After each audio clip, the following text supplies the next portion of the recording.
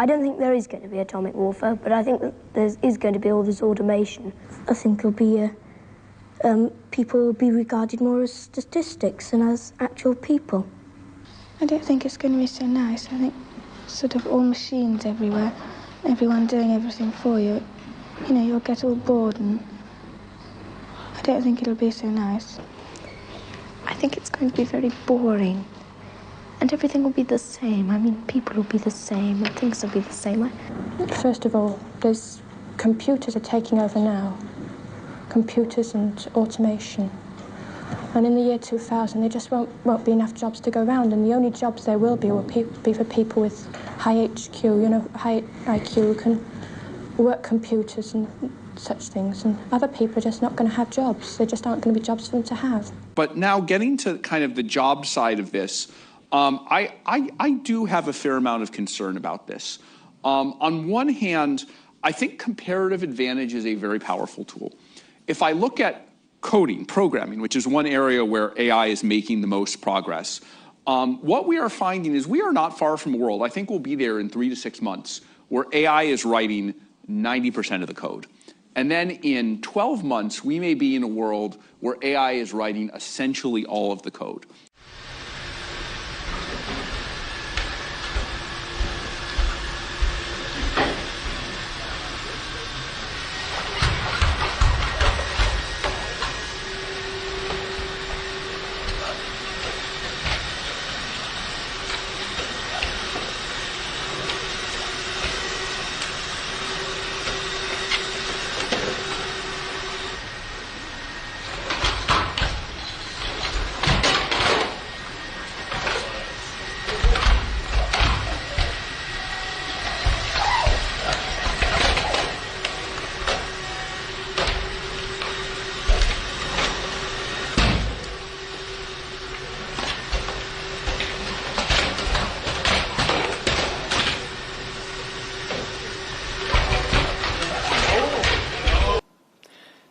Nature doesn't like vacuum. And we started working on the digital euro way back. Actually, when I started my term 5.5 years ago. And I'm not claiming, you know, parentality on the digital euro, because my colleague Benoît Cœuré had already committed a speech on this matter before I arrived. But I certainly carried on with that project. And subsequently, Fabio Panetta on the board, and then Piero Cipollone, who has replaced Fabio, have taken the lead together with a very, very good team, which is focused on accelerating the pace and hopefully campaigning enough with all the stakeholders, meaning European Parliament, meaning European Council, meaning European Commission, so that we can eventually, not put to bed, but put to reality this digital euro. The deadline for us is going to be October of 25, and we are getting ready for that deadline, but we will not be able to move unless the other parties, the stakeholders, as I call them, Commission, Council and Parliament, actually complete the legislative process, without which we will not be able to move. And I think it is critically important, and it seems to the agnostic or the skeptics, it seems to be more relevant and more of an imperative now than ever before, both on the wholesale and on the retail level, both. QR code right here. Right there. Right there? Just that one. Oh, it did go through. All right, we're done. Perfect. The first transaction by a president on the Bitcoin protocol. History. You know what that means? That's history. It's history of the making. Humanity is at the new Genesis point, Genesis 2. We are on the cusp of Genesis 2. Really what Trump and Elon are doing is the Genesis Project 2. Genesis 1 God creates the earth and creates us. Then God's creation launches Genesis 2. You figured out what we are? Powerful, awesome. The Bible, God says, I made man with terrible purpose. Pull up the exact quote. Terrible purpose.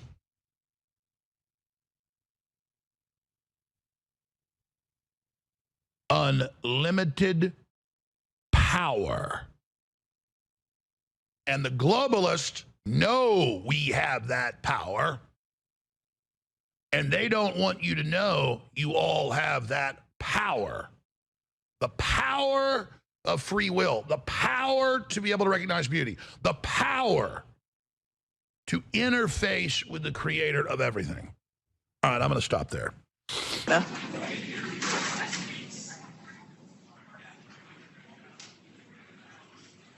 And splashdown. Crew 9 back on Earth.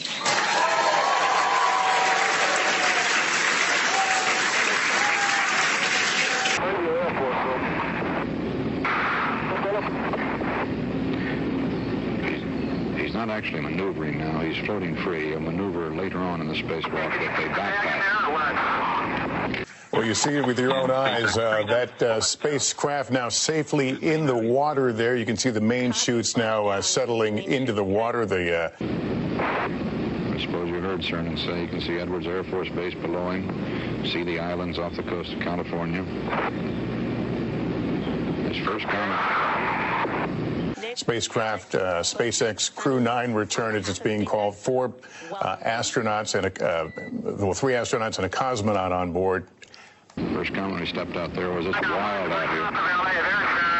California. Yeah. Okay, I'm gonna see if I can get out of here. Go down for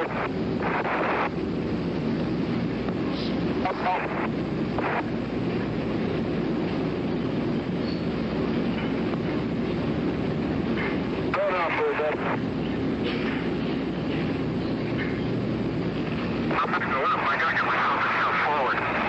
And one of the most important insights I've ever stumbled upon in my life in relation to that is there's a particular problem in the Islamic world which people don't really talk about very much, but it's this, that the Quran is meant to be the final revelation of God to man, the final revelation. There's none after it. And all the revelations that come before in the Abrahamic religions are part of Islam.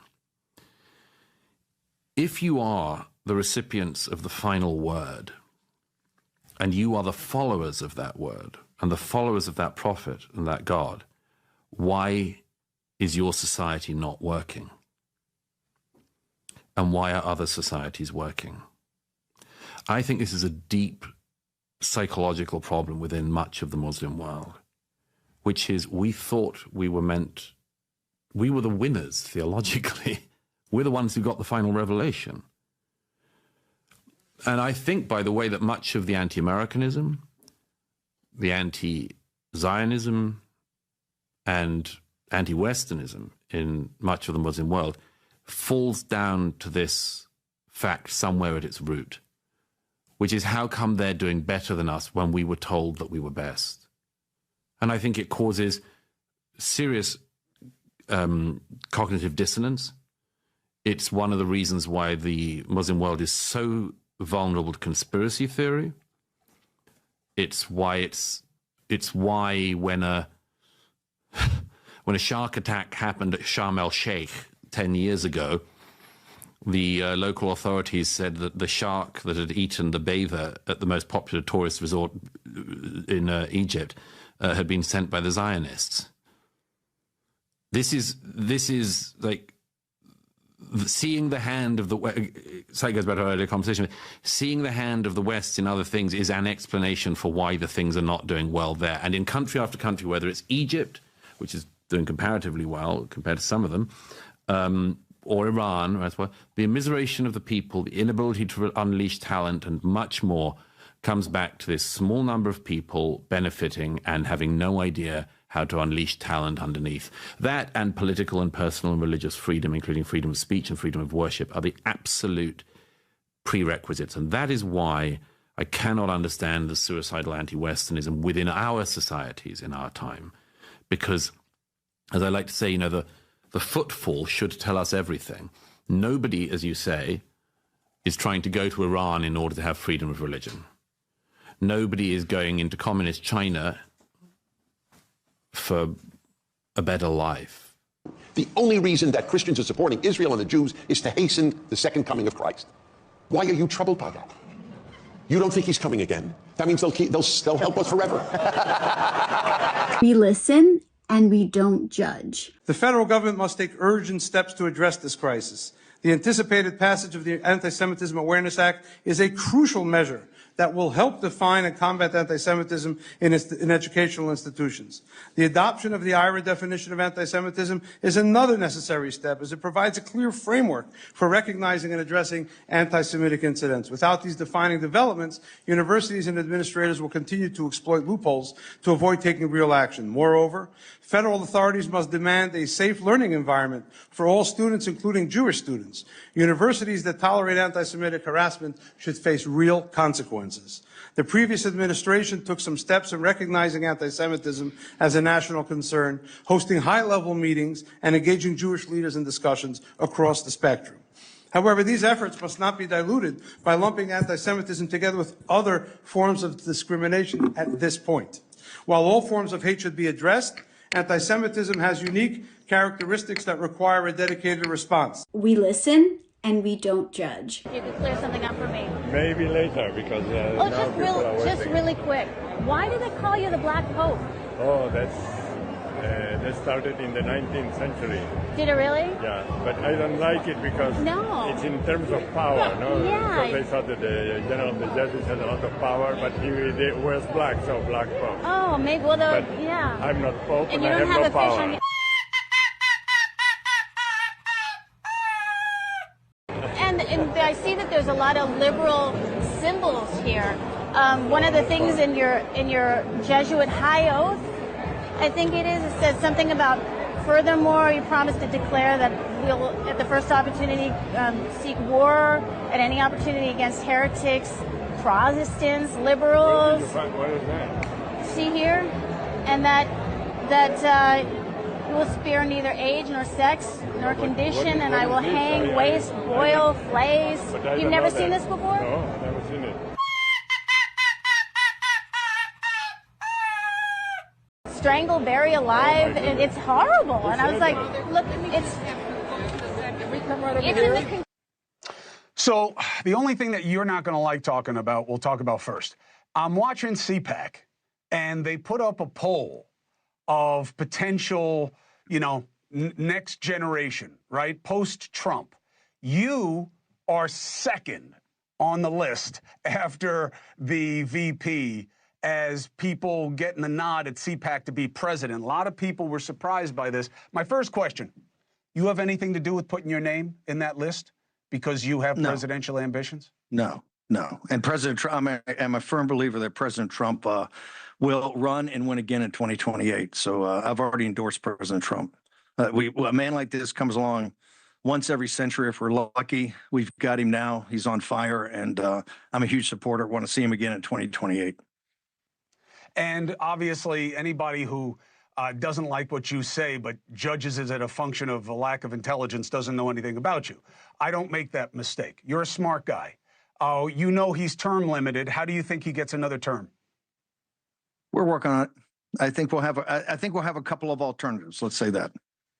We'll see. We'll see what the definition. We'll see what the definition of term. We'll see what the definition of term limit is. A decade earlier, psychologist Stanley Milgram had also looked at how we respond to authority. In order to understand how people were induced to obey unjust regimes and participate in atrocities such as the Holocaust, he set up an experiment. Volunteers were told they were taking part in scientific research to improve memory. Would you open those and tell me which of you is which, please? Teacher. Where? Teacher. Separated by a screen, the teacher would ask the learner questions in a word game and administer an electric shock when the answer was incorrect. He was told to increase the voltage with each wrong answer. Cloud, horse, rock, house. Answer. Wrong. 150 volts. Answer, horse. Experiment, that's all. Get me out of here. Get me out of here, please. Continue, please. Go right on. I refuse to go on. Let me out. Refuses to go on. The experiment requires you continue, teacher. Please continue. Participants didn't know that the learner was really an actor and the so-called shocks harmless. You're gonna get a shock. 180 volts. I can't stand the pain. Let me out of here. Can't stand it. I'm not gonna kill that man there. I mean, who's gonna take the responsibility if anything happens to that gentleman? I'm responsible for anything that happens here. Continue, please. All right, next one, slow. Walk, dance, truck, music. Two-thirds of volunteers were prepared to administer a potentially fatal electric shock when encouraged to do so by what they perceived as a legitimate authority figure. In this case, a man in a white coat. 375 volts. I think something's happened to that fellow in there. I don't get no answer. He was hollering with less voltage. Can't you check in to see if he's all right, please? Milgram's findings horrified America. They showed that decent American citizens were as capable of committing acts against their conscience as the Germans had been under the Nazis.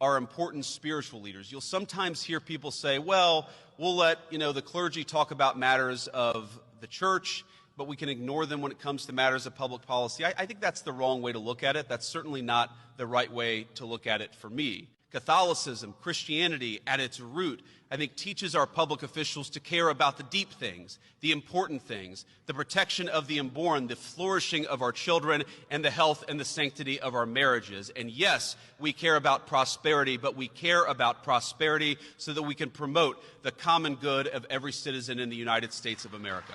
While again, I will never be perfect, I will always try to remind myself that the goal of our public policy is to promote the common good, and I will fight for that every single day that I am a public official. Like somebody calls Jesus the bastard son of a whore, jail. Right. Who would say that? A lot of people would say that. But that, like, jail right away. Right. Breaking the Sabbath. Blue laws on the books in many states still on the books. Jail. There's states where like shopping's not allowed in that county. Paramus, New Jersey, one example, not allowed on Sunday. And that's my point. That's what I want. I just want the detractors to be honest and say, because they're like, well, we just love the Constitution. No, you don't. No. You love the de facto veil that has covered the Constitution. The Protestants do not have the priesthood. I cringe when I hear people say, this bread is a symbol because Jesus said, this is my body. Which means they do not have the divine presence of the Eucharist in their churches. Their churches are not the dwelling place of God. 1,500 straight years, Christians would say, you don't need music to get the presence of God. You don't need a good sermon to get the presence of God. When you break that bread, you're going to get the presence of God. The climax of many worship services was not the pulpit. It was not the prayers. It was the table. I was listening to some Francis Chan, who's been a prominent voice in a lot of the Lord's Supper talk in recent years. He said, I watch churches trying so hard to get really good music, but let's be honest right now. If Jesus Christ walked in the lobby in the flesh right now, and you knew if you touched his body, you could get healed, wouldn't you get up and leave my sermon and go touch Jesus? They do not have the sacrament of confession, so they do not have the forgiveness of their sins through that sacrament. This is why Catholics, I think, have a very good reminder that many people touched Jesus when he was walking through the street, but one woman with an issue of blood, she touched him, and when she touched him, she got healed. And you could say, why? Because she touched him in faith. Church, I want us to devote ourselves to the breaking of bread, but I need us to understand that when we break the bread and when we gather in his name and when we gaze at what he's done, the bread is no longer merely a symbol of something, that something takes place spiritually speaking, that we can access the very throne of God, the very real presence of God in some way, that the early church devoted themselves to this. All they have every single Sunday is a Bible study.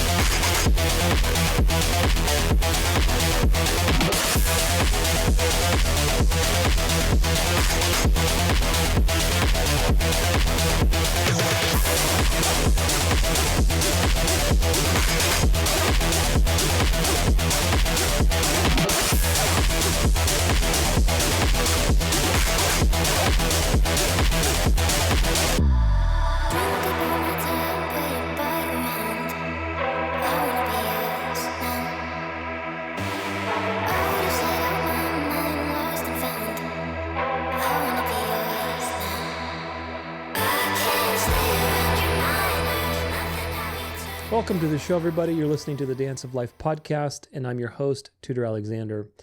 Welcome to another episode of the Venerable Day of the Sun. These montages are getting crazier and crazier by the week, by the day, and of course that's because the world is getting crazier and crazier. Of course, in some sense, it was always crazy, but now it's being revealed more and more, and you're learning about it, and we're seeing it, and technology is bringing the world together into one giant satanic system. So these are the final throes of that process as revelation is fulfilled. As you can see from these montages, there's plenty of dialectics with the Jews and Muslims, and that's because it's time for them to convert. Technology, artificial intelligence, robots, cryptocurrency, digital currency, all kinds of things are increasing to centralize power into one giant surveillance state, which is what the New World Order is. Will be a technocracy, but it'll be a Catholic technocracy. That's a very important point to remember. False signs and wonders continue to deceive people into religion, into false ideas. The state is becoming increasingly more monarchical, fascist. You're seeing the union of religion and politics. The world is returning to a monarchical style of ruling because the kings of the earth need to pledge their power to the beast very soon. Meanwhile, while all this nonsense is happening, the snake is there in its glory, proclaiming its wisdom and its rationale for the people to come, to taste its morality as the solution to all of the problems in the world. You saw that video of the Catholic priest talking about how Protestants, all you have is a Bible study. And of course, I compared it to another Protestant, and I say that in quotation, very large quotation marks, screaming at his church about how they need to basically embrace the Eucharist, which of course tells you everything, folks. We are at the end of the Reformation, the Counter-Reformation, really. The Protestants are running back to their mother, and you're seeing Sunday sacredness, the Eucharist, charismatic awakenings, ecumenism. All of these things are taking over. Of course, you also have Protestant infiltrators that are brainwashing the masses and bringing them over to the other side. People like Francis Chan, people like that pastor that I put in the montage. You also have political infiltration, with Catholic operatives in every level of government, especially now you have the vice president who's a Catholic, and Trump is surrounded by Catholics. J.D. Vance at the National Prayer Breakfast is basically parroting the Jesuit ideology of the common good, of, basically Catholic social teaching since Rerum Novarum. And of course, we'll be looking at that today quite a bit. There's actually a great article, two great articles that I want to look at, but one of them specifically about, Catholic social teaching, the common good.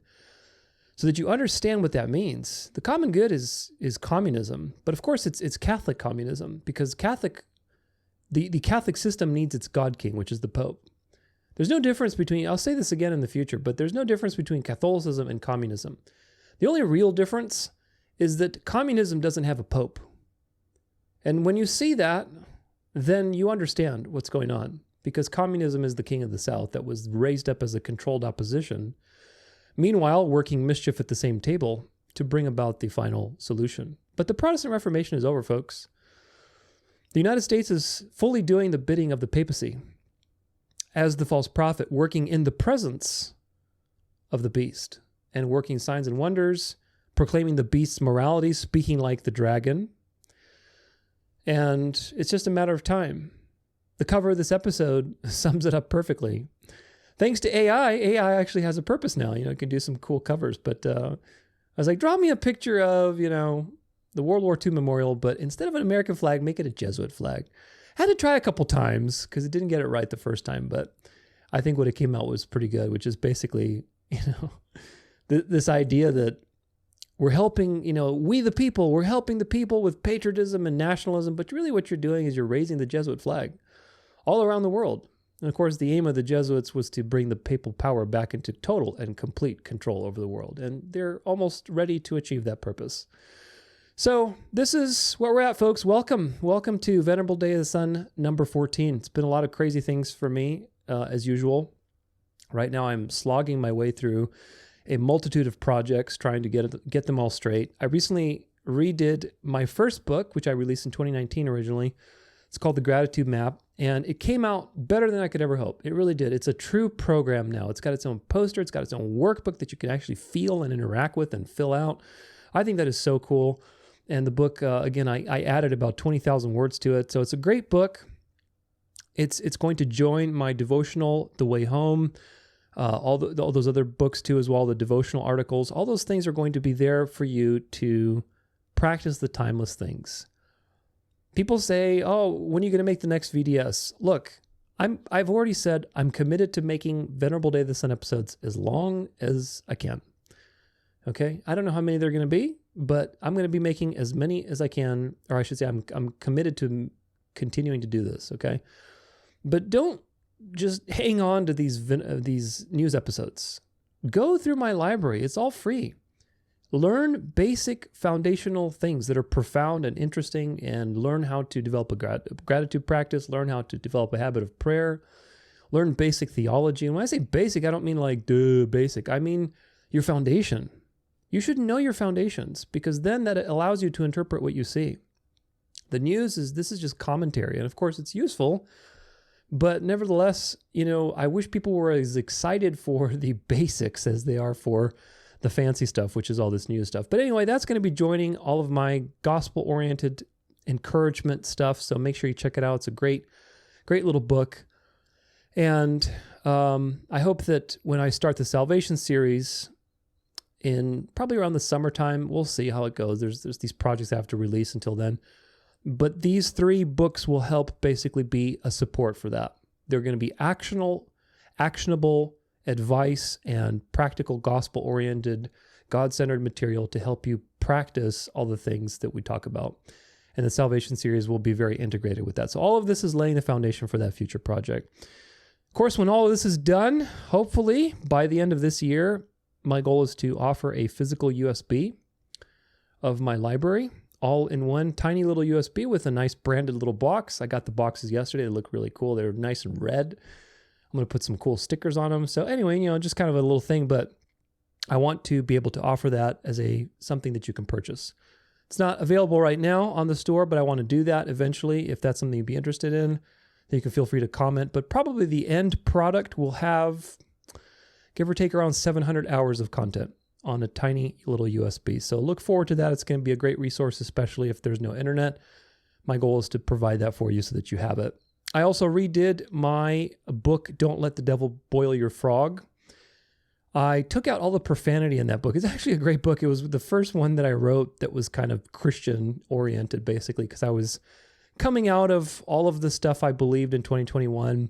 I was doing all this research on conspiracy theories, and of course, the thing that it really threw it home was realizing that the gospel is true and researching, kind of like Lee Strobel for Case for Christ. When you actually research it, you realize, oh, wow, there's actually a lot of evidence that Jesus lived and he was crucified and he resurrected. So maybe this is the ultimate red pill. And that book was kind of a transition book for me. It's a really cool book. But I do talk about, the Great Awakening. This was in 2021, and when the dark to light stuff wasn't as clear. So there's a lot of stuff in that book, but it had a lot of profanity in it. So, I had to take that out because I just haven't had time. I haven't had time with all these things to redo them. And now I've had a little bit more time, so I'm going back. So I have a nice library, something that is evergreen that you can always use.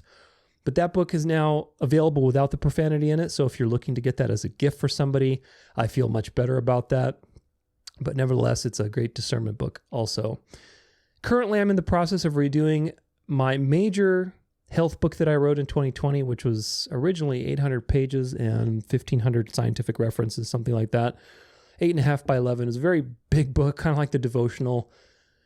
It had a lot of good things in it, but of course it also had junk that needs to be taken out, and I just haven't had time to put it back. But I want to have a physical book. I want to go through all of the articles and update them if they need some updated health information. I'm going to launch a brand new health page. Right now, the page on the website is just a link to all the health articles I have, which is good. It's a good reference page, but I want to do much more than that. I'm going to have a very long podcast on all things health. I'm going to publish that as part of the release of this book that's coming up in the next couple months. I'm going to post all of my recorded health articles for free because right now you have to be a member to listen to them. I'm going to post all those on this page. It's going to be a free resource. I'm going to also dig up all of my old interviews with doctors and experts that I had on my podcast before going, Christian with my podcast. I had a lot of great interviews. I think it was like 18 interviews with different experts on health, on aging, on digestive health that are still valid, good interviews. And then I'm going to have some other links to useful things as well there. So that's another project that I'm going to be doing also. I'm hoping to do that in the next few months. I also have 2 more animated projects that are going to be probably about an hour, hour and a half, something like that.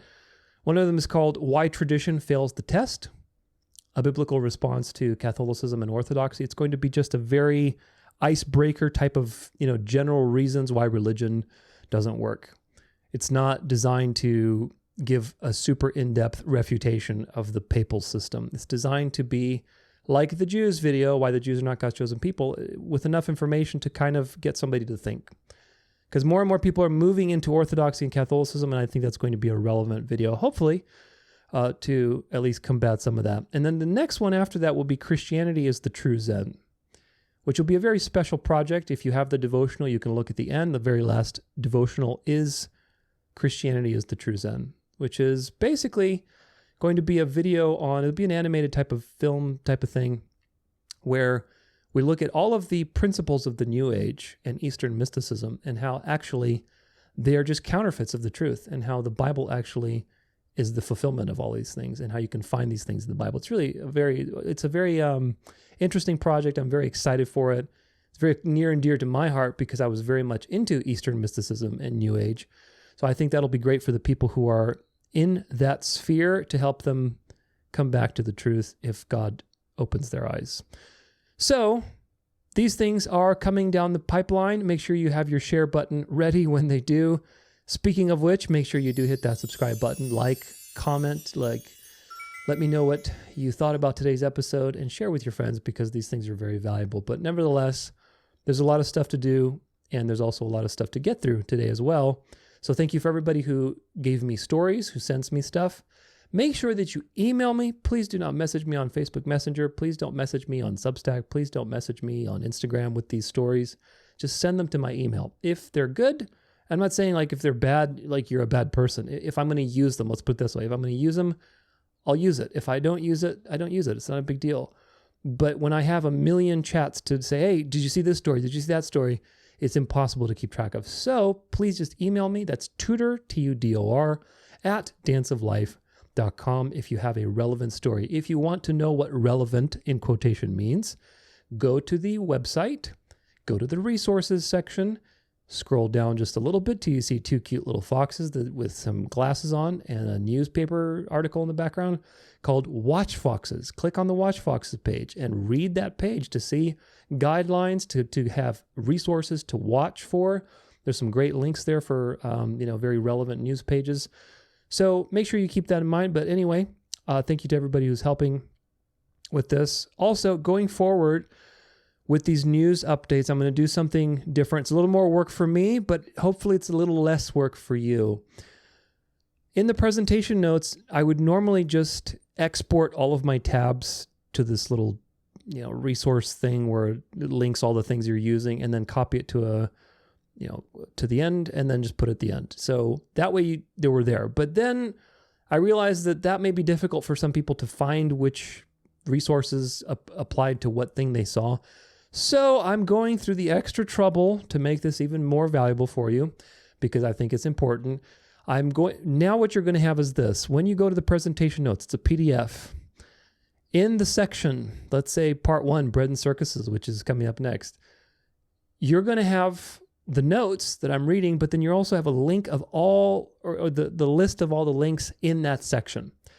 That way, when you are trying to say, hey, where was that thing that you were talking about in this section? We'll find out what section it is, because my videos have chapters. And then you can triangulate it easier, because there's dozens of resources in these presentations. Hopefully that'll help you triangulate it easier, because you could just go to the presentation notes, go to the section that it was in, and then find it. Some of these things are like impossible to have just a title on. It would be way too much work, in the sense that, for example, Instagram, it just has like Instagram.com/G9734, just some random URL.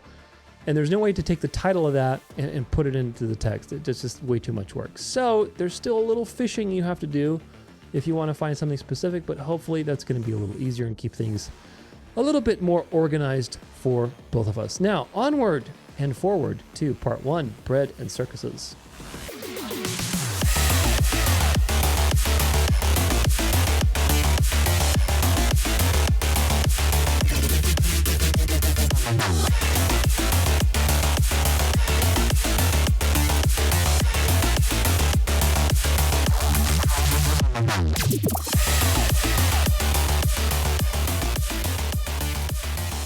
All right, well, welcome to part 1. As usual, we want to begin with the bread and circuses, the things that they're constantly distracting you, the ping pong games, look here, don't look there type of thing. All these things are constantly being churned out to clog the news cycle.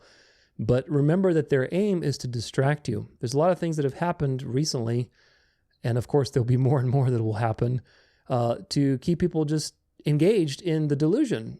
For example, the NASA landings, picking up the astronauts, we'll be looking at a little bit of that. The various releasing the files of JFK. We'll be looking at quite a few of these things today, but some of them are also just total distractions. All the dialectics they're doing with the anti-Semitism and so on. So anyway, we'll look at a bunch of those, but a lot of big stories came out. So let's take a look and see what the old computer has for us today. What does it have for us? Well, the first thing that it has for us is a really silly story. Let's see. Policing of people's gender has gotten out of control. Arkansas Republicans have introduced a new bill that would allow lawsuits against anyone who affirmed a trans youth's identity through things like acknowledging their name or their pronouns, or providing them with clothing or hairstyles that's deemed to be gender nonconforming. And lawsuits are permitted up to 15 years after the alleged conduct. This bill also falsely equates gender-affirming care with sterilization, castration, and mutilation, none of which are true. Arkansas banned gender-affirming care in 2021, but in 2023 it was blocked and found unconstitutional, and that block remains in place today. But they also shortly after passed a bill that would allow misconduct lawsuits to anyone who provides gender-affirming care, with penalties up to 15 years in prison. Which of course means even if the care is legal, which it is right now, providers still are not going to provide that care at the risk of being sued. This bill interferes with parents' ability to make decisions about the care for their children. At what point should a parent be concerned that letting your little boy play with dolls or your little girl play with trucks will potentially get you sued. What if a hairdresser doesn't quite get your child's haircut correct? Is your kid just one Halloween costume away from your nasty sister-in-law calling the authorities on you? Every single parent should be concerned. If you live in Arkansas, contact your lawmakers and tell them to vote no on HB 1668. And as always, I'll continue to update you with more information, so go ahead and hit that follow button if this was helpful for you. Oh my goodness. You know what this reminds me of? It reminds me of like the crazy laws in the UK where they have, of course, in this case, this is conservative, but it's we know what they do these things for. They are always dividing people and creating emotional rhetoric to distract you, to get you engaged with arguing about stupid things about haircuts. Meanwhile, all the other snakery is going on in the background that actually matters, that people aren't paying attention to. So this is just, to me, here's a general rule. Whenever there's something that's obvious, like look over here, this kind of stuff is screaming to me is a distraction. It's some sort of distraction for something else. So we'll see what they do with it. But either way, it is a testament to the fact that the world is getting crazier and more irrational and stupid. So let's hope Jesus returns within that 7 to 10 year timeline. This is from ncronline.org. Tool of faith or digital distraction. Catholic Church offers indulgences to faithful who fast from social media. There you go, folks. Just in case you're worried about your status with God, the Catholic Church has you set. The year is 2025, year of Jubilee, an event held every quarter century that calls Catholics around the world to embark on a holy journey of faith and repentance. For some, that journey is a little pilgrimage. For others, it is an opportunity to embrace humility and nurture hope. The year-long celebration is filled with events and activities centered on seeking forgiveness. You already have forgiveness in Christ. You already have forgiveness in Christ. This is what people don't understand when they're going backwards into religion.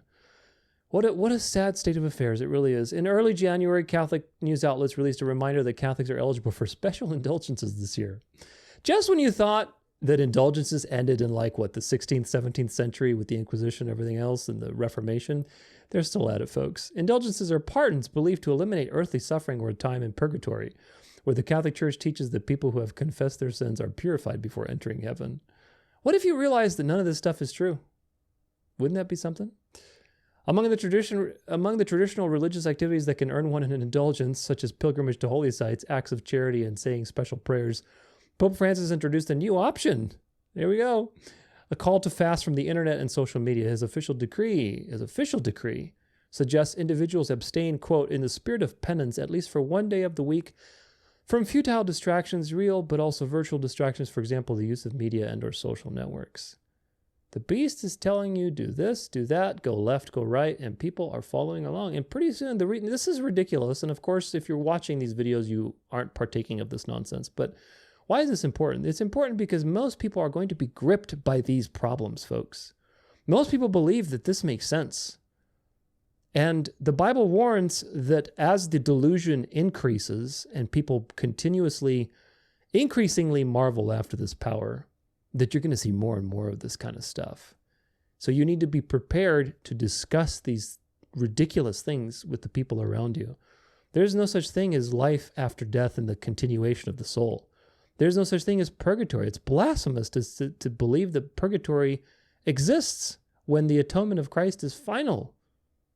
To tell people that, hey, you know what, even if you didn't really repent in this life, don't worry, after you die, you'll still get a chance. That is so evil. It is so evil. Of course, this is the abomination of desolation. It's the thing that sets itself in between you and God, and people don't go into the sanctuary, which of course is Jesus. He is the way. He's the door. And therefore the sanctuary, the gospel, is made desolate because of these teachings and practices. So you'll have to be very familiar with these things because they're going to only increase.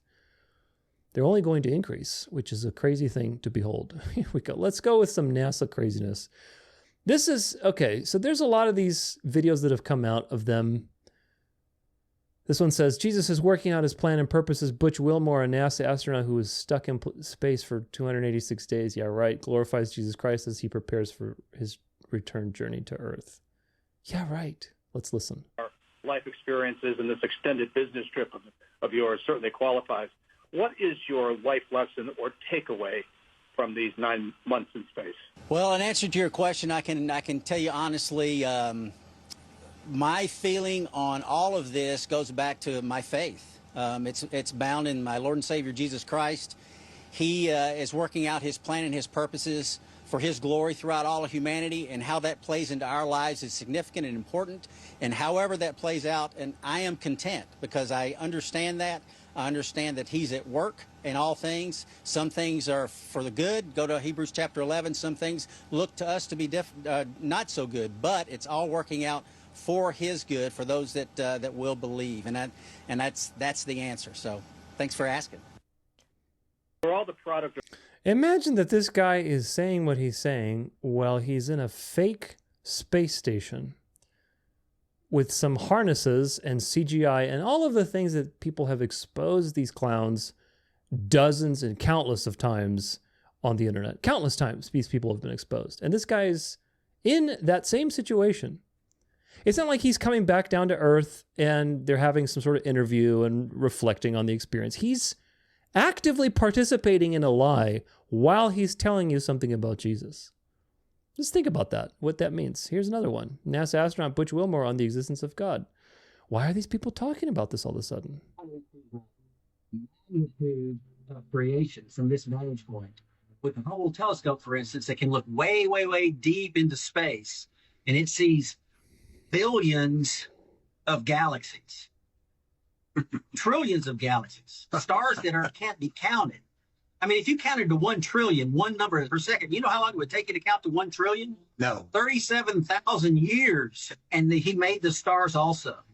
And then if I look into the minute, look into the microscope and see the basics of the cell and life, and the code is all there. The code is going to say, okay, make that 4-chambered heart, make that kidney, make that bone structure, make that eye blue or hazel or whatever. It's all within that code that the Lord has implanted within that.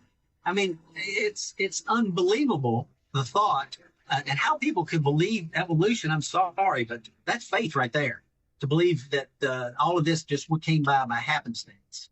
If I look... Do you understand the significance of this? I hope you do, because it is part of everything else that's happening. I've talked about this quite a bit, but everything needs to be reined in to the beast. The devil gave his throne and power and great authority to the beast in Rome. That means everything will be reined in. All of the threads that the devil started, he's not going to waste his efforts. He's going to rein it all into this system again. You have to remember that for the most of human history, religion and science were united. For the occultists, it was alchemy. And, basically trying to research and figure out how you can have eternal life without God. And then for a short period of time, just like you had the French Revolution with democracy, just like you've had Zionism, just like you've had all of these experiments that have been very temporary and intended to be temporary, to deviate people this direction and then have them come back. Same thing you had with science. Science became secular for a while. Science split off from religion. And that happened with the French Revolution as well. But science has, and I talk about this in my cosmology series, science has come back now full circle to being religious. It needs to be reined back in. I don't know if they're going to collapse the heliocentric model. It'd be interesting, for sure. That certainly would destroy the atheists like in a snap. But whether they do or not doesn't matter. The point is that now you're seeing things like climate change, artificial intelligence. Now the astronauts are talking about God and Jesus. Everything is starting to come back to a religious perspective. The things he's saying, if we just isolate them, yes, they're true. You marvel at God's... Of course, he's lying to you about that's another thing, too. That he's lying about space. I mean, when you are that... Supposedly, if you are that high up in the air, we have video from the dog cam footage done, I don't know how many years ago, 100,000 feet in the air, my friend. 100,000 feet in the air, completely flat as a board, dude. There's no curve nowhere to be found. There's no such thing as curvature that just isn't you can't see it at 100,000. You got to just go higher. That's nonsense. The higher you go up, the horizon meets your eye level. It doesn't do that if it's a ball. It can't. It's physically impossible. So he's lying. He's lying to you through his teeth, because if he was actually up there, even if he's up there on some sort of special plane, he knows the truth. He sees it for himself. So he's having to lie through his teeth about what he actually sees and spin a particular agenda. But he's spinning it now towards religion. Oh, I don't believe this evolution thing. What do you mean? Evolution's been around for like 200 years. That was the dominant paradigm. Now people are starting to question it all of a sudden. That's really interesting. We're going back to reining all these things into a religious perspective, because this is part of the echo chamber. It's part of the climate change. Now suddenly it went from being liberal and atheistic and, secular to now it's about God and the earth, and we have to preserve the earth that God gave us, which is true. We should be preserving what God gave us. It's a gift. We're stewards of creation, and we've been horrible stewards, that's for sure. But you have to remember, discernment is the difference between right and almost right, folks. The snake is telling you a lot of truth. Oh, we need to preserve the earth. Oh, yes, you're right. How do we do that? Well, we rest on Sunday. We rest on Sunday for the earth because God wants, you to preserve the earth. A little bit of truth, a little bit of error, and pretty soon you are walking the wrong direction. So this is all just a sham. It's one big sham. Here's some more shams for you. Let's see. Here we go. The flat out truth. Somebody posted this. Oh yeah, this is from the... This is an example of one of these stupid videos where basically they're supposedly in the space station. There's a guy, there's a guy working in the corner that they filmed somehow. They didn't even realize how.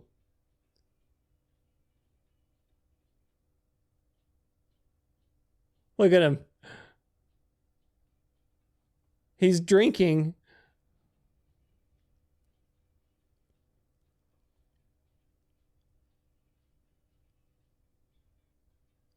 I mean, this is just such fakery. It is such fakery. And of course, you've seen these things before. But anyway, here's another fakery with this whole NASA thing.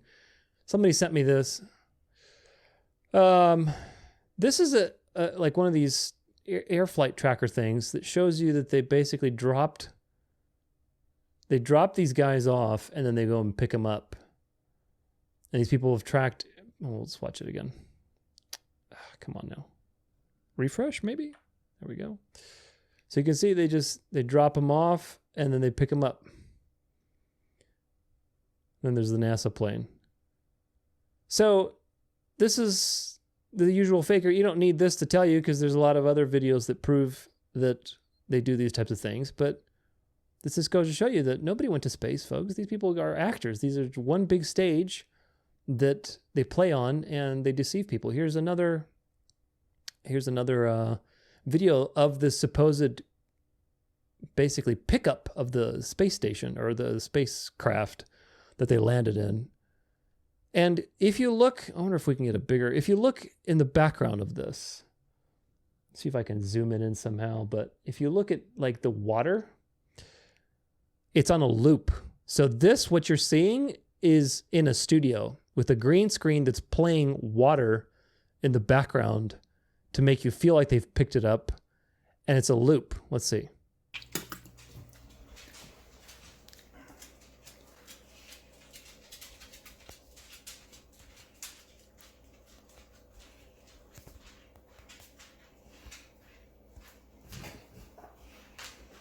Why don't you take a look at the water, bro?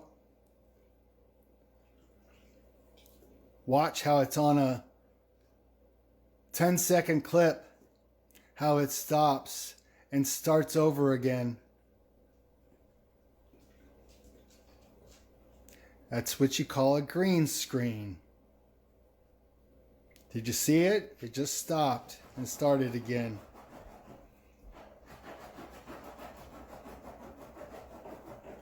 Open your eyes and pay attention.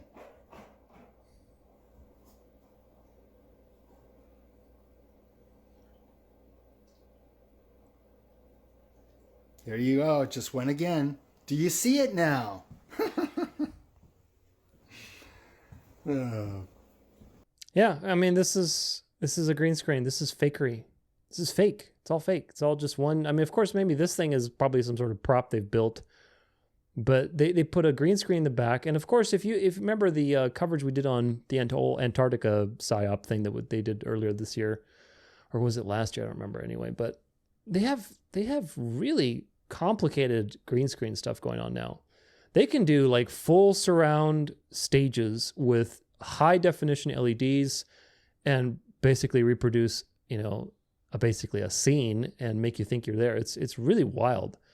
Some of the stuff that people were exposing with the Antarctica thing was like, man, this is like the Matrix. It really is the Matrix, where these guys are walking on the snow and they're not leaving any footprints. Like, wait, what the hell are you doing over there? That is just really crazy. So I wouldn't be surprised. I mean, I'm not surprised at all. This is just usual national fakery. But now going back to the people like that guy who's like, oh, my Lord and Savior Jesus Christ, while you're in a fake studio lying to people and participating in a hoax, how can you say such a thing? That means that you're either ignorant, which would be impossible, or you have destroyed your conscience to where you can say something and pretend to be so honest about your faith when in fact you're a deceiver. That is quite the something. And of course, if you know that these people like Buzz Aldrin, all of them are Freemasons and initiated, you don't get to be a spokesperson for NASA and do all these missions unless you're initiated. All of these people are initiated, they're blackmailed like everybody else, the usual stuff, nothing new under the sun. Now, here's the thing. I won't watch this video, but again, some more bread and circuses for you with the whole Fauci thing. Trump voids pardons for Fauci, January 6th committee, Biden's family, but can he? And of course, there's all these dialectics and things, but Fauci is a Jesuit-trained operative. Here's from Georgetown University, first Jesuit university in the United States. Dr. Fauci reflects on how he has lived out Jesuit values in his career. February 22nd, 2024. This is a year ago.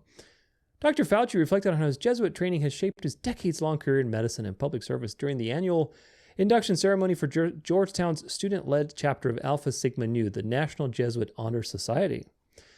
Fauci, a distinguished university professor at Georgetown School of Medicine and the McCourt School of Public Policy, has a long history with Jesuit education, starting from when he attended Regis High School, a Jesuit school in New York City, and then the College of the Holy Cross. Alpha Sigma Nu membership, the highest award conferred by Jesuit colleges and universities, recognizes juniors and seniors who demonstrate a commitment to service and the Jesuit ideals of education.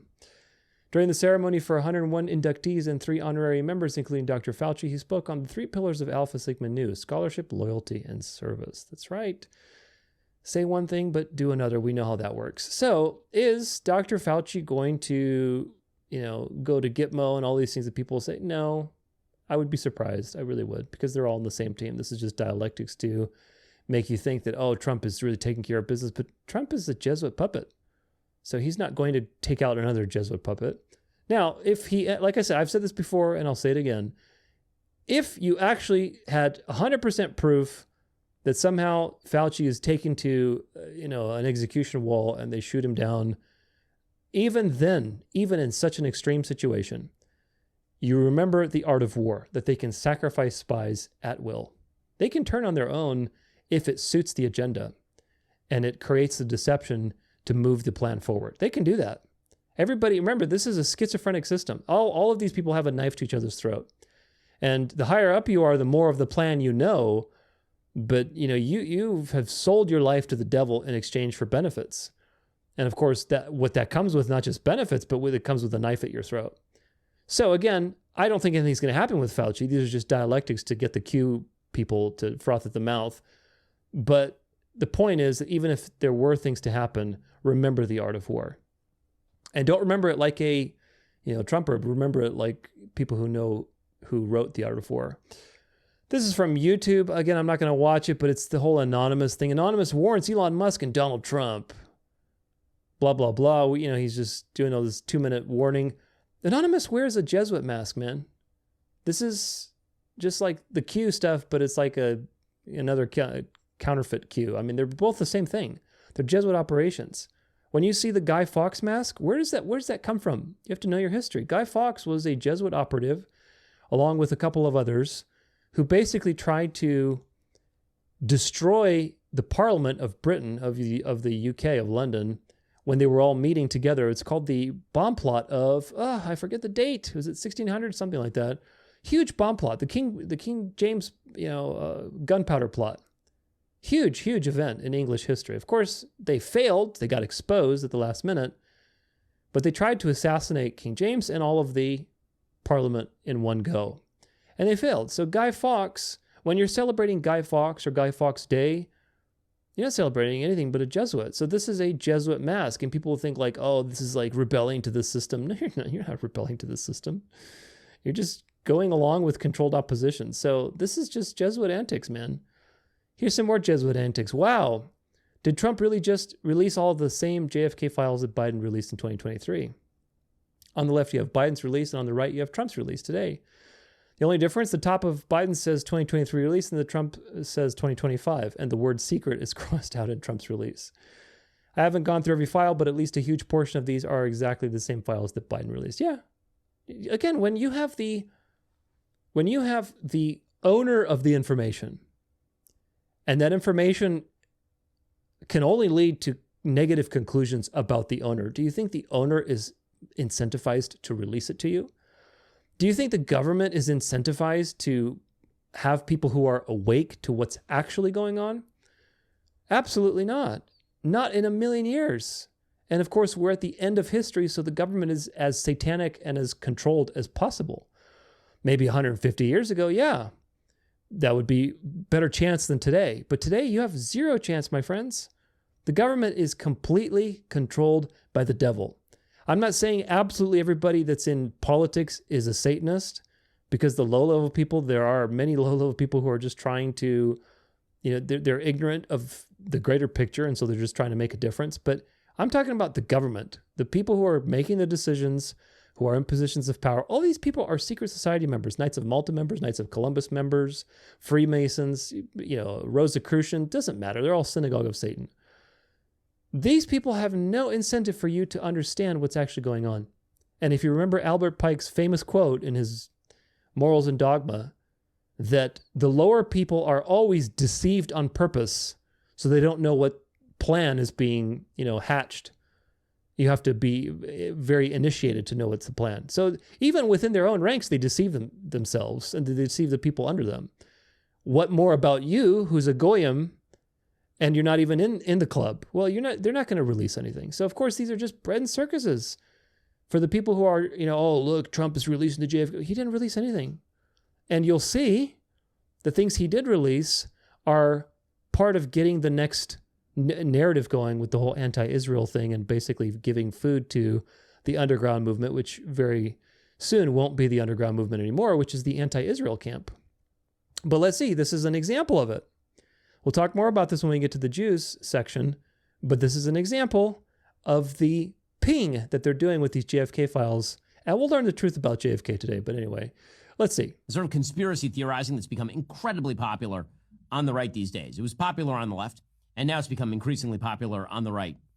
The kind of, let's just ask questions. We'll ask, who really killed JFK? Wink, wink, nod, nod. And then you're like, well, do you have any evidence of the thing that you are presupposing? Well, no, I'm not making any accusations. I just know I don't believe the story that I'm being told. I know not to trust the authorities. You're like, well, that's fine, but do you have any evidence? Evidence, not just supposition. I said, well, you're part of it, aren't you? You're part of it. The reason that you're so defensive about all this is, I don't care who killed JFK. I mean, I do, because it's really interesting, but I noticed that the calendar says 2025, and he was killed in 1963. And so my opinion about who killed JFK has about as much relevance as who killed William McKinley, or James Garfield, which is to say, not an enormous amount. Sort of conspiracy theorizing. So the title of this clip is Ben Shapiro part of it? And of course, there's a lot of dialectics right now with Ben Shapiro being pro-Israel, obviously. And the JFK stuff, there's nothing really new, but a lot of people are dragging it into the conversation against the Jews, because you'll see why. There's a lot of stuff that implicate Israel and Mossad and everything else, but that's not the end of the story, folks. You have to remember, who did Satan give his throne and power and authority to? That's what you have to remember. If you don't have that in your mind, then all of the evil stuff that Satan has done to hide his tracks, you will be distracted by it. That's the point. That's why there are so many secret societies. That's why the shadow government has 1 million tentacles. And people say, oh, it's the Jews. No, it's the Rosicrucians. No, it's the Freemasons. And Satan is there sitting there laughing while everybody's fighting about who's actually the evil and shaping culture to bring worship back to himself through the papal institution.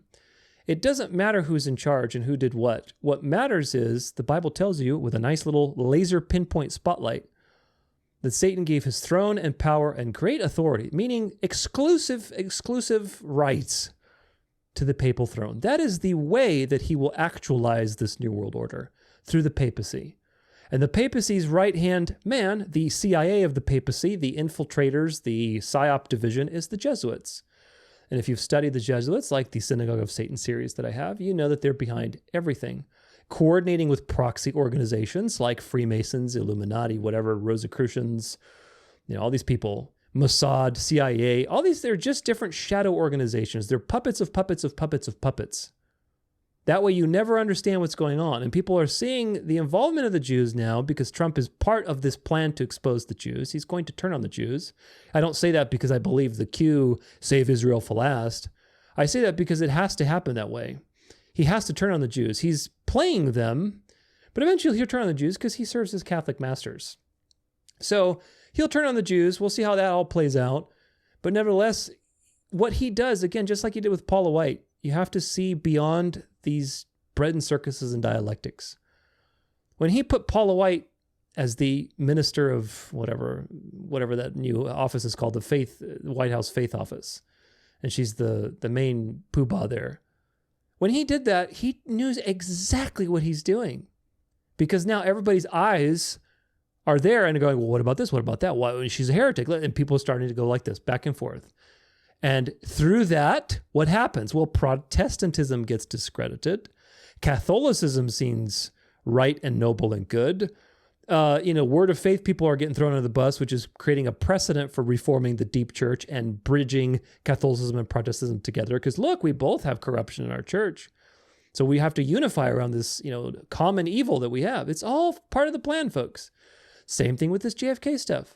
It was released, nothing super, of course, you're not going to find out who actually did what, but it's just enough to ping you in a direction and say, I smell a conspiracy. What's going on? Oh, look, Ben Shapiro is denying that Israel is involved. Is he part of it? And to start people to think about conspiracy, but it's a very targeted thinking.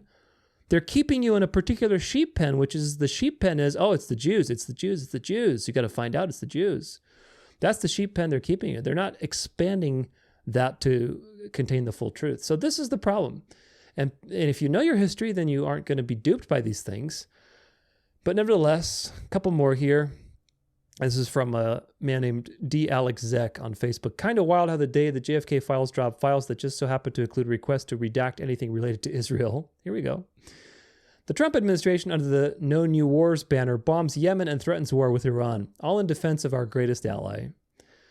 The same ally that was likely involved in JFK's assassination to begin with. And at the time, the free speech Trump admin signed an executive order that conflates calling out the Israelis' state's blatant war crimes with anti-Semitism. So yeah, they're actively pushing the narrative that criticizing a genocidal government's actions somehow equates hate speech. Calling out a government and calling out one corrupt government's influence over another, Israel's influence over the United States, especially when those actions are genocidal, isn't anti-Semitism. It's just basic moral decency. The mental gymnastics required to defend this is insane. Is this exactly what they want you to be doing? Right now, they're feeding this narrative. Okay? This is the thing that needs to come to the surface and become mainstream. People need to hate the Jews. Why? Again, it comes back to the Bible, folks. If you don't have the Bible, you can't interpret history. And history also helps you understand what the Bible's talking about. They go hand in hand. They're two witnesses with each other. They need to get people to hate the Jews so that when the culture demands that we rest on Sunday, they're not going to just pass Sunday laws just willy-nilly. They're going to shape the culture such that people demand to rest on Sunday. They have to shape the culture so that you want your enslavement. That's the point. Just like they're doing with this Doge stuff and dangling the carrot of, oh, we're cutting, bureaucracy. Yay, oh my gosh, Elon Musk is saving us with AI. People are thinking that it's a good thing. They've shaped the culture to make you believe that centralization of power is your salvation. That's how warped all of this is. It's just truly profound. But this is the same thing. They're shaping the culture. And part of shaping the culture is to get people to hate the Jews again and demand that they convert and to associate Jewishness to evil, to scum, to dirty corruption, all the negative stuff that you can think about. Why? Because when you associate yourself to the Sabbath and to God, you will be associated to all that evil and ugliness and corruption. That is the point. Don't Judaize, said Theodosian in 384, the 4th century, with Sunday laws, only 60 years after, 60 to 100 years, something like that. I forget when exactly, but within a century of Constantine passing his Sunday laws, Christians were warned not to Judaize. Don't Judaize, otherwise you'll be shut out from the church. And of course, what happens if you're shut out from the church? Well, you're a heretic. How do they punish heretics? Well, you're liable to be killed and persecuted and denied economic privileges and so on and so forth. That was a long time ago, folks. And that happened many, many times throughout history. And the reason that was justified was because the Jews were looked on as scum. We entered a period, a very temporary, short period of time where the attitudes towards the Jews changed drastically because of Zionism, dispensationalism, all these false deceptions, the state of Israel. But that was temporary. That was temporary and it had a purpose. We've talked about that, to destroy Protestantism and to deceive people from the actual Antichrist power. Now it's time for that to collapse because the culture's ready to embrace religion again. And so now it's time to go back to how things were, which is the Jews were hated. You have to remember that. And of course, that means that you will be hated too when you rest on the seventh day. So that is a necessary part of the problem coming up forward. Now, this is from Bill Hughes' Secret Terrors, a great book on this stuff. Chapter 8, President John F. Kennedy. Let's read.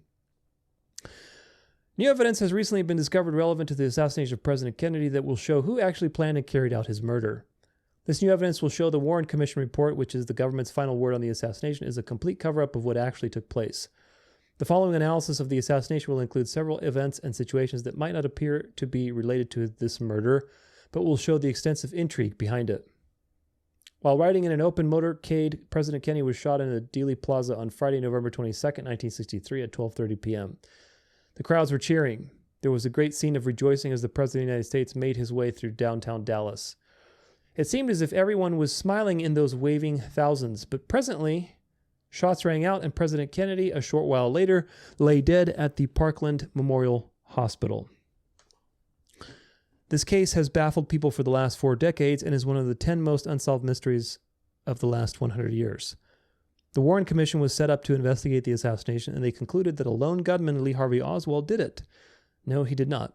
They claimed that Oswald shot Kennedy from the Dallas Book Depository building behind his car, but there is rather overwhelming evidence now that disproves the Warren Commission report and points to a massive cover-up and conspiracy behind the assassination. 2 days after President Kennedy's death, Jack Ruby murdered Oswald. Why? Was it to keep him from talking? There were basically 2 main reasons why Kennedy was assassinated. These reasons are involved with the Vietnam War and the Federal Reserve Bank. Kennedy sent 2 aides to Vietnam, McNamara and Taylor, who gathered intelligence that convinced him that the United States needed to withdraw from Vietnam. Their memo to the president was entitled, Report of McNamara-Taylor Mission to South Vietnam. Quote, with this report in hand, President Kennedy had what he wanted. It contained the essence of decisions he had to make. He had to get reelected to finish programs set in motion during his first term, and he had to get Americans out of Vietnam. This is a quote by Colonel L. Fletcher Prouty from the JFK, the CIA, Vietnam, and the plot to assassinate JFK. Fletcher Prouty tells us that on November 22nd, 1963, the government of the United States was taken over by the superpower group that wanted an escalation of the warfare in Indochina and a continuing military buildup for generations to come. As President Kennedy began to de-escalate American involvement in Southeast Asia, this superpower group was planning his murder. Following Kennedy's assassination, they made sure that America would remain in Vietnam for a long time. Who was this group? Who wanted us in the South Vietnam and why? When we answer these questions, the people behind the assassination of JFK will be known. Avro Manhattan was a British journalist who worked for many years for the British Broadcasting Company. He has written at least 15 books on the role of the Roman Catholic Church in world affairs. In his book, Vietnam, Why Did We Go?, he tells us the following. Quote, the political and military origin of the War of Vietnam has been described with millions of written and spoken words, yet nothing has been said about one of the most significant forces which contributed to its promotion, namely the role played by religion, which in this case means the part played by the Catholic Church, and by her diplomatic counterpart, the Vatican. Their active participation is not mere speculation. It is a historical fact as concrete as the presence of the United States or the massive guerrilla resistance of Asian communism. The activities of the last two have been scrutinized by thousands of books, but the former has never been assessed, not even in a summarized form. The Catholic Church must be considered as a main promoter of the origin, escalation, and prosecution of the Vietnamese conflict. From the very beginning, this religious motivation helped set in motion the avalanche that was to cause endless agonies in the Asiatic and American continents. The price paid was immense: thousands of billions of dollars, the mass dislocation of entire populations, political anarchy, military devastation on an unprecedented scale, the disgrace upon the civilized world, the loss of thousands upon thousands of young Asian American lives, last but not least, the wounding, mutilation, and death of hundreds of thousands of men, women, and children. The tragedy of Vietnam will go down in history as one of the most pernicious deeds of the contemporary alliance between politics and organized religion. Factors of a political, ideological, and economic and military nature played no mean role in the unfolding of the war, but the religion of the Catholic Church was one of its main instigators. From the beginning, her role has been minimized when not obliterated altogether. Concrete facts, however, cannot be wiped away so easily, and it is these which we shall now scrutinize, even if briefly. That was by Avro Manhattan. The publisher's foreword to this book, page 3, states the following. Avro Manhattan, world authority on Vatican politics, has blown the cover on the real reason our boys suffered and died in Vietnam. He traces their death to the Vatican's passionate desire to make Asia Roman Catholic. Vatican agents hatched and plotted the Vietnam War. American soldiers were serving the Vatican in their desperate struggle to survive the jungles, the hell of warfare, pain, death, and destruction. It was all engineered by her Jesuits. Page 3. And we talk in my Synagogue of Satan series, I talk about how the Jesuits were involved in exporting communism to all of these countries. But remember, communism is designed to make Catholicism the savior. So that goes hand in hand. So this is consistent with everything we've already looked at in the past. Moving on. Many, especially Catholics, may take exception to the facts stated in the previous quotes. But we must present the facts as they are and as they happened. When this book talks about the Catholic Church, it is not speaking of faithful church members who know nothing about things like this. Agreed. It is speaking of the rulers of the Vatican and of the Order of the Jesuits. According to Avro Manhattan, the war in Vietnam was fought because the Vatican wanted to create a power base in Southeast Asia from which to take over all of Southeast Asia and then all of Asia. The following quotes are from this same book. Quote, Ho Chi Minh began before World War II to maneuver for a communist Vietnam. He received help from the U.S. against the Japanese, but used that aid to consolidate his hold on the highlands of Tonkin. In August 1945, he marched into Hanoi and set up the Provisional Government of the Democratic Republic of Vietnam.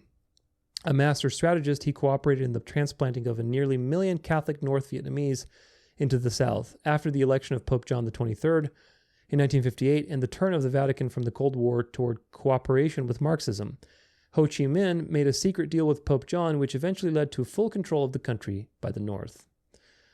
President Ngo Dinh Diem of South Vietnam was a practicing Catholic who ruled South Vietnam with an iron fist. He was a genuine believer in the evil of communism and the uniqueness of the Catholic Church. He had originally been planted in the presidency by the Cardinal Spellman and Pope Pius XII. He transformed the presidency into a virtual Catholic dictatorship, ruthlessly crushing his religious and political opponents. What did I tell you? There's no difference between Catholicism and communism, except for the Pope. Many Buddhist monks committed suicide by fire, burning themselves alive in protest against his religious persecutions. His discriminatory persecution of non-Catholics, particularly Buddhists, caused the disruption of the government and mass desertions in the army. This eventually led to U.S. military intervention in South Vietnam. In this terrorization, he was aided by his 2 Catholic brothers, the chief of the secret police and Archbishop of Hue. Cardinal Francis Spellman, the Archbishop of New York, was the key man that brought America into this conflict. Quote, he was active in persuading the U.S. to select Diem and support him as president of South Vietnam. He was made Vicar General of the U.S. Armed Forces and called the GIs the Soldiers of Christ, meaning soldiers for the Catholic Church, in his frequent visits to the Vietnam war front. The Vatican played both sides against each other in this Vietnamese civil war.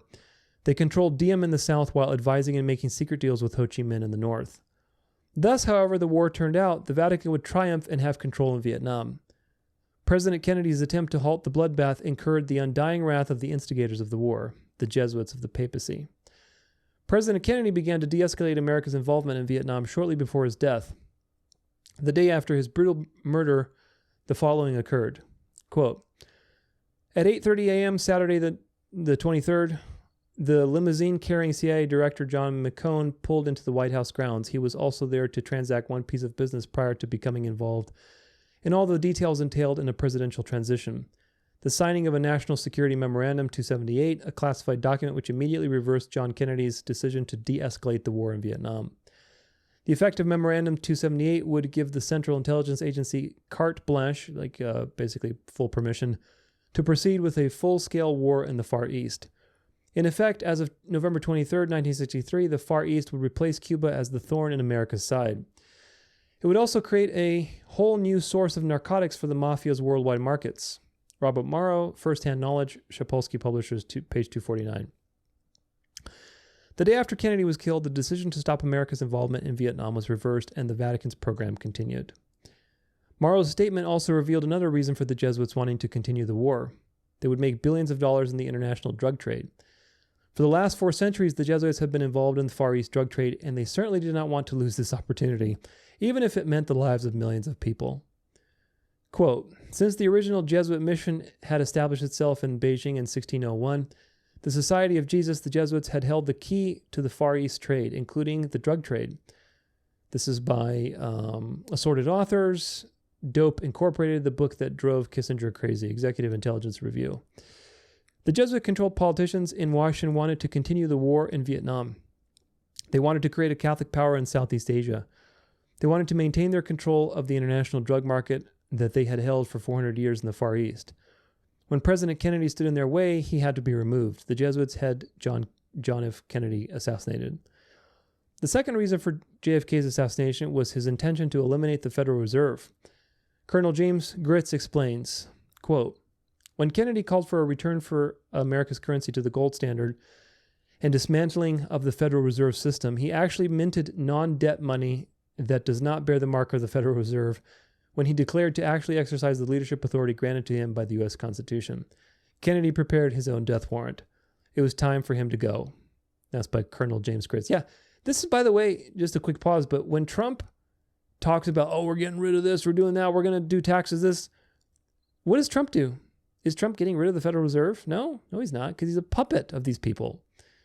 He is actually making it easier for the Federal Reserve to do its thing. So anyway, that's how you know who's pulling the strings. President Kennedy was attempting to dismantle the Federal Reserve System, which is the central bank of the United States, a creation of the Jesuits. The Constitution of the United States gives to Congress the power to coin money. If the U.S. Congress coined its own money as the Constitution directs, it would not have to pay the hundreds of billions of dollars of interest that it now pays each year to the bankers for the national debt, for money that came out of nothing. This is why Kennedy began to issue U.S. government money that was free of debt to replace the Federal Reserve dollars we have been using. Yeah, you also wouldn't need income taxes, which of course is a real problem, because then they don't have all that money to go into wars and do whatever they want. They can't subjugate a system, a country. We have seen in previous chapters who was responsible for the creation of the Federal Reserve Bank and the unconstitutional operation of this bank that steals money from U.S. citizens. Yeah, quick pause again. If you know the story about the Titanic, and basically the Jesuits killed the people who were opposing the Federal Reserve Act on the Titanic. That's why the Titanic happened. Same old shenanigans, folks. The Jesuits, if you will remember from chapter 2, tried to assassinate President Andrew Jackson for discontinuing the central bank. They unfortunately succeeded in assassinating Kennedy for trying to do the same thing. The Jesuit uses the wealth created by the Federal Reserve to finance their murderous deeds. John Kennedy incurred the deadly wrath of the Jesuits for daring to act as the president and not their puppet. But you say, wait a minute, Kennedy was a Roman Catholic. He was the only Catholic president we ever had. That's exactly right. Even though Kennedy was Catholic, he put the welfare of the United States before the desires of the papacy. He was not a Jesuit. Here's a very interesting section from the Secret Instructions of the Jesuit Order written by their founder, Ignatius of Loyola. Quote, finally, let all with such artfulness gain the ascendance over princes, noblemen, and magistrates of every place, that they may be ready at our beck and call, even to sacrifice their nearest relatives and most intimate friends when we say it is for our interest and for our advantage. That's by W.C. Brownlee, Secret Instructions of the Jesuits, American and Foreign Christian Union. Yeah, kind of like that clip for, boy, that lady had some courage, didn't she? Where she's asking the Jesuit general, like, what do you think about the Jesuit oath? This and this. And he's like, oh, I don't know. I've never seen that before. Yeah, right. We see here that if the Jesuit order says that a person is to die, it doesn't matter if it is your best friend, if it is your father or brother, they are to be killed. I told you, folks, all these people have a knife at their throat. This is a schizophrenic system. Anybody can get killed at any point in time. What a dastardly evil and wicked system the Jesuit order of the Roman Catholic Church is. Do you think that the Catholic Church isn't that powerful? Do you think this makes them out to be too strong? Avro Manhattan tells us the following, quote, Cardinal Francis Spellman of New York was the military vicar of the American Armed Forces in Vietnam. He was also the unofficial link between the Pope and John Foster Dulles, the U.S. Secretary of State, and therefore the Secretary's brother, Alan, who was the head of the CIA. I talked about this in the Synagogue of Satan, where these cardinals are not religious figures, folks. Satan's kingdom has an exoteric and an esoteric component. On the exoteric, it looks like a church, and there's hierarchy in the church. But the esoteric component is that these cardinals are actually political agents. They're in charge of factions of secret societies, of various orders. They're liaisons between, people making sure that they're doing what they're supposed to be doing. They're spies. It's a whole thing. And you have to understand, again, that the Catholicism is not a religion. It's an empire. Moving on.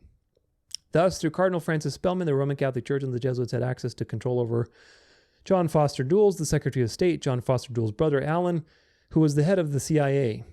Those two departments, along with the FBI, were in the hands of Cardinal Francis Spellman, the head cardinal of the Catholic Church in New York.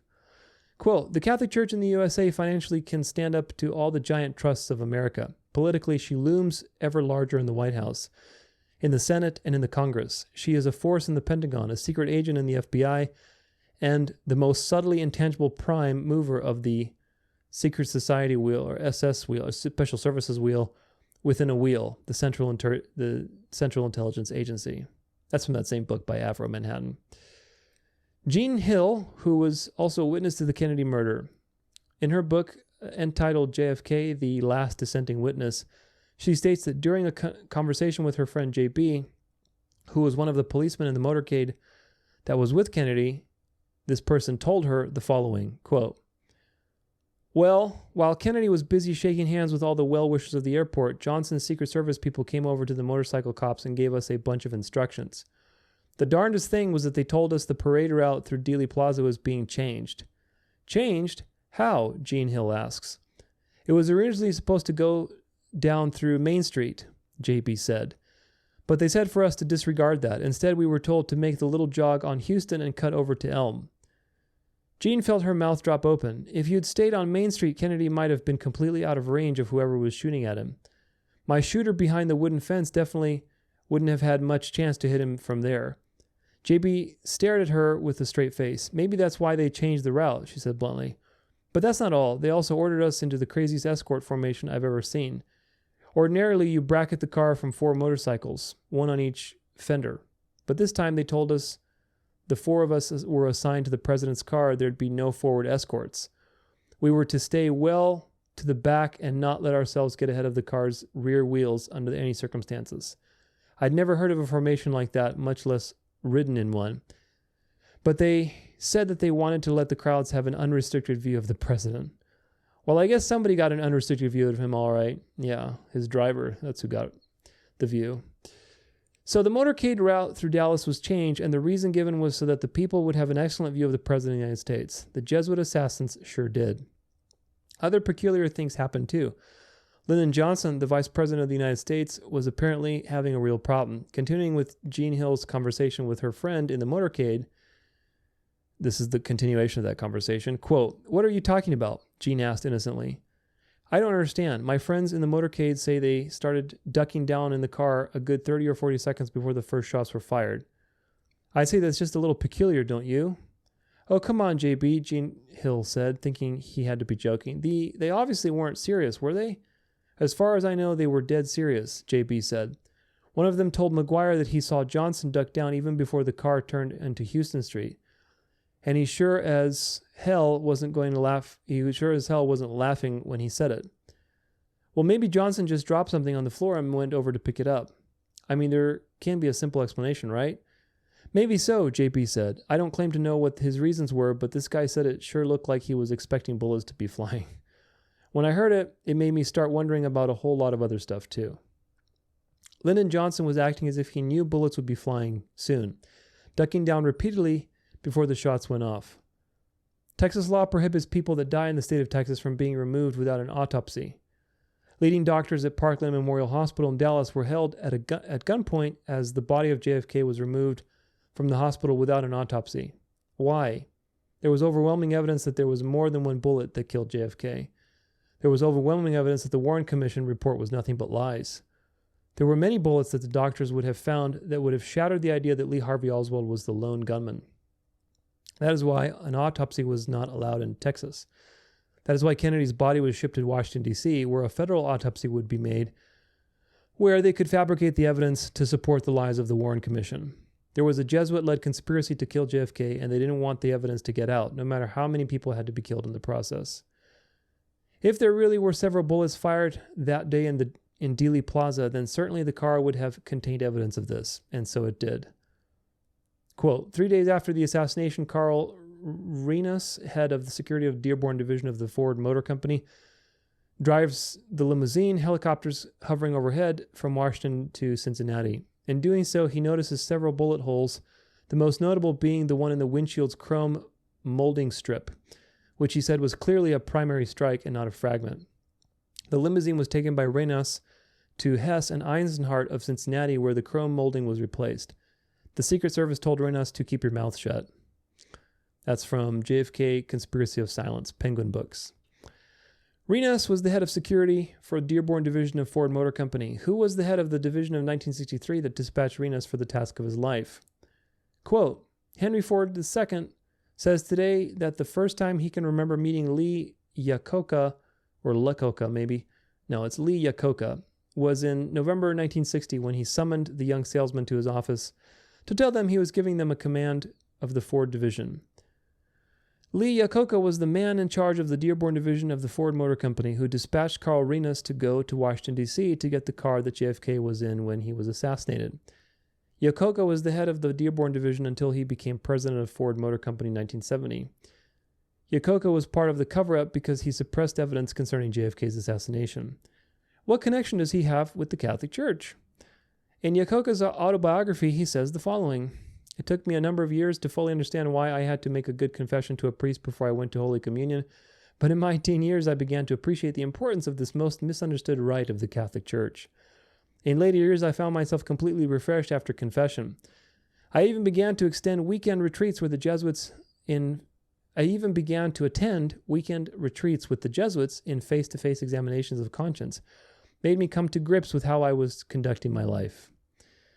So, there's an association there. Roman Catholic Lee Iacocca, head of the Dearborn Division of the Ford Motor Company, was the one who dispatched Carl Renas to get the limousine that had the evidence of multiple bullets that were shot from multiple guns that killed JFK. Isn't it amazing that many years later, as president of Chrysler, Lee Iacocca went to Congress and asked for financial help? Since Catholic Iacocca had been such an obedient servant to his Jesuit masters, another obedient Catholic by the name of Thomas O'Neill used his power as Speaker of the House to get Lee Iacocca all the money that he needed. There were many people who knew a great deal about the Kennedy assassination. Unfortunately, almost all of them died under mysterious circumstances. There was a concerted effort to be sure that no secrets were ever told. Even Jean Hill stated that several attempts were made to kill her and her children. Quote, Jim Marrs, author of Crossfire, The Plot That Killed Kennedy, wrote, In 3 years period which followed the murder of Kennedy and Lee Harvey Oswald, 18 material witnesses died. 6 by gunfire, 3 in motor accidents, 2 by suicide, 1 from a cut throat, 1 from a karate chop to the neck, 5 from natural causes. A mathematician hired by London Sunday Times in February of 1967 concluded that the odds of the number of witnesses involved in the assassination of JFK dying between November 22, 1963 and that date were 100 trillion to 1. In the time period ranging from November 22nd to 1963 to 1993, over 115 witnesses have died or fallen victim to death by strange circumstances, suicides, or murder. Craig Roberts and John Armstrong, JFK, The Dead Witnesses, page 3. Kennedy was one of the many presidents, kings, czars, and emperors who refused to obey the Jesuits and was killed for it. The role of the papacy in the heinous murder and cover-up of this crime cannot be denied. We have seen that the Vatican had a motive and the people in the key positions to carry it out and the people in key positions to cover it up. Quote, there was one group, one organization, one historical background who's characterized by the planning and execution of such deeds that had a lasting, consistent motive before, during, and after this crime, that had the necessary international connections, and that had the money and could elicit suicidal self-sacrifice in its members, and that continued to exist through all of the phases of the assassination conspiracy. This is the Roman Catholic Church. Emmett McLaughlin, An Inquiry into the Assassination of Abraham Lincoln, which was also assassinated by Jesuits. Winston Churchill, the famous English Prime Minister during the World War II, once said the following: most men occasionally stumble over the truth, but they pick themselves up and continue on as if nothing bad has happened. We now understand the facts concerning one of the most controversial events in American history. Will you stumble over the truth here and go on as if nothing has happened, or will you begin to analyze history and current events in a new light? Now, why is this important? Well, it's important for many reasons. The first reason relates to recent history, which is last year, Trump and his fake assassination attempt. And the point is this, folks: if you know the history of this country, how many presidents were assassinated, and to the degree to which the Jesuits can infiltrate every aspect of life and get to you if they want to get to you, and how many presidents they assassinated, and how they subjugated this country over the last 200 years or whatever it is, especially since the Civil War, how many intrigues there were and conflicts and assassinations and poisonings and all kinds of stuff. If you knew that history simply, and you look at the fact that Trump is a puppet of the Catholic Church, if he is actually against the establishment, like the people who were actually against the establishment, JFK, Abraham Lincoln, et cetera, Andrew Jackson, Monroe, the Monroe Doctrine, throwing the glove off to the papacy, saying, we're going to have a sovereign country. We don't believe in this divine right of king stuff. All these people who are against the establishment, which of course the establishment is Catholic. The establishment is not the deep state. The establishment is not, the Zionist power structure. The establishment is Catholic. The people who are actually against the establishment. What happened to those people? Well, they all got taken care of. Is Trump against the establishment? No, he's not. If he truly was, he would have never made it to office on day one. I can guarantee you that. And certainly they wouldn't have missed, because if in 60 years ago they went through all of this trouble to kill JFK with multiple bullets, with his driver, with probably another guy off in the crowd because they redirected the motorcade, his driver turned around and shot him, and then there was probably another one, I think, in the crowd. It's a very convoluted thing to make sure that he's going to be dead. In fact, if you read about, was it Abraham Lincoln? I think it was Lincoln. It might have been another president, somewhere, McKinley maybe, something like that. One of those ones in the 1800s. I talk about it in my Synagogue of Satan series, where they had like 5 different assassinations. They were going to try to poison him, then they try to shoot him, and then they try to throw a grenade, all in one day just to make sure he's extra dead. Okay, if that's like with the gunpowder plot of England, if you know about that, how much gunpowder to blow them to smithereens, okay, there's absolutely no chance of them living. They're very thorough. Okay, so again, the fact that this miraculously happened to Trump and they missed his ear and, there's just some lone renegade gunman that, got shot. This is nonsense, folks. So that's point number 1 with all of this, because this adds to the overwhelming history and consistent pattern that if the Jesuits want to take you out, you don't have a chance. You're going to get taken out. You're not in control when you're in the seat of the president or whatever else. You're just a puppet. So that's point number 1. Point number 2 is that you'll see when we get to the Jews section in this, is that they're going to use this to pin it on Israel and the Mossad. And there's this conspiracy that, oh my gosh, Israel is being redacted from these files. It's a whole psyop within a psyop. The surface level thing is, oh, look, there's no difference. Trump is supporting Israel. But the psyop is that the Jews did it. Do you get it? That's the psyop. And the way they're presenting you that psyop is they're seducing you with a conspiracy. Oh, look, the Trump released it. There's no difference between him and Biden's release, but they're redacting Israel stuff about Israel. What's going on? There's a conspiracy. That's what they want you to think. Yeah, there's a conspiracy. No, what's happening is the Jesuits have many proxy organizations, one of them being the Mossad, one of them being the Jews, one of them being the Freemasons. All these people are synagogue of Satan, folks. They all worship the devil, but they all, on the outside, participate in different ways. But again, the devil gave his throne and power and great authority to the man of sin. That means that all of these serve that institution.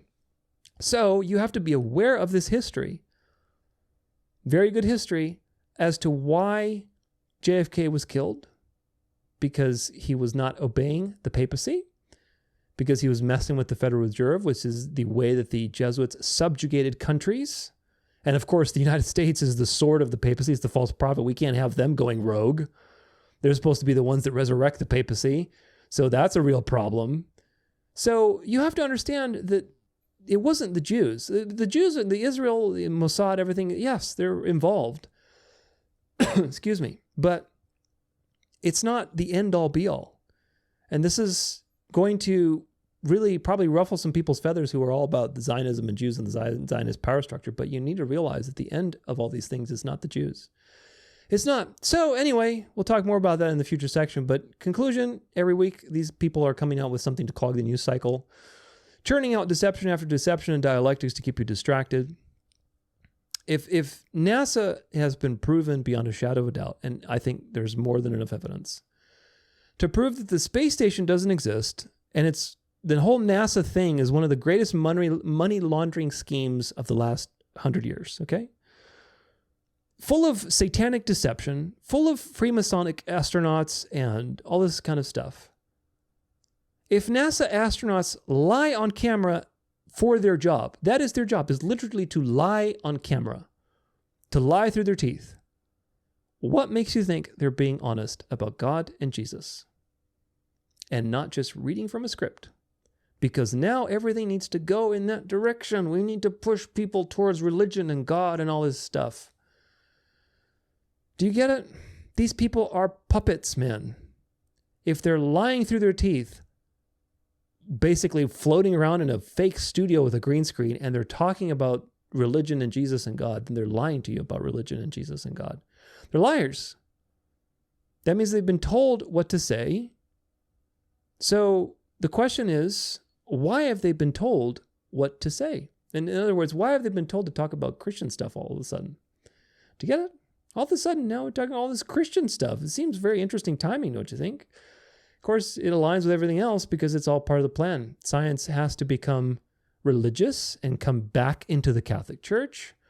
I've talked about how the Catholic Church last year even held this giant synod on cosmology and how we need to get everybody, in one world vision and unify this ideal again about how religion, of course, it's going to be the Catholic ideal that is on top of science because Satan is reining all these things in. All these things to be reined in. There's no place that you'll be able to go where you will see the secular perspective.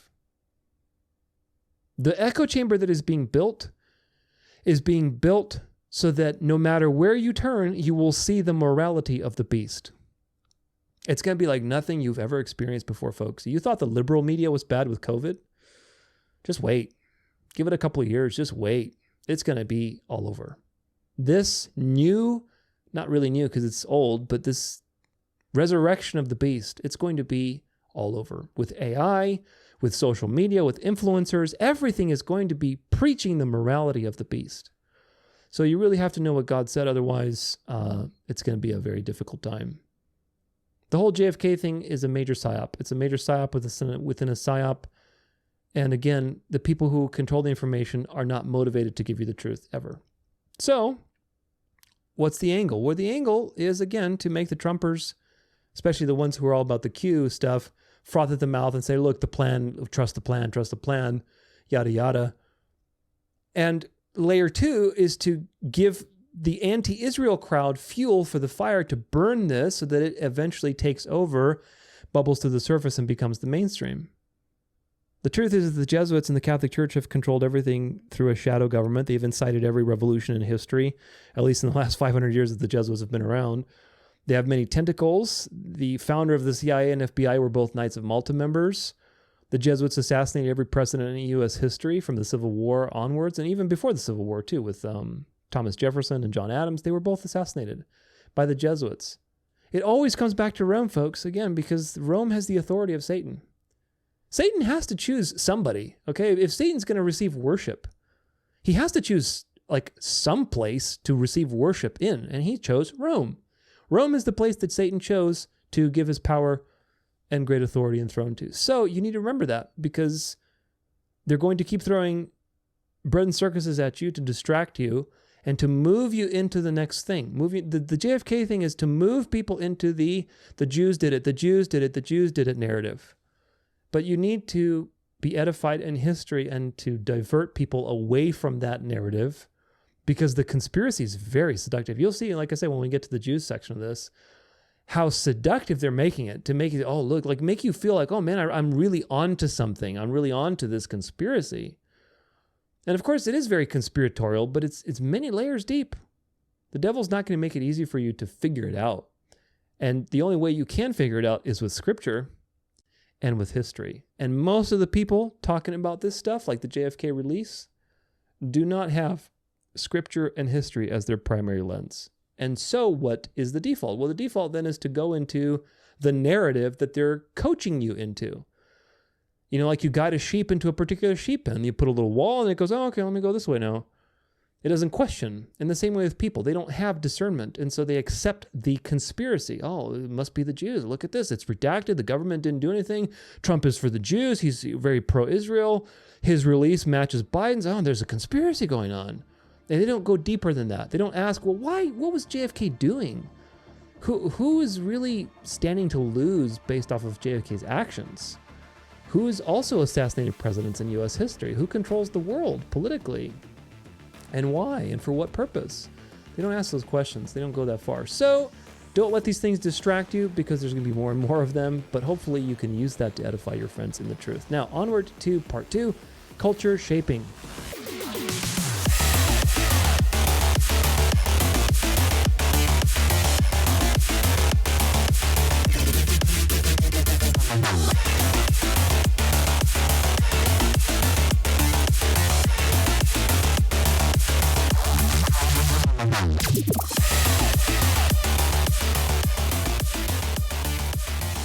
All right, well, welcome to part 2, culture shaping. In this part, we focus on how they are shaping the culture for the ultimate end, which of course is Catholic. I'm going to keep drilling that home every single time. The culture is being shaped, but it's being shaped towards Catholicism. You need to understand that, and your friends need to understand that. It's not being shaped towards a prosperous golden age. It's not being shaped towards the Noahide laws and Zionism, and the Jews are going to decapitate all of us. There's only like 9 million Jews in the world, okay? So it's being shaped towards Catholicism. There are 1.4 billion Catholics, and there will be way more in the coming months and years. So you need to understand that the beast is going to be resurrected, folks, just as it was for 1,500 years. Unquestioned authority, but this time it's going to be worldwide. God has given it that power, because people will marvel after this system.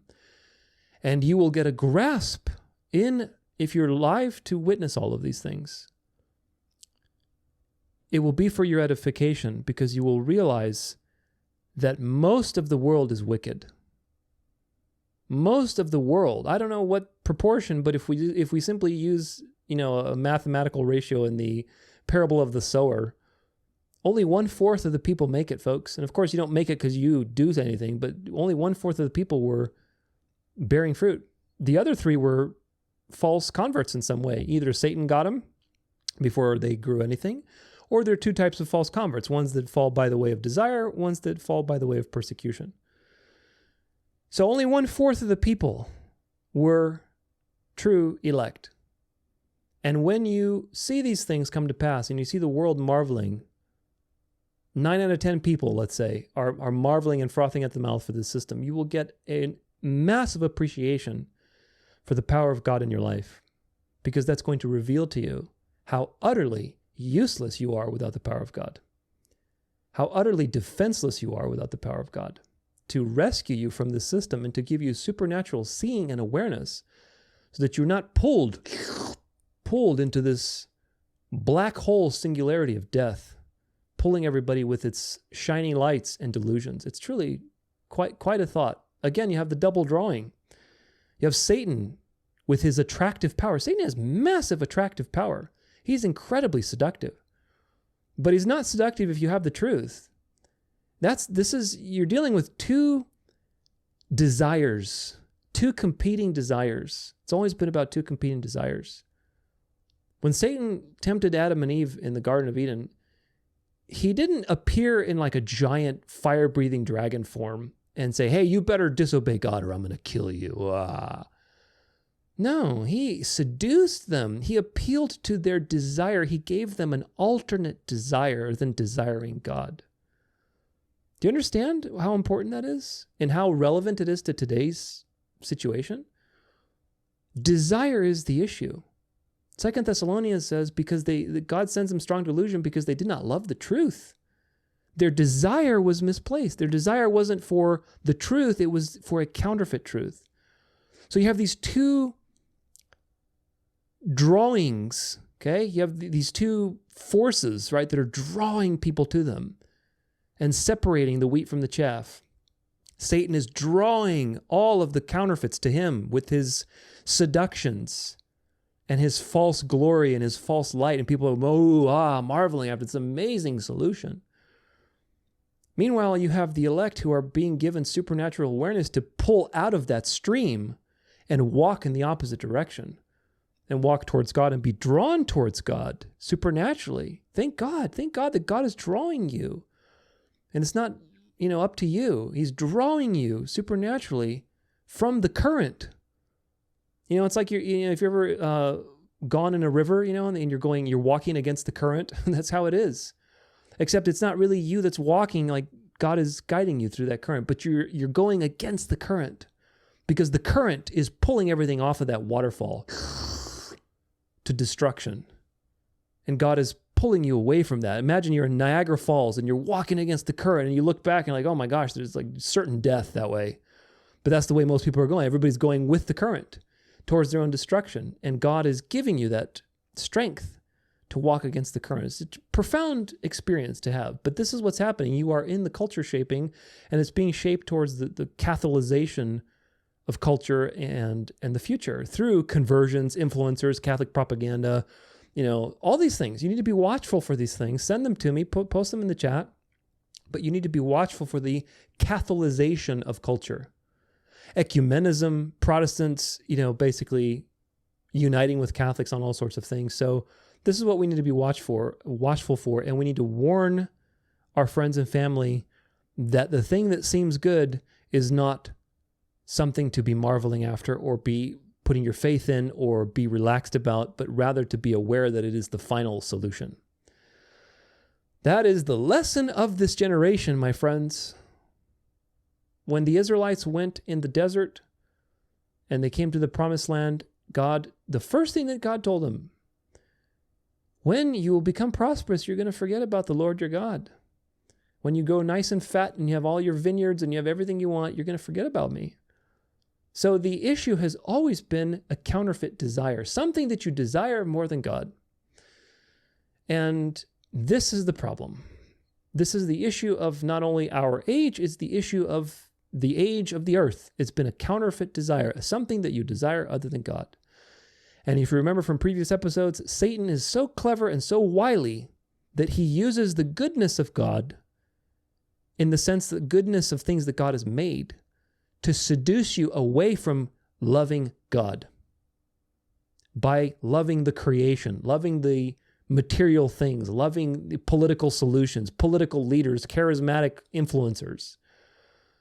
All the things that God created, all these people, they're worshiping the creation, not the creator. And that's the point. So you have to be very clever because you're going to see a lot of this kind of stuff. So opening up with a couple of examples. This is in my home turf. Will you be made whole? This is some panel of health. And of course, there's Charlie Kirk here and all these pundits from various health channels, and there's various doctors, and it's a little new agey, it's a little Christian. It's just like this personal growth, like that, like Life Surge. I've covered it before, Life Surge, which is kind of like the seminar and I don't know what it is. It's like an NAR type of, Christian / entrepreneurial / type of thing. This is the same kind of stuff. This is the new thing, folks. The new thing that's got spirituality, it's got health, it's got all these wonderful things, but it's almost right. It's almost right because it's leading you into the counterfeit. Come experience a life-changing event centered on the everlasting gospel. I wonder what gospel they're preaching at this event with Charlie Kirk, who is a Christian nationalist. From March 27th to 29th, 2025, immerse yourself in inspiring talks about practical workshops led by world-renowned health experts who will guide you in discovering the full potential of faith-based health principles. What does that even mean? This conference is not only a time for spiritual and physical rejuvenation, but also a chance to enjoy Phoenix's beautiful end of March weather. Register now to reserve your spot and take this opportunity to deepen your understanding, renew your spirit, and be part of a community devoted to health and faith. Don't miss out on this journey towards a transformed life. Register today to reserve your spot. It does you no good to do any of these things if you have not yet repented and trusted in the true Christ of the Scriptures. And if you know that Christ, and if you get to know that Christ really well, especially by studying what he told John and Daniel, you realize that such things are deceptions. But this is what's happening, folks. This is the almost right. You see these people? They have things to offer you. They're good. There's some truth. They're clean cut. This sure looks much better than that liberal, atheistic, binary or non-binary gender, whatever narrative that you've been fed for the last 8 years, right? Much better. Much better. And that's the point. This is the coming thing. It's ecumenical. It's results focused. But of course, what happens when you get, like for example, you talk to people that maybe do Reiki or, psychedelics or whatever else and say, oh, well, that really helped me get over this problem, or it helped me do this and that. Yeah, demons can give you results, folks. Demons can give you results. Demons have certain powers. Demons have certain knowledge. The fortune teller in the book of Acts made a great living with her demon familiar spirit. So demons are not just there to make you froth at the mouth at charismatic rallies. Demons are there to give you results so that you are seduced into thinking that what you did was good. Do you get it? That's another tool of the enemy, is to give you results. That's why there's false signs and wonders. This is one of these types of things that is shaping the culture. Things that, oh, look, we're getting healthy, we're getting a little spiritual relaxation. All these things are so good compared to the atheistic, communistic, liberal world order of the last 80 years. But that's the point. The point is for it to be good. Because Satan uses God's good things that he made. It's good to be restful. It's good to take care of your health. Absolutely. I have a whole health platform too. But the difference is that these things will lead you into a counterfeit religious reality. Pretty soon, the Sabbath is going to be part of these types of functions. And how we need to rest and have gratitude and all this stuff and yada, yada, yada. But Sunday is the day we do that. And that negates everything that you learn at that seminar. Because if you learned all these wonderful things, what does it profit a man to gain the world in health, in wisdom, in knowledge, in whatever else, in business, yet lose his soul by obeying the beast and being destroyed? What does it profit you? Do you understand? So this is how they get you. They give you a little good, so maybe a lot of truth and a lot of good things and create results in your life, but then they sneak in the propaganda. And so you have to be very, very much Fennec Fox aware. This is Conor McGregor. He talks about his faith. I'm a Catholic and a very holy man. My mother instilled it in me from a young age. We're a religious family and we trust and believe in God. Conor will stop the persecution of Christians in Ireland when he becomes president. Persecution of Christians in Ireland. Now, if you believe for 1 minute that the Catholic Church is persecuted, then I've got a really nice mug for you. Today I'm drinking out of my Dance of Life mug, which actually these things are pretty cool. I think they're made out of steel. They're really nice, solid. But I have a beachfront property mug to show you. But let's listen to Conor McGregor, the future Prime Minister of Ireland. Let's see. A lot of people may know, may not know, I am a holy man, a very holy man, Catholic and Irish Catholic. And my mother instilled it in us and it was instilled in her. And I carry on me at all times a chain. And this chain currently that I have on is Archangel Michael. So Archangel Michael is to protect you, is to focus on good over evil. It says love Ma on it. It says a gift from my mother. And this is Archangel Michael's sword, which is on it also. I also have another one for Saint Christopher, which is Saint Christopher is to protect you on your travels. And that was gifted to me by my children and my fiance. We're a religious family and we trust in God and believe in God. We're a religious family. Now, if this guy becomes prime minister or whatever it's called in Ireland, will he be on board with the beast's agenda to enforce Sunday sacredness? Yes or no? Now, why would he be made prime minister? Well, because he's propped up like everybody else. Look at this. This is from The Independent. Conor McGregor says he will run to be Ireland's president just 10 years after declaring F politics. So what changed, Conor? I wonder what changed. What made you suddenly decide to become, prime minister or president or whatever it's called? Of all things, to be president, that's really not fun. It's not fun to run in politics.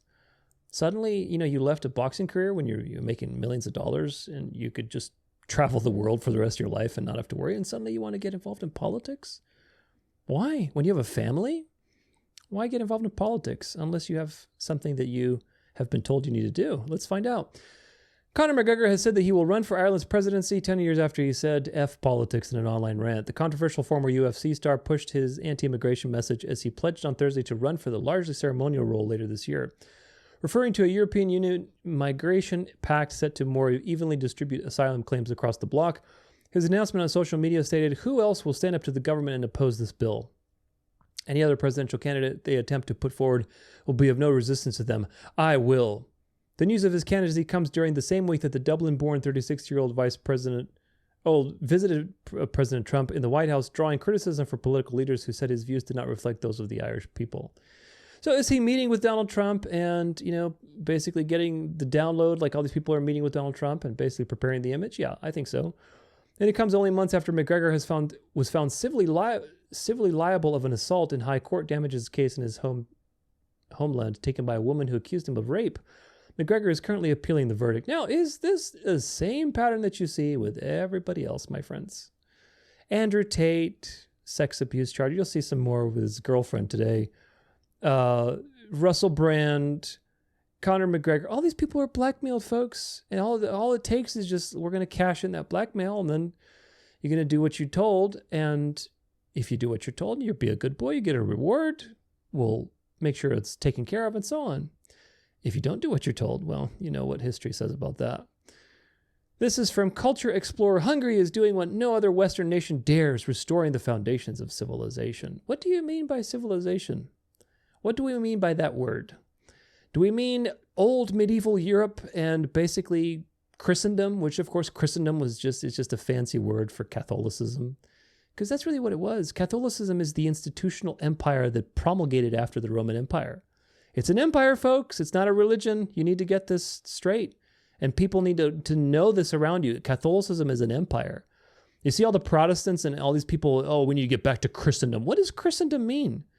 Do you know what Christendom means? Christendom is institutions, institutional religion, hierarchical spiritual authorities over political authorities like the Pope and his cardinals over various spiritual authorities. That's what Christendom was. That's not a pretty thing.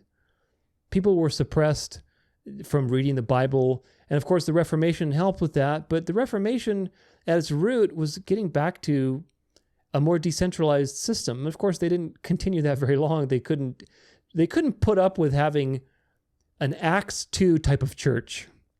They just couldn't. They had to cling to their mother's institutional, ways. And that's how the Protestants lost the Reformation from the very beginning. So institutionalization is Christendom. Christendom, when we say civilization or Christendom, what does that mean? That means Catholicism. The changes they are making are a model for the rest of the West. Let me explain. Family is the backbone. Let's see, what changes are they making? No income tax for women with at least 2 children for life. One-child mothers under the age of 30 are exempt from income tax. All of these things seem so good, folks. They seem so good, don't they? Compared to the atheistic secular system that you've lived under, they seem amazing, don't they? Support for mothers who stay at home and need to work.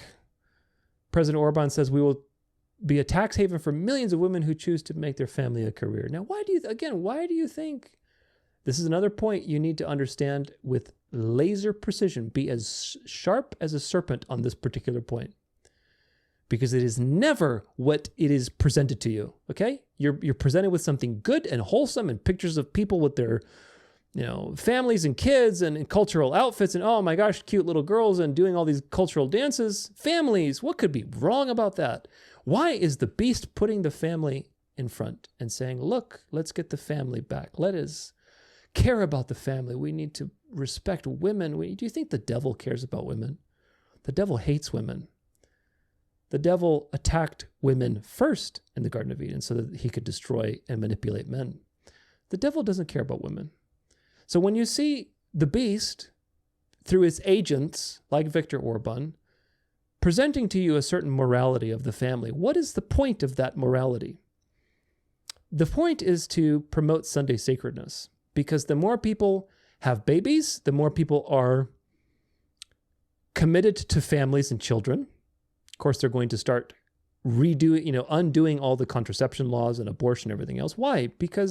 Not because they want to increase the population. They want to decrease the population for that matter. All these people are eugenicists and elitists, and they hate you. But they want people to be committed and obligated to their families, because having a family makes you much easier to manipulate. When you're worked out and stressed out, then Sunday seems like a solution to spend with your family, and you're much more easy to seduce. If you got a big family and some people in your family are saying, oh, let's rest on Sunday, let's do this, and then it's much easier to, I guess I'll go along. I'll take the mark on my hand. I don't really believe in it, but I'll take it on my hand. It's much easier to manipulate people when there's the family. You have to understand how utterly vile and evil all this is, even though it's dressed up in completely wholesome and rational packaging. And if you see that, you understand what you're dealing with, because you're dealing with the most cunning creature that God has ever made. Number 3, housing incentives for young couples. Offer a low-interest loan for couples raising committed to have one child or more, while others are funding illegal immigration to increase population. Hungary is rewarding its citizens for population growth. Yeah, this is nationalism. And again, on surface level, these things seem really good. This is the way it should be. But what is the agenda? What is the agenda? Of course, the agenda is the New World Order. Tradition is not the worship of ashes, but the preservation of fire. Gustav Mahler. Number 4, while much of Europe demolishes historic buildings to make way for soulless modernism, Hungary is restoring its past. What is its past? Its past is Catholic.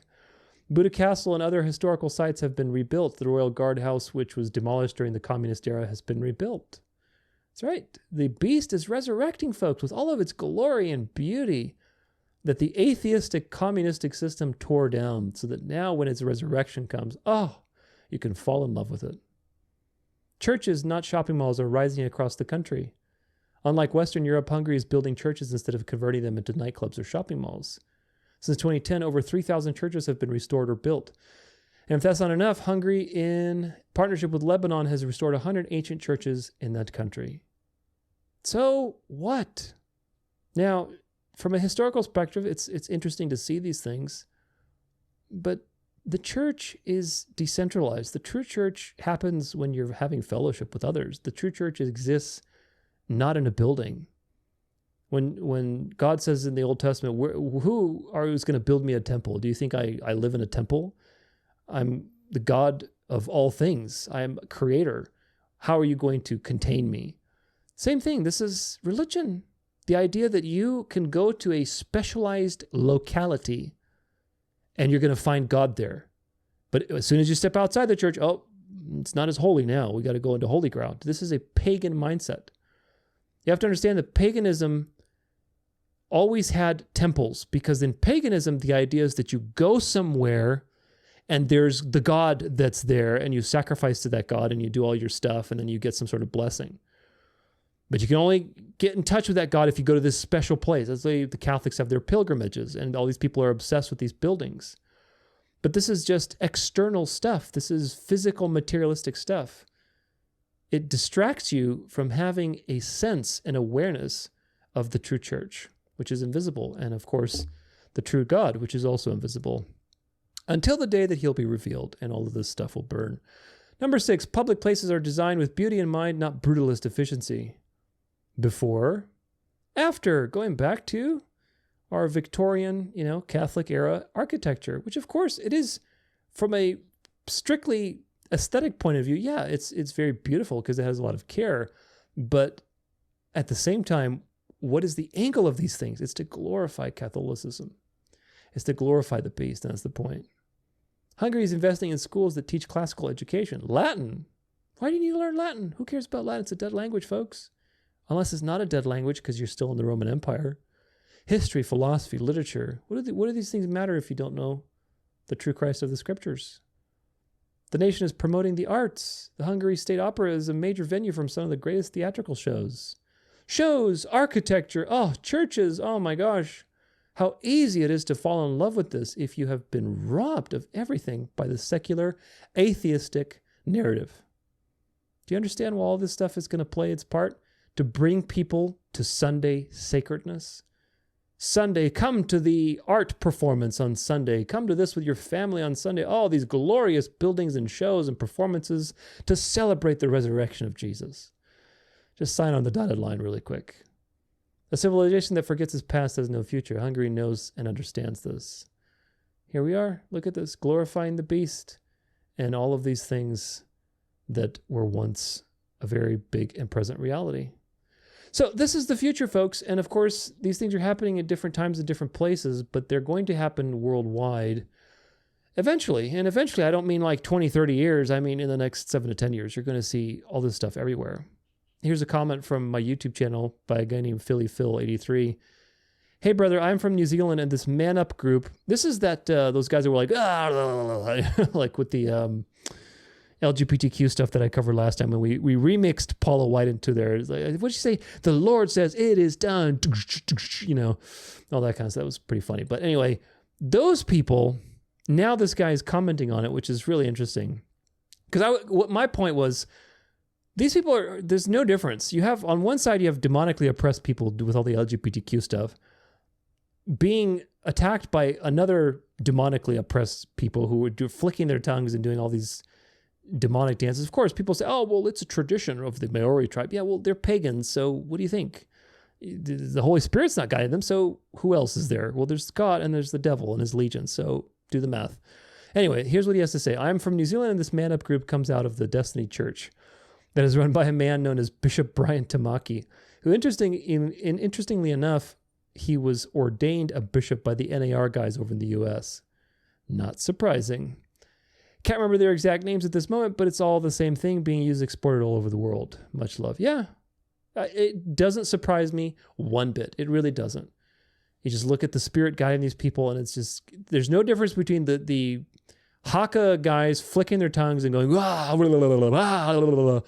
the liberals frothing at the mouth because they're demonically possessed and whatever else when you're preaching them the gospel.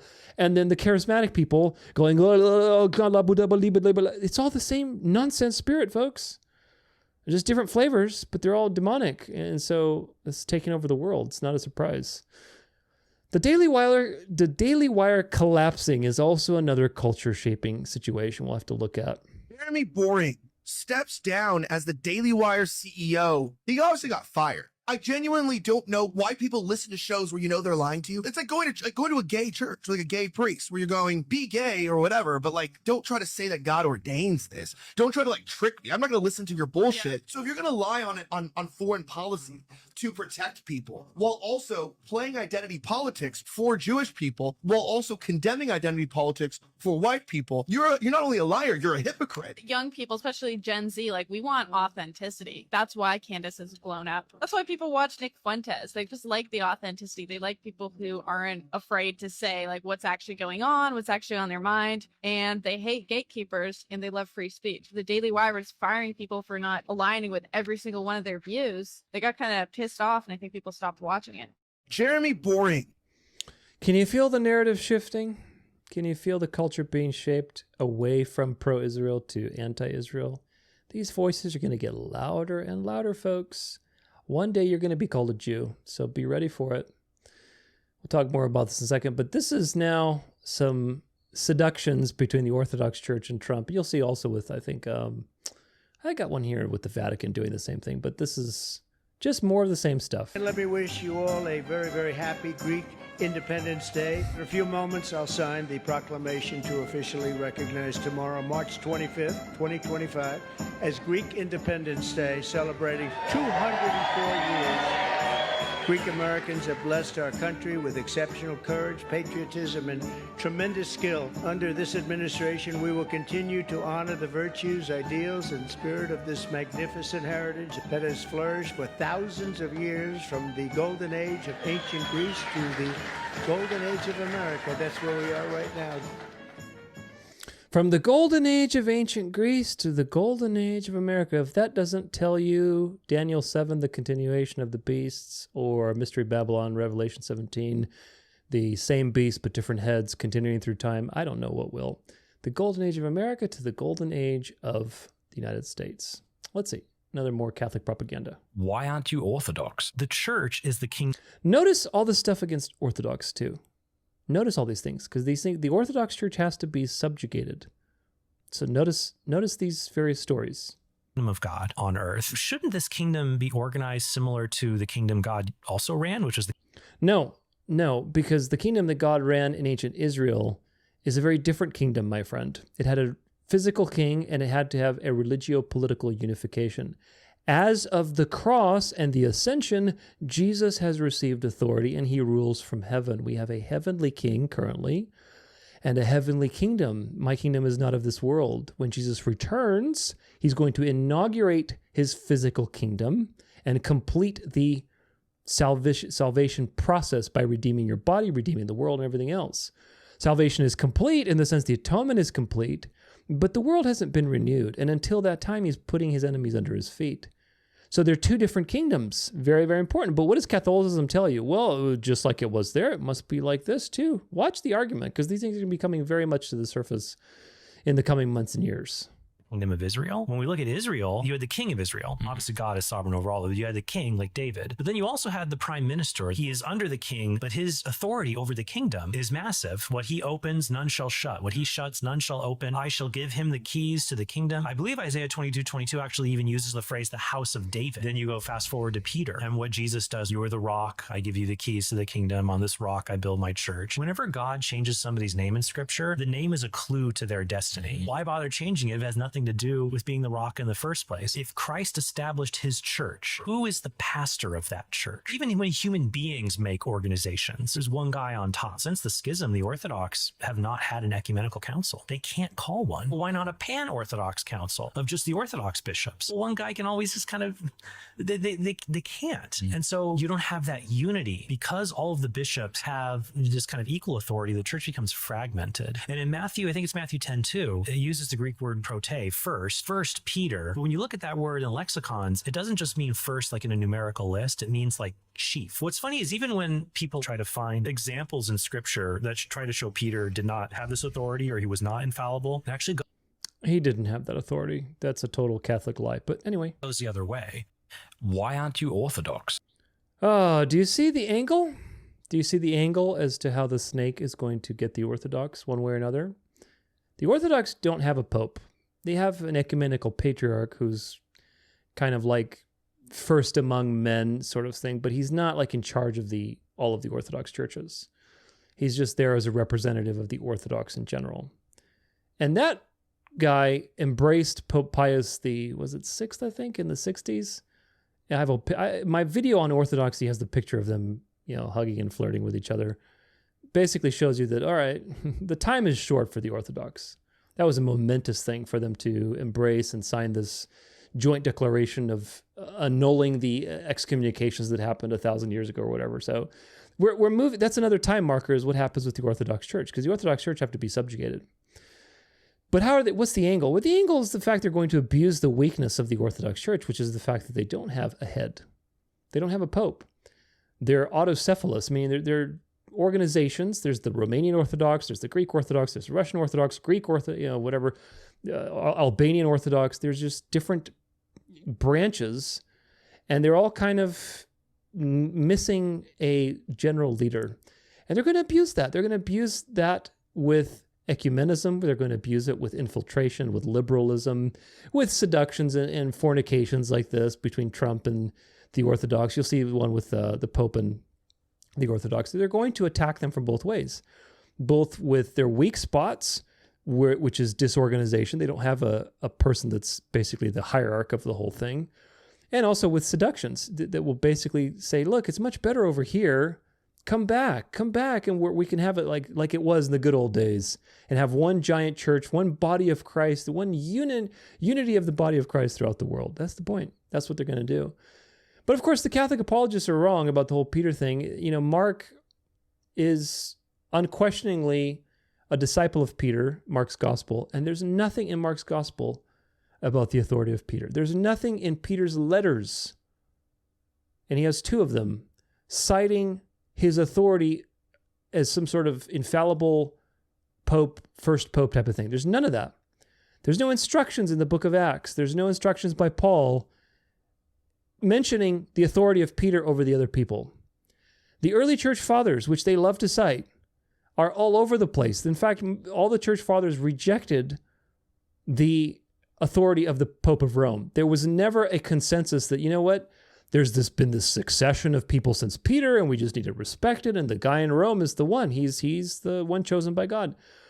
The church fathers for hundreds of years couldn't agree on that. They were very divided. Of course, they didn't want one over the church because there was a lot of corruption also, and they saw that there would be a tendency for, corruption and tyrannical rule. So the idea that, the church fathers talked about the Pope, no, there's no apostolic succession, man. There's no this is a Catholic lie. It's a myth. And of course, the way that Catholics twist scripture, it's truly, they are the prima donnas of it. They're masters of twisting scripture to justify themselves. And if you're not careful, you're not as wise as a serpent, then you'll be tied up. Here is another false sign and wonder coming to a theater near you pretty soon, probably in the next year or 2. Mel Gibson to resurrect his long-awaited controversial sequel this year. Oscar-winning filmmaker and Lethal Weapon star Mel Gibson will resurrect Christ this summer. The controversial actor and director who has slowly wormed his way back into the upper echelons of Hollywood over the last few years will reportedly make his long gestating The Passion of the Christ sequel, The Resurrection of the Christ, later this year, with the biblical epic follow-up to start shooting in August at Rome Cinecittà's studio, CEO Manuela Cacciamini has revealed. As per a report by Variety, producer and CEO of Cinecittà Studios, Manuela Cacciamini, revealed that The Resurrection of the Christ has now set an August start date for the sequel, which will be helmed by Mel Gibson under Icon Productions. And of course, be prepared for a lot of hidden subliminal Catholic propaganda, which is in perfect timing for the resurrection of the beast, which is profound. Alongside Mel Gibson, The Resurrection of the Christ is also expected to see another controversial Hollywood star, Jim Caviezel, return to play Jesus Christ. Other cast members expected to return include Maya Morgenstern, who played Mary, the mother of Jesus, The Passion of the Christ, and Francesco De Vito, who played Peter the Apostle. Released back in 2004, The Passion of the Christ details the events and betrayal which led up to the Christ's crucifixion in the New Testament. The biblical epic was intensively divisive upon release, with some finding the movie to be graphically violent to a fault, nothing more than torture pornography, and accusing the movie of anti-Semitism. Others, however, heaped praises on the performances, Gibson's direction, and even found the movie to be a deeply religious experience. Oh, it's an experience, all right. And if you don't have discernment, it will propagandize you with subliminal messaging and Catholic messaging, Catholic propaganda, and false Christ propaganda. It's really profound. I break this down in my, which episode is it? I think number 19, Image of the Beast or Counterfeit Spirit, one of the two in the End Time series. We talk about the Passion of the Christ. Big breakdown there into all the occult nonsense in that movie. But anyway, The Resurrection of the Christ will explore the titular return of Jesus, picking up 3 days after his crucifixion. Despite it being more than 20 years since the first movie's release, Gibson stated that last year that he thinks he can solve the problems surrounding the aging of the returning actors. So it's like, I have ways of dealing with that because, 20 years ago is supposed to be 3 days later. So it has its own peculiar set of problems, which I think I can solve, he said. While further details remain unknown, at present, Gibson also teased 2 vastly different versions of The Resurrection of the Christ. Writing 2 scripts for the sequel, Gibson has described one as very structured and very strong script, and kind of more what you'd expect, while the other is like an acid trip because you're going to get into other realms and stuff. I mean, you're in hell and you're watching the angels fall. It's like crazy. We wait with bated breath to find out which version he chose. Maybe a little bit of both, but of course, either way, you know it's going to be a false sign of wonder. Jesus did not go to hell when he was resting in the tomb for 3 days and 3 nights. He did not go to some alternate dimension. He didn't go to the underworld to free people from their whatever prisons. I talk about all of this in my Afterlife series. I actually have a whole episode on this exact topic. Make sure you go check it out. Jesus, the human Jesus, was dead. The spirit, Son of God, cannot die, obviously. So if anybody persists after death with a separate immortal soul, it probably would be Jesus. But nevertheless, that's a mystery. Just like the incarnation is a mystery. How do you have God fully present in a human body? How does that work? It's a mystery. There's no way you can draw a line between, well, this part's human and this part's God. You can't do that. It's a mystery. It's the dance of life. It's intertwined perfectly. The same way is the mystery of Jesus' death. Jesus, the human being, experienced death. He died. He didn't go anywhere. He died. Of course, again, the Son of God as spirit can't die. So how was that experience for him? I don't know. Nobody has that experience. So it's a unique thing experienced by God, but God experienced death through the body of Jesus of Nazareth. So that's a mystery. So what they're going to spin it at is, of course, Catholic propaganda. There's life after death. You're going to go to the underworld, fallen angels, yet who knows, all kinds of stuff. So be prepared. On top of the usual propaganda of the Eucharist, of, various Catholic things, Peter being the first pope and all the things that are probably going to be making their way into this movie. So anyway, just something to keep your ears open for. This is from Catholic News Agency. Worldwide Catholic population hits 1.4 billion and rising. In 2025, Annuario Pontifico, the 2023 Annuarium Statistico Ecclesiae have been released, providing a detailed analysis of the life of Catholic Church globally. Both reports prepared by the Vatican Central Office for Church Statistics reveal a notable growth of the Catholic population worldwide during the 2-year period of 2022 to 2023. Concretely, there has been a 1.15 increase in the global Catholic population, going from approximately 1.39 billion, that's billion with a B, Catholics in 2022 to 1.406 billion with a B in 2023. That's about, 170 million people? No, even more than that, I think. Yeah, about 70 million people. 70 million people, man. Because 1.39 billion is 1,390,000,000 Catholics to 1,406 Catholics. 406 million Catholics. So, 7 million Catholics. Africa has registered the greatest growth of the Catholic population on the continent, increasing 3.31% from 272 million in 2022 to 281 million in 2023. That's 9 million people. This growth is particularly dynamic with countries such as the Democratic Republic of Congo, which leads the region with nearly 55 million Catholics, and others such as Nigeria, Uganda, Tanzania, Kenya, which have also experienced significant increase in the number of faithful. Africa currently represents 20% of the world's Catholic population. They also have a ton of NAR quackery over there, which is so sad. All these African people are deceived either to the left or to the right, either Catholicism or NAR. Pick your flavor of poison. It's so sad. Meanwhile, the Americas continue to be the region of the world with the highest proportion of Catholics, accounting for 47.8% of the global total. This increase is moderate with a growth of 0.9% over the period. In South America, Brazil remains the country with the largest number of Catholics, with 182 million, representing 13% of the world's total. Argentina, Colombia, and Paraguay stand out with more than 90% of their population being Catholic.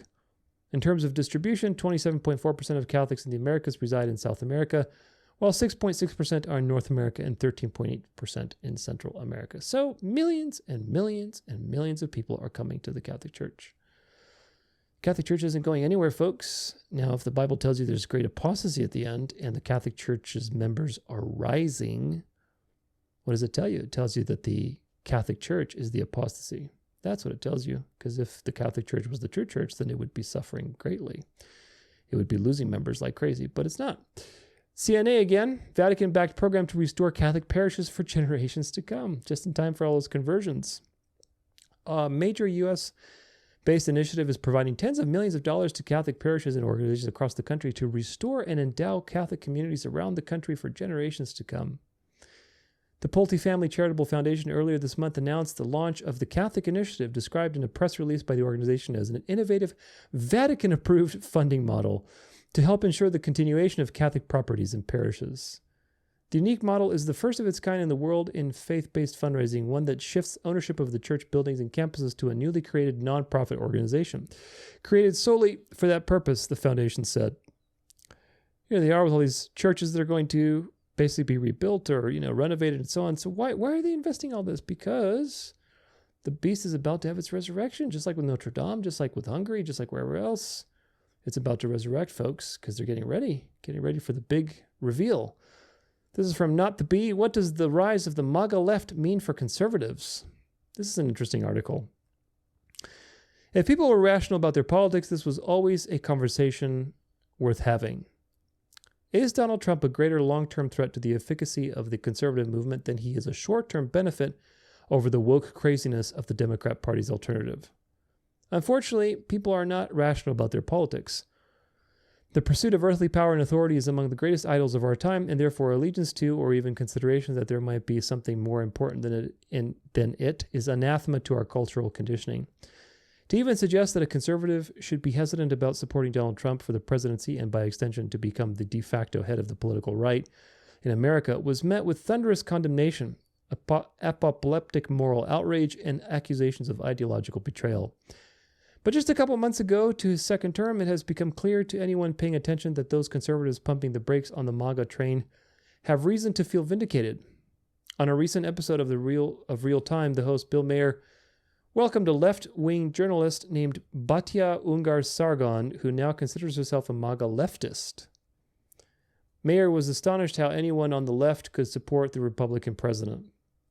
That's when Ungar-Sargon articulated in brilliant fashion precisely what Trump has effectively done: undermined and obliterated the political influence of traditional Reagan conservatism. Of course, this whole interview with this thing, and you should pay attention to these words. Quote, "I was never a Republican or conservative. I was a leftist, and I'm still a leftist. I'm just a MAGA leftist now. Because when I look at what President Trump ran on and the agenda he's enacting right now, he took a Republican Party that was built on social conservatism, foreign intervention and wars, and free trade and free markets, and he basically took an axe to all of those. That right there is precisely why many of us who are and always have been conservatives were quite hesitant about the sudden adoration of a pro-choice New York Democrat as the standard bearer of our political movement. To be fair to Trump and those conservatives who have supported his rise to power, I don't fully agree that, to this point, the president has taken an axe to all elements of social conservatism. Has he undermined it logically and made a mockery out of the right's supposed creed that character matters? Yes. But the facts are the following. Number one, there were 3 Trump Supreme Court appointees who voted to overturn Roe v. Wade, among other things. RFK Jr., Trump's previously pro-abortion Secretary of Health and Human Services, announced an end to federal funding of research on aborted babies. Number 3, the Trump administration, I almost said the Trump train, pretty much the same thing, has taken steps to end the bizarre and embarrassing sexual anarchy nonsense in the country's military. And there are plenty of other examples that could be cited that put the lie to the idea that Trump has been anything close to an enemy of the social conservatism. It remains a legitimate fear, but to this point, I don't think it's fair at all to say that his administration has betrayed conservatives on social issues, even if, as Ungar-Sargon said, he is pretty pro-gay. On the other 2 points, Trump has certainly proven himself to be against foreign intervention and an enemy of free trade. While it remains to be seen how costly or not these things prove to be for either conservative principles or the country at large, there's no denying it's a ground shift that is fundamentally remaking and reshaping political alliances in a way that mutes the once conspicuous voice of Reagan's 3-legged stool. Maybe that will prove to be the best in the long run. Maybe it will be a short-lived aberration in political history. Maybe it's true that had Trump not won, there would have been no country left for conservatives or anyone else. No, that was just a ruse. Maybe it's true that compromising conservative principles was the only way to preserve our way of life. I'm certainly open to any and all of those lines of argument. But to pretend that the compromising didn't occur hasn't happened and isn't dramatically altering the effectiveness and strength of traditional conservatism in America is to be painfully unaware of our current moment. Yeah, things are getting shaken up, and the thing to take is that even the leftists now are getting pruned and integrated into this new thing. Like I said, they got rid of the people that were the extreme leftists with the COVID jab. They're continuing to get rid of them in various ways, like this whole Tesla thing where all these leftists are keying cars and vandalizing. They're all going to be felons. They're not going to vote. So they're pruning the culture. Meanwhile, you have people who are leftists and who are kind of crossing over and saying, okay, well, I'm still a leftist, but, we'll do this nationalist thing because maybe it's good for the country. It's very interesting to see these things integrate. A couple of months ago, like even actually last year, I think it was when I covered it, that the left had gone from, with all this dialectic in the Middle East and Israel and Gaza, it pushed the left into a moral black and white spectrum. It's very fascinating because the part of secularism and atheism and liberalism was relativism. Your truth is your truth. My truth is my truth. Everything's true, whatever. They were not recognizing objectively true things. That's why the left was such a mockery, especially because it got very extreme at the end. But with the Gaza thing, now suddenly the left is talking about good and evil and, morality, which is very interesting for the left. And you're seeing everything become about morality. What is good versus evil? Good versus evil. Of course, the left's definition of good and evil is different than the right.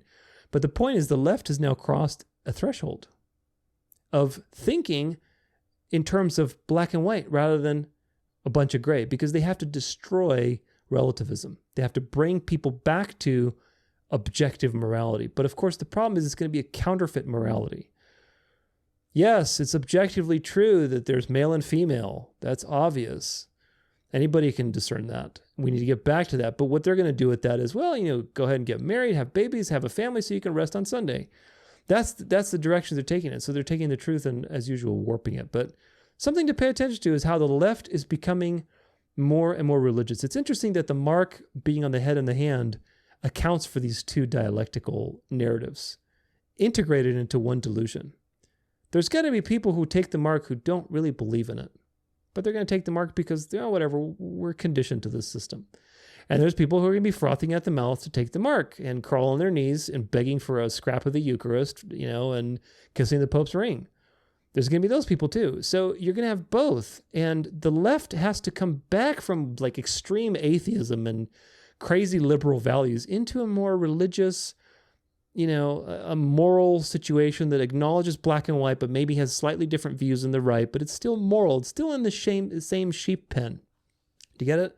So the change of the left through all of these dialectics is also another barometer of how close we are to all these things playing out.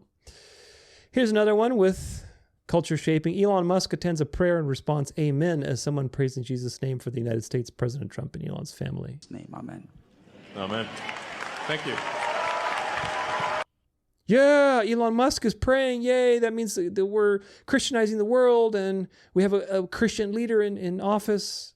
Really? Elon Musk is a puppet.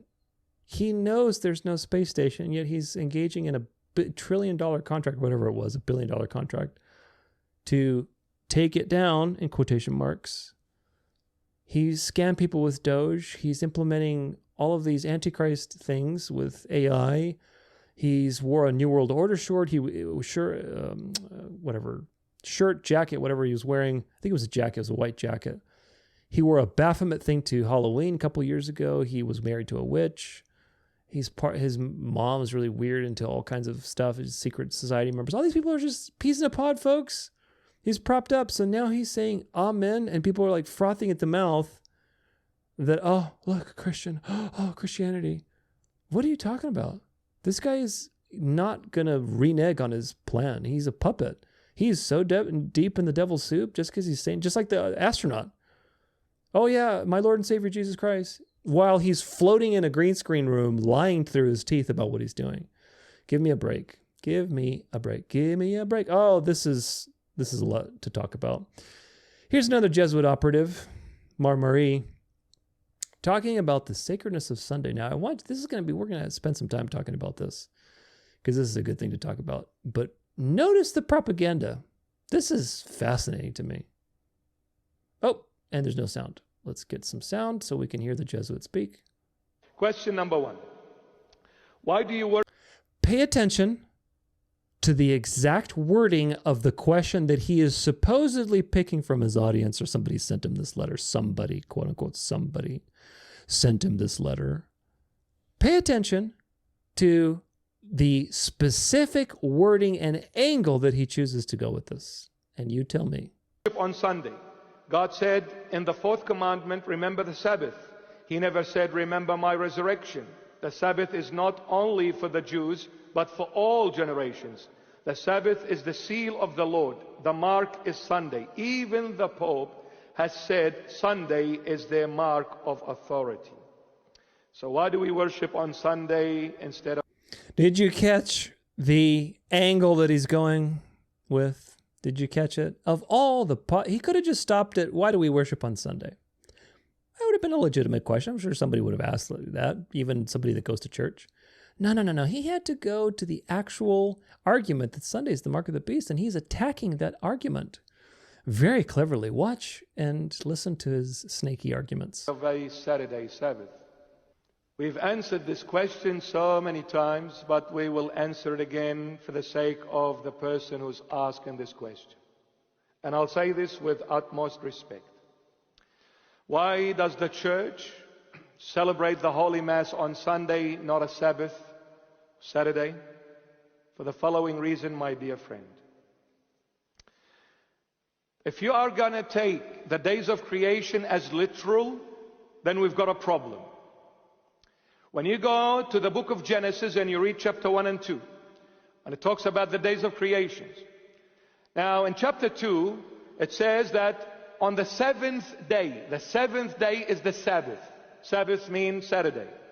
On the seventh day, God rested from everything he had made, he had created. So if you're going to take the days as literal, where the Lord God said to Moses, sanctify Sabbath, make it holy, it is my day, on this day you come and worship me. If you are going to take that Sabbath as a literal day, then we've got a problem. Why? Because when you look at Genesis 1, from day 1 to day 6, every day has a beginning and has an end. Pay attention to all of this stuff. We're going to refute it. I promise you we're going to refute it very clearly. But he is extremely clever. The Holy Bible says, day 1, and there was an evening, and there was a morning. Day 1. Day 2, there was an evening, and there was a morning. And throughout the days to day 6, there was an evening and a morning. Evening meaning beginning, morning meaning ending. Because the days with God, they begin with darkness, evening. They end with the light, morning. The days of the world... No, they do not. They really don't. Begin with the morning, end with night. You want to follow the world? Your beginning is in the light, your end is in darkness, absolute destruction and lostness. The day with God begins with persecution, tribulation, hardships, heavy burdens, going through obstacles. That is the evening. But your end will be in glory in the light morning. Light is life. Darkness is death. The world first gives you life, then gives you death. Christ first gives you death, then he gives you eternal life. Actually, Christ gives you life first. He causes you to be born again, which of course simultaneously allows you to die to your old self. So he doesn't kill you first. He gives you the ability to repent and be born again and gives you new life, spiritual life. And then when he returns, that promise is actuated, it's actualized, it's fulfilled fully in a new and perfect body. Now, so when you look at day 1 to day 6, there is an evening and there's a morning. Day 7, there is neither an evening nor a morning. Guess what? Doesn't mean it didn't happen. Day 7 is still going on till now. Hasn't finished. So therefore, God is not talking about a Saturday or a Sabbath as a day. And the next thing is, God rested on the 7th day Sabbath. My question to you, my dear friend, how does God rest and when does God rest? You need to question this. God rested. What does it mean that God rested? Does that mean that God stopped working? Well, when you read in the Gospel of John, the Lord Jesus says, my Father, till now He is working, so am I. I'm working. God never stops working. So, does God rest? Of course not. But when does God rest? The only time God rests is when I and all of you are sin-free. This is when God will rest. When we are sin-free. When were our sins washed away? When His beloved Son, the begotten of the Father, rose from the dead. When did Jesus Christ rise from the dead? Sunday, not Saturday as some claim. My beloveds, we are living in the end of times. You will see a lot of people talking, and you will hear a lot of preaching and a lot of teachings. Be extremely careful. It is Oh, yes. Be extremely careful. the end of times. The Lord Jesus warned us.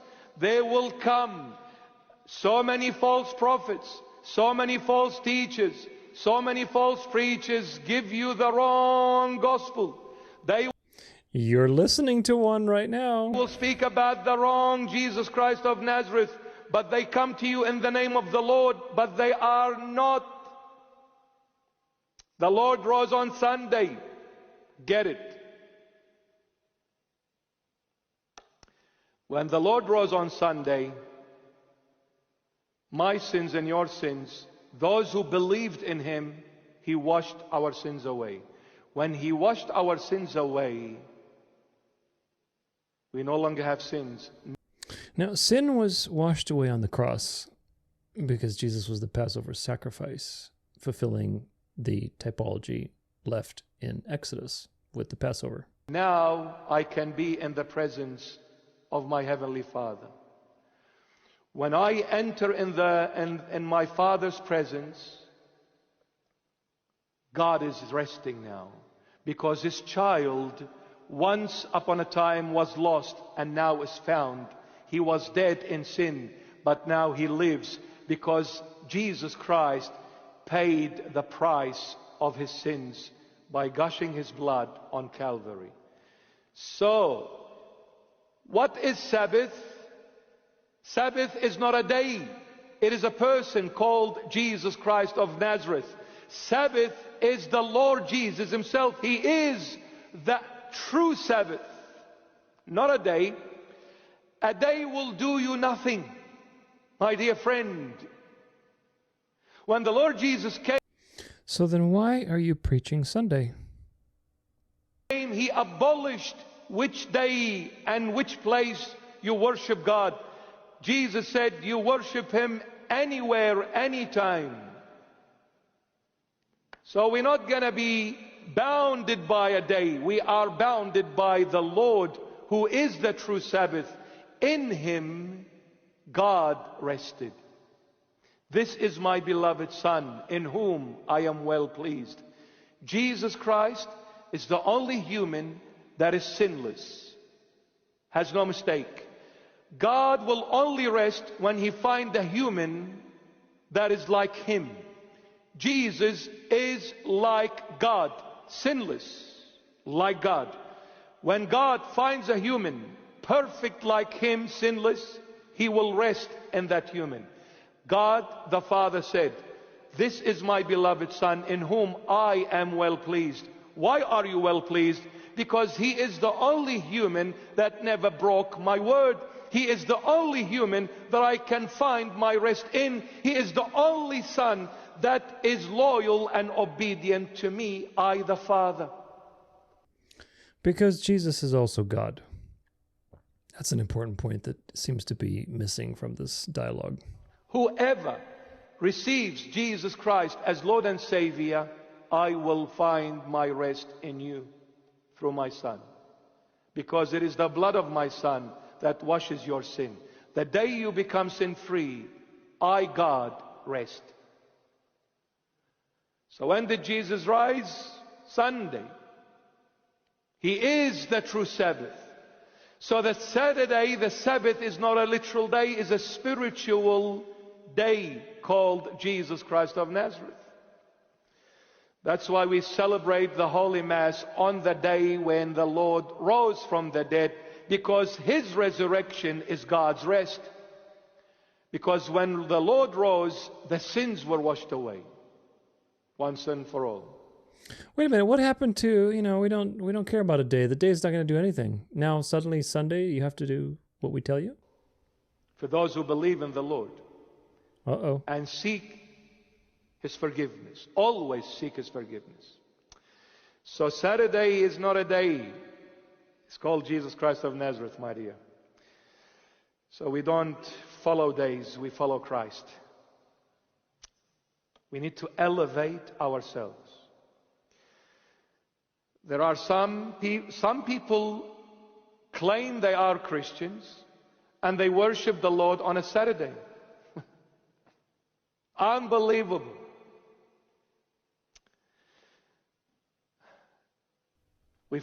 Why is it unbelievable? Didn't you just say earlier that you can worship the Lord on any day you want? Follow Christ, not the Old Testament. Christ is the fulfillment of the Old Testament. The Old Testament is symbolic. Christ is the real one. He came. That lamb that was slain in the Old Testament is the Lamb of God of the New Testament. I'm not going to go back to the Old Testament and bring an animal. Christ is the Lamb of God. Christ is the true Sabbath. Don't go backwards. You need to go forward, my dear. Heaven is awaiting you in front of you, not behind you. Don't go backward. So celebrate the Holy Mass on Sunday, because Christ is the true. So do what the papacy said, go backward in time, go back to paganism. So, oh gosh, there's so much to talk about, and I've got plenty of things to talk about on that particular video, but we're going to circle back to it. Conclusion, many things are intersecting rapidly, aren't they? Nationalism is rising. The MAGA movement is being transplanted in other nations through charismatic influencers and people and movements, and the image is coming together pretty quickly. The echo chamber is solidifying through, like I said, influencers, social media, dialectics, everything else. The Daily Wire is a great example of the temperature of the room, because the Daily Wire was very pro-Israel, is a major conservative outlet, and now they're collapsing it. It started with Candace Owens, and the whole debacle that she had with Ben Shapiro. But all these people are blackmailed. If you read into all the intrigues that happen with the CEO, there's so much intrigue. And of course, it just reeks of Jesuit secret society blackmailing, sting operations, as usual, cashing in their operations and basically collapsing this thing, because it's time to collapse the narrative. It's time to collapse the pro-Israel narrative. So they're destroying these people. They rewarded them when they needed them, and now they're collapsing it, cashing it in. Some people are going to probably cross over. Some people are going to get thrown under the bus. Who knows how it's all going to play out. But, Ben Shapiro, as an example, is due for a reckoning. He's due for either a conversion or a total discrediting and demonization in the future, in a very near future, because he's right there. And people are like, look, he's just a Mossad plant. So either he's going to convert and repent and basically come to this new thing, or he's going to be totally discredited. So we'll find out which way. But wouldn't it be funny, though? Wouldn't it be funny if this staunch little Orthodox Jew suddenly started talking to you about the Eucharist? Oh, gosh, I think that'd be great. It's going to be a marvel that the Jews will flock to. Because, again, once you get rid of the Zionists and the jihadis, what do you have left? What is the point of stirring the pot? It's getting rid of the extremists so that you have the people in the middle that have their proclivities, but they're not going to be extreme. And so they're going to be more susceptible to culture shaping, seductions with prosperity, charismatic movements, political shifts. They're going to be much more susceptible, and you can herd them. But the stubborn people that are super committed and extreme, you're not going to change. So you just use them for dialectics. Once you're done with the dialectics, okay, let them annihilate each other, expose them, destroy them, whatever, and bring the middle people to where you want them to go. And this is what's going to happen with the Jews. And I think Ben Shapiro would be a great spokesperson to help the Orthodox Jews convert. Don't you think so? I think that would be quite something. So we'll have to watch his story. He'll be a marker for a lot of that stuff with the Jews. But in the United States, you're seeing more and more of that image come to life. You really are. Trump flirting with the Orthodox, being called Constantine. I think I have an article. I didn't cover it here. It's probably going to be covered in a future section. But they're calling him basically Constantine. They gave him this cross. He gave him this decree that, it's National Greek Day or whatever.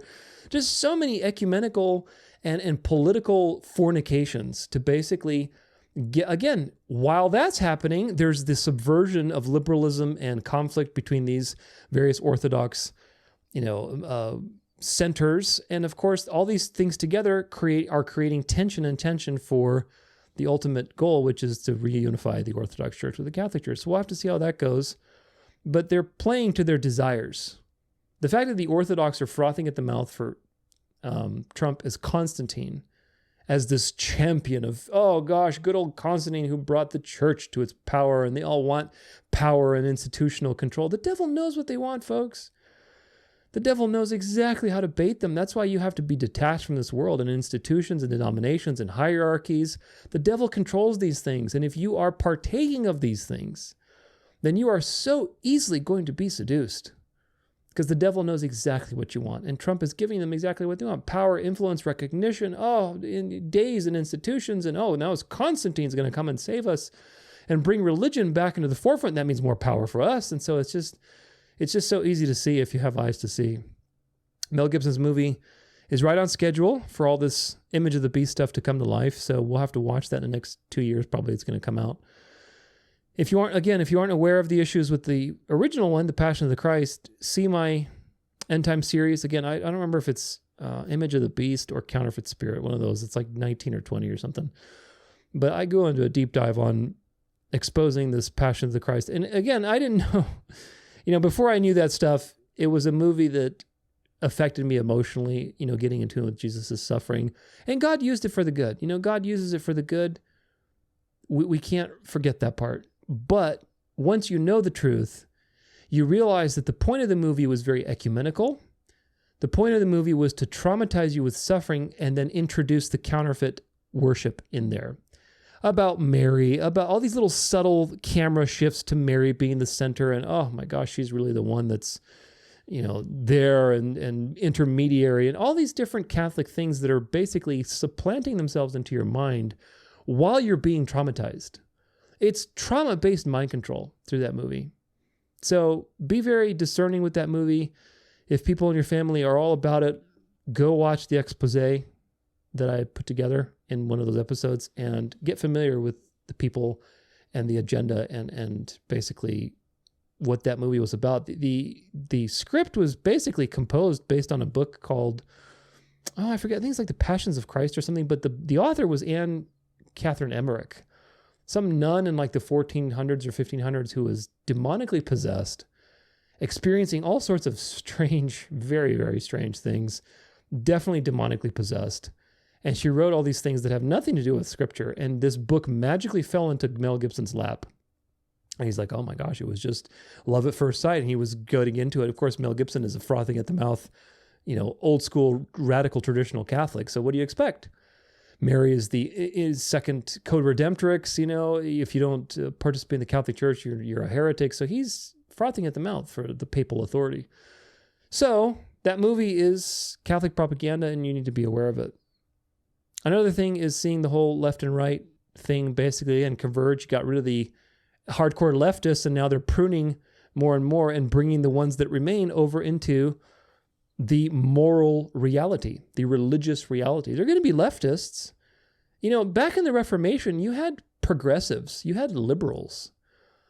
Like, for example, the guy who translated Erasmus, the guy who made like the first translation, I think, of the, was it the Greek text that he got? Anyway, he made like one of the first translations that eventually led to the Textus Receptus. But Erasmus was a liberal.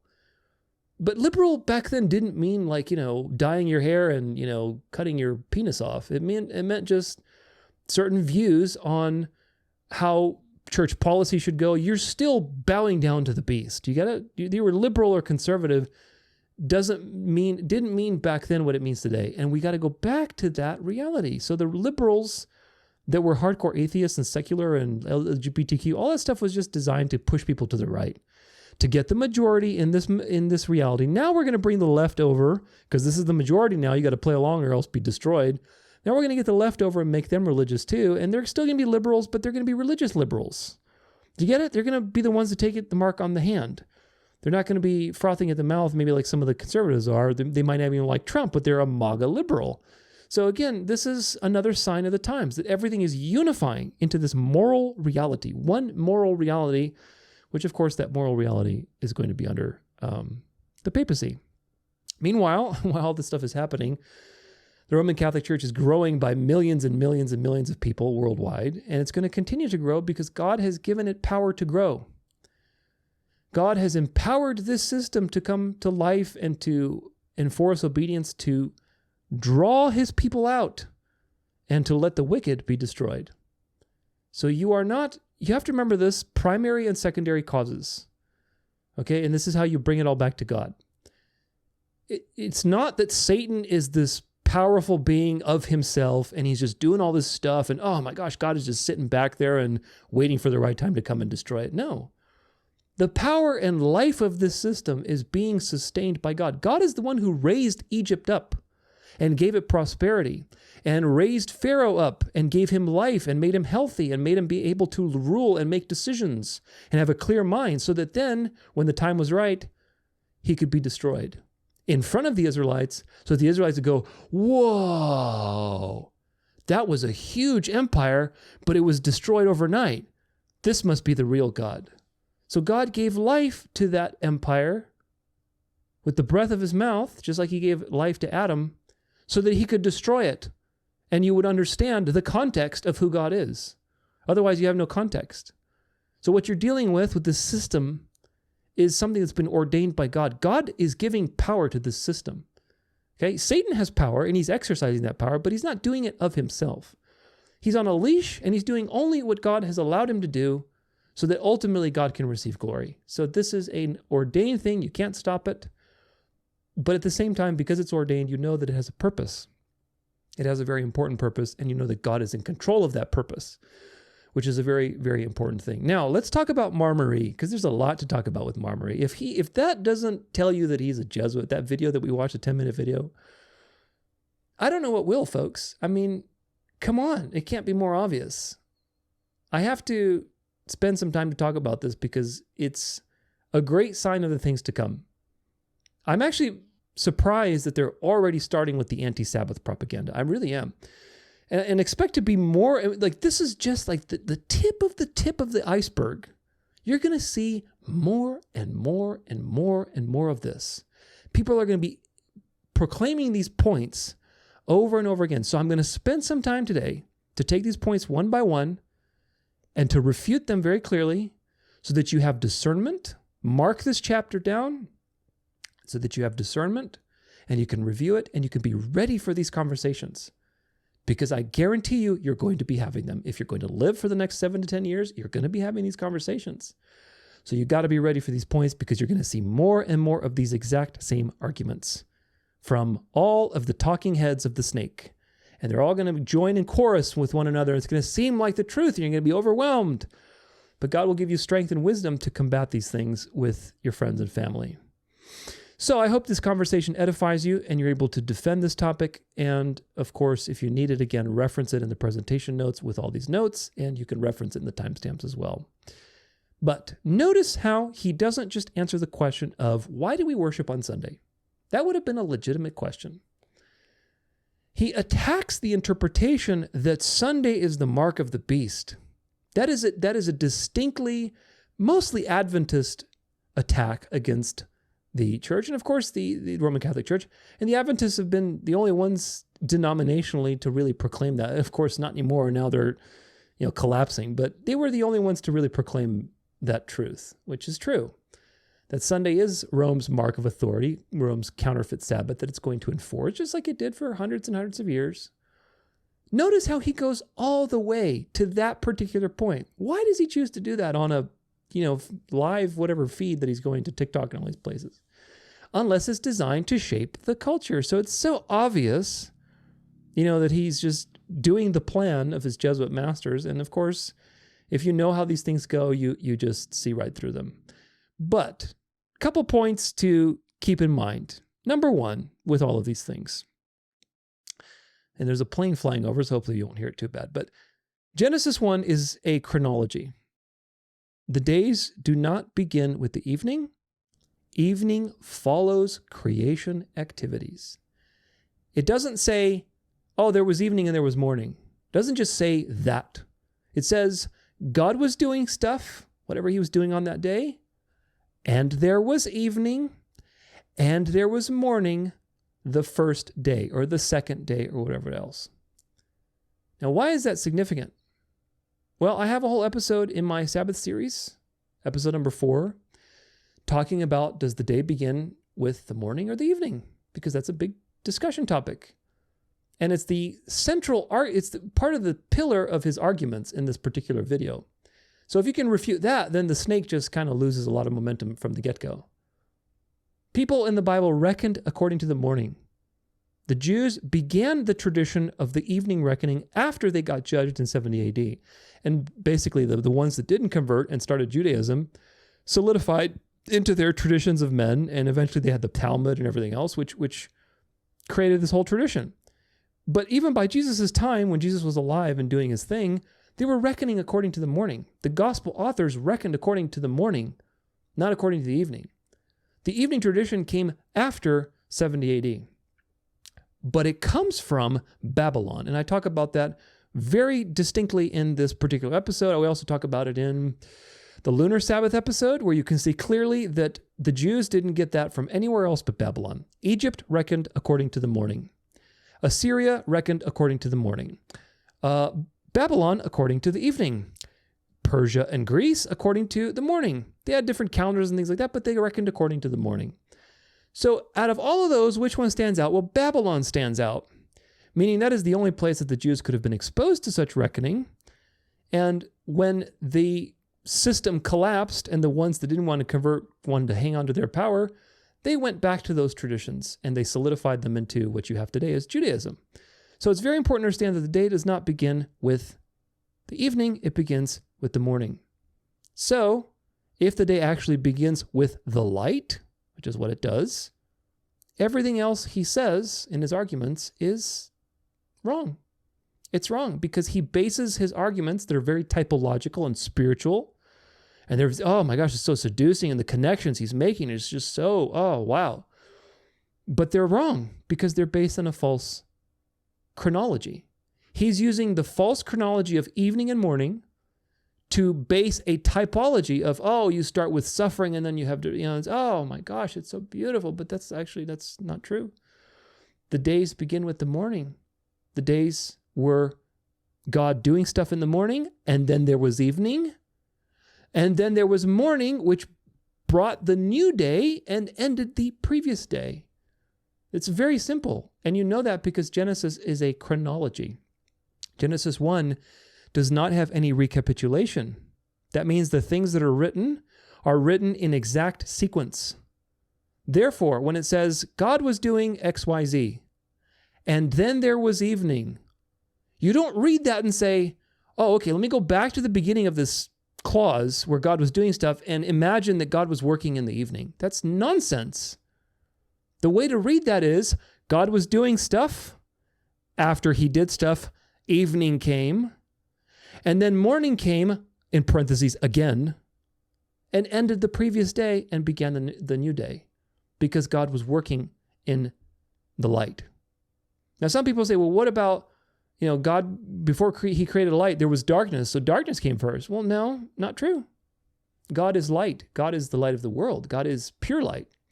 Therefore, God has always existed, and the light was always before darkness. Physical light was created when the first day happened, but even before physical light existed, the true light existed. So there's no such thing as darkness having pre-existence. God created the light, and then he created the darkness, and he divided the day, but the day begins with the light. Very important because that destroys everything else that Marmari talks about. Because if you're wrong about the days in Genesis, then your entire typological conclusions are wrong. Typology, I'm going to break for a second and say this. It's very important. It's because Catholics love to use typology. Typology is a very beautiful thing in the Bible that happens.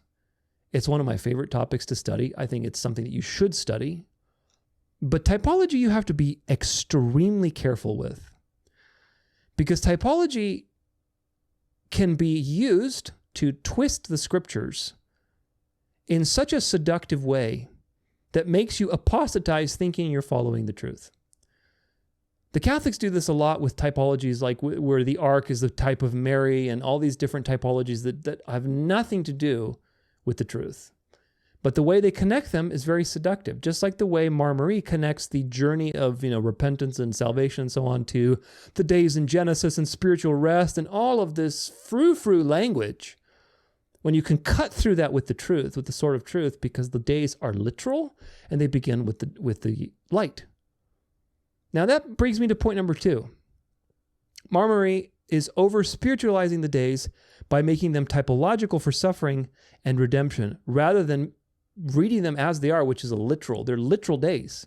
They're not typological pictures of suffering and redemption. They're not. Notice how the devil always will do the opposite of what God does. Where God says something is literal, the devil says, no, it's spiritual, it's symbolic. Where God says something is symbolic, excuse me, the devil says it's literal. God does not begin the day with darkness. We know that from point number 1.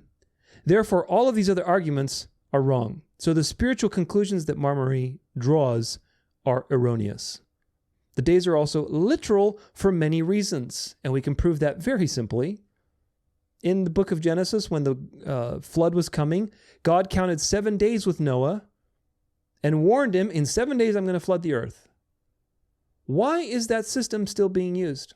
Why is it that after the flood, when Noah is in the ark, and they're just hanging out, doing their thing, and he's sending the bird out, he still uses the unit of 7 days?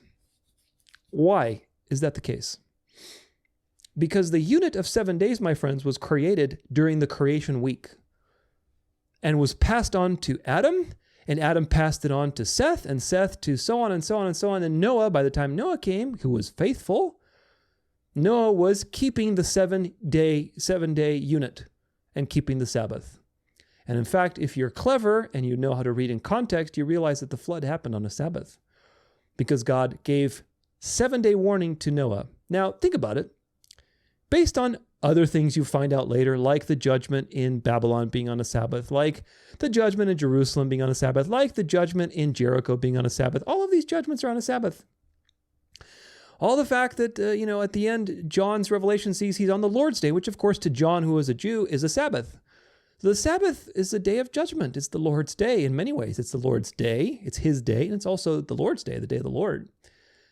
So the unit of 7 given to Noah, and when God says, in 7 days I'm going to flood the earth, do you think he was talking to him like on a Monday or on a Tuesday? Of course, Monday, these days didn't exist at that point in time, but would God have said on the second day, like, hey, in 7 days I'm going to flood the earth? Or is it likely that God came to Noah, because they counted inclusively, on the first day of the week, when the week was beginning, the final week before the flood? It said, Noah, in 7 days, count them. I don't have 7 fingers. I'm not a Nephilim.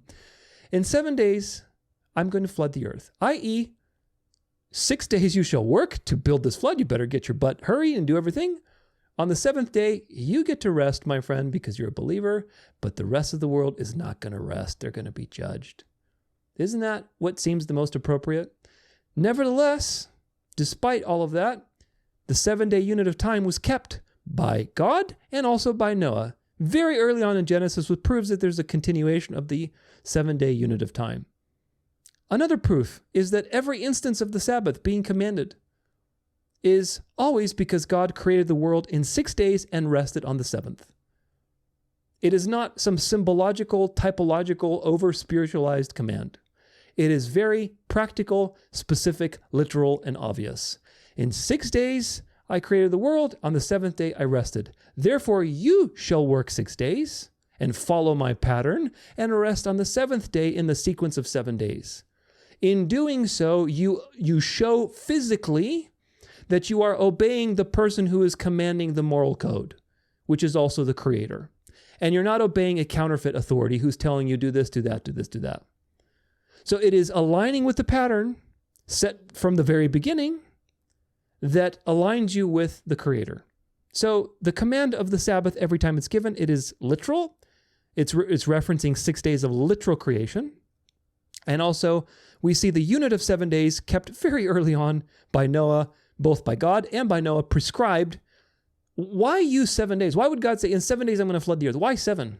Of all numbers, he could have said in 9 days, in 12 days, in 13 days. He said 7 because the unit of 7 days was already being propagated through history.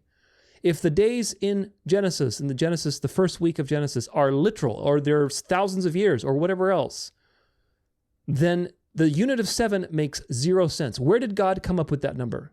God doesn't do things randomly. God is extremely intentional. Therefore, the fact that God used the 7 days, and then Noah also used the unit of 7 days to let the birds out and come back, shows you that this pattern was set in the human memory. And of course, it doesn't take, rocket science to figure out that Adam and Eve were introduced to that pattern. The first thing they did was rest with God in eternity, or in paradise, as a symbol of eternity. And they were commanded to keep this and propagate it to their generations. If the days were not literal, there would be no basis for the fourth commandment. This is a very important thing to understand for other psyops as well, like pre-Adamism, the gap theory, the first earth age, all of these things that over-spiritualize the beginning of creation. From something literal to something, either spiritual or it's just a long period of time or whatever else. Again, every instance of the command is grounded in the literal creation week. If the creation week was symbolic and the days were just different days, or the days were thousands of years or whatever else, or God is still at rest because now we're in the Sabbath age, or whatever else he was saying, there is no basis for work and there's no basis for the Sabbath command. There's no basis for thousands of years of commanding people to rest. If we're in the seventh day, quote unquote, why is there so much evil and suffering in the world, my friend? The Sabbath is supposed to be about rest and eternity and being with God and having peace. And yet this age, if this is the Sabbath rest, the Sabbath day, is full of evil and satanic activity. So that can't be the case. If we're still in the seventh day, quote unquote, how can God command us to rest for a single day out of the week because he rested for 1,000 years, or if he's still resting, or there's no, you see, God is very straightforward, folks. Okay. I rested for 1 day. Therefore, you must rest for a day. I'm setting this pattern for you. And of course, that pattern is also typological for Christ resting in the tomb on the Sabbath. It's literal. God rested in the tomb on the Sabbath. It was a literal happening. It's not spiritual. And that was typologically typified in the creation week. But if the creation week was symbolic, or the days were different days, and they started with evening, and then suddenly they switched from evening to morning, where we know that God would never do such a thing, suddenly change his mind, that's nonsense. Or the days are thousands of years. There's no basis for telling you to rest on the seventh day. Do you understand the importance of that argument? There's no basis for God to command you to rest if he did not rest for a literal single day to set the pattern for the rest of time. If the days are symbolic or a long period of time, like thousands of years, how can Adam have lived for 900 years? If he rested with God on the seventh day, which he did, because he was created on the sixth day, then God rested on the seventh day, in parentheses, with mankind, with humans, with Adam and Eve only. Then if the days were thousands of years, Adam only lived to be 900 years old, so that's impossible. Oh, but people live for... No, he was created to live. He wasn't created in a glorified body. Adam did not have a glorified body. He had a perfect body, and God's engineering allowed for that body to live for almost 1,000 years. But he didn't have a glorified body that would live forever. In fact, he was kicked out of the garden so that he wouldn't live forever in his fallen state. But nevertheless, if he would have rested with God for a day, quote unquote, meaning 1,000 years or more or whatever, then we should expect that his lifespan, the amount that he lived, wouldn't have been longer than that. Does that make sense? So the days can't be symbolic for thousands of years. And again, if they were, there's no basis for God commanding you to rest for one day. If he rested for 1,000 years as the Sabbath, then why is he commanding you to rest for a day? That doesn't make sense. If he's resting right now, why did he command everybody to rest for a day? Because he created the world in 6 days and rested on the seventh. Why? Why is that in the past? Do you get it? When the Sabbath was commanded, and he told the Israelites, work 6 days and rest on the seventh, because I worked for 6 days creating the world, and I rested on the seventh day. Past tense, I rested on the seventh day. Not work 6 days, rest on the seventh, because God created the world in 6 days, and then he is continually resting. Now he's in his rest, so you must therefore rest for a day. Do you understand how nonsense that would be? Of course, God would never say such a thing because he's completely consistent. Therefore, the resting is in the past, and it happened literally for one single day. So what do we take from that? Well, we take from point number 2 so far is that the symbolic hermeneutic that Marmarie uses, and that a lot of people are going to use, doesn't stand up to the test of scrutiny. And Marmarie is wrong because he's a Jesuit operative. The days are literal. They begin with the light. And that means that we have 2 reasons why he's wrong already. Reason number 3, he over-spiritualizes rest from being physical to spiritual. But the rest was actually physical. It is a mystery as to how God rested on the seventh day because God sustains the world. The rabbis argued about this for centuries, and I do have an episode in my Trinity series on the word, the memra, they called it, because they had to come up with some way that God could act in the world while also sustaining the world. How did he create the world? How did he rest? How did he, do all these things? So they had to have something, which was the word. They came up with the word. So the point in that is that John, when he was writing about the word in John 1, was a very relevant Jewish conversation for his audience because they were talking about the word and saying, Jesus is the word. Jesus is the word made flesh. So it's extra relevant if you understand that cultural context. But nevertheless, people argued about this for centuries as to how God, who sustains the world, could rest on the seventh day. But the problem is that God is different than mankind. You can't project everything about how we are to God. The meaning of rest doesn't mean cessation of all activity, i.e. death. Okay? It just means rest. For God, things are different because he sustains all things. That's point number 1. Number 2, we know that certain things are good and lawful on the Sabbath to do to glorify God, i.e. healing, helping the poor. There's certain things that are lawful and good to do on the Sabbath. So it's not cessation of activity. We also know that some things are necessary, like saving your animals, saving somebody who's drowning. These things glorify God. The Pharisees didn't have right judgment with these things. That's why Jesus rebuked them, because there are certain things that are necessary that you need to do on the Sabbath. So you have to use right judgment. So, with all that in mind, it's good and lawful and necessary for God to sustain creation through his Spirit, even though that's work. But it reveals God's glory in doing so because he's sustaining things. He's giving life to things. So it is not cessation of all activity. It is rest. It's also necessary to sustain things. Otherwise, they would die immediately. So God needs to constantly work to sustain things. Now, we also know that Jesus created the world and was there.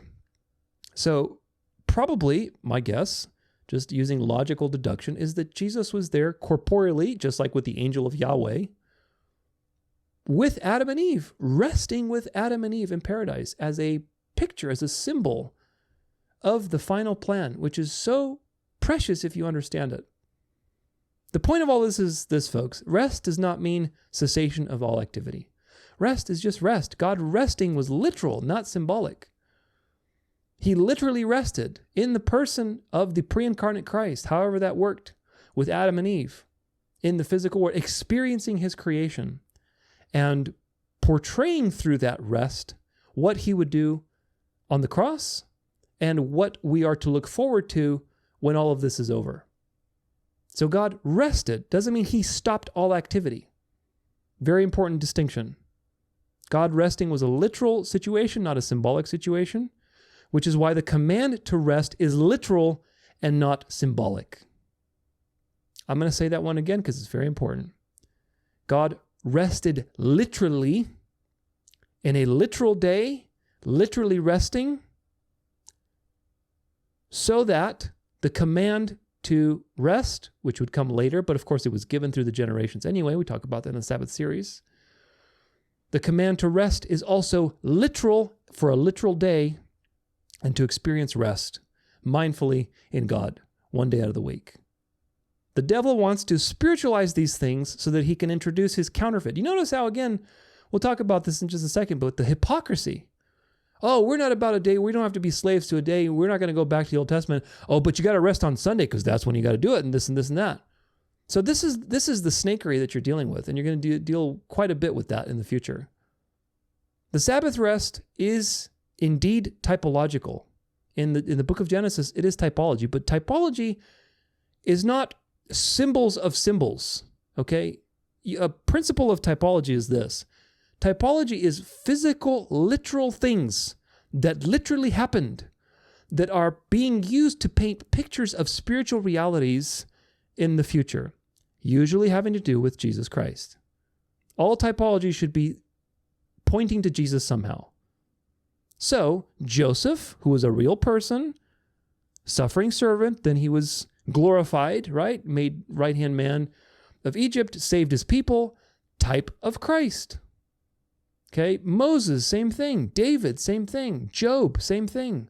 The prophets, the kings, all of these people were literal, physical people that God was using a living canvas, splashing it with all kinds of colors and events to paint pictures of the ultimate reality, which was Jesus.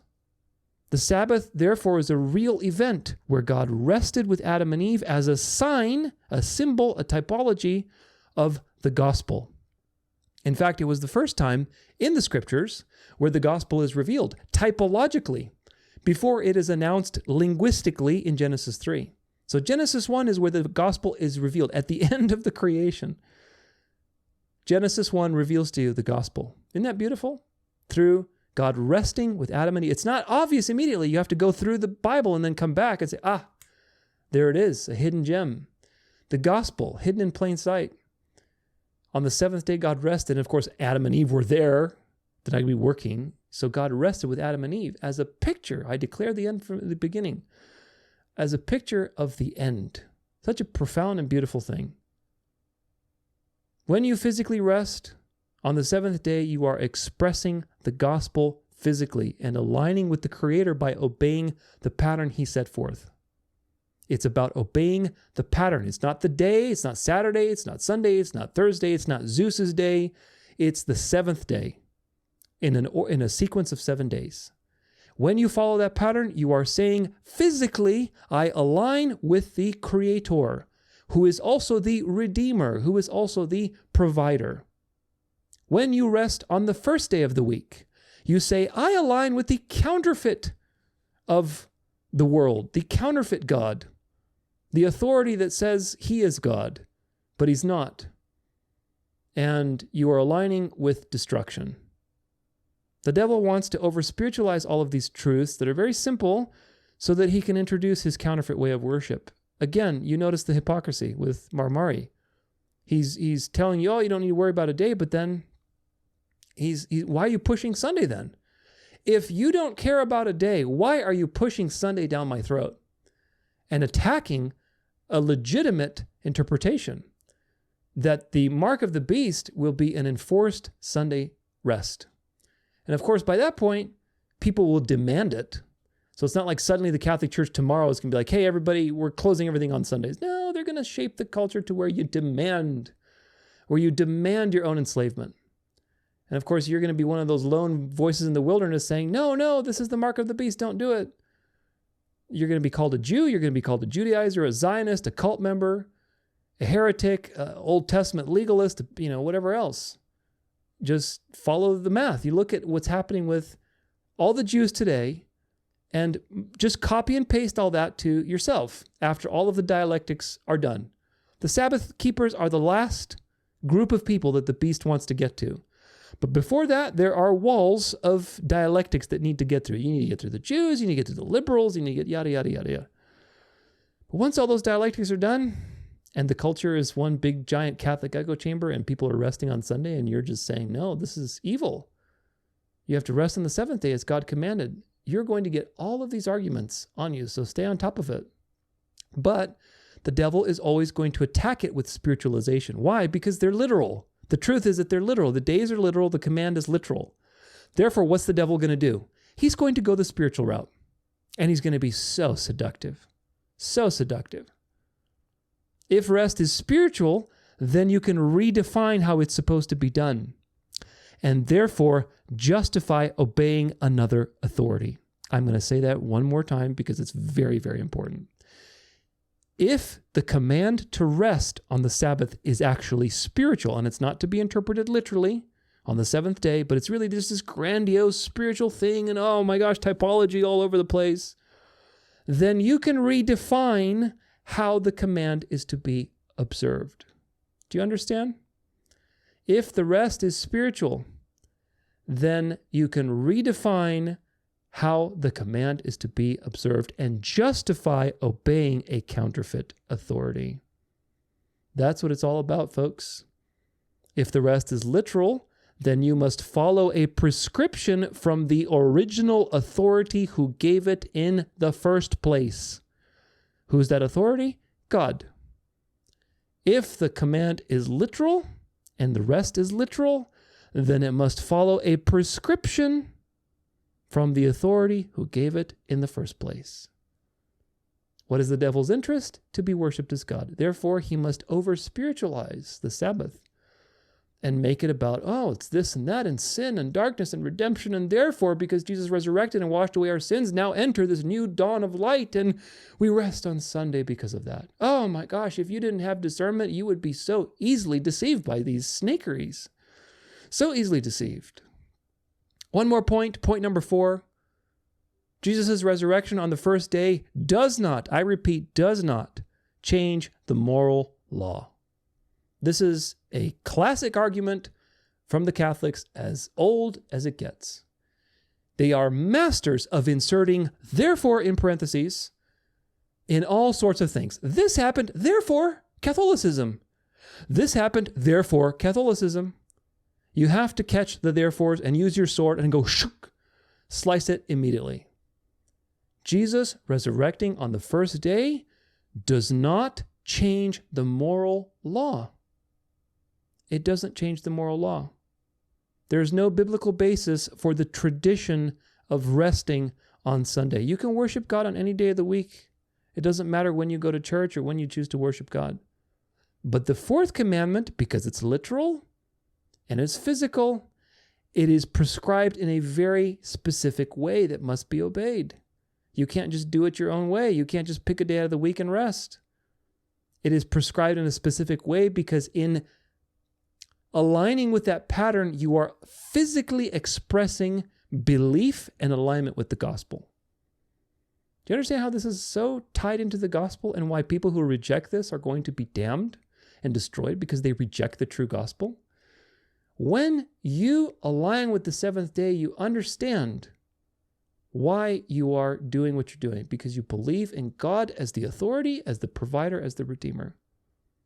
Contrary to the world's many heads pointing at you and saying, no, no, heretic, Jew, Zionist, blah, blah, blah, whatever, legalist, Pharisee, you're ignoring all those voices. So you can't do whatever you want. It has to be observed on a specific prescription because it's literal. If you rest on the first day, you acknowledge the power of the Pope to change the times and the laws. Plain and simple, folks. The people who did it were the popes. This is a tradition of the Catholic Church, and I'll have an episode fairly shortly called The Truth About the Lord's Day. We're going to be going in a deep dive on all these things to prove to you once and for all that Sunday is a tradition of the Catholic Church 100%, that the early Christians kept the Sabbath, and that they lost and forgot. That's why God says, remember. Over time, as new converts came in from paganism, from Greek, and the Jewish culture and traditions and everything were lost. So yeah, these things were forgotten. But God's moral precepts cannot be done away with by events. God's morality is eternal. If God's moral precepts, morality, can be changed based on things that happen in the world, God is subject to his creation. Do you understand the importance of this? God's morality is not eternal. If God prescribes for thousands of years something that's dear and near to his heart, something that's extremely important to him, something that he's judged people for, every complaint in Ezekiel and Isaiah, because they profane my Sabbaths, obviously that was very important to God for a reason. Now you know, because you're in the New Testament, you can look back at Genesis 1 and say, oh yeah, because it was a picture of the gospel. So people who rejected the Sabbath were actually rejecting the gospel and profaning the gospel. That's why they were judged on a Sabbath too. You don't want to rest in the gospel, then you're going to find out what it means to not be resting in God. You're going to be destroyed. So for thousands of years, this was the case. And suddenly, because of an event, God changes his morality. That doesn't make any sense, folks. Jesus' resurrection on the first day does not change the moral law. Because then we should ask about the other commandments too. What about killing, stealing, bearing false witness, coveting? What about those? How do those change as a result of the resurrection?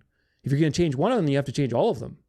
Otherwise, it doesn't make any sense. Of course, it doesn't make any sense at all if you understand that God doesn't change. But this is the logic that they use. The Sabbath is a moral commandment. It was and it always will be. It was kept throughout time from Adam to Christ. See my Sabbath series. And the faithful always kept the Sabbath because that was near and dear to God's heart, because it was a picture of the gospel, a physical expression of your faith. If you could do one thing to express your obedience to God, it is resting on the seventh day. Not being a legalist about it, but resting, truly resting, being mindful, enjoying creation, meditating on salvation, meditating on God, on creation. Doing that will transform your faith, and it is also a physical expression of your belief. Very important. Jesus also is not a day. He's the creator who commanded the day. Jesus is not a day. The days are literal things that happen. They're a cycle of the sun and the moon. Jesus is not a physical day. He is God who created the day and the night. And he commanded also to rest on the seventh day. Because of Jesus, we can have a new spirit that empowers us to obey the law and enjoy it as a benefit because the law is good. We can also discern counterfeit laws and counterfeit lawgivers. And we can also not be condemned for less than perfect moral performance of the law. So rejoice because you're not condemned for messing up and, going to the store on accident and buying something on the Sabbath, or having to maybe engage in some work on the Sabbath out of a necessity or whatever else because you didn't plan on Friday. You're not condemned for that, okay? You have the gospel, you have grace, and you also have the Holy Spirit to discern the fullest meaning of this day as a result of the cross. Thousands of years people didn't understand. Can you imagine being on the other side of the cross with the Israelites in Egypt, and you don't have an idea, like God is telling you to rest, and it just seems like, okay, well, I guess I'll rest. It's a very strange concept back then because everybody just worked all day. Of course, that was another sign that God is a provider because God is the only God that could provide for you. No other strange gods could provide for their people. So all of the other pagans, they worked every day. But that was not revealed until the cross, folks. Now, because of the cross, yes, Jesus fulfilled the Old Testament. But what does that mean that he fulfilled it? Well, it means many things depending on the context. In terms of the Sabbath, he fulfilled it in terms of, yes, he obeyed it perfectly for you so that you don't have to be condemned. But more importantly, he made the meaning full. He revealed the true meaning of what it means when you rest on the seventh day. What did it mean to God when he rested with Adam and Eve in paradise in Genesis 1? What did it mean to God? Such a profound thought to try to see it from God's perspective. It meant so much. It was a picture of Jesus' work on the cross. And the final fulfillment of that picture, which is yet to come, which is when Jesus returns. That's what that means. And of course, now, as a result of the New Testament, we have the privilege to understand that and to relish in that and to enjoy that and to enjoy every seventh day as a slice of eternity for what it truly means, which is a reminder of the gospel, the past, reminder of the present that God provides, and reminder of the future that God will always provide and take care for us in tribulation and also redeem us completely when he returns. So the Sabbath is a physical expression of the plan of salvation. It is the most Christian thing that you can do. And I mean true Christian. I don't mean counterfeit Christian, cultural Christian. God gave us the Sabbath because he had to give us history. The Sabbath was made for man. It's a gift. He gave the Sabbath to man because he had to give history. He had to give this history of the devil and the wicked and wars and sin and all these things that needed to happen to reveal why you are completely helpless and why you need a Savior, and to reveal God's perfect character. He had to give all of that, his story. And his story is very long and complex. It's very beautiful, but it's also very arduous too. A lot of suffering. He had to give us that history so that we would know forever the context of our existence. And as a gift to hold you over, to give you a placeholder so that you don't get lost in the cycle of history and all the things that happen. Every 7 days, he gives you a reminder of eternity. Eternity, eternity, eternity. You know, it's like, if you think about it, the Sabbath was the default state of existence. The Ten Commandments are a reflection of God's character, eternal moral character. It doesn't change. Well, rest is who God is. God is the source of being. Rest was the default state of existence before creation. Because God is at rest. He just is. He is. I am. So rest and being at rest and having that life in you is the default state of existence. And then that's before creation. Then you have at the end of creation, when Jesus returns, creation is going to be renewed. Your bodies are going to be renewed. We will be at rest forever. So eternity before creation, eternity after is at rest. The Sabbath is the default state of reality. And in between, you have this relatively small slice of history, 6,000 plus years, where there's a lot of shenanigans going on with the devil and sin and death. And the Sabbath is a placeholder during that time to remind you of the future. It's like as if you have light. Imagine a light, like a light bulb, and you take a filter that has slits in it, and you put that filter over the light. And the filter represents history, the necessary evil, the necessary things, the suffering that had to go in time and space that would basically play itself out. But that history has little slits of light through it every 7 days where you see the light. You get a taste. You can look through, but you can't really quite make out what it is, but you can see it's brilliant. That's what the Sabbath is. It is that glimpse of the future, and it is a physical way for you to experience the fullness of the plan of redemption, which is not just spiritual, okay? The plan of redemption is not just spiritual. Who cares if your sins are forgiven if you can't live forever with God in paradise? Do you get it? So what if your sins are forgiven? If you're going to just die? The promise of the gospel is your sins are forgiven and you've been given eternal life in paradise, the redemption of our bodies, the redemption of the world, because creation is good. So the Sabbath is a physical picture of that ultimate redemption. Jesus fulfilling the Sabbath does not mean, quote, he did it perfectly, so now I don't have to do it anymore. It does not mean, quote, he changed the prescription as to how to perform it, i.e. do it on Sunday now. That's not what Jesus fulfilling the Sabbath means. These are Catholic arguments, and Mar Marie is a pro at them. And there's going to be more and more pros at these arguments, so you need to be well-versed. Because again, it's a lot of hypocrisy. They talk about a day will do you nothing. We're not going to be bound by a day. And yet here he is mandating to and preaching to you Sunday and telling you that basically it's foolishness to worship God on Saturday. Do you get it? In the medieval ages, they called Sabbath keepers antichrists and Judaizers. So here you are in the 2025 saying, oh, I can't believe people worship God on Saturday. Why not? Didn't you say worshiping God any day of the week? What's wrong with that? Why do you care if I rest on the seventh day and I warn others of the facts of history that are verifiable with both scripture and the record of history? Why do you care? When there's facts, and this is a completely rational, in fact, the only true position, because the others are counterfeits. Preterism is a counterfeit. Futurism is a counterfeit. Sunday sacredness is a counterfeit. There's all kinds of counterfeits all over the place.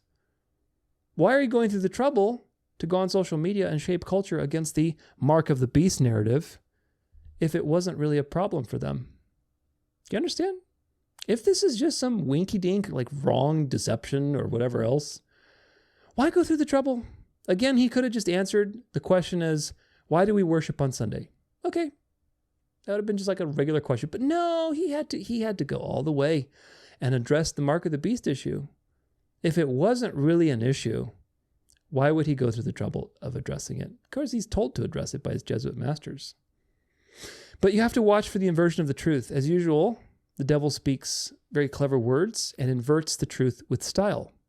It's just like when the devil tempted Christ in the desert, where the scriptures that the devil used were real scriptures, obviously, but he misappropriated them. He used a different hermeneutic, a literal hermeneutic, when it's supposed to be symbolic, to get Jesus to jump off the temple or to turn the bread into, or to turn stones into bread and so on. So the devil does this all the time, and he's very, very clever. Marmarie says, don't go back to the Old Testament, but the question that I have for people like Marmarie is, why are you going back to paganism? So when people tell you, oh, you're going back to the Old Testament, say, well, you're going back to paganism. The pagans have always had their first day of the week, their worship of the sun. Constantine was a pagan. A few years after he published his edict on Sunday, or after he supposedly had his conversion in, 313 or something like that? He had his conversion moment, quote unquote conversion moment. Well within his conversion moment, he was still publishing coins with the Sol Invictus and the sun god on one, and then on the other, the monogram of Christ. So what does that tell you? Does that look like a new heart? No, Constantine was a pagan. Very likely through his death. I don't think he was ever a true convert, but who knows? You never know. But nevertheless, his life spent was a pagan. He did pagan things. So why are you going back to paganism? Because Constantine was a pagan when he created the Sunday ordinance. Not because the church had already kept Sunday for hundreds of years like the Catholics say. That's nonsense. When 100 years later, when the Christians were warned not to Judaize, what does that tell you, folks? Simple math, 101. What does that tell you? It tells you that Christians were keeping the Sabbath. So they were warned not to Judaize because people were already keeping the Sabbath well after Constantine decreed his laws. So Constantine did not decree the Sunday sacredness thing, the Sunday rest, because, Christians were doing it already for hundreds of years. No, that's BS. That's bogus. He did it because he's a pagan and he wanted to honor the sun god, which he continued to honor after he decreed that decree and whatever had his conversion. So why are you going back to paganism? You're accusing me of going back to the Old Testament, which I'm not. The Sabbath is a moral command. But why are you going back to paganism? That's the question. Throughout history, from Cain to the modern day, the issue has always been about worshiping God in your own way. Always. See my Synagogue of Satan series. Cain offered what he thought was good, not what God wanted. Israel apostatized many times, worshiping Yahweh alongside other gods, worshiping Yahweh as a golden calf, worshiping Yahweh as part of the pagan pantheon, all sorts of varieties of apostate worship, thinking that they're worshiping God, but actually doing it really their own way. Catholicism is the final iteration of that spiritual system. Doing it your own way, which really pays homage to Satan, is what the Synagogue of Satan means. So all of these show consistent obedience to the devil's word over God's word. So you have to be very careful with what God said, because again, the command is literal and it's prescriptive. It's very specifically prescribed to you. It's not a spiritual thing. So the question is, again, why is Marie going backwards to paganism? Look throughout history and you will see worship of the sun constantly. The Maltese cross on the vestments of the Pope is the same cross as they had in the Baal cakes, in the Assyrian kings, in Sumeria, and all over the place. It's the solar cross. Not the kind of cross on my hat. Where is it at? Over here. This is a real cross. This is a cross that symbolizes basically a crucifixion, but a solar cross where it's equal length each one's. Those are solar crosses, like the Templar cross, a Maltese cross. That goes all the way back to as old as you can get, because it's worship of the sun. So resting on Sunday is aligning with the pattern set down by Satan, not by God. The New Testament fulfills the Old Testament. This is true. But this does not mean that the moral law has been done away with. This is how they wiggle their way into your brain. The Sabbath is an eternal part of who God is as the source of all life and being. The Sabbath is not going anywhere, folks. Again, it's a placeholder. 6 days represents man and history and sin. 6, right? 1 day represents God, eternity, unity, redemption of all things. The Sabbath is a reminder of eternity. It's a physical expression of the plan of salvation. It's a reminder of eternity on the horizon to look forward to. It's a typology from the very beginning. It was fulfilled at Jesus' death when he completed the plan through the atonement. But it also has an already not yet type of situation. Because just like marriage, which is another interesting point, somebody emailed me about this and I was like, I never even thought of this, but this is a fascinating point. There are typology, usually the way it works is when a type is fulfilled, that's it. The type is no longer, you don't put new wine into old wineskins, right? So when the full revelation has come, the types no longer are important. They're done away with. However, very interesting that you understand this.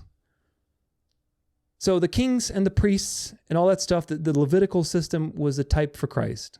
Once Jesus showed up, that system is done away with. It's done. We're in the new covenant. Absolutely.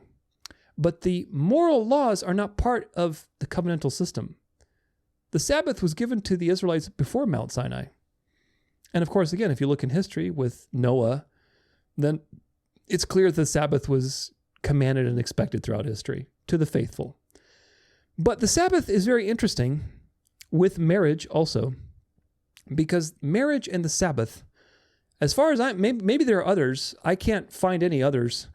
They're the only two typological things that still remain after the cross. It's fascinating. Again, the Levitical system was done away with. All those things were fulfilled. Jesus is our prophet, our king, our priest. He's the sanctuary. He's the door. All these fulfillments, right? He's the bread of life. He's the manna, so on and so forth. However, certain things, marriage and the Sabbath, have yet a fulfillment left. Already not yet. So there's part of it that was fulfilled in the sense like, yes, the Sabbath was revealed now for what it truly is. Marriage is now revealed because Paul says that marriage is a symbol of the intimacy between Christ and the church. And the intimacy between a man and a woman is the symbol between the intimacy of the church and Christ, which is really profound thought. So now think about that for a moment. On the 6th day, God created man and woman and instituted marriage, which is a symbol for Christ and the church. The very next thing that happened was yet another typology of the gospel. Man and woman resting in eternity. Christ and his church resting in paradise. Two major typological events, one after the other, announced to you in Genesis 1, the gospel. Now, after the cross, all of the Old Testament stuff has been fulfilled. All the typological, the feasts, all these things people like to get caught up in, those things have been fulfilled, folks. They were designed, Passover was designed to point to Jesus. Jesus is here now. Those things are done away with. But marriage and the Sabbath are not. Why? Because they have a already not yet. Marriage is going to be fulfilled as a typology when Jesus returns and we have the wedding supper of the Lamb. And Jesus is with his bride in eternity. And we have union with the groom. That is when the typology of marriage is fulfilled, because he says that when the eternity comes, they'll be like angels. They'll neither marry nor give in marriage. I don't think we're going to be married in eternity. So the point is that marriage is a temporary thing in this reality of history to typify a final reality, which is eternity. It's not going anywhere. It was instituted in Genesis 1. It's not going anywhere. Man and a woman, because why? Because it represents Christ and the church. It is central to the gospel. That's why Satan has attacked marriage in various ways, and why he's presenting himself as the solution through Sunday sacredness, family planning, blah, blah, blah, all that stuff. But the Sabbath is the same way, folks. If you understand that the Sabbath is a picture of the gospel, And not just the picture of what Jesus did in his first advent. It is a picture of what Jesus will do when he returns also, which is to redeem the earth and to redeem your body. That is the ultimate fulfillment of the gospel. When that happens, the gospel is done. And now we're living in joy. We're living in the age of joy. So the Sabbath has yet a typological fulfillment to complete. Until then, it's a placeholder to remind you typologically, when you rest on Sunday and you're just hanging out in your backyard or going on for a hike or walking through the park or whatever else, and you're resting or you're just having just restful time, your mind should be on, oh, it's going to be so nice. What am I going to do those first 1,000 years? I'm going to probably explore the earth. I'll be able to talk to so many people. It's going to be so great. Your mind should be on eternity, because the rest that you experience on the seventh day is a typology. It's a typological tool designed to give you a little taste of the coming fulfillment. Therefore, very important, it's not going anywhere. Do you understand? That's why the devil has to attack the literalness of the days, the literalness of the command, and make it spiritual. Because if he obfuscates it with smoke and deception and clever words and analogies and metaphors of sin and darkness and death and redemption and blah, blah, blah, and all these things that are so pretty sounding, then you lose the sense of the true typology. You see, there was a lot of counterfeit typology in what Marmarie was using. That's why it's so dangerous. And if you get lost in that seductive metaphor that he's basically going from one thing to another, you lose the sense of the true typology of this day. The true typology, because the days were literal, had to do first with Christ resting in the tomb, but also with eternity, because Adam and Eve were resting with God in paradise as a picture of the reality that we would one day return to. So that picture has not yet been fulfilled.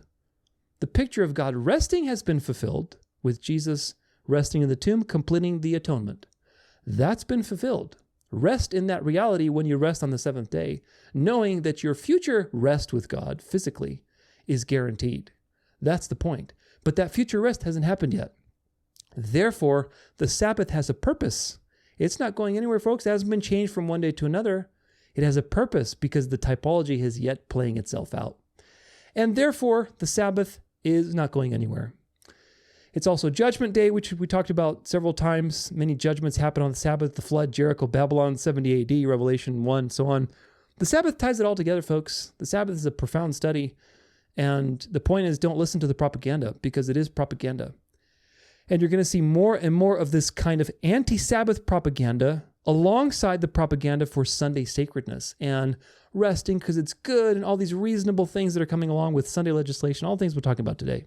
But you need to understand these arguments so that you can be edified, because you're going to be having quite a lot of them. So I'm going to summarize them now. The main points that people are always going to bring up are the following.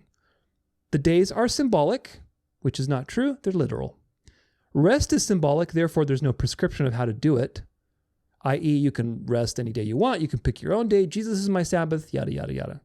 But that's not true. The rest is literal, and it's prescribed to you in a specific pattern, because that pattern is typological, and it aligns you with the correct lawgiver. Number 3, Jesus is my Sabbath. He's the Sabbath rest. Yes, faith in Christ is finding spiritual rest, but faith in Christ is expressed by resting on the seventh day. Now that Jesus has revealed the truth, the seventh day has the fullest meaning we have now the fullest revelation of how to rest on the seventh day and what to have in our mind. Not, oh, it's done away with, I don't have to do it anymore. That's nonsense. That would mean he's giving you license to sin, which is not true. Another argument. Jesus resurrected on Sunday, so now that's our day to do our worship and rest. Therefore, in parentheses, that's what that is. It's not true. God's morality doesn't change. God's morality is unchanging because it's a reflection of his unchanging character. Events in the world do not change God's morality, even events that God does. Okay? God does not change his morality based on things that he does. God proclaims his morality and acts according to that morality. Very, very important. Another argument is that the Sabbath is for the Jews in the Old Testament. And of course, The Sabbath was given to the Jews or the Israelites before Mount Sinai, so that's an immediate refutation. You also have the fact that the Ten Commandments were put inside the ark. The Book of the Covenant of the laws were put outside of the ark. There's a distinction God made. The 7-day pattern was kept by Noah and everybody else throughout time. Abraham was commended as keeping all of God's commandments. I mean, it's very clear, folks. Watch my Sabbath series. The Sabbath has been long before the covenant on Mount Sinai. The Sabbath was made for man. It was given to mankind, meaning it was given to Adam on that first Sabbath. What do you think? They were just sitting around doing nothing? No, God was just brought Adam and Eve into life. He consecrated marriage, which is a picture of Christ in the church. Now he's resting with them and talking to them and revealing to them probably all sorts of fascinating things about their existence. Probably not everything, obviously. Everything had to be revealed in time. But imagine that first Sabbath. You have a perfect body, perfect mind, super intelligent, and God's there, hanging out with you and talking to you. What a profound thought. Another one is that the church keeps Sunday. That's another argument. Well, the response to that is that nobody has the authority to change God's laws other than God. And God's not going to change his authority or his moral law because he's not changing. God is unchanging. And also, God did not give that authority to anybody else. He didn't give it to the Pope. He didn't give it to anybody else. To the priests, to the apostles to change his moral code. No. Nowhere does it say that God gave authority to change the moral code to anybody. Christians kept Sunday since the book of Acts is another argument, which is also not true. Like I said, in the near future, I'm going to be publishing an episode on it. I'm going to put it in the Sabbath series, The Truth About the Lord's Day. We're going to refute that false history very easily. Christians kept the Sabbath. There was a lot of complex things going on because of Christian persecutions, then pagan conversions, traditions. People forgot. But Christians kept the Sabbath, and that is something we will prove more and more. But anyway, there'll be more and more of these dialectics as time goes on, so make sure that you are prepared for them. Watch my Sabbath series. Know these arguments very intimately so that you can help your friends, because a time is coming when Mar Marie is going to be echoed by more and more people. Candace Owens, Russell Brand, all these people are going to echo some aspect of these arguments. Some of them are going to be echoing it from the benefit side. Oh, it's so good to rest, and oh my gosh, you can get in touch with God. The other ones are going to be arguing it from the theological morality of why you need to be resting on Sunday and not on Saturday. Don't be a Judaizer. Everybody's going to have their sector of the market, talking in different perspectives so that it seems that all the witnesses are agreeing. So you need to be on point with these things and be prepared. So onward to part 3, signs and wonders.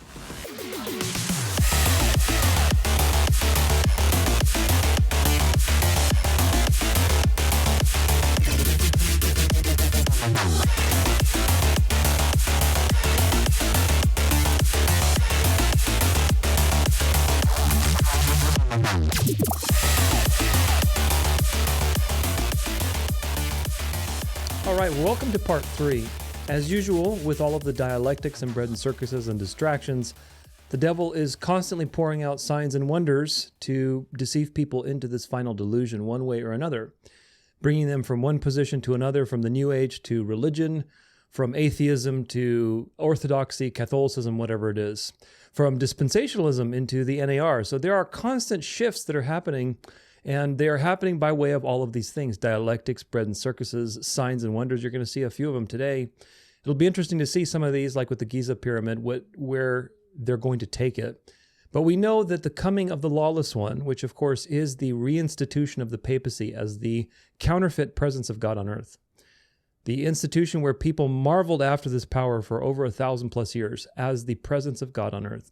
That coming, the marveling after the beast, is the coming of the lawless one, is the New World Order. That system, the image of the beast, is by all power and signs and wonders of Satan. So expect to see more and more of these types of things, and we'll get to it. There's not too many stories in this section, but I think they're also pretty interesting too. So this first one is this whole thing with the mega structure, quote unquote, that was found under the pyramids. It'll be interesting to see where they take this, but let's see what some of the New Agers think, and then we'll see what the mainstream thinks, and as usual, there's a dialectic. So this may be the most important news of our lifetime. What you're looking...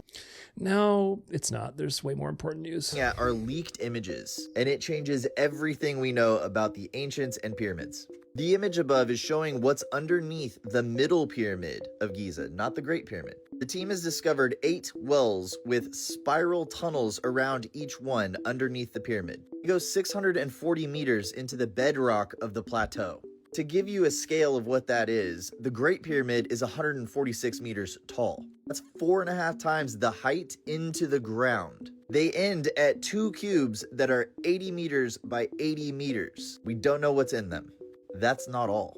Inside the pyramid, 5 new chambers, almost exactly like the Great Pyramid's King's Chamber, were discovered. The chambers are arranged in the same way the towers at Angkor Wat are arranged. The King's Chamber in the Great Pyramid is made out of absolutely massive blocks of rose granite from 900 kilometers away in Aswan. That chamber is a perfect 2-square rectangle in geometric terms. The team used that chamber to test the accuracy of their Doppler technology for imaging. That revealed the full internal structure of the middle pyramid and these weird tuning fork things that are going into the ground. New features at Angkor Wat and new pyramids in Guatemala were discovered using non-invasive technologies as well. Why is this one so important? This remains the current explanation for how these were built. Explaining one of these tunnels this way would be insane.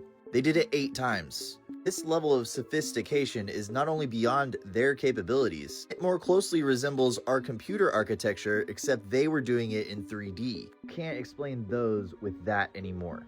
This conference was held 2 days ago. More findings will be released every day, and I will cover each and every one of them. I'll post my thoughts on this in a longer form YouTube video tonight with all the papers that I have linked. But for now, let it sink in.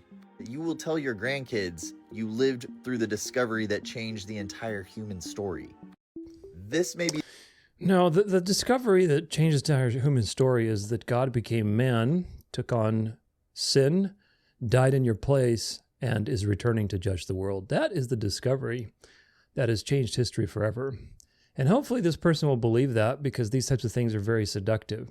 Now, before you throw stones, I'm not saying that the pyramids were built with slaves and rocks and sticks and things like that. Not at all.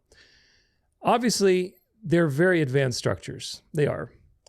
We know that the, that the people before the flood were very advanced. They were very intelligent. They were very strong. There were giants. There was all kinds of stuff. It was a crazy New World Order. That's the status that the devil wants to return to and has tried to return to. But of course, with the Genesis curse and things depreciating as they continually go and God judging one empire after another, the devil hasn't been able to do that. But he's allowed to do it at the very end for a brief period of time to kind of get some of that New World Order glory back to test the elect. But the point is that the ancients were very advanced, absolutely. But what these people don't understand in glorifying all of these ancient structures and ancients and Tartaria and yada, yada, yada, it never ends with this rabbit hole. The ancients being advanced does not make them morally superior to you. The Bible tells you that before the flood happened, mankind had gotten so evil that every thought of his heart was only evil continually. There is no other way to say that in a more superlative way, to get the point across that mankind was desperately wicked. And God was completely just, in fact, extremely merciful for letting it happen to the extent that it happened, to save a handful of people. So, the point that these people need to understand is that, yes, history is not what we've been told. You'll see the mainstream is challenging this, and there's a lot of dialectics with this. And of course, whenever that's the case, whenever you have opposition, the intent behind the ping pong match is to make the goyim who are watching the ping pong match move from one sheep pen to another. The intent is to move the narrative by giving it the sense that, oh, this thing is being suppressed and you got to find it out and you got to sniff it out. And of course, when you start sniffing into these things, what do you get to? You get into little season theories, you get into preterism, you get into ancient aliens, you get into all kinds of stuff. It's a wide world, wild, wild west. And that's the point, is to deceive you away from the gospel with things that are very compelling. Again, the ancient civilizations are very interesting. They were very advanced, but again, they were also very corrupt. Those two things need to be married together. You can't divorce the advanced technology from extremely corrupt. And that's the part that most people don't understand. So if we looked at the mainstream response to this, This is from Akram Online. No discoveries were made beneath the Pyramid of Khafra, Zahi Zawas. This is March 23rd. Renowned Egyptian archaeologist Zahi Zawas rejected viral claims of pillars and structures beneath the Pyramid of Khafra, swiftly debunking the speculative research that gained widespread attention on social media. All this information is completely wrong and has no scientific basis, he stated, adding that Egypt's Ministry of Tourism and Antiquities had not authorized any work inside of or around the Khafra pyramid.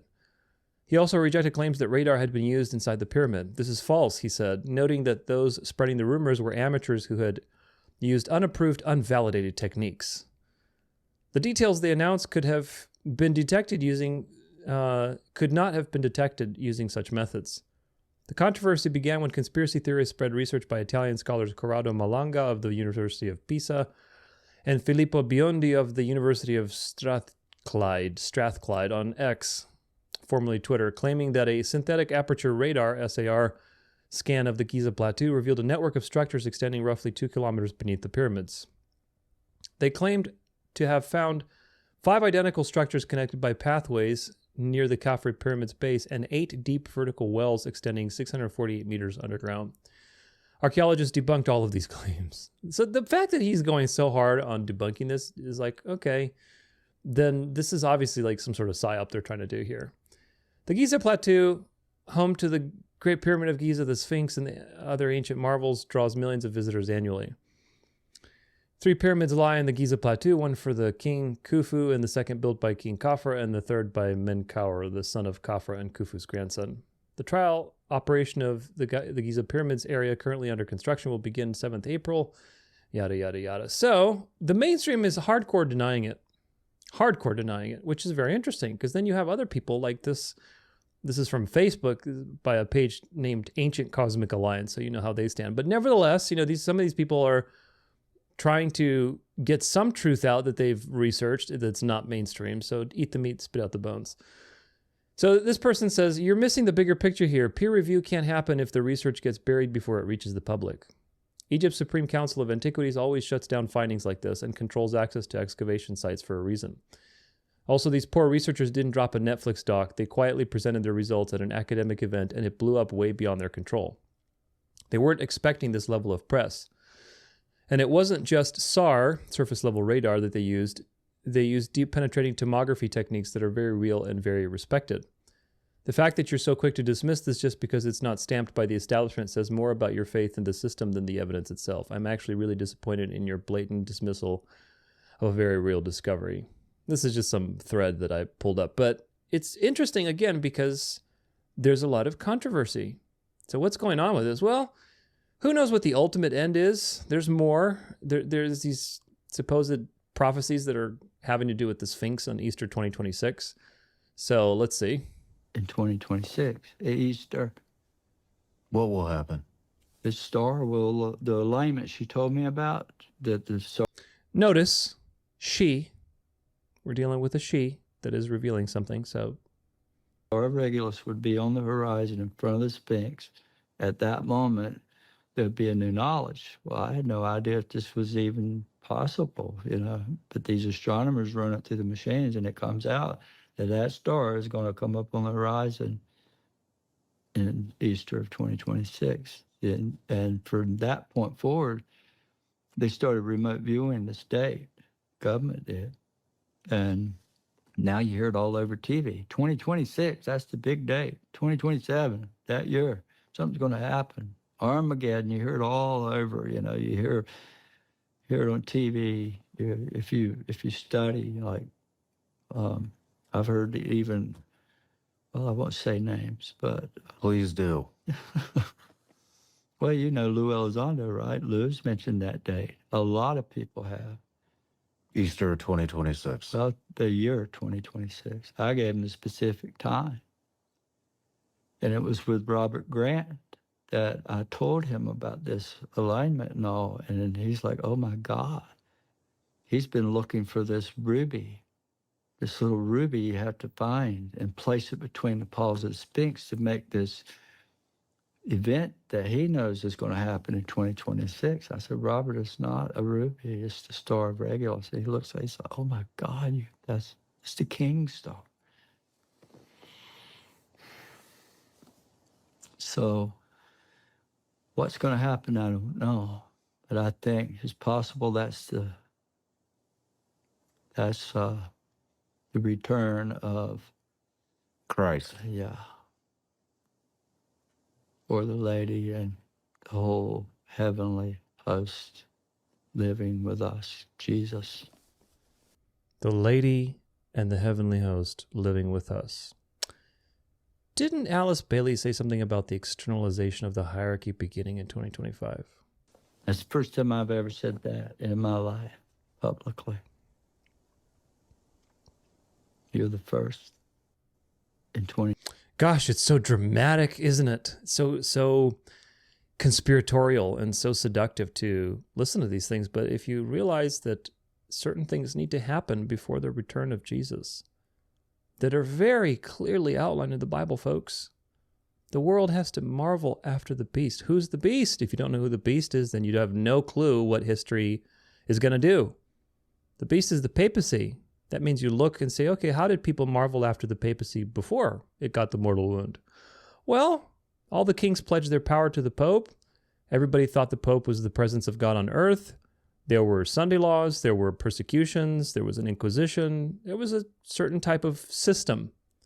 That system has to be worldwide, and persecuting people, and people are getting killed and thrown in prison before Jesus has to return, because Jesus returns at the climax of that situation so that people are left alive. That's the point, to interrupt Satan's persecution.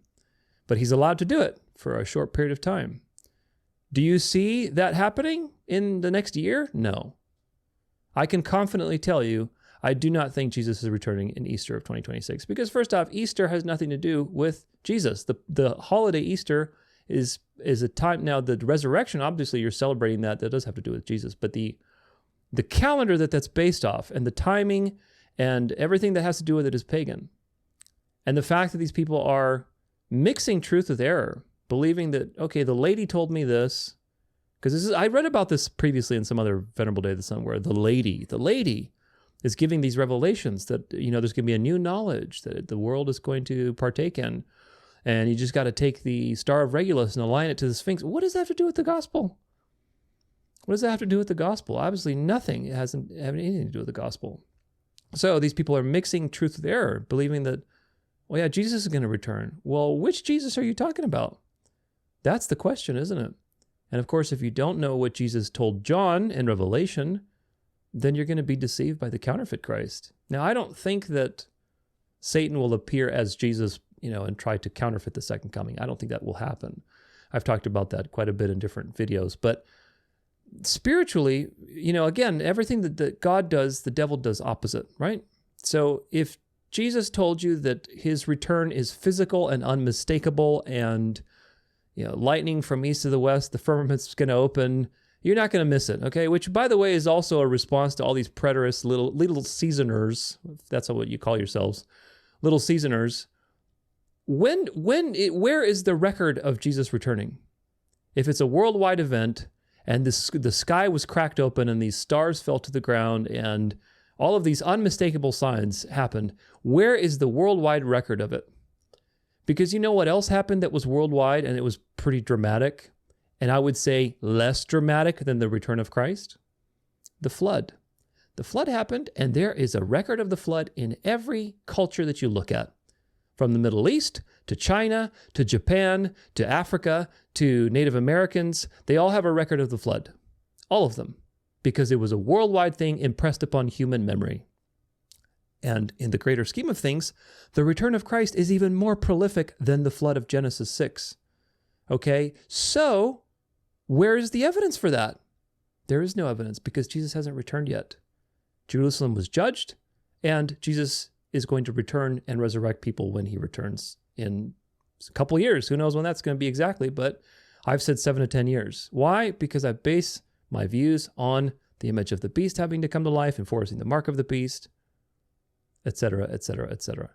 Whereas none of these things have yet happened. The image of the beast is coming to life. We're documenting it in these episodes. But we're not there yet, folks. Don't believe this stuff. It's nonsense. However, because Jesus' return is physical, which is what I was just talking about, the enemy has to do something spiritual. It's a spiritual return. It's a great awakening. It's an awakening to the false Christ, which of course is ultimately fulfilled in the Pope, who is the false Christ on earth. And if you don't believe me, then just watch all of my videos on the end times, on the man of sin. In fact, right now, as the time of this video, I'm going to be releasing one very epic video on the Pope, on how the popes claim to be God. So look for that. That's going to be a great one. If you're watching from the future, make sure you check it out. But anyway, this is false signs and wonders to be paying attention to in the next year. And here's another false sign and wonder with the CIA.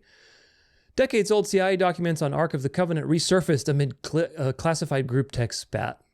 Oh my gosh, they just happened to resurface, and now there's all this intrigue. The CIA used experimental intelligence methods to attempt to locate the Ark of the Covenant, but the revelations are about 25 years old. So right off the bat, are we dealing with evidence or are we dealing with conjecture? We're dealing with conjecture, folks. Remote viewing is not conjecture. Like that guy that we were just listening to, oh, they ended up remote viewing into the future. What are you talking about? That's channeling demons. You're doing that stuff. You are basically giving demons a free rein to implant things into your mind as how they see fit, to deceive you and to destroy your faith and to destroy you ultimately. The Ark of the Covenant is more than a lost treasure for Indiana Jones to track down. It is also an important symbol in Jewish faith and history. In recently resurfaced documents, as reported by right-wing British outlet Daily Mail, the CIA outlines how it used a remote viewer to mentally locate the site of the artifact, which has remained a mystery for centuries. Do you think God's going to allow you to dig that thing up, if it even exists still? The topic is trending on X and Google Thursday amid heated political debates over whether or not military plans in Yemen that were accidentally shared in a group signal chat with a journalist were classified. Guys, there's so many layers to this psyop, because the leaking, quote unquote, of the military plans is also another psyop to push the anti-Israel crowd over the edge and basically say, look at this corrupt government that we have. And they're leaking this, quote unquote leaking, to make it seem like they're trying to cover up the other one to make you go harder into that. Do you see how gaslighting this is? This is just absolutely crazy. I don't know what they're going to do with this, if this is just one story or if they're going to push this Ark of the Covenant thing more and more. But folks, the Ark of the Covenant is nowhere to be found because Jesus fulfilled that. The Ark of the Covenant was typological, like everything else in the Old Testament for the most part, except the Sabbath and marriage. Remember, they still have some things to be fulfilled. But most of the things in the Old Testament were typologically pointing to Jesus. The Ark of the Covenant had the staff of manna, it had the Ten Commandments, and it had the bread, or the staff, the Aaron's staff with the almonds that budded, and then the jar of manna, and the Ten Commandments. All of these things symbolized Jesus. The Ark of the Covenant was the presence of God, but Jesus is now, for us, revealed the presence of God in the flesh, and he's going to return in the flesh. Why do people lust after replicas of the Ark, trying to find the Ark? People who are all into Ron Wyatt. Even now, some of the SDAs are exposing Ron Wyatt as a Jesuit opera. In fact, I was reading, this is an interesting kind of tangent, but I have a whole thing on Ron Wyatt in my Seventh-day Adventist series. But one thing I didn't find in the original research that I did, I saw another guy posting, he's an SDA guy, a really good researcher, but apparently, like the whole idea of the Ark being underneath Jerusalem and the blood dripping on the Ark, this was a Catholic idea. The Catholics were writing about this decades before Ron Wyatt, like the 1950s. So not a surprise there. I wouldn't be surprised if Ron Wyatt was actually a Jesuit, just like I was talking about in that video. But these things are delusions, folks. You need to let go of them if that's something you believe. Here's another one. Oh, I think I closed, what did I close? Recent tabs, crowds flock. Here we go. Crowds flock to the newest Catholic saint in Assisi, a millennial teen whose ordinariness is the draw. Here's a little Jesuit son for you, and there's, I don't know if this is a replica or if this is actually his dead body, which would be so weird, so freaking weird, man. Just worship of death, so weird. Pilgrims have been pouring into this medieval hilltop town to venerate not only two of the Catholic Church's most celebrated saints, Francis and Clara, but its newest one, Carlo Acutis, the first millennial saint who will be canonized on April 27th. St. Francis, St. Clara, of course, important saints who marked an epoch, but that's far removed from today's teens. That's right, we got to make it hip, folks. We got to make Catholicism hip again. Carlo is like the kids. Gosh, so weird, just so weird. Said Maria Rosario Riccio, a mother and educator who was visiting Acutis Shrine recently with a 50-strong parish youth group from southern Italy.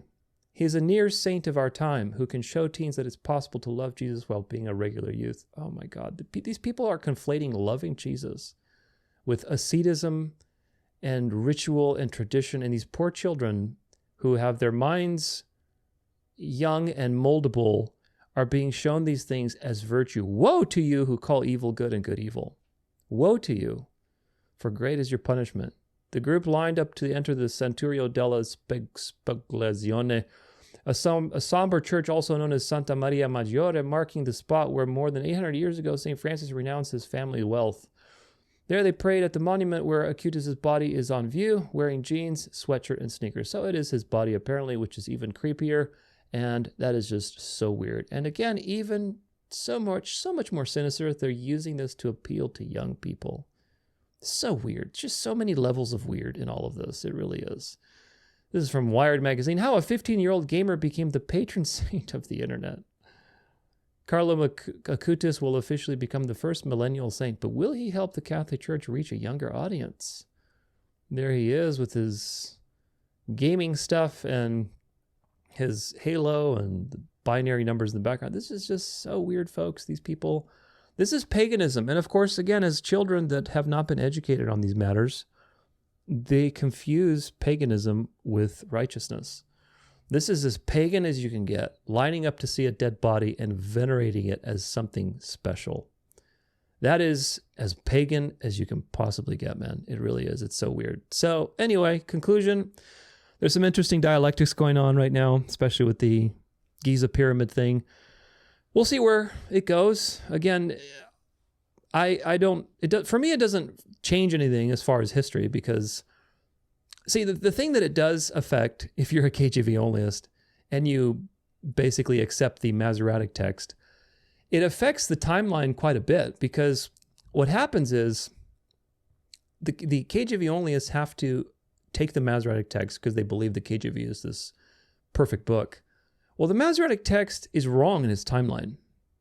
And history, Egyptian history proves that because the flood, according to the Masoretic text, happened around 2300 BC, something like that. But that's impossible because the pyramid of Saqqara, which is, I believe, the oldest pyramid there, was built in 2400 BC. The Patterns of Evidence documentary, I talk about this all in my Masoretic Psyop, but they go over how Egyptian history is off by 200 years. So if you go to Wikipedia, the pyramid of Saqqara says it's built in like 2600s or something. Well, it's not true. It's off by 200 years. That's been proven. Okay, 2400 BC. Well, you still have a problem because that's basically before the Masoretic text says the flood happened. Okay, let's say it happened in 2300 BC when the Masoretic text says the flood basically happened according to the genealogy in Genesis 11. Well, you have a real problem, folks. So you got to abandon your KJV onlyism because the Masoretic text is corrupted, and one of the easiest proofs against it is the Genesis 11 timeline. If the flood happened in 2300 BC, you have no time for the pyramids to be built. You have no time for anything to be built. You don't have time for people to repopulate the earth, do the Tower of Babel, yada, yada, yada, turn into many nations. You don't have time for that. And you certainly don't have time for these discoveries to be built. You kidding me? Because there's no water damage on the pyramids. And these things were built after the flood with the knowledge that they had brought over from the previous world. So these things don't affect my timeline because my timeline, I don't use the Masoretic. I use the Septuagint. And the Septuagint gives you at least 750 years from the date of the flood, which was probably around 3000 BC, give or take, to when the pyramid was built, which is plenty of time for the Tower of Babel to happen, plenty of time for people to repopulate, and build crazy structures. Absolutely, especially when you have 700 plus years. So it doesn't change anything. Doesn't change anything for cosmology. If you know the truth about cosmology, doesn't change anything. But if you aren't sure of those things and you believe in the ball earth spinning around and ancient aliens or you're New Ager or, whatever else, it can really take you for a spin. So these things have to be watched because they're going to use this somehow. I'm expecting something to happen next year around Easter with all this whole Star of Regulus and the Sphinx thing. We'll have to watch it and see what direction it is. We know again that Alice Bailey, was it Alice Bailey or was it the other one? I always get them too confused. Alice Bailey or not Helena Blavatsky. Anyway, there's two of them, Alice Bailey and I forget her name. But anyway, the externalization of the hierarchy in 2025 begins, meaning the externalization of the spiritual system begins in 2025. And of course, you can see that. The image of the beast is coming together. So anyway, we'll have to watch that and see how it unfolds, but we know the future is Catholic, that's for sure. The CIA Ark of the Covenant thing is just bogus. It is bogus stuff. You do not use remote viewing as a primary source of evidence. This is the problem, folks. And believe me, I was there too. In the past, when I used to read books about this kind of stuff and remote viewing and all the CIA stuff that they used to do, man, it would take me for a spin because I didn't realize the difference between objective truth and demonic deceptions. You go with what the Bible says, and there is nothing in the Bible that the ark was preserved or that God intended it for it to be discovered again or whatever else. With Jesus appearing, God's word has been fully revealed. He has been fully revealed in the flesh to be interacted with, and there's an intimate interaction. Before you would touch the ark, you would die. There was a point for that, so that to understand that there's a difference between you and God. But as of Jesus, there's no more separation. And so that fulfills the type. So why would God allow you to discover this again? So if they do pull something with this and they tie it to the whole Israel narrative and whatever's going on, we'll have to see how they play it. But just be aware that these things are shenanigans. All this stuff is just legalism. It really is. It pulls people into legalism, into Judaizing, into dispensationalism, into false eschatology. Name your poison. There's so many. There really are. So we'll have to watch and see what happens in the next year. But meanwhile, while all those things are happening, the snake is actively shaping culture through Marmarie and through false, signs and wonders and saints, millennial saints and all this nonsense to basically keep the momentum of conversions and especially increase the momentum of youth conversions. You have to remember that the youth of this generation, especially like Generation Z or whatever, these young kids afterward, last 20 years especially, they grew up with the internet. They didn't grow up going outside. They didn't grow up drinking from the hose. They grew up with the internet, with atheism, secularism, liberalism, tranny time story hour. They are primed for a reinvention of their identity, to go to the far right, to go to religion and orthodoxy and find comfort in these things because they've been so robbed of anything sacred in their childhood. And that was the point. They planned these generations accordingly. So, of course, the momentum now with this whole false sign and wonder of a dead teenage body, this is just so weird. God, that's weird. That is so freaking weird, man. It's just like, ugh. You look at that, you're like, what are you people doing? And you think this is good? Marveling after a dead boy? So weird. Just the epitome of delusion, folks. And this is nothing. This is nothing. If people are willing to do this for a dead body, imagine what they're willing to do for the Pope. That's the reality we're coming back to, folks, where people are frothing at the mouth for the Pope as the presence of Christ on earth. And people just don't believe it. Unfortunately, most people don't believe it because they think one thing or another, but this is the future we're headed to. So you need to be aware of that. So don't be deceived. Let your friends be aware of these things. Be watchful for your own circle so you can keep people informed. And if you see any developments on these particular issues, be sure to send them to me. Now, onward to the next part, which is double-minded.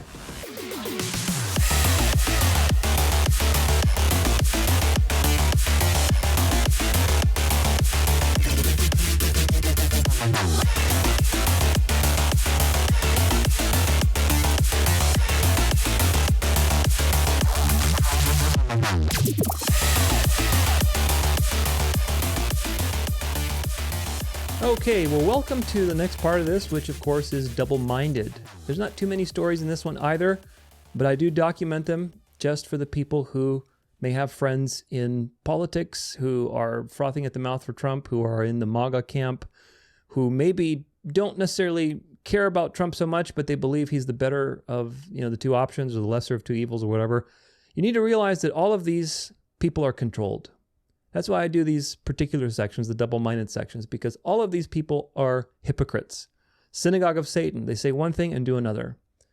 They're saying, I'm with God, I'm in the synagogue, but in fact, they're actually worshiping the devil. This is the duplicitous nature of the people in power. And they're all complicit, folks. They all have a knife to each other's throat. And the point of showing you these things is especially to show you that Trump is not who you think he is. Now, it's interesting because a lot of the anti-Israel crowd is realizing that. So it'll be interesting to see what they do with Trump. I don't think they're going to get rid of Trump. He's just too useful. He's too useful. I don't think they've invested like decades into grooming Trump and doing all the predictive programming so to where Trump could do what he's doing now. So I don't think they're going to get rid of Trump. I think Trump, with that in mind, that means that Trump is going to flip.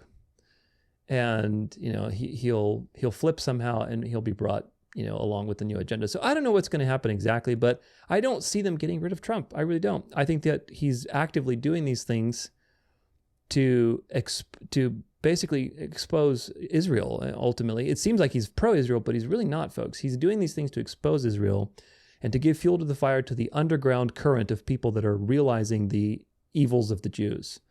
But nevertheless, those people also need to realize that Trump is not just a puppet of Zionism, but he's a double-minded man who's a puppet of the Jesuits. This is the thing that you need to get out of, which is that, the Jews are controlling everything. They don't. Yes, Trump is not serving your country, absolutely. But who is pulling the puppet strings? That's what you need to know. Because if you think it's the Jews and then suddenly Trump recants and flips on the Jews, then you're going to support Trump and think that, he just made a mistake or whatever else. But in reality, if you realize what the ultimate agenda is, you realize he's neck deep in the devil's soup. He's not going to ever change. Somebody like that in that position of power and influence has been groomed from childhood to be doing the devil's work. So be aware. I hope these things help to edify you. The first one is from Instagram. This is by J Slay USA, and it's Trump nominated Susan Monarez as a new CDC director. She strongly supported masking kids in schools and promoted the COVID vax as late as October 2024. There you go, more of the same. I am proud to announce that this is Trump. Dr. Susan Monarez is my nominee to serve as the next director of the Center for Disease Control and Prevention. Dr. Monarez brings decades of experience championing innovation, transparency, and strong public health systems. She's a PhD from the University of Wisconsin and postdoctoral training in microbiology and immunology, blah, blah, blah. Is an incredible mother and dedicated public servant. She understands the importance of protecting our children and communities and our future. Americans have lost confidence in it doesn't say more, CDC, whatever. So out with Fauci. Give him a pat on the back for doing a good job as being the Satan, in with a new Satan that you can have as basically doing the same thing. So double-minded, folks. This is just the same old stuff. This is a tweet from her. The updated COVID shot is here! ! CDC recommends everyone 6 months and older get an updated COVID vaccine. You snake! How could you say such a thing? Vaccines remains the best protection against severe illness. No, it does not. Make your plan now to get your updated COVID flu shot. At what point are people going to realize that Trump is actually making the swamp bigger than it's ever been? Today I endorsed this is the same person, Susan Monarez. Today I endorsed ACIP's recommendation that children 5 to 11 years old should be vaccinated against COVID with Pfizer-BioNTech pediatric vaccine. This expands vaccine recommendations to over 28 million kids in the U.S. and now allows providers to begin vaccinating them. That is just so evil. My God, how can people still be falling for this? How can they still be falling for this, really? It's just profound. Yeah, this is the meeting with Bill Gates and Trump. There she is, not getting her vaccine. I doubt she actually got it. All these people got fake shots. So, got my COVID shot. Vaccines are the best way to prevent serious illness and long COVID. Have you gotten yours? Yada, yada, yada. So is she doing what she's supposed to do? Absolutely. Is Trump draining the swamp? No. Trump is making the swamp bigger and better than ever before. Trump-backed crypto. This is from Crypto World, CNBC. Trump-backed crypto bank joins stablecoin wars with new dollar-pegged token. World Liberty Financial, the decentralized finance venture backed by President Donald Trump and his family, has launched a stablecoin. The stablecoin, dubbed USD1, will be pegged to the US dollar and be backed by short-term US government treasuries, US dollar deposits, and other cash equivalents. In other words, fake money backed by fake money. It joins an increasingly crowded market of stablecoins. The market cap for dollar-backed stablecoins has grown more than 46% in the past year, according to Crypto Quant. So Trump is all in on this crypto stuff. And even just a year ago, I think, if I'm not mistaken, could be wrong about that, maybe a little more, he was completely against crypto as a scam and fake money and all this stuff. And now he has his own stablecoin. So how do you reconcile that if you're a Trump supporter? Well, you can't. You have to have cognitive dissonance and avoid it, like most people do. This is from The Telegraph. Matthew Lynn, Trump is plotting the biggest tax rise in global history. The burden for paying the bulk of the president's Liberation Day tariffs will fall on consumers potentially at some at $600 billion a year. And it won't let me read, but anyway, the point is that this article talks about how these tariffs, which is true, we've covered these before, they're going to end up costing people way more. And so one would remember that, a couple months ago when he was running for president, he was promising lower tax, we're going to get rid of the Federal Reserve, all these promises. And of course, what do you get? Well, you get the opposite, because he's a double-minded man, and you're going to get an increased cost of living, increased taxes, and all kinds of things that are to be expected. This is from Sam Parker Russinate on Instagram. Did Mary Richardson Kennedy hang herself? RFK Jr. illegally moved wife's body after suspicious suicide. She was friends with Ghislaine Maxwell. Interesting. They have all these headlines here. This is from Daily News. Robert F. Kennedy failed to get proper permits to move wife Mary Richardson Kennedy's grave. She was discovered hanging. Did she try to stop the suicide? Very interesting. You weren't ever on Jeffrey Epstein's jet, were you? I was on Jeffrey Epstein's jet 2 times. I was on it in 1993, and I was on it and I went to Florida with my wife and 2 children to visit my mom over Easter. My wife had some kind of relationship with Ghislaine Maxwell, and they offered us a ride to Palm Beach. So I went then, and then on another occasion, I flew again with my family, with I think 4 of my children and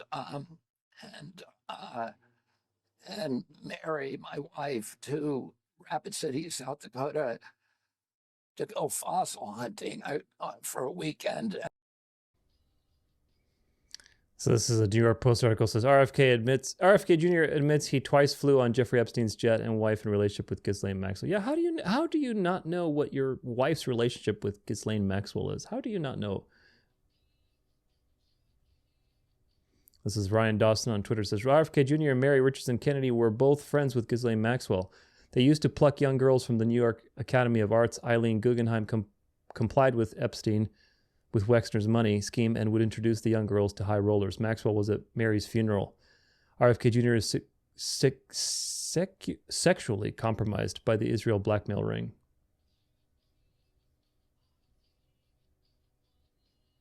Sexual assault allegations. This is on Wikipedia. July 2024, Vanity Fair reported that in the late 1990s, when he was in his 40s, Kennedy engaged in sexual misconduct with Eliza Cooney, a 23-year-old part-time babysitter for his children. Cooney alleges that Kennedy groped her and touched her inappropriately on multiple occasions and asked her to rub lotion on his back when the two were alone. Before her death, Richardson had discovered Kennedy's personal journal from 2001, in which he recorded sexual encounters with 37 different women. According to Kennedy, Richardson passed the journal along to her sisters with instructions that if anything happened to her, it should be published in the press. During their divorce, Richardson began exhibiting signs of drug and alcohol abuse and psychiatric distress.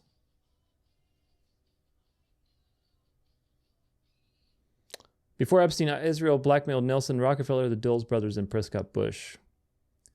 Prescott Bush had nothing to fear. Yada yada. Eleanor was a family scandal. She had married a Jewish professor. She gave them all a man named Reuven Shilaz. So they're basically connecting the Mossad, Israeli blackmail honeypot stuff to all these people. And of course, they're all compromised. But again, what people don't realize is that the Israel Mossad honeypot thing is not the end all be all. The Jesuits are the ones who control all these things, folks, through secret societies, through proxy organizations, through infiltrations. It's all one shadow government.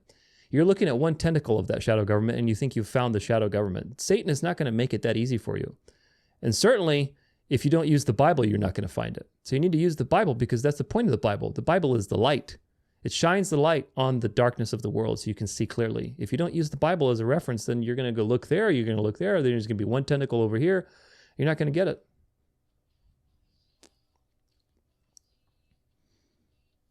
What do they have on RFK Jr.? And he's waving an Israel flag.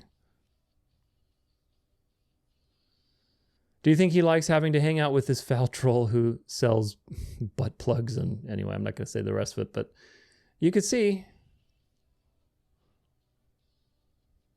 Instead of fighting against bad vaccines and bad food for Americans, he's fighting against free speech on college campuses on behalf of Israel. So there's a quote from him about basically, instead of inspiring universal condemnation, the October 7th Holocaust triggered a global wave of anti-Semitism. This is RFK. Ivy League campuses became a greenhouse for poison. President Trump has ordered his cabinet to use every constitutional tool to uproot this divisive weed. I'm glad Colombia has agreed to his first step and will begin to restore itself as a garden of tolerance, reason, compassion, and respect. Boy, they're really pushing it down your throat, aren't they? Yeah. So there's a conspiracy brewing, but we'll talk more about that in the Jews section. The point of this is to show you that these people are all blackmailed, folks. They're all blackmailed, whether it's Andrew Tate, whether it's Conor McGregor, whether it's RFK, whether it's Trump. All these people are blackmailed. It's the same formula. It's the opposite of what God does. God gives you truth and peace and honesty and says everything out in the open. The devil does everything the opposite. He gives you blackmail. He enslaves you. He does everything in secret. And all of these people participate in that religious system one way or another. And of course, they get their reward, just like you get reward for participating with God in the way that he's asked you to participate with him. So everybody gets their reward. And of course, the people in power have gotten their reward, their luxuries and whatever else, but they're going to get their reward from God too. But all these people are double-minded, folks. They're all double-minded. And the thing to get out of today is once you wake up from the realization, because this stuff is going to, the double-mindedness, especially with Israel, is going to wake up a lot of people on the Trump camp to the double-mindedness in government, even on their side, which is important. God will use it for the good. But you can't forget that wherever God is doing things, using them for the good, the devil's right there waiting to pick the seeds off the ground and to destroy people's faith. All the time, right? Parable of the sower. As soon as the seeds go, the birds come and try to get it right away. So the devil doesn't waste any time. And the important point to remember is that people are going to wake up to the corruption on the right as well. But the devil is there waiting with Catholicism, Orthodoxy, etc., for all the people who are realizing, quote unquote, it's the Jews. It's not the Jews. And that's the deception that needs to be talked about. Because once you wake up from the corruption and you realize, oh, maybe Trump isn't who he said he was because he's all about Israel and Israel's doing all these horrible things. Yes, that part's true. The next thing to get into that is, oh, we need better government. You're still in the matrix. You get it? You're still in the idea that we can fix this thing with government. Just need somebody better that isn't compromised by Israel. You need Jesus to return. Because this government is going to pay homage to the beast very soon, and this is all part of the plan. That's the part that people don't make it. It's like those movies, the Maze Runner movies, where they're in the maze. Sorry to spoil it to you, but once they get out of the maze, they realize they're in a bigger maze. So that's the way it goes. And you have to get all the way out because these things are designed to keep you in the system. One more, another double-minded man, Andrew Tate. Andrew Tate accused of choking a woman 2 weeks after Trump administration reportedly helped him return to the United States. Now, this is going to be a little graphic, so I'm going to do my best to censor myself if I need to, but anyway. Andrew Tate, who returned to the U.S. last month while under indictment on sex trafficking charges in Romania, has been accused by his girlfriend for choking and beating her. According to a report published by TMZ on Wednesday, Tate's girlfriend, Bree Stern, said Tate attacked her during sex on March 11th at the Beverly Hills Hotel. TMZ stated the following, quote, "She's told police Tate began choking her while they were having sex, but it got too rough. And although she begged him to stop, he kept going. Bree says that the more she struggled, the more violent he got, and she felt everything getting fuzzy, like she was fading into unconsciousness. Bree says the violence only stopped when Tate was done having sex, and once he fell asleep, she went to the bathroom to document her injuries. TMZ has obtained pics showing bruising on her face. Bree says she went to the emergency room in NYC, where she'd flown for work a couple days later, and documents show she was diagnosed as post-concussive." So she's not lying. Tate and his brother Tristan Tate, who have dual U.S.-UK citizenship, are under indictment in Romania for allegedly sex trafficking women and forming an organization to sexually assault women. They deny wrongdoing. Of course they do. This week they returned to Romania to check in with the authorities as required by law. The Tates arrived in Florida last month after the Trump administration reportedly intervened on their behalf. Peas in a pod. Special envoy Rick Grinnell allegedly raised the issue with Romania's foreign minister at last month's Munich security conference, soon after the Tates returned to the U.S. The TMZ report contains purported text messages between Stern and Andrew Tate, who tells her, "You need to be hit." And there's these messages. I'm not going to read them. They're very abusive, but you can look them if you want to. He says, "I want to beat the F out of you," Tate allegedly texted Stern per screenshots obtained by TMZ. "What's the point in having you if I don't beat and impregnate you?" He also reportedly warned Stern not to betray him or you'll regret it. Sources told TMZ that Tate and Stern met in June in Romania, where she was doing a modeling gig. Since returning, Tate received a warm welcome from Trump ally UFC President Dana White. Back in January, former Trump advisor and current acting U.S. attorney for the District of New Jersey, Alina Habba, gushed over Tate on a podcast. "Nice to meet you. I'm a big fan," she said. Yeah. They're all peas in a pod, folks. And again, this is a double-minded man, and this man has blackmail on him. Nothing new under the sun.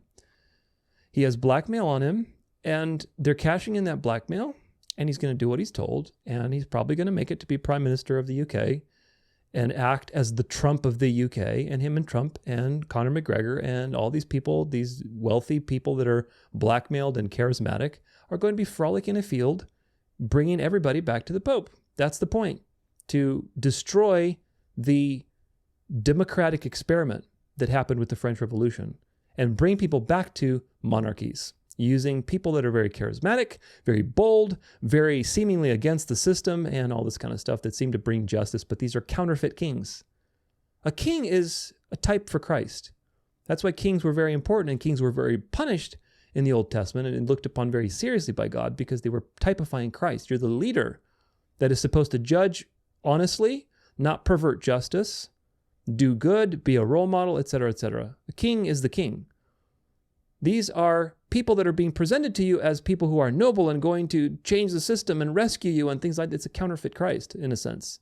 Counterfeit king. And this is the point. And then these kings will pledge their power to the ultimate counterfeit Christ, which is the Pope. So, conclusion, what do you notice about Trump, Tate, McGregor, RFK, Russell Brand, yada, yada, yada, yada? What do you notice? Nick Fuentes. Talked about him a couple episodes ago with his, Danny Boy and Cat Boy?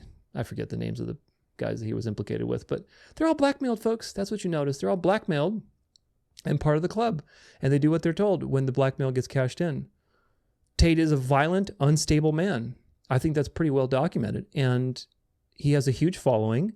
He's getting involved in politics. Do the math. What is the point of getting Tate to be involved in politics? Because he will be a ruthless enforcer of the mark of the beast. He'll be the first to call for your head when you don't rest on Sunday, when you don't obey the law to rest on Sunday, and you're doing stuff and you're trying to open your business or whatever else. He will be the first to call for you to get executed. Mark my words, he'll be one of them. He'll be one of them for sure. McGregor is a frothing at the mouth Catholic. You saw the video that we looked at previously. Will it be easy to enforce the mark in the United Kingdom with Tate? Yes. Will it be easy to enforce the mark in Ireland with Conor McGregor? Yes. Will it be easy to enforce the mark in the United States with Trump? Yes. Yes, yes, yes, yes, yes. Why? Because the Bible tells you so. The world will marvel after the beast and take its mark. Most people. But hopefully if you're watching these videos, you won't be one of them, and you will resist. All of these people are bought and paid for. They're double-minded. They belong to the wicked. They're synagogue of Satan. And they say one thing and they're basically doing another all the time. That is in the image of their father, quote unquote. When Jesus said, "You are of your father the devil," in fact, actually, we'll read it in John 8:44 here, just a second. "You are of your father the devil, and your will is to do your father's desires." He was a murderer from the beginning and does not stand in the truth because there is no truth in him. When he lies, he speaks out of his own character, for he is a liar and the father of lies. This is not talking about lizard men dressed up as Pharisees, folks. If you believe that, watch my serpent seed psyop. The Bible is about spiritual things. It's about a spiritual battle between the children of God, who God has redeemed from the world, and the people who are left, which are the villains, who are not redeemed, the wicked, who are relegated to the evil one. Therefore, you are a child of the evil one. You're born in this wicked world, you're not redeemed, and therefore you are a child of the devil. The father is these people's devil, and the devil's character is nothing but lies. Therefore, the wicked breathe out lies, and they will always, always be double-minded. Always. They have to be. That is a default status of being wicked, is being double-minded, because they're in the image of their father. Especially the ones in power. People like Tate, Trump, all these people are double-minded people. And they're very deceived. They're very, very deceived, because probably what they think is that they're doing something good. Who knows? I mean, you can't get in their mind fully. But again, remember that the occult and all these secret societies and all these organizations, the shadow government, the devil always, again, Jesus and Yahweh in the Old Testament both say in both testaments, I have said nothing in secret. I have said it openly. God doesn't need to say something in secret. He's God. But the devil needs to be secretive, because if he's found out, then nobody wants to associate with the devil. So the devil has to work through esoteric and exoteric, meaning there's an exo outside, like exoskeleton, exoteric meaning, and esoteric, an internal meaning of what things are. And this is constantly going on, where on the outside you're given an explanation or a reason, and on the inside for the initiated there's another explanation or reality. Therefore, this is part of the occult, is the double-mindedness. That's why the synagogue of Satan. Synagogue is supposed to be a place where you worship and study God. Of Satan means, oh, this looks like a synagogue. It's a place where supposedly you're worshiping God and you're claiming to be worshiping God, but you're actually worshiping the devil. That is a double-minded reality, and it's not just the Jews. So please watch my Synagogue of Satan series so that you understand the full historical and biblical context and implications of that phrase. But nevertheless, remember, these people are all holding a knife to each other's throat, and of course, Satan is holding a knife to all of their throats in the end. So help your friends wake up from the delusion of political involvement. There's no solution. There's no voting in a better person. This system is on its way at 150 miles an hour towards the New World Order. All of these things that you're seeing and experiencing, they're just psyops upon multi-layered psyops to get you to ultimately get into religion and worship of the beast. So help rescue people from Trumpism and MAGAism, and help them also when they're being confronted with the reality of the corruption on their side. Because the leftists had major cognitive dissonance when the corruption on the left side was exposed. The rightists are going to have the same thing. And on every time, there's the devil there waiting for you with another deception. So all this Israel stuff that's coming out and the corruption and double-mindedness that's coming out and exposing the corruption on their side, you need to help people realize that, okay, that part's true, but the whole world is corrupt because we're headed towards the New World Order regardless. It's not just Israel. The devil is not going to be something that people realize is the devil. Do you get it? The people are marveling after the beast, folks. The world is marveling after the beast. Who can make war with it? You don't marvel after a power that's oppressing you, that you obviously see as evil. Zionism is obviously evil. Communism is obviously evil. Jihadis, Muslims, Islam, these things are obvious. So they are not going to be the thing that people marvel after. People marvel after something they think is good and true, that seems reasonable and logical and rational and clean cut and charming. That's what they marvel after. And that solution is right on the horizon as all of these things are being exposed. So you need to warn people about that ultimate thing, so that they have context for when they interpret these types of dialectics and double-minded expositions. So anyway, hopefully that helps. Hopefully you can help your friends. But we are on to part 5, dialectics.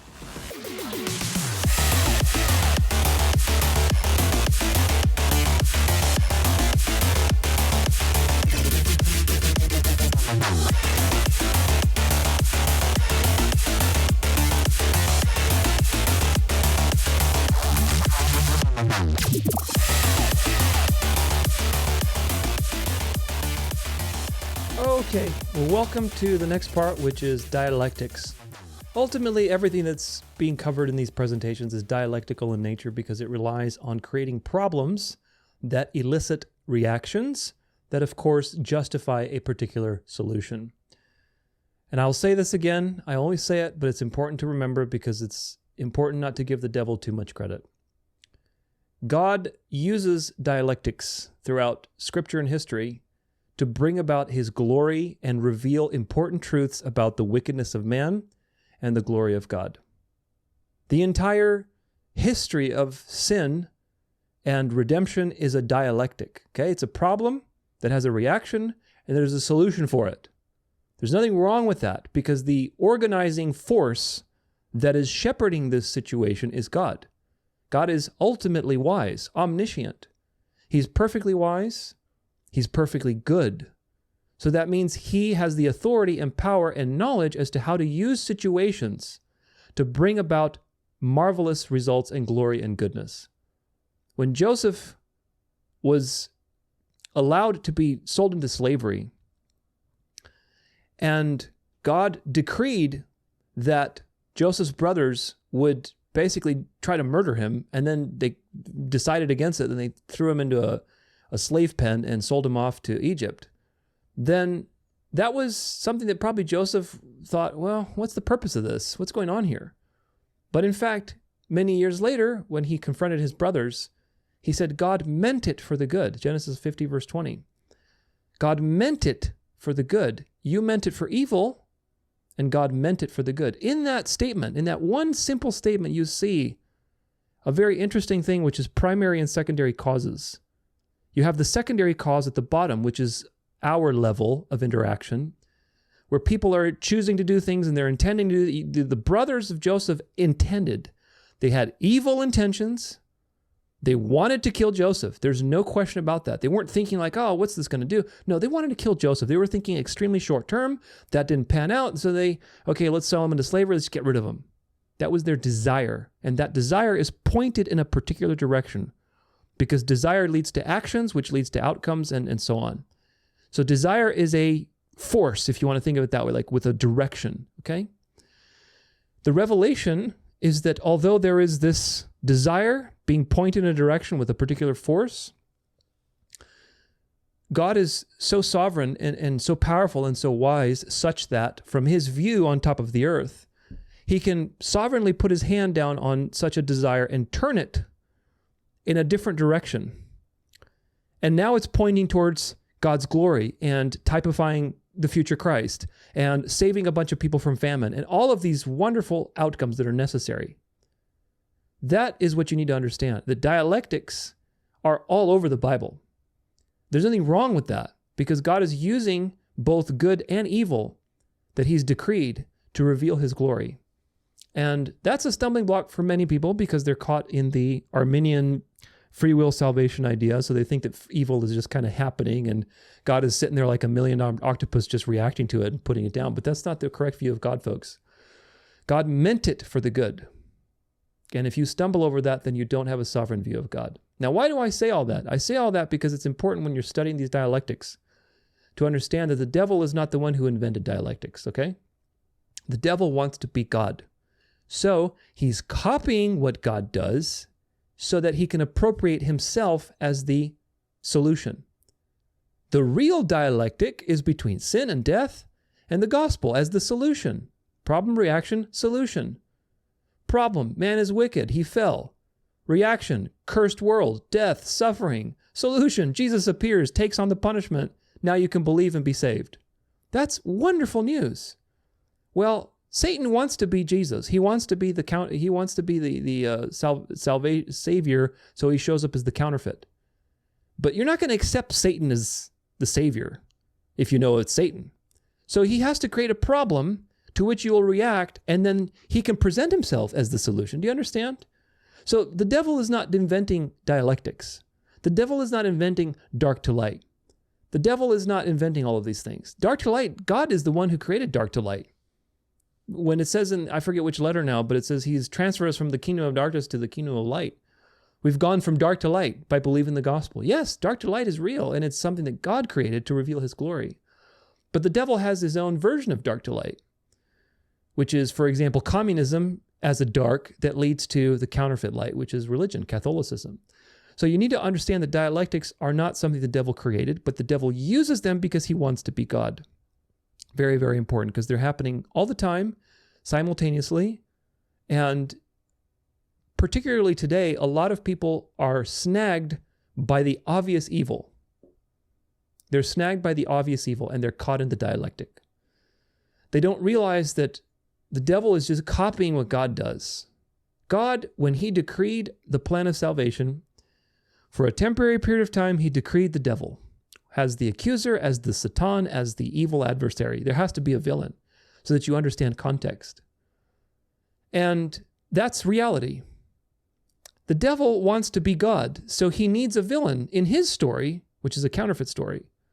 So he has elevated counterfeit Satans that he can vanquish and present himself as a solution. Communism, Zionism are all counterfeit Satans that Catholicism and religion is vanquishing through its rationale and glory. And people are coming back to those religions by seeing the evils of these dark situations and systems. So this is a counterfeit of what God does, is this duality. It's not really duality in the sense that the devil is equal with God, not at all. It's just there's a conflict, right? And in order for the devil to appear as the savior, he needs to recreate that conflict with a fake devil. That's why I said with the chessboard example of the two hands playing chess, when you have the manicured hand, it's, oh, that's Jesus. Then there's like the devil hand with the claws. No, the devil's playing underneath. He's got one manicured hand and he's got one evil looking hand. And the evil looking hand is just there to scare you and to traumatize you so that you go to the manicured hand and say, oh, it's Jesus, Jesus, save me. When in fact, you're actually going to religion and Catholicism and tradition to save you. And that's the problem. That is what's happening. So with that out of the way, let's jump into these sources. This is from Facebook, I believe it's a screenshot. And actually, no, this is X. It's a file I saved, but I think it's an X post. Maybe that, or maybe it's Facebook. Anyway, this is with the whole Adventist church. And of course, the Adventists are collapsing. And there's a lot of dialectics happening within Adventism right now. The Ron Wyatt thing is going hard. The Barbara O'Neill is getting a lot of dialectics around her. If you know who she is, she's like a health expert. And, whatever you think of her, I think she has some good stuff. She's an Adventist. She does try to help people and live a healthy life. I think that's very good. And she's getting demonized by the mainstream Adventists and the other Adventists who are following her, like, what's going on? You guys are this, for example, this post says this publication lacks genuine Adventist principles. AdventistToday.org, which is a big one. There's no justification whatsoever for resorting to demeaning language and name calling against anyone, much less a faithful Adventist in good standing such as Barbara. Although I don't agree with Barbara on every point, it is evident that God, by using Barbara, has brought more non-Adventists to our churches than most Adventist pastors ever will. The masses are coming to the knowledge of God's laws of health. There is nothing genuinely Adventist about AdventistToday.org. So there's a lot of stuff happening with the Adventists. And this is something, like I said, if you're Adventist, if you know Adventist friends, please include that in what you watch. Because the Adventist church either has to be integrated or totally collapsed. One of the two. Maybe a mix of both, but it can't stand in its present form. And you can already see that it's collapsing with all these dialectics, with liberalization, with dialectics, conflicts, divisions. These things are a result of infiltration, folks. And this is not just the Adventist church, but the Adventist church collapsing is a marker of the times, because once the Adventists are done and they have come to abandon their eschatology, abandon the whole mark of the beast teaching, abandon Saturday, as the Sabbath, all these things are markers that there's now one less very important wall between you and the beast. The Jews are another one, but the Jews and the Adventists, these two are collapsing very shortly. So pay attention, because these things are happening very quickly. This one's from X by Justin Peters, who's a Protestant, very famous Protestant pastor, Reformed. And he says, even Matt Walsh, a Roman Catholic, can recognize Paula White as a charlatan and has the courage to publicly call her out as one. Now, here's Matt Walsh saying Paula White is an absurdly transparent charlatan who brings shame on her alleged faith every time she opens her heretical, money-grubbing mouth. She's done more damage to Christianity than a million atheists could ever do. How do Christians still fall for this kind of act? How stupid do you have to be? It's baffling. My toddler has better discernment than adults who go for this stuff. Now, Matt Walsh is a Catholic, and he's part of the Catholic mouthpiece. And he's saying, Paula White, I want you to understand what's going on in this post, because there's more to the eye than what meets the eye. There's more to it than what meets the eye, if I can get my words right. Matt Walsh is a Catholic. He's very much a Catholic mouthpiece. He's shaping the culture in that direction. Okay? He's not as aggressive as Candace Owens or Nick Fuentes, but he's more, contemporary, more kind of mainstream for the people that are more middle of the road type people. So he's shaping culture. We know that he's part of the plan. And when he's talking about this, he's not talking about Protestants. He's not saying she's done more damage to Protestantism than a million atheists could ever do. How do Protestants still fall for this kind of... He doesn't say Protestants. He doesn't say Catholics, that's for sure. So he says Christians. So Paulo, put yourself in this situation. Imagine that there's these people standing in a physical space somewhere. There's Paula White over there off in the corner going, la ba la ba dooba la ba la ba, the Lord says it is done, la ba la, doing that. And Matt Walsh is a Catholic, and he's looking over there and commenting about how she is disrespecting Christianity as a whole, i.e. both of us, Justin Peters. Yeah, and Justin Peters is like, you're right, Matt Walsh, Catholic.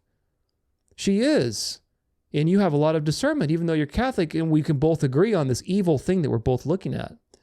Do you see what's going on?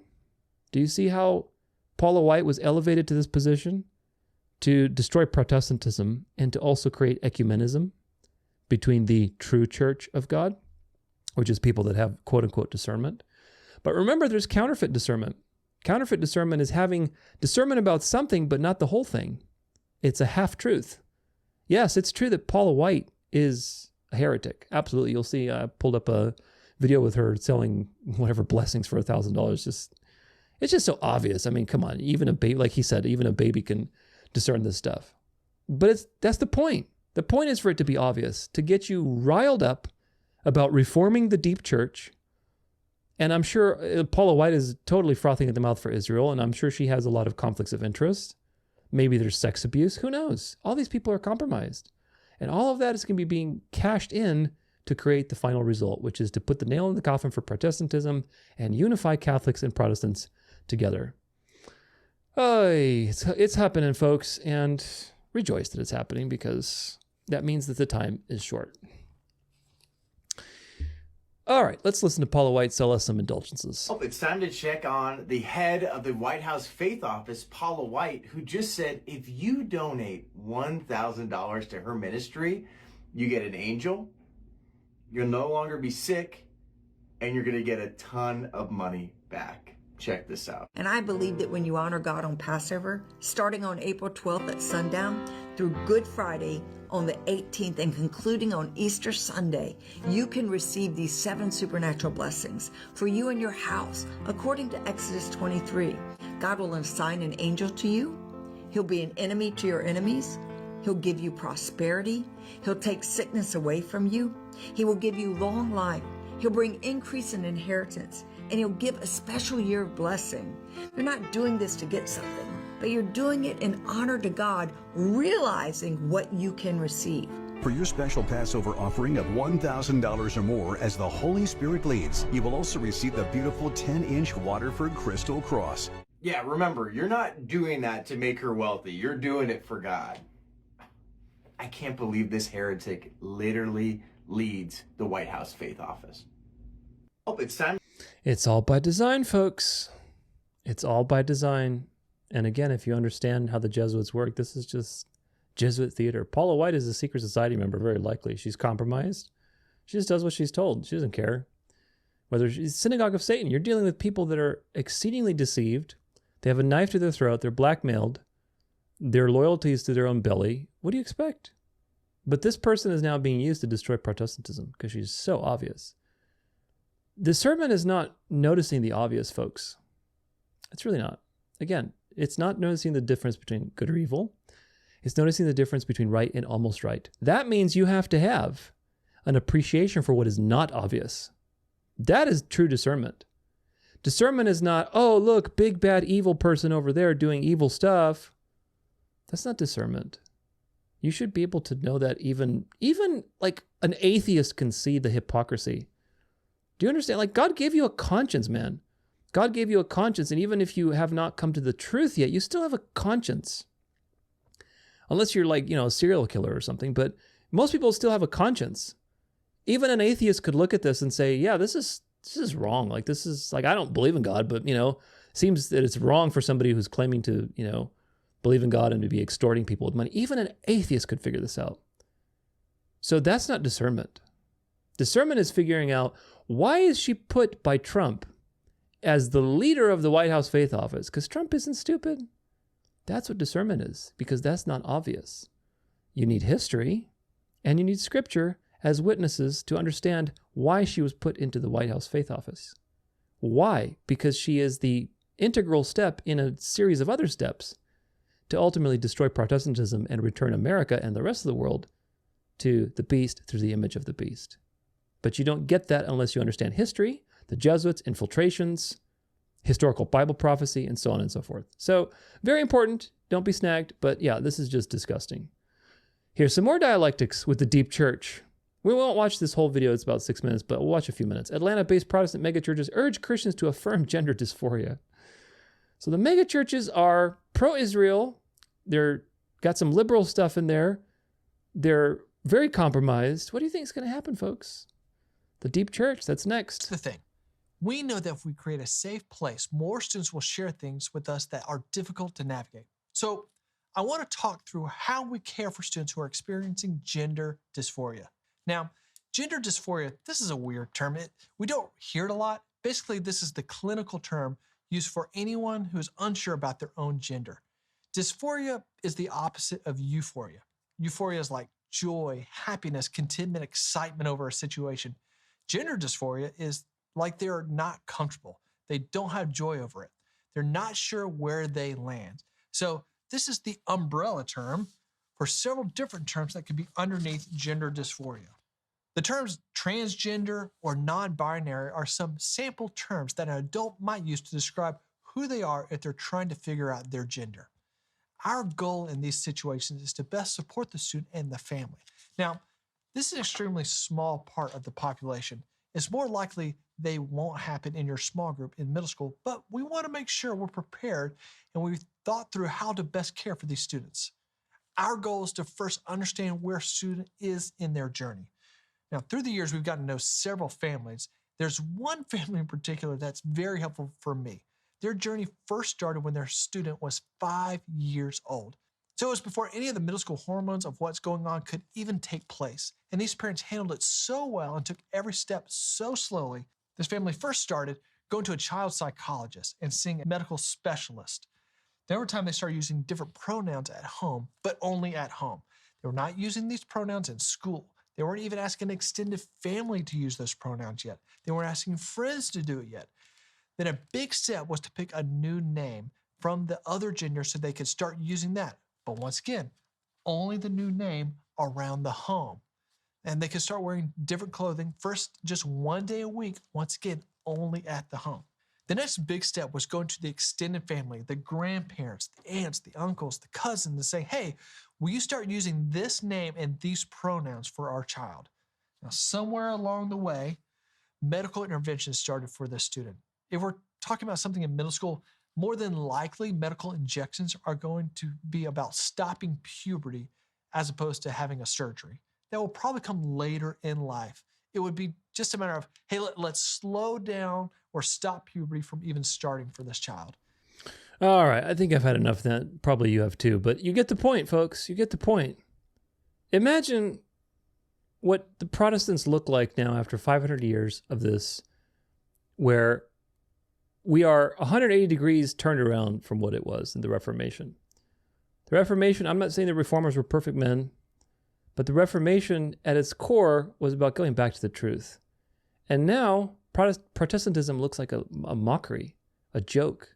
Methodists, our LGBTQ Adventists are even having liberalism and corruption. These mega churches are completely compromised with Israel and woke values. Where do you think this is going? There's actually, I forgot to pull this up. I'm going to pull it up, so we'll be right back.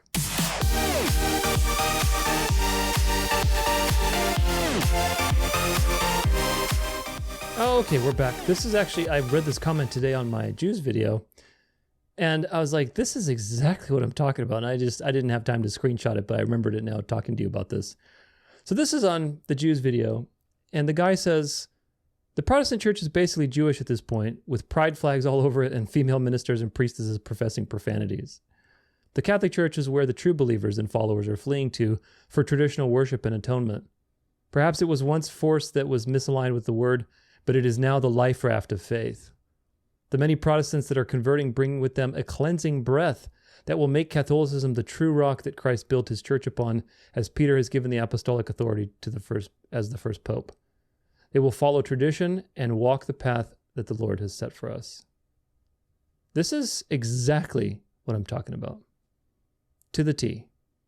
Protestantism is so corrupted that the end of the Reformation is a counterfeit Reformation, backwards to the Mother Church. Brilliant, isn't it? The Jesuits are truly brilliant. I got to give them that. They're brilliantly evil, that's for sure. So anyway, that's that. See if we can find this thing here again. All right, here we go. This is that woke church. All right, let's go to the next one. Top U.S. officials inadvertently added journalists to group chat on Yemen strike plans. This is another dialectic that, again, it's just so obvious. Like, oh, this is getting leaked. Wink, wink, nudge, nudge. The Trump administration is facing political uproar after the White House confirmed that a journalist had been inadvertently added to an insecure group chat and the U.S. national security officials planned a military strike in Yemen. The Atlantic magazine's Jeffrey Goldberg reported that he had been added to a signal message group which apparently included J.D. Vance and Pete Hegseth.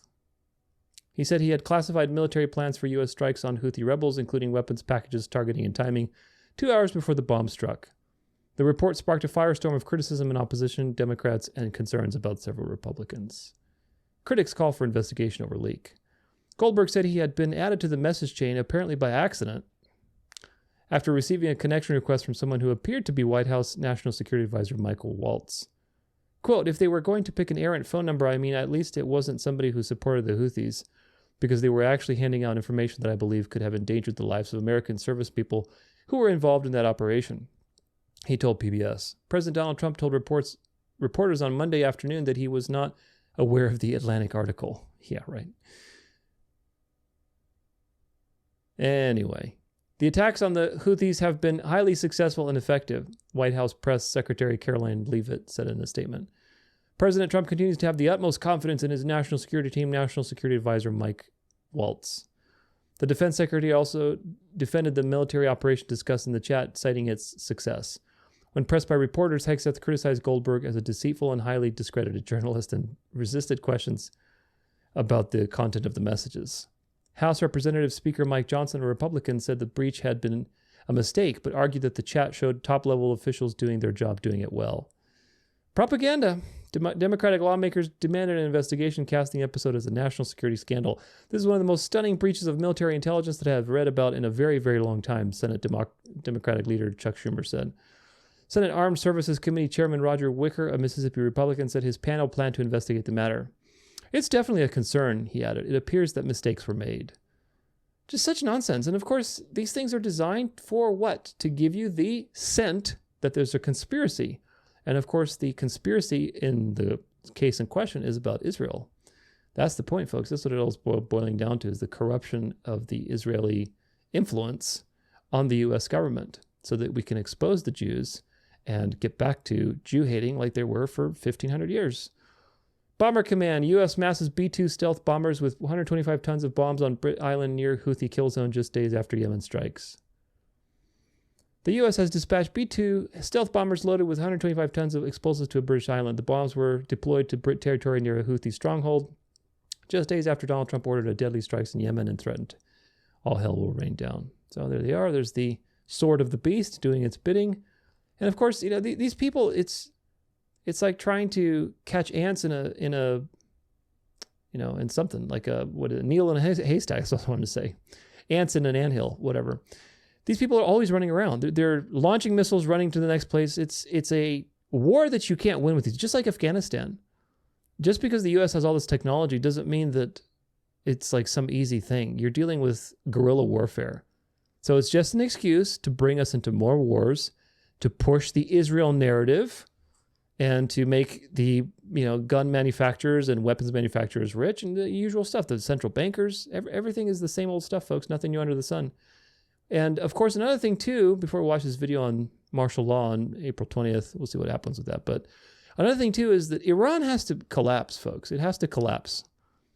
They are doing just whatever that they did in the last 150 years, just do it the opposite. Okay, French Revolution led to democracy away from monarchies. Do the opposite. We're going away from democracies back to monarchy. The Jesuits infiltrating with Zionism and dispensationalism into Protestantism to deceive Protestants. Yeah, go backwards. We're going back away from that. Protestantism is being exposed for being stupid, for believing the Jewish-focused view, and that's being undone. Zionism is being exposed. Communism, how many ever years, 150 years of communism, which actually really began with the Catholic Church, Rerum Novarum, but anyway, we'll read about that later. Communism being undone, we're going back to, religion and state being unified. Everything is being undone. So when you look at microcosms of that reality, like the whole thing with Iran, who put these people into power? Who put the Ayatollahs into power? It was the same usual suspects, CIA, Mossad, MI6, all these people are fomenting revolutions in these countries and bringing in their particular people for a particular time. And now it's time to destroy this system. Iran cannot exist in its current state to fulfill the world marveling after the beast. Iran has to be collapsed, and it has to have a renaissance again. Iran, before the Ayatollahs, was a very renaissance-y kind of place. It was very cultured. They're going to go back to that. They're going to have a Jesus revolution. They're going to have a charismatic awakening. The government has to collapse first. And so this is just a pretext, in my opinion, to eventually have some kind of war with Iran. The stars are more aligned now than they ever were as far as having a war. They've wanted to have war with Iran forever, but now the stars are aligned to do it. So this is just pretext to eventually have war with Iran, to collapse Iran, because Iran is a bulwark of Islam in the Middle East. And that's going to help basically bring the Muslims eventually susceptible to charismatic infiltration.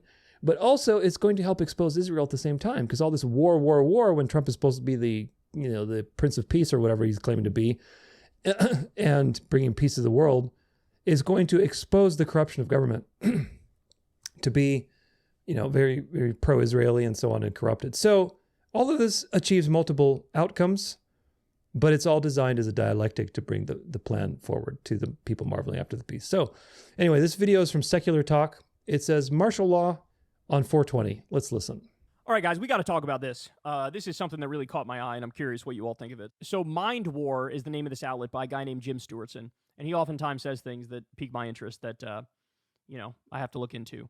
So what he says is there's already a tremendous amount of evidence that Trump is planning on declaring martial law on 420, April 20th. Now, he would do that via basically the Insurrection Act, which, remember, he tried to invoke the last time he was in office, but he was surrounded by people who are not insane, and they were like, we're not deploying, because the Insurrection Act will let you deploy the U.S. military in our own streets against our own people, right? It's martial law. It's what it is. And they said, we're not doing that. He tried to do it over George Floyd protests, and he was basically blocked by his generals, right? Thank God he blocked him. But now, he's got all the sycophants around him, and nobody's going to tell him no. Nobody. All right, ready? Let's go into the evidence. In this deeply alarming opinion piece in the San Francisco Chronicle, Brett Wagner, who served as a professor of national security decision-making for the U.S. Naval War College, raises the specter of Trump invoking the Insurrection Act and martial law. So there's a San Francisco Chronicle article, and the title is Trump preparing to invoke the Insurrection Act? Signs are pointing that way. A joint Department of Defense and Homeland Security report will soon recommend whether or not to invoke the Insurrection Act over illegal migration. So this guy wrote an article on this topic. Ready? In his day one fusillade of executive orders, Donald Trump signed declaring a national emergency at the southern border of the United States. This includes the following clause dictating that Trump's designated supplicants, Kristi Noem at DHS, and abusive crusader Pete Hegseth, submit a report with recommendations about whether to invoke the Insurrection Act of 1807. So a day one executive order he signed said the following. You ready? Within 90 days of the date of this proclamation, the Secretary of Defense and the Secretary of Homeland Security shall submit a joint report to the President about the conditions at the southern border of the United States and any recommendations regarding additional actions that may be necessary to obtain complete operational control of the southern border, including whether to invoke the Insurrection Act of 1807. So he signed an executive order on day one saying, within 90 days, I want this report, and you guys are going to recommend do the Insurrection Act or don't do the Insurrection Act. Now remember, Kristi Noem and Pete Hegseth are some of the biggest psychos in the administration and some of the biggest sycophants in the administration. And likely what they're doing with this report is, what do we think Trump wants to hear? What do we think he wants us to say? And that's what they're going to put in the report. On Wednesday, and I can't believe I'm saying this with a straight face, Vice President J.D. Vance, Secretary of Defense Pete Hegseth, and Director of National Intelligence Tulsi Gabbard made a big show of landing at the border of Mexico, which is a pretty remarkable thing all by itself. Why would people in charge of our national defense be meeting there? The plan, as I've reported now for months, is to create a North American empire from Greenland to Colombia. Trump's tariffs and horrific abuse of America's neighbors, the belittling of Trudeau, the saber-rattling at Mexico, Greenland, and Panama, are all pretext. And so he's talked about this before in detail. There was this ideology called technocracy, which basically started, I believe, in the 1930s. And the idea was politics is too messy, democracy is too messy, politicians are too messy. What we basically need is to be led by technicians and engineers and like scientists, and they make all the decisions. And they came up with this idea called the technate of America. And the technate of America, ready for this? This is the scary part. The technate of America stretches from Greenland down through Canada, down through the U.S., and it goes all the way to, I believe, Colombia. Almost all of those places, Trump has been warmongering with. Panama, Greenland, Canada. So it looks like he actually is laying the groundwork to try to create the technate of America. Now, to make it even scarier, you have the grandfather of Elon Musk was a Nazi. He was interested in and believed in the technate of America, right? And it looks like it may have been the case. Elon was named after some character in some Nazi sci-fi book named Elon, right? And it looks like he may have learned either from his dad or his grandfather about this idea, which that guy deeply believed in, creating the technate of America. And now, of course, he's the shadow president and the co-president. And it looks like they're laying the groundwork to try to create the technate of America. Jesus Christ. All right, we're not done. Ready? Trump has effectively decapitated the military leadership, including replacing the chairman of the Joint Chiefs of Staff, a 4-star general who is black, with a 3-star MAGA TV personality with the nickname Raisin Cane. Trump fired all the JAGs, the people responsible for ensuring that the military stayed within the law, and has Hegseth running around doing things like canceling the plane that dropped the atomic bomb on Hiroshima because it's called the Enola Gay. As Mike Flynn pointed out on December 17, 2020, martial law is a tactic well within their consideration. The Insurrection Act was repeatedly invoked in the lead up to January 6th as a potential way to prevent the peaceful transfer of power. Trump's lawyers got in the way last time because they feared the incoming administration. This time, they will have no reason to fear at all. To get a sense of how far afield we are, here is federal judge Beryl Howell explaining the very basics of the Constitution, as if to a recalcitrant second grader, to Donald Trump after he illegally fired the head of the National Labor Relations Board. And then it goes on to give that quote. I note that 3 months after January 20th, 2025, when the executive order to determine whether to invoke the Insurrection Act was signed, is 4/20/25, so April 20th, 2025. 4/20 is, as noted in an SEC filing, a part of marijuana culture and a favorite meme of Elon Musk. There are dozens, if not hundreds, of examples of this. However, 4/20 is also Hitler's birthday, and National Socialist symbolism, as I've extensively reported, is very important to Elon Musk, hence the multiple Zig Heils. As a sign of the potential actions of the Trump regime, given both its ferocity on one hand and its increasingly ineffectiveness on the other hand, here's the chief proponent of American National Socialism, aka the Dark Enlightenment, Curtis Yarvin, yesterday, practically begging for new and unprecedented abuses of the Richter scale, or the Trump regime will start to wither and eventually dissipate. And there you have his quote. If anyone thinks this regime would not consider invoking martial law on Hitler's birthday, you really got to reframe your thinking. The Nazis snuck in the back door and took over. We either squeeze them out or die regretting we didn't. Musk's Tesla stock is tanking. His rockets are exploding on a regular basis. He's deeply unpopular, but this will only make him more desperate. Head on a swivel, friends. In the meantime, enjoy the fireworks. And then he just shows Elon's rocket blowing up. So let's review. What are we talking about here? We are talking about Trump signing an executive order on day one, which says, hey, within 90 days, give me a report on whether or not to invoke the Insurrection Act at the southern border, right? So it would be deploying the military in the United States nominally over the southern border, right? Kristi Noem and Pete Hegseth are doing the reports. They are total yes men. They are total sycophants. They will put in that report whatever they think Donald Trump wants to hear, or Trump might even just outright tell them, put in the report to invoke the Insurrection Act. Then you also have this article in the San Francisco Chronicle, another person saying, yeah, I think it's very likely he's going to invoke the Insurrection Act. 90 days from when he signed that executive order is 4/20, which also has the added symbolism of the things we just discussed, right? So, I don't know, man. I'm hoping it's not true, right? I'm hoping it's not true. But, Crystal made this point to me. Have you ever known Donald Trump? Let's say they release the report and they say, yeah, we think you should invoke the Insurrection Act over the border, right? Have you ever known Donald Trump to be like, I know you want to give me extra power, but I'm going to go ahead and pass on that right now, dog. All he cares about is money, power, and control. All he cares about. And so it might happen. And then, of course, what'll end up happening if he invokes martial law on April 20th is that will be expanded out. So the Insurrection Act will be expanded out. It'll be nominally over the border, right?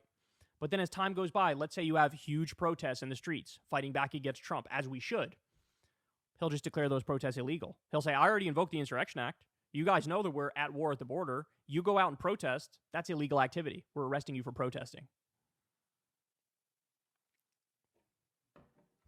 I don't know if it's going to happen. I want to be clear. I don't know if it's going to happen. But there's enough evidence here to have the conversation. Do you think he's going to do it or not? I'll tell you this much. I'm worried about it. All right, guys. So, is it going to happen? I don't know.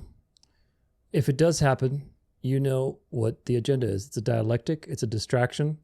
Problem, reaction, solution to just move the ball along.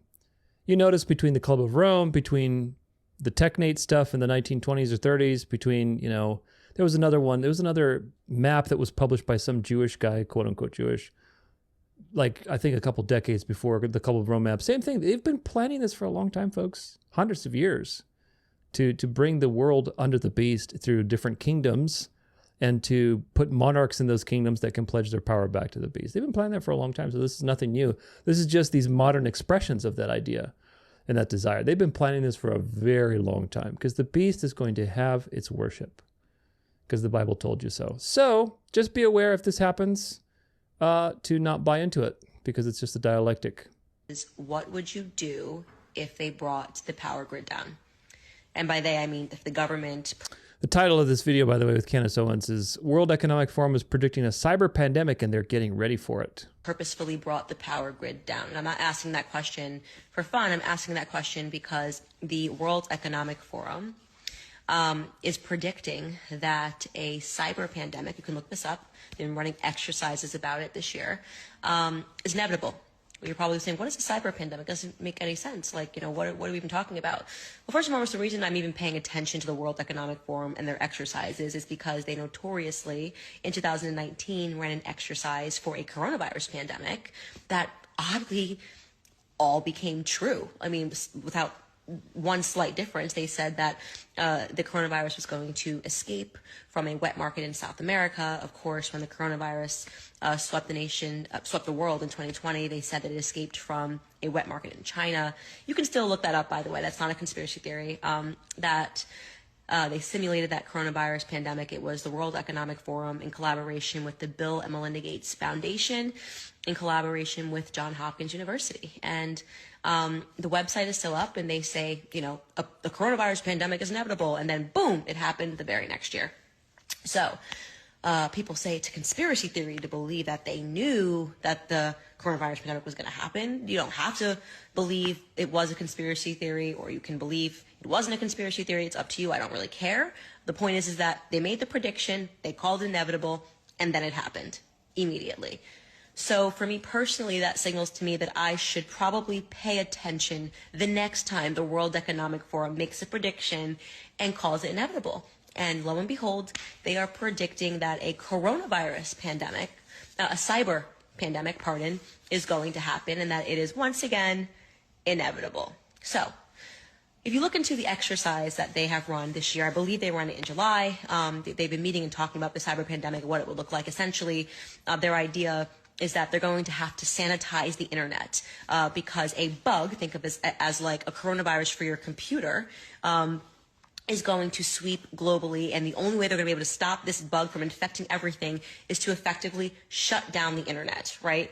And they were talking about bringing down the power grid in an effort to do this. So imagine the government bringing down the power grid, and you would not have access to anything that required an electrical charge. What would you do if... So whether this happens or not, who knows? But it's the same old idea of look here, don't look there. It doesn't matter what this happens, folks. The Bible doesn't warn you about a power grid going down. The Bible warns you that people are going to marvel after the beast. Marveling doesn't happen in a dystopia. Marveling doesn't happen when the power is out and you don't have your basic needs. So this is a distraction. Yes, will it happen? Maybe. Who knows? If it does, you know that it's got an angle to it to bring you towards that final solution. Remember this very important point. Marveling does not happen when you are being oppressed, when you don't have your basic needs. Marveling happens when you have your basic needs. In fact, when you have lots of luxuries, when you've gotten everything that you need and want, and you're safe and you're cozy and you got your Amazon Prime and you got your robot there, Tesla robot cooking you a steak and everything else. That's when marveling happens, because you're easily seduced because you have everything that you need. Suffering is part of this life. Nobody likes to suffer. Nobody likes to have pain. Nobody likes to have frustrations. But suffering is needed to remind you of your dependence on God. Suffering and evil are needed to remind you that God is the one who is the source of life. That God is the one who provides for you. And that's not fun. Believe me, I speak to myself here. I hate having to deal with things I don't expect.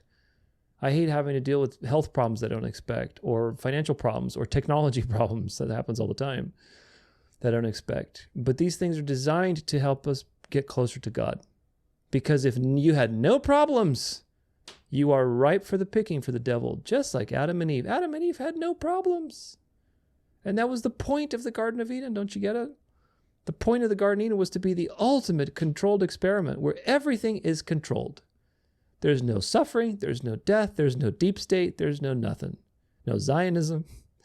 You got everything you want. You're comfortable, you got a perfect body, you got a perfect mind. There's no parents that you grew up with to give you trauma. There's no, awkward teenage years. You were literally made as an adult perfectly. You have there's nothing that you can say contributed to your behavior. You just were born in a perfect world with everything given to you for free and no problems. And that's when Satan strikes.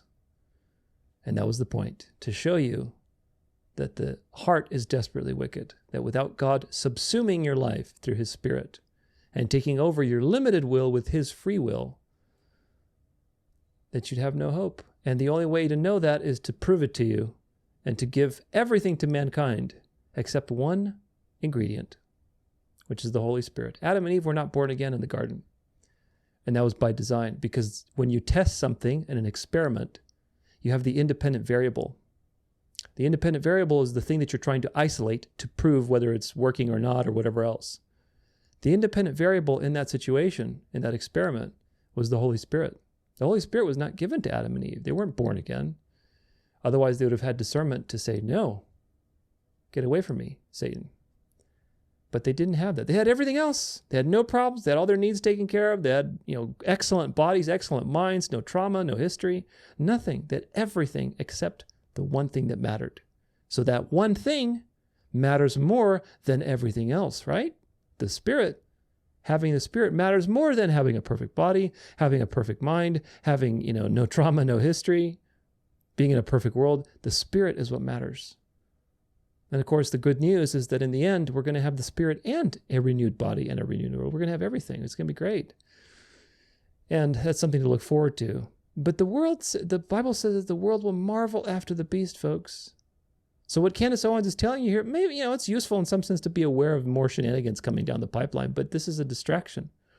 It's a distraction because it's saying, look over there, look at that evil WEF, what they're doing. They're communists trying to take over. We got to, and then you get some rapport with this person and you say, oh, she's telling me some truth. And then she gets you in with Catholicism and everything else because she's a Catholic mouthpiece. So this is a distraction. What does the Bible say? It doesn't say you're going to be oppressed at the end and the world's going to be realizing that you're going to be oppressed. No, it says you're going to, if you refuse this system and do not participate like most of the people in marveling after the beast, then yes, you'll be oppressed. You'll be killed, you'll be persecuted, you'll be thrown in jail, whatever it is that's destined for you. But most people are going to marvel. You can't marvel if you're in a communist dystopia. Very important point.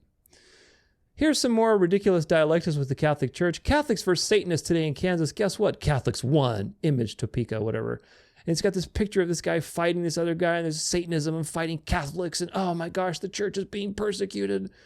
Here's a video of this supposedly, because the Satanists were trying to supposedly blaspheme the Eucharist, and what were they gonna do? They're gonna stomp on it, or they're gonna do something with it. And so this Catholic guy jumps into the audience, and he's like on his knees, and he eats the Eucharist, and oh, he saved it. Oh my gosh, just so much drama.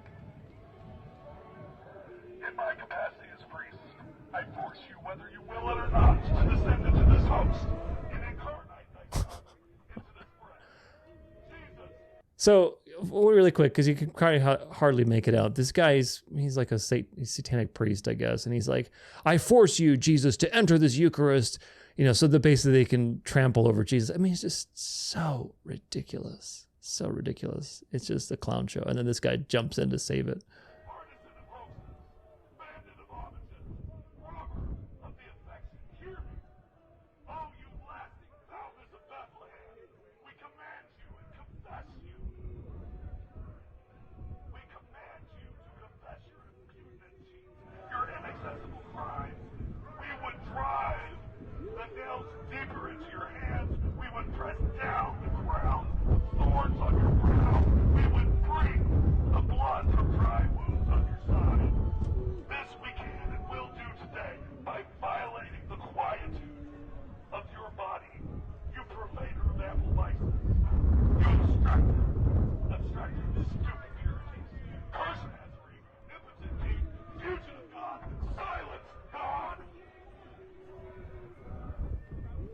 This guy dives in, you see? He gets the Eucharist, and then now look what happens. They start fighting, I think.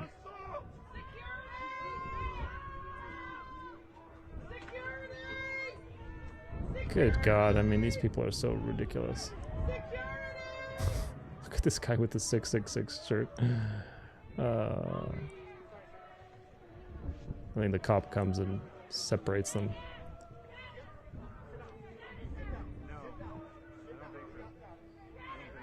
I mean, look at this. Oh, sorry. You can see this guy with the mohawk. Is this the devil? Is this the devil, folks? Like this guy with the mohawk and tattoos, and this guy with a mask and his 666 jersey. This is the devil? This is Satan? No. This is what the Catholic Church wants you to think Satan is. From its caricatures of Satan in medieval times, being a buck-toothed red, horned beast, to the modern day with this counterfeit Satan of the satanic church just doing all these blasphemous things that are so obviously evil. These people are clowns, folks. The devil's laughing at these people. They're going to be destroyed if they don't repent. Most of them probably will be destroyed. But these people are just cannon fodder for the Catholic Church to vanquish and to justify reform, to justify saying, oh, we're being persecuted. The church needs to be, revived because this evil, satanic world, secular world has taken over. We need to have a resurrection. This is nonsense. This is not the devil. Of course, the devil is using these people, of course. But if this is what you think evil is, and this is what you think, like, this is where let me put it this way, because this is evil. It's very evil, but it's obvious evil. If you think this is like where the line is drawn, that's the problem.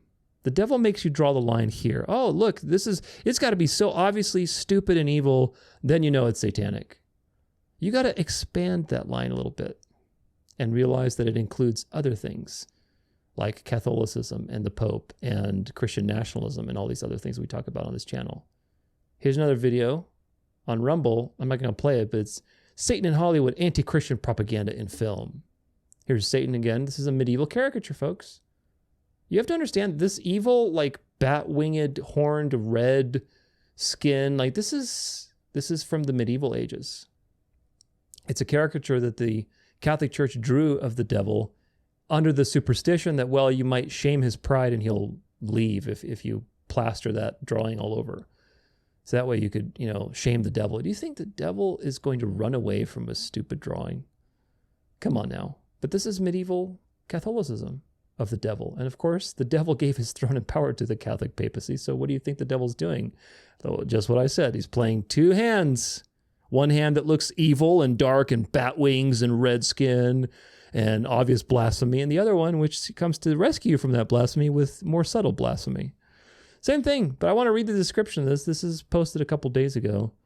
In the realms of television and cinema, Christians are consistently portrayed as narrow-minded, intolerant, racist, and bigots, often depicted as rapists or murderers. The Catholic clergy is frequently represented as haven for sadists and mentally deranged individuals. Well, that part's true. A multitude of films incorporate anti-Christian slurs, with the list expanding annually. Harvey Risson pinpoints a plethora of these films, elucidating their anti-Christian messages and imagery. Notice how we're talking Christian. Why are you saying Christian when you're defending Catholicism? That's the question I have. Astonishingly, these repugnant themes even infiltrate children's cartoons. The evidence is unequivocal. Christianity, particularly the Catholic Church, is under assault in the Hollywood film industry in unprecedented ways that have never been employed against Islam, Judaism, or any other community throughout history. Do you realize the Jesuits started Hollywood? There's a book about that. Actually, several books. With each passing decade, these messages intensify, becoming increasingly explicit and aggressively hostile. It appears as though the weakening of Christianity in the West has only exacerbated a revengeful, explosive hatred that has been surpassed for far too long. So what is the conclusion of all this? The conclusion is we need to reform. We need to get back to the good old days. We need to fight this evil, satanic, bat-winged, evil Satan in Hollywood. Is that really what Satan is doing? Or is Satan parading around this image so that you run away from that into the counterfeit one? That's the question you need to ask yourself all the time with this stuff. And I think that's it, because I was pulling up that comment. So conclusion, lots of dialectics as usual going on all the time. There's a lot with Protestants and the church, and I have so much stuff on my desk, my goodness. I'm afraid of just knocking this thing with water in it. But anyway, lots of stuff with Protestants, and the Protestant church is dead already, folks. They're the Protestant Reformation. It's dead. Now it's just about putting the nails in the coffin and having a nice burial service. So you have to keep your thumb on the pulse of these mega churches that are going to be exposed for their ties to Israel, for their, profiteering, basically selling indulgences and all the things you see, for their sex abuse scandals. All this stuff is going to come out in the coming years, especially with Paula White being at the head. That signals to you what the beast is doing. The beast is ready to collapse Protestantism out in the open, with Paula White being put in the word of, was it White House Faith Office or whatever. But Adventism is also collapsing, which is very important. Word of Faith, prosperity, charismatic shenanigans have totally discredited Protestantism. Dispensationalism, Christian Zionism has discredited Protestantism. Liberalism has discredited Protestantism. Protestantism is dead. It is totally dead. And of course, it's just a matter of time before the remaining Protestants move in ecumenical unity with the Catholic Church. Paula White is a heretic. She should be exposed. But remember, again, the reason why she was put into office. It's very obvious that she's evil. If you need to wake up to the fact that Paula White is a heretic, you have a long way to go. You have some studying to do, let's put it that way. If you need to wake up to, oh, look, Paula White is a heretic. If you don't know that by now, then you need to do some studying. What you need to wake up to is why she was put in that office. What is the game plan? That's the thing you need to realize. And most people don't. Because the deep church is one of the next big dialectics, along with Israel. Because the deep church is going to end in a unification, just like that quote on that Jews video. That was a brilliant quote. And again, it summarizes everything I've been talking to you about. You're going to see more sex abuse cases coming out, more corruption, infiltration by Israel, money laundering. All these pastors are blackmailed, folks. How do you think they got there? You think they're just talented pastors? No, they're people that are easily seduced and blackmailable, and now it's time to cash in the blackmail. Meanwhile, while all that destruction is going on, the Roman Catholic Church is being pretended to be persecuted against Satanists and having all these dialectics with, these Satanists and the FBI and stuff. And if you remember, like, the FBI and the CIA were started by Catholics, Knights of Malta members. Okay? The Church of Satan is a joke. People want to think that the Catholic Church is persecuted. The Catholic Church is the fifth empire on earth, folks. The Catholic Church has been dominant since the 4th century, and it will continue to be dominant until Jesus returns, because it's the fifth and final form of the mystery religion. So the idea that Catholicism is being persecuted is laughable. This whole stuff about the FBI, whatever, they were persecuting the Catholics, and then now the Church of Satan, it is such nonsense. It's just there as easy cannon fodder for people that don't have discernment to say, look, there's persecuting of Christians. There's this woke, secular, satanic world that we need to fight. And it's making this artificial battle, this artificial struggle that will justify Reformation and going back to what it was. But people who know their history know differently. In places where Catholicism is not completely dominant, Catholicism wages war with infiltration, culture shaping, dialectics, influencers, especially now. It's always been that way. It abuses the idea of religious tolerance or religious liberty to shape the culture towards the Catholic ideal. And then once it's Catholic, it no longer supports religious tolerance. That's the modus operandi of the Catholic Church. It is an empire designed to conquer spiritually and physically the world, because Satan gave his throne and power and great authority to the man of sin. And when you realize that, you realize why it's very significant that Trump is surrounded by Catholics. Much more significant than him pandering to the Jews and pulling the chair out from Netanyahu. That's just a ruse. There's two groups of people that obviously he's puppeted by: the Jews and the Catholics. But if you know your history and scripture, you realize that one of those groups is going to lose. And I can tell you right now, it's not the Catholics. That's for darn sure. But nevertheless, this is what the Catholic Church does. And there's going to come a time when all this religious liberty stuff is no longer going to be tolerated, because once the culture demands Sunday laws, you will be asked to rest in a particular way. And if you deny that and you break the law, there's going to be no tolerance for your way of being, because that's what the Bible warns about. So you need to realize that this is the trajectory of history. This is what's happening right now in the United States, and we've covered that many times, and we'll cover it again in this episode with the image of the beast. But pretty soon, the whole world's going to follow along. The U.S. is going to help bring this image to life, and Catholicism, as the fifth empire, is going to show its fangs to the whole world. By that point, most of the world is going to be participating in this system. So it's going to cheer as Catholicism is devouring you and persecuting you and chasing you down and throwing you in prison and killing you or whatever else. People will think it's justified. Do you get it? That's the point. The people who are marveling after the beast are going to say, oh, you're a heretic. You need to be killed. That's going to be completely rational to them. Just like it was rational to the Pharisees to kill Jesus. And yet they were operating under massive delusion. And that's exactly what we are headed towards. So be wise, be smart, know your history so that you can interpret the dialectics of the age and do not be caught in the left to right, but keep your foot away from evil and stay on the narrow road. Now, speaking of dialectics, onward to a very big one, which is part 6, the Jews.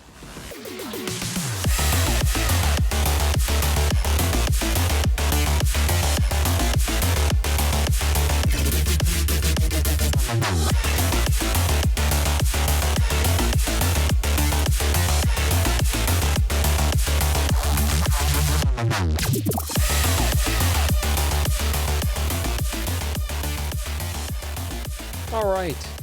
Well, welcome to the meat and potatoes of this, which is the Jews. And of course, the next and final section of this is the image of the beast.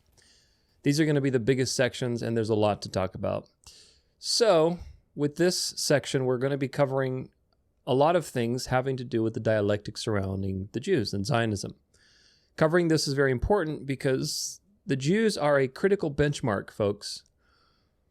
I keep repeating this, and I'm going to keep repeating it so that you understand and the people around you understand. The Jews are a critical benchmark to understanding how close we are to the mark of the beast being enforced and pushed upon your life.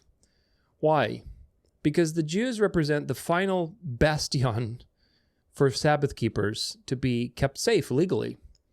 Once the Jews are out of the picture and they are converted, and of course the Muslims will come along too, but the Muslims don't really matter at this point.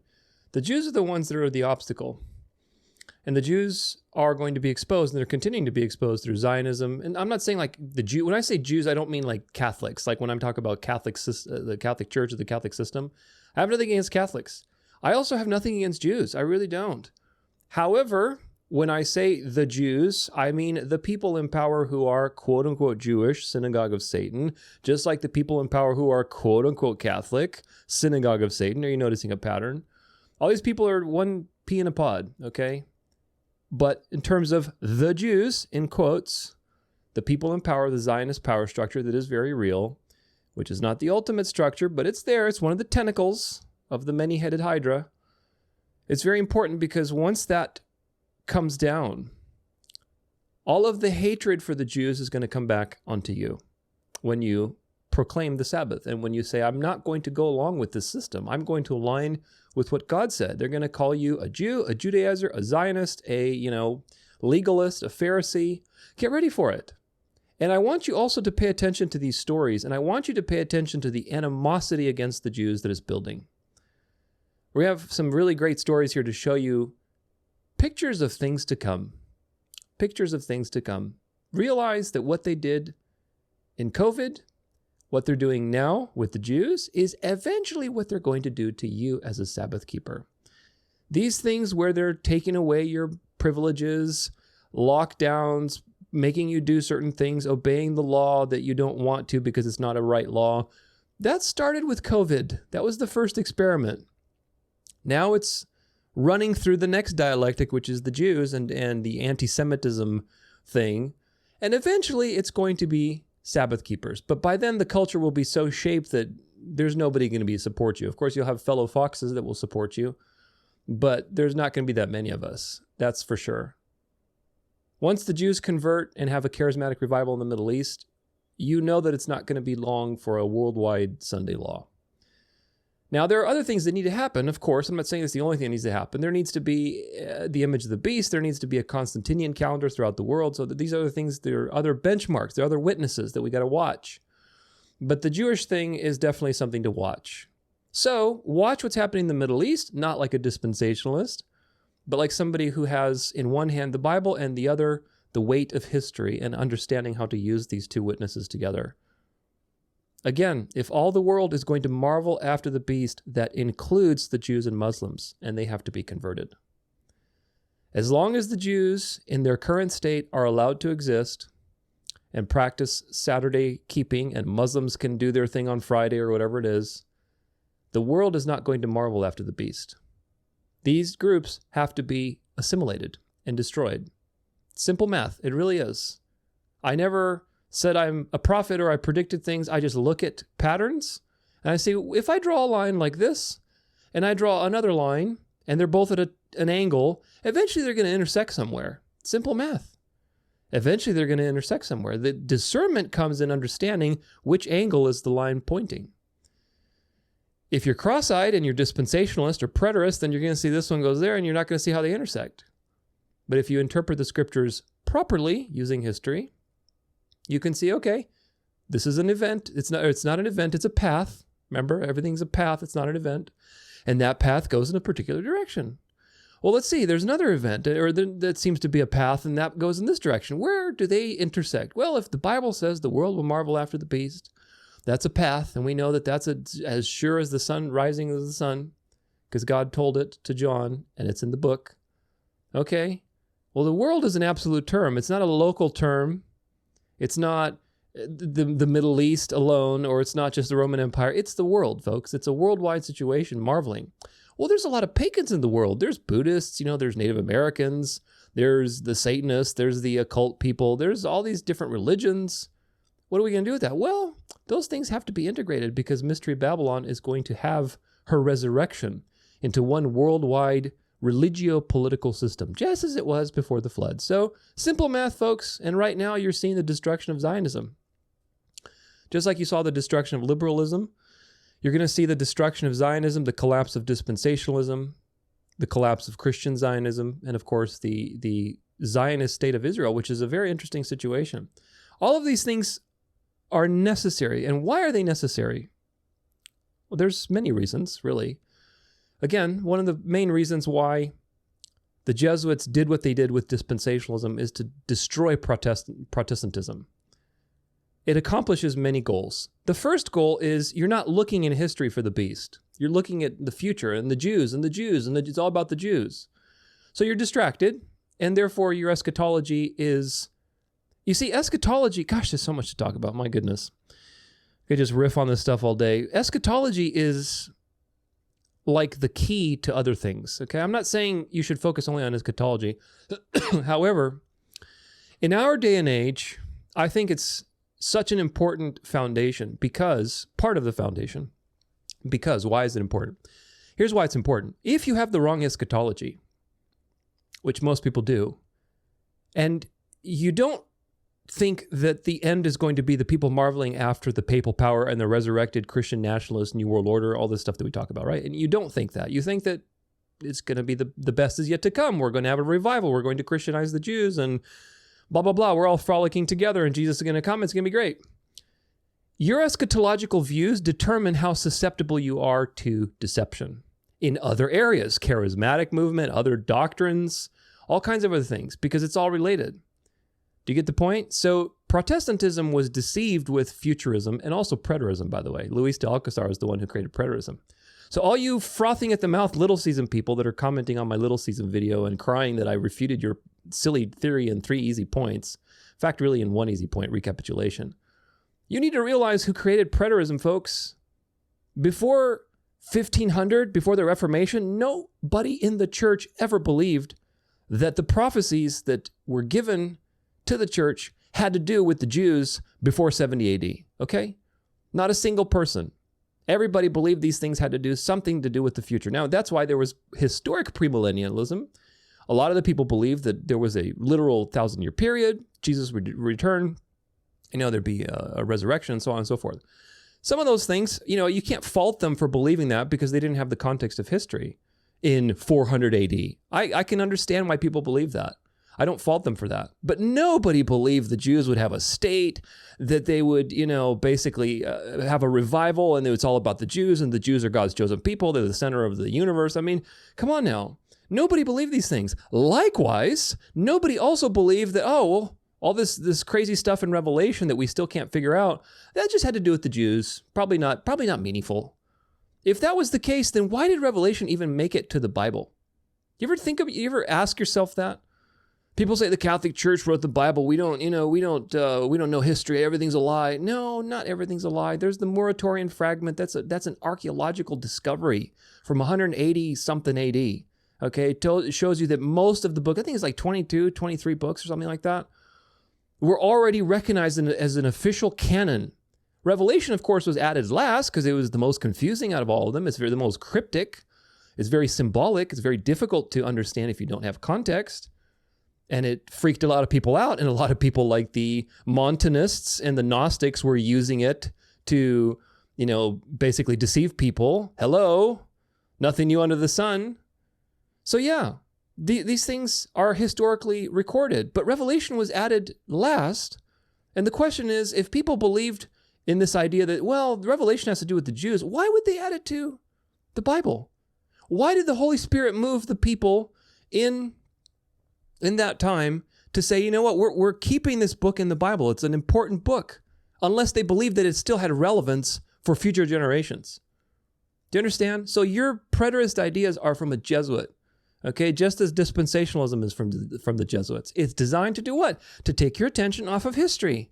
Look, it either had to do with the Jews in the past or in the Jews in the future. It's all about the Jews. Don't worry. So that was goal number 1. Okay, objective number 1. Is deceive you from looking in history so that you don't see the power that fulfills all of these prophecies. That's objective number 1. Objective number 2 is to totally discredit Protestantism by pumping up all of this Christian Zionism and frothing at the mouth for the Jews, and now exposing the Protestants for their foolish, and you'll see plenty of videos now, dispensationalism is crumbling. It's crumbling. It's coming apart. Christian Zionism is due for a major reckoning. All of these foolish pastors like Greg Locke and what's his other name? Mike Hagee or whatever his name is. All these guys are due for a major reckoning because they're all in on it. And so this is the point. Now the Jesuits are cashing that in and discrediting Protestantism and saying, look at you, you're so stupid. You believe this is about the Jews. How could you believe that the Jews are God's chosen people when they're the ones who created the dialectic in the first place? You get it? So these things were created, folks. They're created and they had an agenda. And so right now, those things are going to be reversed. Just like they had the state of Israel, they're going to undo that and destroy the state of Israel. It's a fascinating thought, isn't it? Because everybody thinks the Jews are in control and in Zionism and Noahide laws and everything else. No. You'll see who is in control pretty soon. Just give it a couple years. Who knows? It may even be quicker than that. But just like how they started the state of Israel to start Zionism, to give the Jews a national ambition to push this narrative and pump up Christian Zionism, unite the right in the Americas into a religious reality. Now that's ready. Destroy it, unite everybody under this new thing. That's what they do. They raise things up and they destroy them and they combine them. They're playing God. And God has allowed them to play God in that sense so that the wicked can be deceived and the elect can be tested. But what you're going to witness is the collapse of all of these things because the Jews need to be stripped of their national identity and Christians need to be stripped of Jewish support. I'm going to say that part one more time. So it's very important because it pretty much sums up this entire point section. Jews need to be stripped of their national identity, the identity that the Jesuits gave them through Zionism and dispensationalism and everything else. Christians need to be stripped of their Jewish support, the identity that the Jesuits gave them through dispensationalism and all this Christian Zionism and everything else. That needs to be stripped away. Why? Because for the Jews, once they get stripped of their national identity, all of this Zionist stuff is going to crumble. I'm not saying every Jew is a Zionist, but once this stuff crumbles and the evils of Zionism is exposed, the Jews that remain are going to hate themselves. There's going to be a mass exodus. You'll see it's already happening. It's very interesting. You're not hearing about it on the news, but there'll be an exodus throughout the whole world. And the Jews are going to hate themselves. They're going to realize the evils of their own religion, of their Talmud. And there's going to be a mass conversion with a charismatic revival because there's no more place to go. There's no more national identity. You get it? Do you understand what they did? They gave the Jews all of this national ambition so they could strip it away from them and then insert the new Catholic identity, which was the whole plan all along. They were using the Jews, folks, just like they were using the Protestants. The Jesuits could care less about the Jews. The Jews are just puppets. And of course, the Jews at the top, again, now we're talking quote unquote Jews. The Jews at the top are Freemasons, secret society members. Their loyalty is to Satan. So either way you cut it, they're being puppets. Okay, they're being puppeted.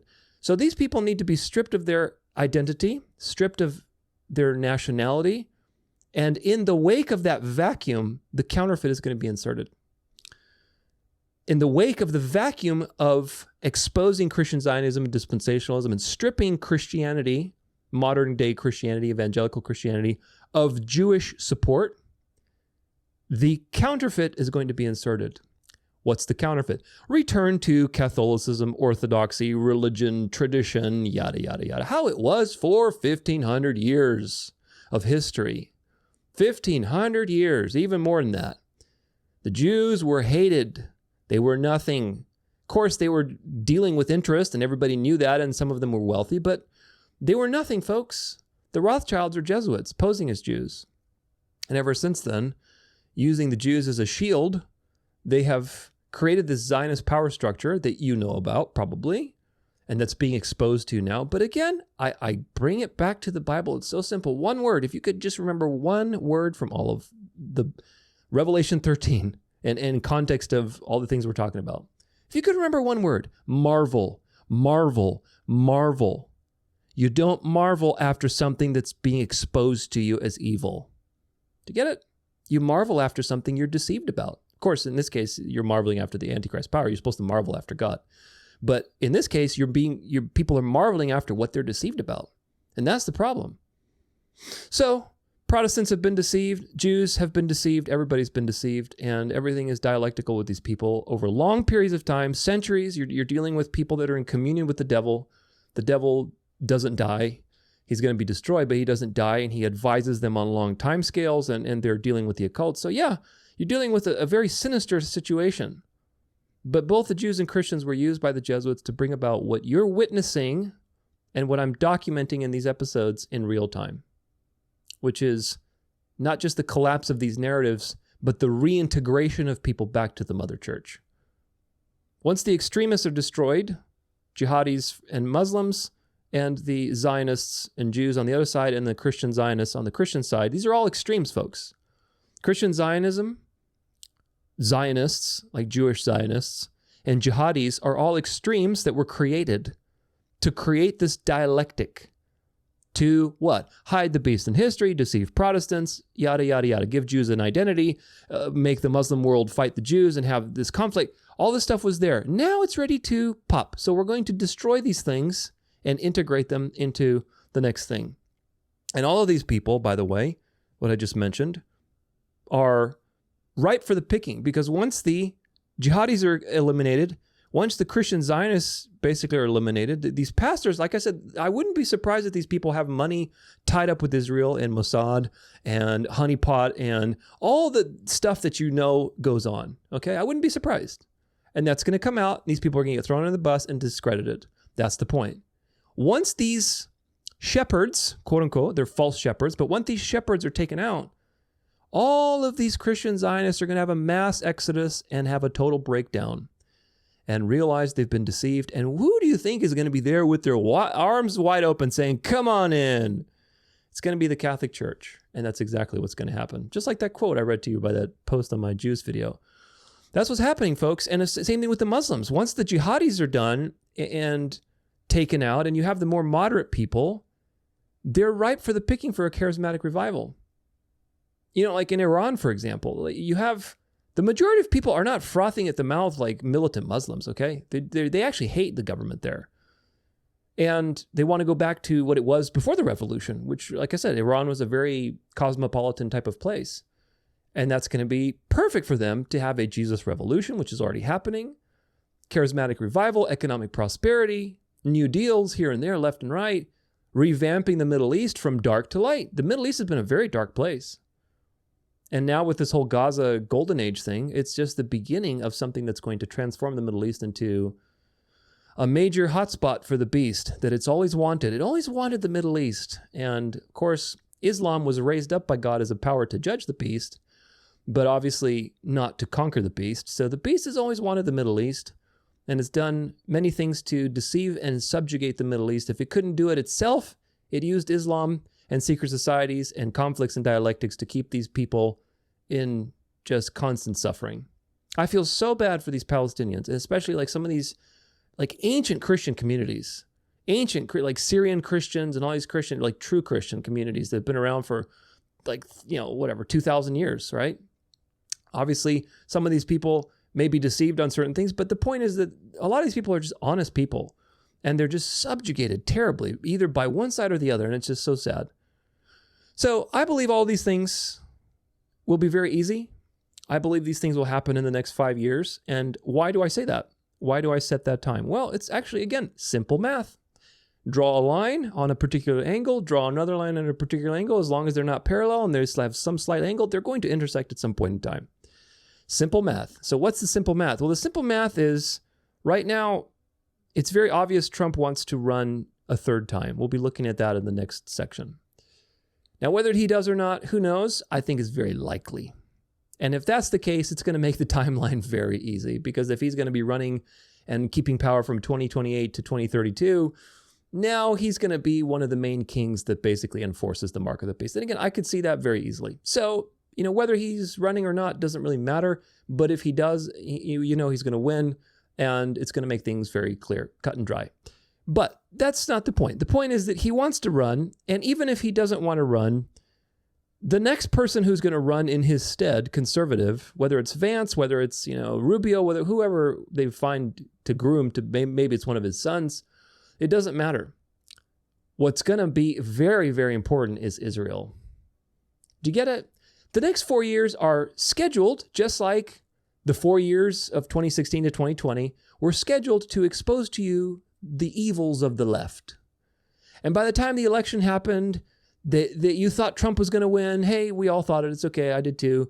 And then they took it away from you and gave you even more evil. They shoved it down your throat with Biden being a buffoon and all this evil stuff. So by the time Trump came back and, oh, he's your hero, and look, he even got shot at. Oh my gosh. You sealed the deal, and it was easy. Now, I don't think they're going to take that long for Israel, but I do see that the next 4 years of Trump's presidency, one of the themes of that is going to be Israel. And that means that by the time Trump runs again, imagine like all the stuff we're watching today, okay? All the stuff we're looking at today. this is like, the tempo is very quick. The tempo is very quick. And what that means is that just plot it out on a graph, right? By the time, like 4 years from now, people are going to be awake. They're going to be very awake to this stuff. It's going to be bubbling to the mainstream surface to displant the narrative, the pro-Israel narrative. So much stuff is going to come out until then. So Trump is not going to pull the shenanigans that he's pulling now with pulling, the seat out from Netanyahu, anti-Semitism, pulling all this stuff. This is just designed to make the people who are awake to the Zionist pill froth at the mouth and get organized and do podcasts and shape the culture. That's the point. Just like putting Paula White up there was a very conscious decision to destroy Protestantism and to begin the dialectic of reforming the deep church, which is part of the Israel thing, because Paula White is one of these pastors that's frothing at the mouth for Israel. So this is the thing, folks. So simple math, that means that by the time Trump runs again, or whoever runs in 2028, the 2028 ticket is going to be very much a hot button issue for Israel. And I can guarantee you right now, I do not see in 4 years the masses putting up with the same nonsense. So something has to change, which will be very interesting to watch. But my point is, all of these things are going to happen very quickly. In the next 4 years, you're going to see a shift in the culture. I said 5 years, but for sure in the next 4 years with Trump's presidency, you will see a shift in the culture. Another thing I remember is that the rabbis were calculating their redemption by 2027. So are they going to build a temple in that time and run this whole narrative to its completion? Who knows? But again, it falls in alignment with the timeline because the momentum of these things being exposed demands that this gets resolution before 2028. Do you get it?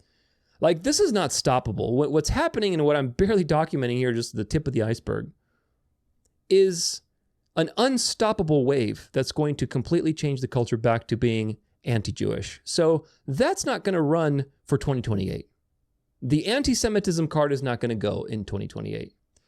So the question is, how are they going to do it all? I don't know. But we have to keep our eyes watched. My feeling is they're not going to get rid of Trump. Trump is too valuable. They've invested too much in him. He's too charismatic. But I do see Trump flipping on them and basically flipping on it like he's a double-minded man. He just does what he's told. So time will tell, but nevertheless, notice the timing of all these things too.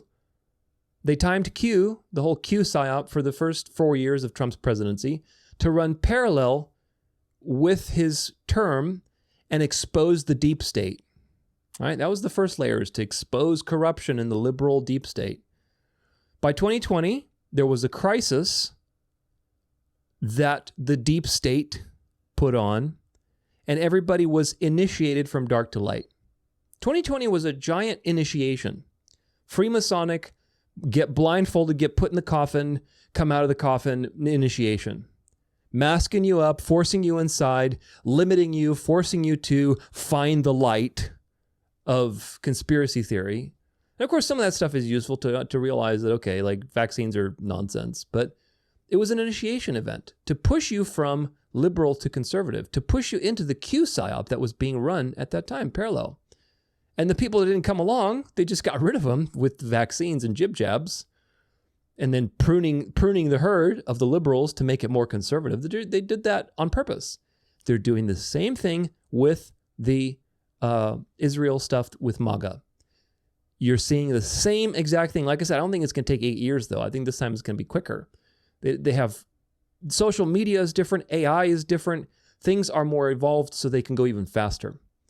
But same thing. Look at the timing with this whole Israel attack starting to get a little bit of momentum right before Trump's election year in 2024.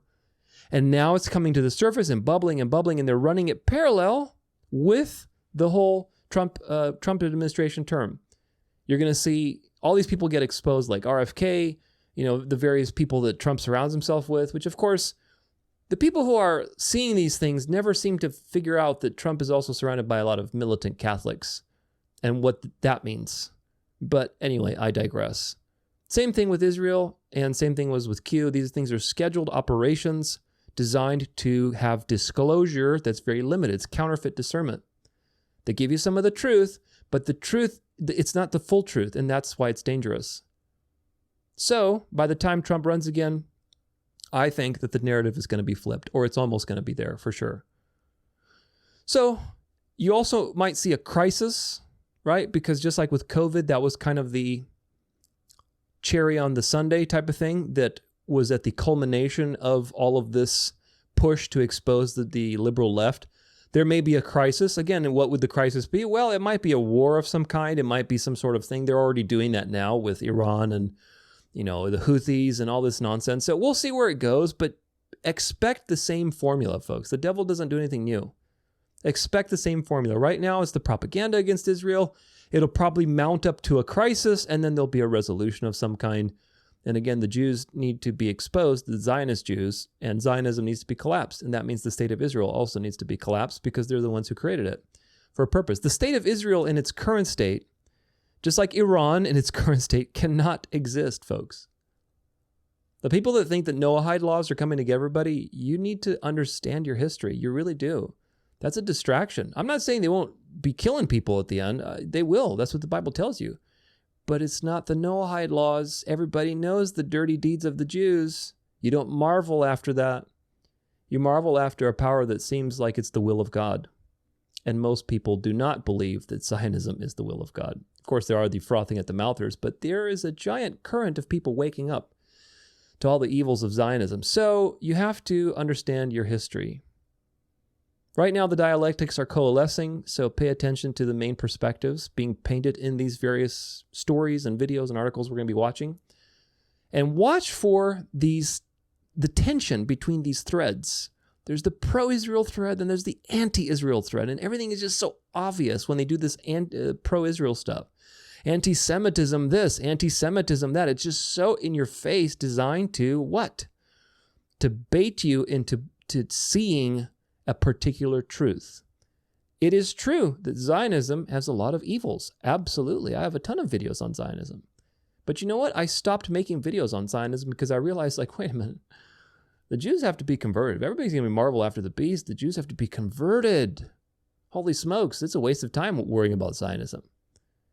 I was exposing Zionism for a while in 2023, a little bit of 2024, but then I realized Theodor Herzl wasn't the author of Zionism. The Jesuits were. Theodor Herzl wanted to convert to Catholicism. He hated being a Jew. And Zionism has to be collapsed in order for the world to marvel after the beast. So this is a dead end. And that's the point. You need to realize that this is a dead end. And the people who are exposing things good help people out of dispensationalism. God will use it for the good. But keep going. Keep going, because it's not the end. So anyway, a lot to talk about on that and a lot of resources to look at. Let's take a look at them. If I get my little highlighter here. I'm not going to watch this video, but this is a video with Russell Brand basically is highlighting. Andrew Tate notices something about Israeli influence in American politics. We'll see another video clip from this particular interview. But Russell Brand, who is a Catholic mouthpiece, is highlighting to you the reasonableness of Andrew Tate. And Andrew Tate has a very interesting perspective here in this video. He's not like everybody's, he's not like the world is run by the Jews. He takes a very neutral stance in the sense that, yes, he acknowledges the Zionist power structure, but the world is not run by the Jews. In fact, actually, let's just see, because I didn't want to, Russell Brand has this way of blabbing on in his vocabulary, but I wonder if we can see the clip. Let's see if we can just find it. Let's see. Has been very pro-Israel. Oh, and it's Chipmunk. Beep, beep, beep, beep, beep. Okay, how about 1.15? Sure, why not? And so he's been very pro-Bibi. Correct. And matter-of-factly, Tate. So do you think he's wrong on that, being so supportive of Israel? This whole Jewish question thing is actually an interesting one. I'm going to talk about this. This is going to get me. Watch how he answers this. This is a very interesting way to answer it, because it speaks to the point I was just telling you about how we need to get rid of the extremists, strip the Jewish identity of Zionism so that the Jews don't have an identity anymore, and the moderates then can be susceptible to persuasion. Just pay attention to how he attacks this question. More trouble. How much trouble am I in? Let me count it. 80%. The Oregons are coming for Right. T, we're going to jail. Pack a bag. Tristan. Right. Pack a bag. Right. So this You know, it's actually kind of frustrating for me because when I came out of jail, I did Piers Morgan, and I told Piers that what was happening in Gaza was a massacre. And this was on like October 9th, like 2 days after. You said genocide. Genocide. I said it was unfair what was happening. This was before it became like widespread. This was only a couple days after. And I was told not to say that. That's going to get you in a lot of trouble. But that's what I believed, so I said it at the time. And there's a lot of people online who are fervently anti-Jew and are very anti-Semitic. And I know who these people are. And you know these people are, a lot of them. Sometimes, Kanye West. Yeah, well, so no, sometimes they have a point of view, and sometimes they just go way too far with it. So I think this whole argument is kind of two-pronged. The first prong. It's funny that he's got to use the word prong there. Now, whether you agree with Andrew Tate or Donald Trump or anyone, you have to agree with the point of them. The point of them is supposed to be speaking authentically and openly. We're so used to media and media figures that hide their views behind obfuscation. Why aren't we getting the of that region that we still call the Middle East? There are people in the world who blame the Jews for absolutely everything, and that is pathetic. And these people think that they worked out the secret of the world, and they're based. Pay attention. This is a psyop right in real time. And they blame Jewish people for everything. They're like, oh, but that's the Jews. What is? Race mixing is the Jews. Maybe they're attacking me for supporting race mixing. My dad is black, my mother is white. Why do you think the Israelis called me and told me to say this? It's my upbringing. Or they'll say, oh, but you can't get a girlfriend because the girls have all been subverted by the media. That's the Jews. How did the Jews keep you out the gym? Because your arms are skinny, bro. How did the Jews stop you from being a man they want to explain that to me. They go so far with it. And if you try and point this out, you're instantly a Mossad agent. Even I get this. After defending Palestine and risking my life, because they could have locked me back up and I was told not to, they're still not happy with me because I don't go far enough with blaming the rain on the Jews. It rained outside, you didn't have an umbrella, the Jews did it. So there's the psycho side of it. Are you a yo-yo dieter? So, do you notice what Andrew Tate, how he's attacking the problem? Because Andrew Tate has talked about the Zionist power structure quite a bit. But his answer here is a little more nuanced. He's not committing to an extreme position. He is acknowledging, okay, we need to get rid of this Zionist situation, but it's not, not all Jews are evil. This is the point. Because once the Zionist stuff collapses and the Zionist state collapses, the Jews that are left, that are moderates, that didn't want anything to do with Zionism, they're going to be desperate for a new identity. And so the perspective will be, hey, come on over. It's much better over here, to religion, to the image of the beast. And that's exactly what's going to happen. So it's interesting to see somebody like Andrew Tate, who again is blackmailed, who is going to be probably very integral into this image of the beast in the UK, probably one of the kings of the earth coming up. Who knows? We'll see what happens. But certainly he's being propped up in that direction. He has a very neutral and honest position with the Jews in that sense, in the sense that he's acknowledging the evils of the Zionist power structure, but he's not committing to an absurdly extreme position where he's blaming the rain on the Jews, right? So it's very interesting, very, very interesting in context of all of these things happening, because this narrative is being shaped. The new narrative is being shaped. Here's another one from that same interview, I think. Against it, because then they are what? Racist. Nazis. Yep. Nazis. Yep, for sure. So they use World War II. Let me ask you guys a question. If they use World War II to subvert white nationalism to the point of extinction, wouldn't it be truly... Now, this one's a little more aggressive. Pay attention to it. ...truly treasonous if the story of World War II wasn't even true? What if there's another story to World War II? Is it true, the story that we know? The version of events that we know? Hitler's just crazy and he just lost his mind. I'm asking questions because in my world, I understood that victors write the history. Winners write history. Winners are always the good guys. The loser was always the bad guy. Loser had no point of view at all. The winner had all the right thing and they were doing all the right things. So I'm just asking you, if this war is what's shaping the modern world and it is bringing on the ideology which is going to lead to the extinction of the white race, isn't it important we find out if the story we're told is even true? Let me apply this to modern time. If you listen to the media and the story, they tell you Putin's crazy. Putin's nuts. And he's lost his mind, and he has no point of view at all, and he has no reason to invade Ukraine. There's no possible reason. If you research, you'll understand he actually has a pretty good argument. I'm not saying he's perfect. I'm saying that he has his beliefs. We have our beliefs, some right, some wrong. There's no such thing as black and white. There are different varying shades of gray in every single conflict. But the Hitler story, the World War II story, is black-white, because that's how the winners want to write it. And that's how it always goes when the war is over. And the story of Russia-Ukraine is black-white. Ukraine's innocent, we're innocent, Russia's nuts. But if you actually analyze things and understand them really, you'll see it's not that way. So this is a very interesting thought experiment. And that's what I'm doing before the media attacks me. I'm not advocating for anything. I'm not saying anything. This is a thought experiment. If one particular ideology is shaping society to the point where an entire race will go extinct, shouldn't we understand that period of history intimately? Yes or no? I would argue yes. And if that's the case, perhaps when we understand it better, perhaps white people might save themselves. Perhaps. So to fight again. Very reasonable, isn't it? Now, here's another thought for you, because we'll see some more on the Holocaust coming out. It's more and more coming out, folks. This is a controlled demolition, and so in order for it to be complete, everything that they lied about has to now be revealed. And they're revealing it to you in a controlled way so that you can go into the next sheep pen. Now, part of the Zionist deception has been the Holocaust, and I'm not going to talk too much about it here. In my Venerable Day of the Sun episode, I think 10 or 11, one of those I have to look. In the Dialectics chapter, I talk about everything regarding the Holocaust there, the holo-hoax, so to speak. And the point is this.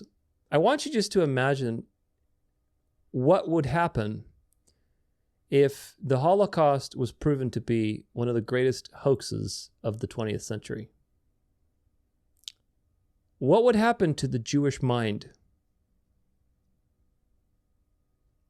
Can you see the gaslighting? Can you see the complete annihilation of the Jewish identity that would happen when they realize that all this victim mentality, they've been lied to by their rabbis, by their teachers, by history, they've been lied to about the Holocaust.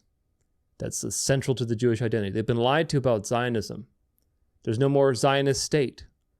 Disperse the Jews. Come, be part of the body of Christ. You're unified. It's revival time. Do you see what's happening? The Jews were just there as pawns to deceive the Christians, and the Christians have been deceived, so now it's time to cash it in. And they've also set the precedent in these 80 years of Zionism with all the ugliness that the Jews have done. Again, when I say Jews here, I mean quotation Jews, the ones in power, that these people have done.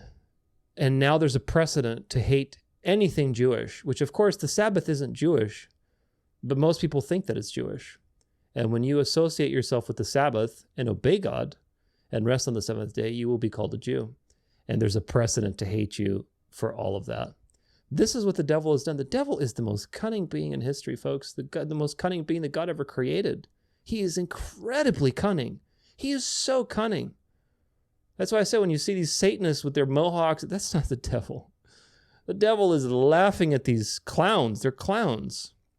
Because he's playing both. The guy frothing at the mouth, jumping to put the Eucharist in his mouth, and he's playing the guy who's the high priest blaspheming, a cracker. He's playing both of them. That's the devil. And when you get that, then you realize just how cunning he truly is. But this is just the beginning. Just the beginning. Oh, Jordan Peterson confronts Ben Shapiro on Jesus, then this happens. Gosh, this is another one of these interviews where it's just like, we'll watch a little bit of it, but Jordan Peterson now, again, mouthpiece for the Catholic Church, expert on the Bible, even though he's not. He's being presented to you as such. He's having this intellectual conversation with Ben Shapiro, who is being pegged as a Mossad agent, is being pegged as this, mouthpiece for Israel. So Ben Shapiro is either going to have a conversion moment or he's going to be completely discredited and thrown under the bus. I wonder which one it'll be. Let's watch. What you just said is fundamentally... Ben Shapiro sounds good like a chipmunk, actually. That's kind of funny. Let's see. Playback speed, 1. Let's do 1, because I think they might talk a little fast. Unchristian. Do you think that Ben, or just people that believe in the Old Testament exclusively, are missing something? You need to face the potential for malevolence that exists within you and in the world. What makes Christianity different from Judaism other than Christ. One of the best things about our culture broadly, and YouTube specifically, is the fact that conversations about ultimates of life, like God, morality, judgment, religious practice, have become a part of pop culture. Here's another example. So David Rubin. Why have they become a part of pop culture? You ever ask yourself that? Why have these kinds of conversations have become so part of pop culture? Hosted Ben Shapiro and Jordan Peterson to have a deep conversation about those ultimates. And in what you're about to hear, they talk about Christian and Jewish distinctives, which is especially interesting to hear from Shapiro because he's an Orthodox Jew, and Jordan Peterson, who is, well, Jordan Peterson is heterodox. He's this Jungian archetypal Bible interpreter guy, but it's fun and intriguing stuff. But the main thing they're talking about is the basic debate of the New Testament itself. That's what makes it so important. By the way, I'm Brett. I've been a pastor a long time, and here at One Life, we love engaging with these kinds of conversations because they matter, and they matter a lot. So we'll hear them out, and then there's something in particular that Ben Shapiro brings up that I want to flesh out a little bit more at the end. Here we go. This is where I think we could have an interesting conversation about the relationship between Judaism and Christianity. So there's an idea in Christianity, which is, I think, the central idea, which is that you need to face the potential for malevolence that exists within you and in the world. So that's Christ's confrontation with the devil in the desert, with Satan in the desert. You have to come to terms with that malevolence. That's part of existence. And you have to voluntarily accept the burden of suffering. And so that's the acceptance of the cross. Okay, so you take on that, you say the suffering. So there's an idea that Christ is a messianic figure because he took the suffering of the world onto himself. And what that means to me is that he was someone, speaking conceptually, who decided that the suffering of the world was his responsibility, and that that's what you're supposed to do. You're supposed to decide that that's your responsibility. You take that on a... No, you're supposed to believe in that perfect work from Christ on your behalf. As a burden. You do the same with the malevolence. So when you read history, you read history as a perpetrator, right? Maybe you also read it as a victim, but you certainly read it as a perpetrator. And then that's on you. Okay, so then the question is, what happens when you do that? And I would say the answer is two things, is that, first of all, it starts to force you to develop, like to learn what you need to learn in the world and to absorb the information that would enable you to start to face the suffering and to rectify it. So that forces you to become a more competent person, and that's the socialization part that you thought of as so important. But then there's a secondary thing that happens too, which is that taking on that additional stress and demand voluntarily transforms you biologically, because within your genetic structure, let's say, there's all sorts of potential. But that won't be unlocked unless you place yourself in a position where the demands necessitate it.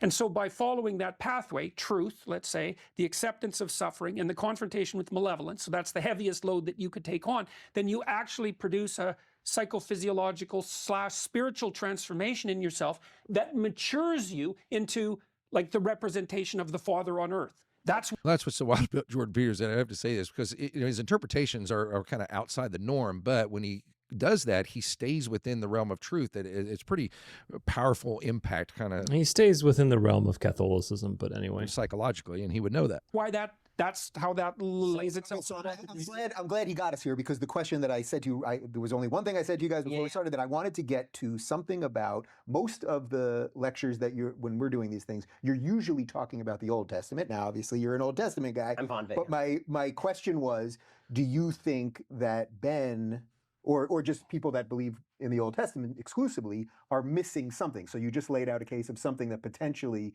is missing So there. Do you think that is a fair argument? Well, what I'm going to argue is that what you just said is fundamentally unchristian, in the sense that you're saying that everyone is supposed to imitate Jesus. And the basic conceit of, from what I understand, speaking with Christian theologians, is that we are fundamentally incapable of taking on our own sin. And so we have to have somebody who comes in the form of Christ on earth in order to accept that suffering for us. And that is the purpose of God actually embodying himself in Christ, is to provide human beings the capacity to withdraw from original sin, that we don't actually have the capacity beyond a certain point to overcome. And that's why Jesus as a singular figure is necessary. I actually agree from a Judaic point of view with everything that you say, because for me, it's about accepting the responsibility for my own sins on myself. And I don't have the ability to say that there is the suffering servant, the suffering Lamb of God, who sacrificed himself to relieve me of my sins, and therefore give me a fair shot at life. Yeah, well, okay, that's a really good. See, Ben Shapiro actually was preaching the gospel to Jordan Peterson, which is really ironic in this conversation. Objection, I think, and I think that there's a fair bit of confusion. And it is, even though it seems to leave out the sacrificial system in the Old Testament. About that in the Christian community, for example. So I would say that that perspective is more explicitly Protestant, and then I would put the Catholics next to that, but then I would put the Orthodox types fairly far away from that, which is why so many Orthodox Christians, I think, have been interested in what I'm saying, because their sense, and this is where my knowledge of Christian theology starts to run out, because like I'm not an expert on, in the doctrinal differences. Right. Their sense is that it's the imitation that's of primary importance. Now it's because orthodoxy by the Confession of Dositheus in the 16th century, that was written in response to the Protestant Reformation as a reaffirmation of orthodoxy's beliefs, states in Article 17, don't quote me on that, it might be wrong, but it's in there, Article 17, I believe, that we believe salvation is by works and faith, not strictly. In fact, you know what? Let's do this. Confession of Dositheus. Put this to rest. Let's say text. Let's see if we can find it. I'm sure we can. Confession of Dositheus. Here we go. Confession of Dositheus, yada, yada, yada. Let's see. I think it's decree number 17. I could be wrong, but let's see if we can find it. You can see it. You can see it. 17. For all my Orthodox friends, don't run to Orthodoxy. Trust me, I've been there, done that. Let's see. Where are you? Here we go. It's not present typically. Yada, yada, yada. Let's see. Further, we believe in the body itself.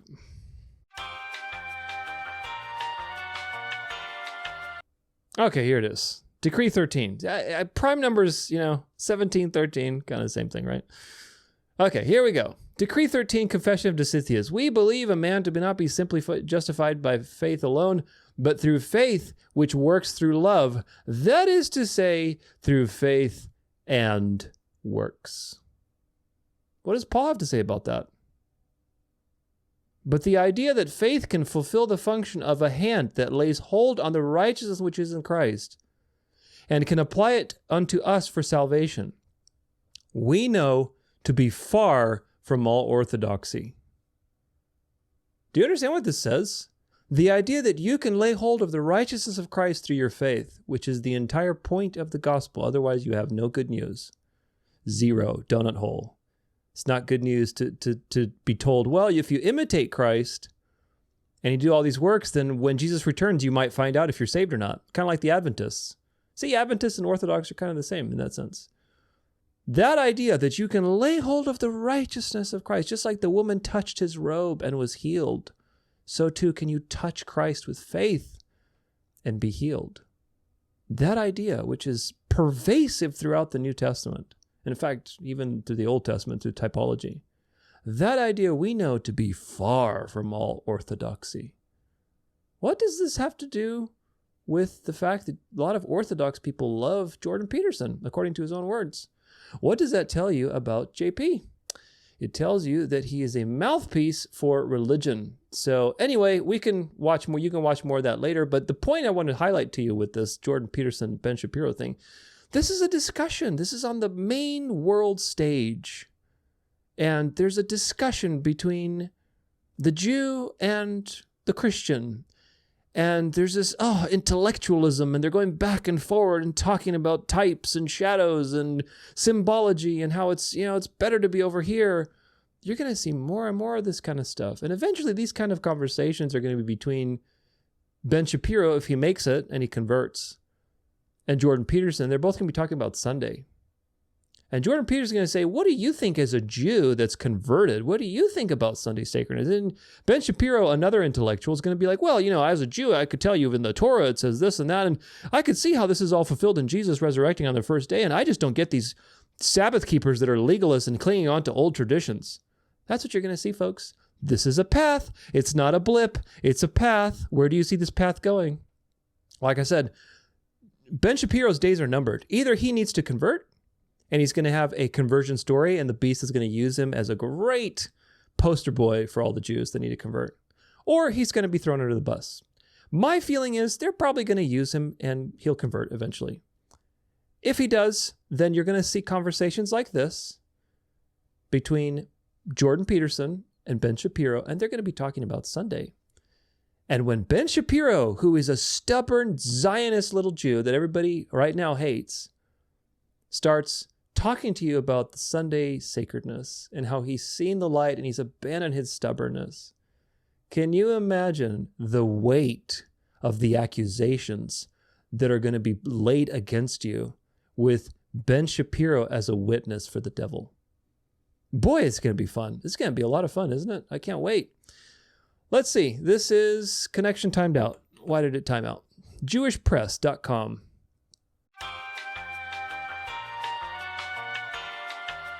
Okay, that was fun. I had to pull this up in the Wayback Machine, but I don't know if this is true or not, but it's interesting. Just another interesting little thread. Breaking Purim Spiel news. President Trump undergoing conversion to Judaism. This is the articles from Jewish Press. And let's see. A source in the White House has revealed that the President of the United States, Donald Trump, is currently in the process of converting to Judaism.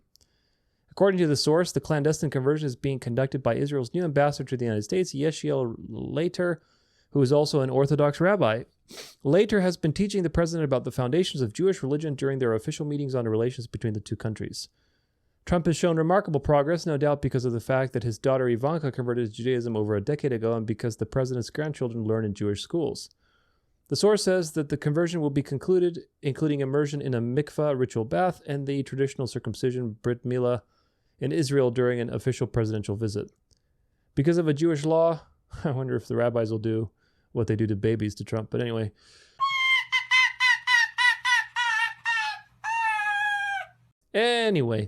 Because of a Jewish law which forbids a Jew from leaving the land of Israel, Trump is planning to make Aliyah and take up residence in the Jewish state.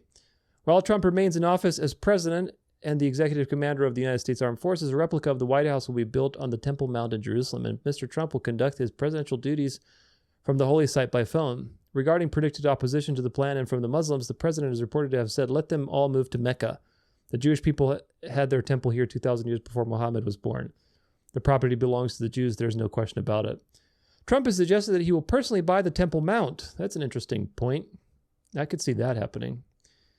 Known as Har Habayit, in order to end the long-lasting friction between the Muslims and the Israelis regarding ownership of the site. Problem, reaction, solution. What will happen in another 4 years when Trump's term of office comes to an end? Yes, that's a good question, isn't it? Well, we know what's going to happen to some degree. The source in the White House says that Mr. Trump is considering entering Israeli politics and declaring his candidacy to become prime minister of the Jewish state. So who knows what amount of this stuff will come true? I know that there's a video, if you remember, from 2019, that Trump already converted to Judaism. That was going around for a while. According to White House official. Chipmunk speed, and let's go to 1. There it is. That's his blog. Now, this article's been taken down. I don't think you can find this article. But this was, I think, on Israel Today News. Donald Trump converted to Judaism 2 years ago in 2017. He said, President Donald Trump converted to Judaism 2 years ago and joined Chabad Lubavitch Synagogue in New York City, according to a high-level White House official. Mr. Goldberg says the story has allegedly been held by CNN's editors for months, but is due to be released within the next few days. David Elias Goldberg, a fellow at the Jewish Center of Anti-Semitic Study, has also interviewed the White House source. According to the source, Trump was pushed by his daughter Ivanka and son-in-law Jared Kushner to join the faith. At first, Trump resisted, stating it would threaten his base of evangelical Christian voters. However, he had a change of heart and officially converted in early 2017. The ceremony was held in private and closely guarded for nearly 2 years. It appears the White House is prepared to slowly release this information, and by summer, it is expected Trump will fully address his new faith in an evening televised news conference. He is clearly the most Israel president in the history of America. He's given Israel every single thing that they've wanted, and he's about to give them war with Iran. And now, did that happen? Did it happen where he came out and said, I'm a Jew now? No. So, again, I don't know if all the things that I read to you in the previous article will happen. However, you know, if there's some thread of truth in it, it would be interesting if I could see Trump intervening in the chaos that ensues with this collapse of Zionism, and they have to collapse the Zionist state. They have to destroy it. I can see Trump annexing yet another part of it and having it part of the United States or something and taking over the Temple Mount. I could see something like that, becoming the savior that's the intermediary. I could see that, even though, you know, he's not Jewish or whatever else. I could see some sort of intervention politically there to rescue the state of Israel and be kind of a neutral third party. So we'll have to watch for that. But I doubt that he was going to come out as, if he does, then boy, that'll be interesting. But even if he does, if he comes out and says, look, tomorrow he says, listen, I've converted to Judaism, I'm a Jew now, long live Israel. You have to remember, no matter how hard the devil baits you into this narrative with the Jews, what does the Bible say? What did God say? That's all that matters, folks. What did God say? God did not say that the end is a Zionist situation, that you can see it and you know it's wrong and it's evil and it's forcing you to marvel at it even though you are aware that it's evil. No, the end is a counterfeit Christ. And that counterfeit Christ has been on the earth for a very, very long time in the institution of the papacy. People have forgotten, and I intend to document it for you painfully, painful documentation. I'm going to make it so easy for you. I'm going to make it super easy to where just you could spoon feed people, any people in your life that are Catholic or Orthodox or whatever else, you could just give them the information. I'm going to organize it for you so cleanly and succinctly. All the blasphemies of the papal institution in one video. It's coming up. If you're watching from the future, make sure you tune in. But it's going to be a great, great video on this topic so that you understand who the false Christ on earth is, because that false Christ has already been here for a very long time. Very, very long time. Here's another one on Instagram. This is Sam Parker. He says, JFK Files, the CIA did it, quotation marks, starring James Angleton, top Mossad man at the CIA. Whenever you read or hear the CIA killed JFK, think James Angleton, top Israel man in the CIA. From 1951 to 1974, Angleton was the CIA's head of the Israel desk. For that entire time, he was the only U.S. intelligence official authorized to talk to the Israelis. And he did it largely without any oversight or accountability to anyone. Remember, really quick pause, why was JFK killed? Because he was putting a wrench in the Rothschild banking system by trying to print his own money, and because he was trying to put a wrench in the drug trade in Vietnam and pull America out of conflict so that the papacy couldn't use America as a sword in the East for its purposes there with communism. And so JFK was a real problem. He wasn't playing ball. Plus, he was a liberal Catholic, which, you know, they hate liberals. And he was an Illuminati, so he's part of a different, bloodline. It's all same stuff. They're all pieces. I'm not saying JFK was a great person, but JFK was trying to do things his own way, and that just wasn't working for the liberal order that they were trying to create at the time. He was wanting to push things in the opposite direction, which is what Trump is doing now. But that wasn't ready yet at the time, so he had to be taken out. So the Jesuits have their reasons. They had very good reasons to kill him. Did they use proxies like James Angleton and all these people who were in the Mossad and everything else? Yes. CIA, Mossad, Illuminati, Freemason. It doesn't matter, folks. You can't get lost in the labels. It's all synagogue of Satan. That's why, like I said, watch that series so you understand the broad meaning of that term. Let's see what else is here. From 1950, Angleton was the head of CIA counterintelligence. He was infamous for running a CIA inside the CIA. When JFK fired CIA Director Alan Dulles in 1961, Angleton became unsupervised until he was ousted in 1974. He was known for constantly hunting moles, but never finding any. I wonder why. Under Angleton's watchful eye, Israel invaded Egypt in 1956 after Angleton had personally assured the CIA director that no such attack was being planned. Later, Israel successfully attacked and covered up its attack on the USS Liberty during the Six-Day War, also supported by U.S. intelligence. Also under his tenure, Israel stole nuclear secrets, technology, and enriched uranium from the U.S. for over a decade. The infamous alleged visit of Lee Harvey Oswald to Mexico City, connecting LHO to KGB, was likely performed by a body double and orchestrated by Angleton as part of the ruse to set up Oswald as the JFK patsy. Secret societies upon intrigue and shadow organizations. During the Warren Commission, Angleton exercised considerable control over the documents he provided and when and how he provided them to the investigation. Angleton left behind 40 secret vaults that had to be drilled open. It took the CIA 3 years to sort and catalog their contents. It took another 6 years for a report to be written summarizing the findings. The reports fill 12 legal-sized volumes, and it has never been released. During his reign, Angleton made dozens, perhaps more than 100 trips to Israel, and was friends with all sorts of powerful Israelis, including Teddy Kollek, the first mayor of Jerusalem, and Yitzhak Rabin, the eventual prime minister. When Angleton died in 1987, the Israelis held a special tree planting memorial service for him, attending by the following notable figures: Yitzhak Rabin, who was in Dallas the day JFK was shot, then the current heads of the Mossad, Shin Bet, former Mossad chiefs Mir Amit, pictured below LARPing as the cowboy, Zvi Zamir, Yitzhak Hofi, former Shin Bet chiefs Avram Aituv, all these Jewish names, yada yada, military intelligence chiefs Abaron Yaruv, Shlomo Gazit, and Binyamin Gibli.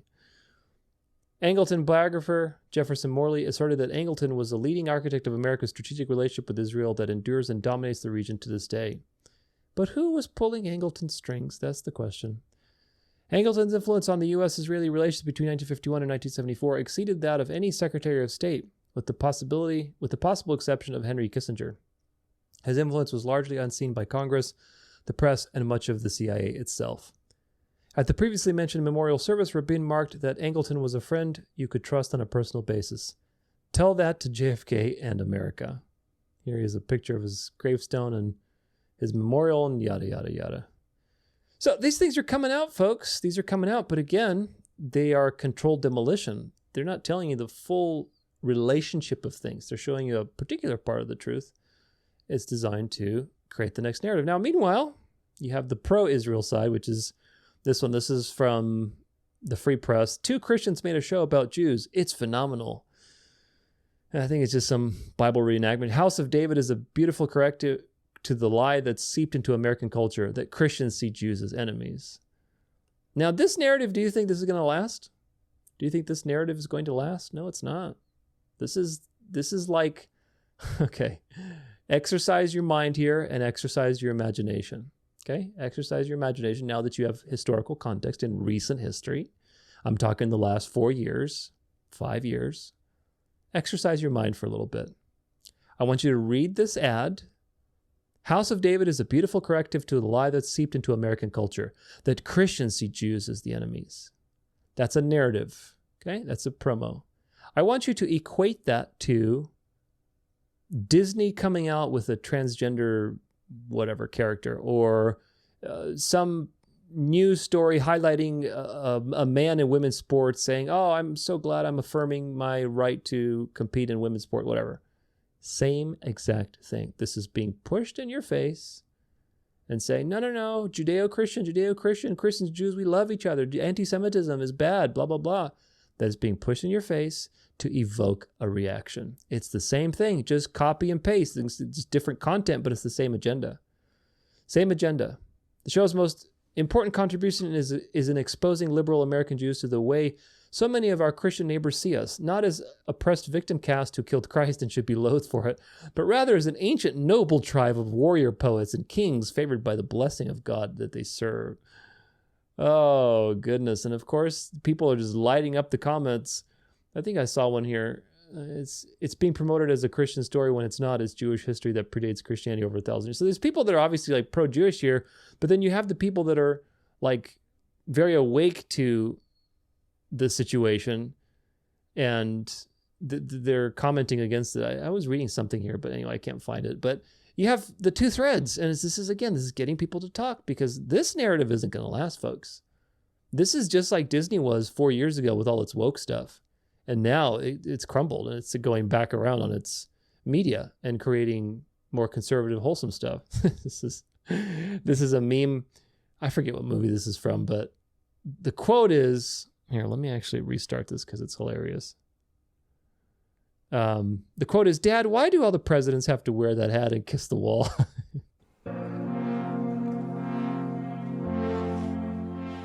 Son, you know, once you start, there's no going back.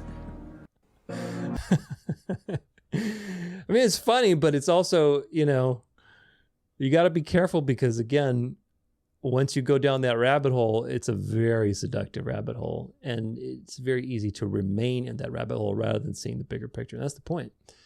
That's the point of all of this stuff. Here's another one from Behold the Truth. He's this Catholic fanatic guy on Instagram. More power. How'd they get that? With intentional infiltration. They intentionally get into every country, and then they work with Mossad and with the groups to get high ranks and move in, and they get money and funding until they control institutions, what's going on, and they subvert the nation, control the media, blackmail the politicians. Think of Epstein, right? What's going on here, Diddy, to control these countries. So you go, how could 0.4% of people in a country control so much? Well, high IQ. No, it's called being diabolically evil. So it's a satanic group of people that go around the world, infiltrate countries to make them actually serve their purpose. And the purpose is what? Is to serve the devil. Who's have more power? This is, by the way, if you know your history, the same climate, exactly the same climate that Nazi Germany had before Hitler came to power. Same exact. And most of the Nazis were Catholic, and Hitler was propped up by the Catholic Church, and they were rehearsing the image of the beast with Hitler. Of course, it didn't work out, so round 1 was with Napoleon, round 2 is Hitler, round 3 is with Trump, and this time it's going to be successful. Third time's the charm.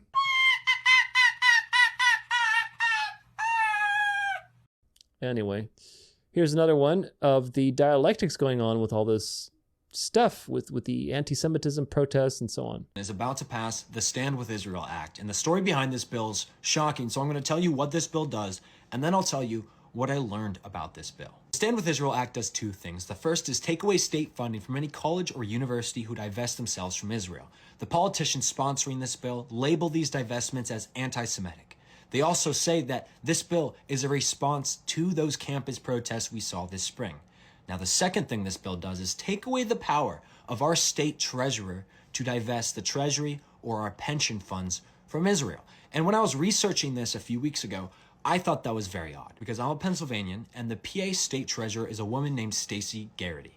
And last fall, she took $20 million of state funding and used it to buy Israeli bonds in support for Israel. Pennsylvania now holds over $56 million in Israeli bonds. And I know that Stacey Garrity is never going to divest Pennsylvania anytime soon, so I knew there must be another reason why this bill would target the treasurer. And I was right. Stacey Garrity is up for re-election this fall. She's a Republican, and the Democrat who's running against her is a woman named Erin McClelland, who criticized Stacey Garrity for investing in Israel. Erin was able to win the Democratic nomination despite opposition because of her views. And so the pro-Israel machine had to act. They had to make sure that this wouldn't happen because if Erin McClelland won treasurer and they didn't do anything about it, then she might divest from Israel. And Israel would for sure not be getting any more of Pennsylvania's money.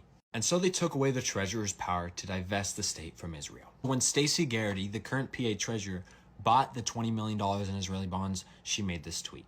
When Putin invaded Ukraine, I ended all investments in Russia. In the face of Hamas's horrific attack on Israeli civilians, I purchased $20 million in Israeli bonds. Our moral clarity speaks volumes. Garrity also sold off all of the state's investments in China the other year because of human rights violations.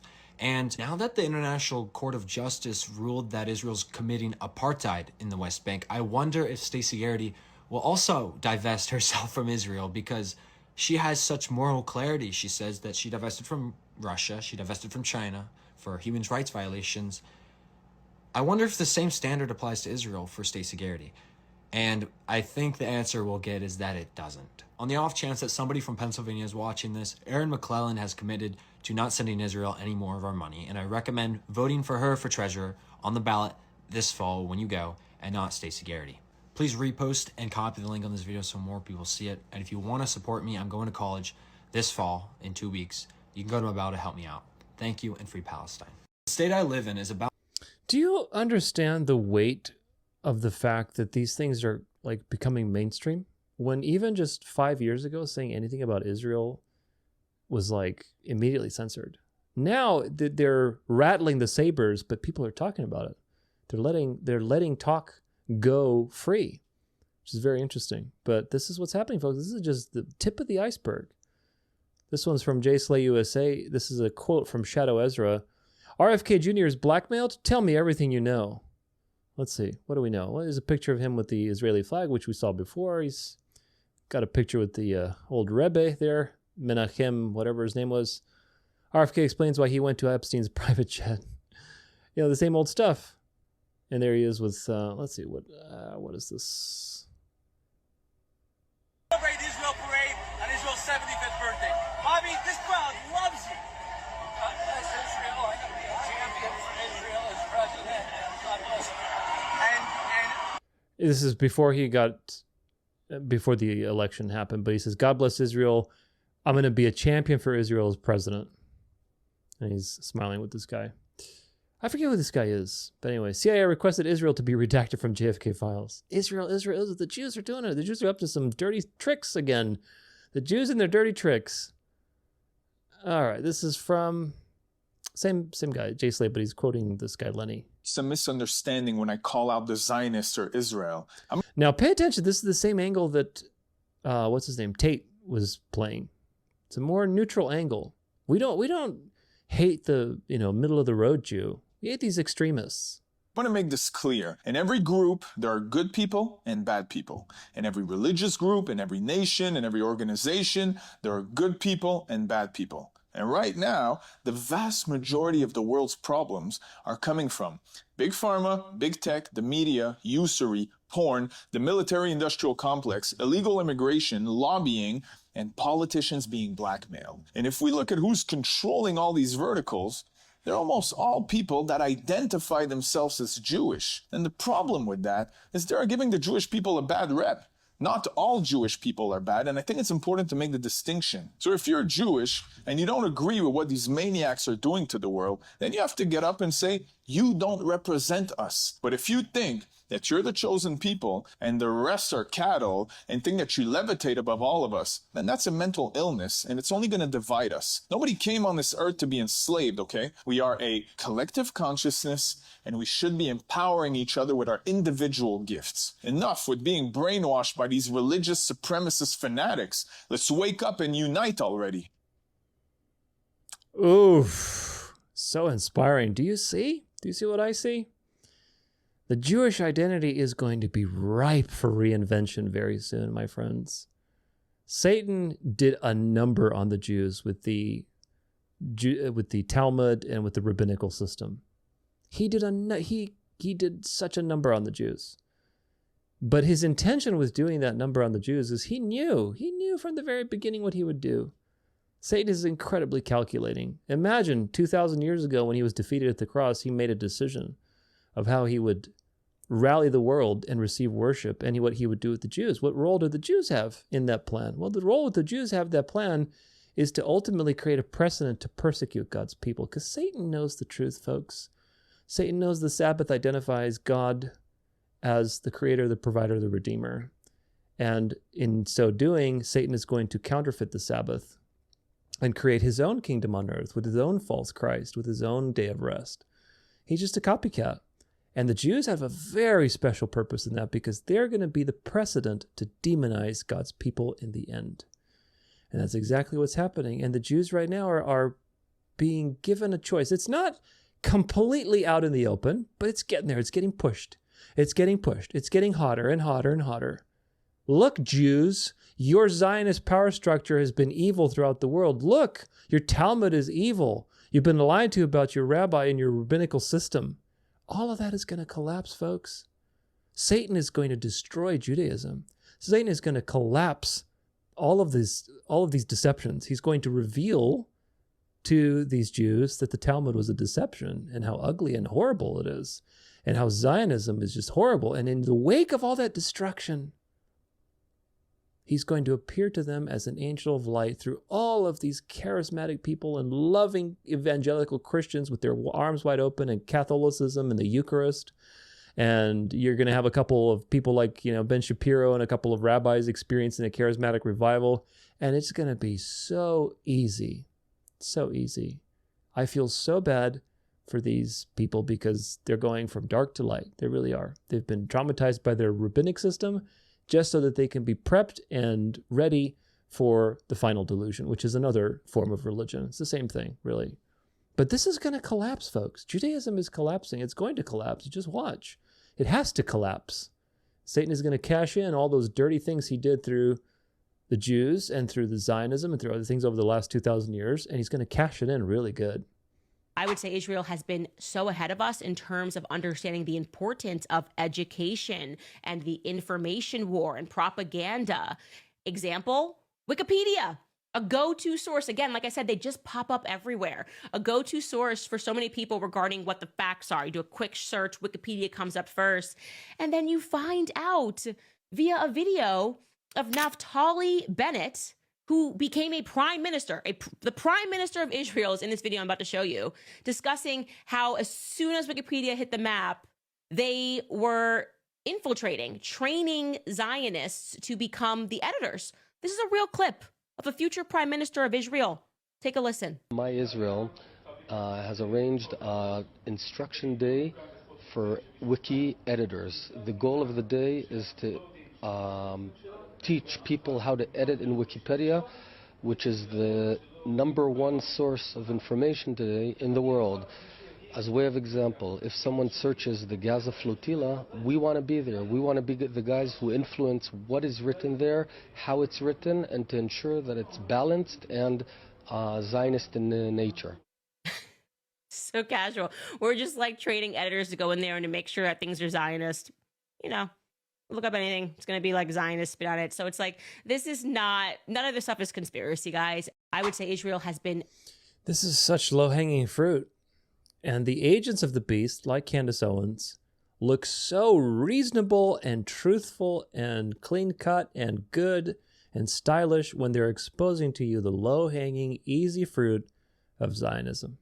That's the point, folks. The dark is there to make the light, false light in parentheses, look like the truth.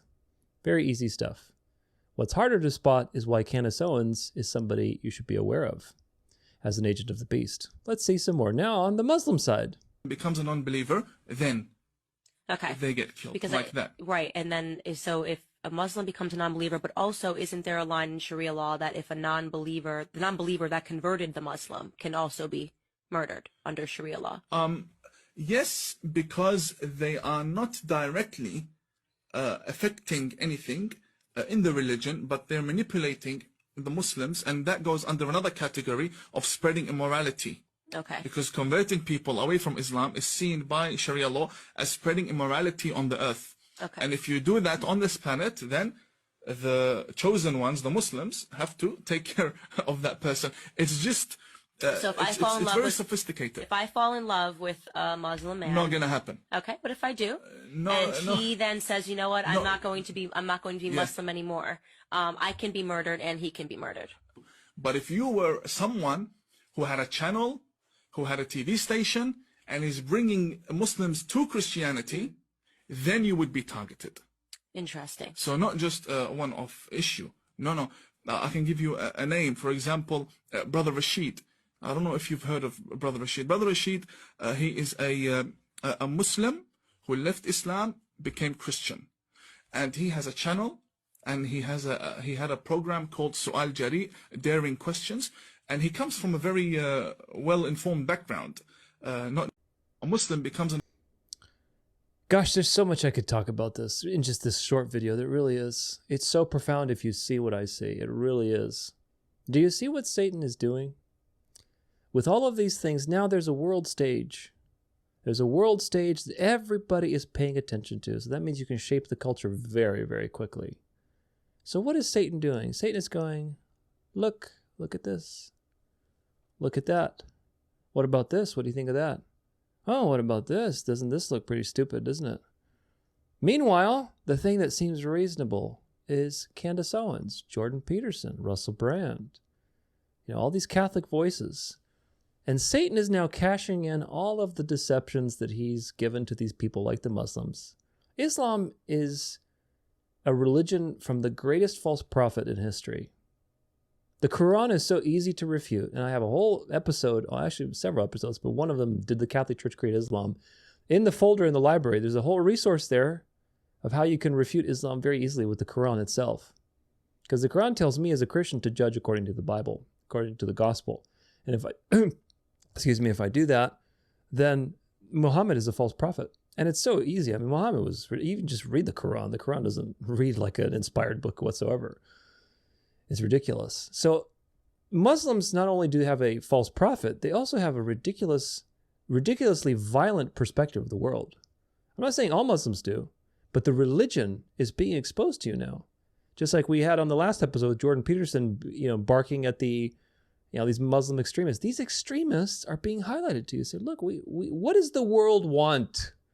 What does the world want? What do we want as the world? What morality should we choose? Should we choose Islam? No, look, they're so violent. They just hate people and they're just so openly ready to kill anybody. We don't want that. Do we want the Jews? No, look at the Jews. They're so dirty with all their schemes and big pharma and everything else, the Zionist Jews and everything. We don't want that either. What do we want? Well, Candace Owens seems to be really smart. Jordan Peterson seems to be really smart and reasonable. All these Catholic voices seem to be really, peaceful and for the common good and for prosperity. That seems to be the way to go. So you're being highlighted to you. All these deceptions are being highlighted to you and revealed in contrast to the false light. There's always somebody there to represent the false light. Candace Owens is a great mouthpiece for the Catholic Church. In comparison to the darkness of this man's religious beliefs, oh yeah, we'll kill him. Kill him. They don't believe in Islam, we kill them. Very easy. And he's just making himself look like a fool. And Satan is laughing because now he's cashing in all these deceptions to rein it all in back to the Mother Church, where he gave his throne and power and great authority to. Imagine that the most cunning being in the created order, if he gave his throne to the beast, it's not just power, folks. Satan is the god of this world. It is deceptive power. Satan gave his deceptive power to this institution. So it's not just power and wealth and influence. It's deceptive power. And that's exactly what you're dealing with, because it's going to be very deceptive for people that don't have discernment. And most people don't, unfortunately. Here's some more with Candace Owens on the Jews. Frauds.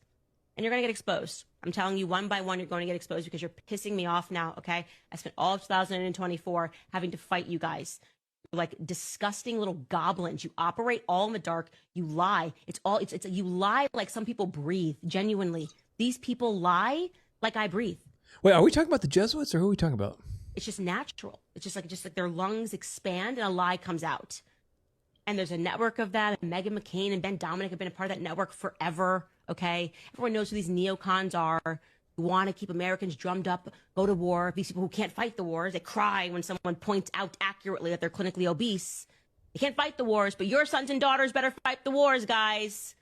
God forbid you have a person on a platform telling you, no, this is stupid. We don't need to be involved in Bibi Netanyahu's Middle East BS and expansion policies. Okay, they don't have the people, so they want you to be the people that go die for it, and they're trying to marry you to those ideas in the classroom, on podcasts, via the media, and because their relationship and your trust in media has been fractured, they now have to work on trying to fracture your trust in people like me and Tucker Carlson.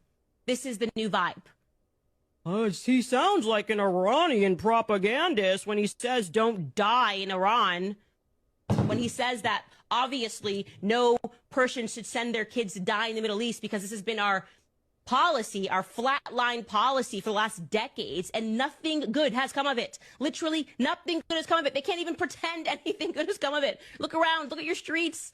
Look at your country. Is your country cleaner? Is your country better for having fought Israel's wars for decades? Oh, that's anti-Semitic. I know, RFK Jr. I know, RFK Jr. I hope they don't expose anything about you. All the rumors Olivia Nuzzi is circulating about you. But don't worry, she tells people that she wants to protect you. She does actually really like you, and she loves you. She has a soft spot for you. She does. That's a fact. You all sicken me. I just want to say it again. You all sicken me. I'm done with the hit pieces. I'm done with you coming after my family. Leave us the F alone. Okay? Leave us alone. I don't care anymore. And I'll tell you right now, I'm not going to be leaving you alone. I'm done. I'm just so pissed off about it. And they always do this when I'm pregnant. They always do it when I'm pregnant. Imagine texting about that. You're a grown woman with 4 children. We need a clean shot on this 8-month pregnant woman who's waddling around because we can't find anything. Yeah, if you found anything on me, you want to know what it was? You'd find out that I didn't know the full Latin liturgy because my life is spent between church. My life is spent between mass and my children. That's driving you crazy because you all suck. You're all disgusting. You all have no morals. That's why you're in DC posting about your shoes on a red carpet and thinking that it means something to anybody who has a shred of morality. Because that is who you guys are. That's what you believe in. That is what you worship. You worship. Powerful words, aren't they? And she seems really reasonable. And she is, in some sense, she is very reasonable. That's why it has power. That's why this kind of conversation has so much power. And why these are going to be becoming more and more mainstream, because there is reason to this. But the reason there is reason is because there's been a propped up counterfeit Satan. That Satan, through the Catholic Church and its agents, can defeat and seem reasonable and justified. Do you understand how many levels of psyop that is? Satan has propped up a very obviously evil enemy. And when the agents of Satan that are very dressed in white and light and frothing, remember, even though she sounds really reasonable here, remember who you're dealing with, folks. Candace Owens is frothing at the mouth for the Catholic system. She'll be one of the people, when she talks about the mark, she's going to be talking about the head and condemning you as a Jew and a Judaizer and a Zionist for resting on the Sabbath. Christ is king. Put these people in jail. It's coming. So this is who you're dealing with. So don't let her reasonableness deceive you into thinking, well, maybe she's a good person. No, Candace Owens is a mouthpiece for the devil. Through the devil's system of false light that is now coming into the world and accusing the Satan that the Satan put in place in the first place, so that it can now seem like the savior. Remember Candace Owens' conversion and the picture that she posts with a checkered board floor between two pillars walking towards some light. That was very obvious. Remember her pictures of her little pyramid hand signs. Remember the fact that she got her start at an Israeli pornographer's talent agency, just like all these other conservatives, like Laura Loomer, I believe, and whoever else. We've covered it before. These are all peas in a pod, folks. They're groomed. So she sounds so reasonable. And probably there is some conflict between the dark and the light, because there needs to be opposition there to give her frustration and basically motivate her in that direction. But you're dealing with an agent of the beast. And she sounds really reasonable, doesn't she? Because this is going to be the mainstream pretty soon. Oh, did Hitler live for over 2 decades after World War II in Bariloche, Argentina? People are finding out more and more about World War II, aren't they? I wonder if they're going to find out if the Holocaust is actually a hoax. Who have studied the subject know that Adolf Hitler didn't kill himself in a bunker in Berlin. Just like Jeffrey Epstein. As the Red Army closed in. I think that's, we all know that was a fabricated story, or if you watch the show, you probably understand that. In other words, Hitler lived for nearly 2 decades, more in Argentina, along with vast numbers of the Third Reich. Well, now Argentinian President Javier Milei has just ordered the release of all remaining documents on all of those Nazis who fled Germany and moved to Argentina after World War II. Basically, it was almost like a second base of operations in Argentina. If you're not familiar with that, like basically the Third Reich operated out of Argentina and Germany. And many of them, including Adolf Hitler, lived in Argentina well after 1945. Most people know that Hitler lived out his days in Bariloche, Argentina, until he died there in the mid-1960s. Yes, you can read the CIA documents about this. The FBI documents also about sightings of Hitler in this area. They knew about it. Of course they knew about it. It was largely facilitated, I think it's safe to say, by the United States and its allies. Operation Paperclip, anybody? Quid pro quo? Also, if you look into this, the skull that is held in Russia that was supposedly the remains of Adolf Hitler with a bullet wound in it is female. Yeah. So when you look for proof that Hitler did in fact kill himself in the bunker, you are going to find a lot of dead ends. Yeah, and all you need to read, you can read a great book on this called The Gray Wolf. It's a great book. There's many books written about this now. But yeah, the skull, the fragments, they ran the DNA tests on it, and the Soviets allowed them to do this testing. And even Stalin openly talked about that Hitler lived. That he was not there, so Stalin even knew about it. It's widely known in Argentina, by the way. Well known that Hitler sired 2 children while he lived in Argentina. People know this. Why is Javier Milei releasing these documents now? If I recall correctly, he's also Jewish or converted to Judaism, one of the two. I covered something about that. But nevertheless, why is he releasing it now? Just curious. Wonder why he's releasing it. The timing of things is always very interesting, isn't it? Here's another post on the whole World War II thing. This is from some guy on Instagram, Jason Stack 67. If you survey all the worst people doing all the worst things, P-files, vulture capitalists, Antifa goons, neocons, globalists, groomers, wokesters, they'll all tell you the thing that they fear most is the Nazis. Maybe it's time to reconsider who the good guys are. It's got this guy in the Nazi drinking a giant beer. Yeah, we're going backwards, folks. Like I said, they practiced the image of the beast with Hitler. That Third Reich that Hitler was propped up to basically create, that was what they want to do with the world, is basically have kings and a union of church and state and have some sort of national state and kingdoms and empires, and all those empires commit themselves to the Pope. That was a practice run. Of course, it didn't work, just like when Napoleon tried to declare the state of Israel and build a temple. He tried to do that, but he got stopped. So that was a practice run. It took another 150 years after that for them to infiltrate all the countries with the Rothschilds and subjugate them. And then they could make the state of Israel. Same thing with this. So they've tried this thing for the devil has been working on the New World Order since the flood. Okay. And God has allowed him to achieve it at the end. But we're going backwards. And if you understand what happened in World War II and the context surrounding the shift in Germany from liberal to Nazism and conservative, basically, MAGA, basically, same thing. Same conditions are repeating themselves today, 80 years later, which is about the cycle of history. So everything's right on schedule. Here's something on dispensationalism with Tucker Carlson. For those who haven't followed it, is normally criticized and defended because of its interpretation of what biblical Israel is now. Yeah. Okay. Yeah. It's a super electric topic, both Very sensitive. theologically and politically. Absolutely. Like the whole dispensational thing where it's like, okay, right, the old covenant still somehow sort of exists, and there's still this, this distinction between Jew and Gentile out there. Like the whole New Testament talks about this, that no, that separation that existed in the old covenant, they're brought together as one in Jesus, who is the true Israel, the successful Israel, the Israel that's obedient and goes to the death and is vindicated by being resurrected. That old covenant, it's done. It's over, right? Those distinctions between Jew and Gentile, they're gone. It says that only about 1,000 times in every book of the New Testament. So to come to the opposite conclusion does make you sort of wonder, like, have you read it? Yeah. You stupid Protestant, you actually believe that the Jews were God's chosen people.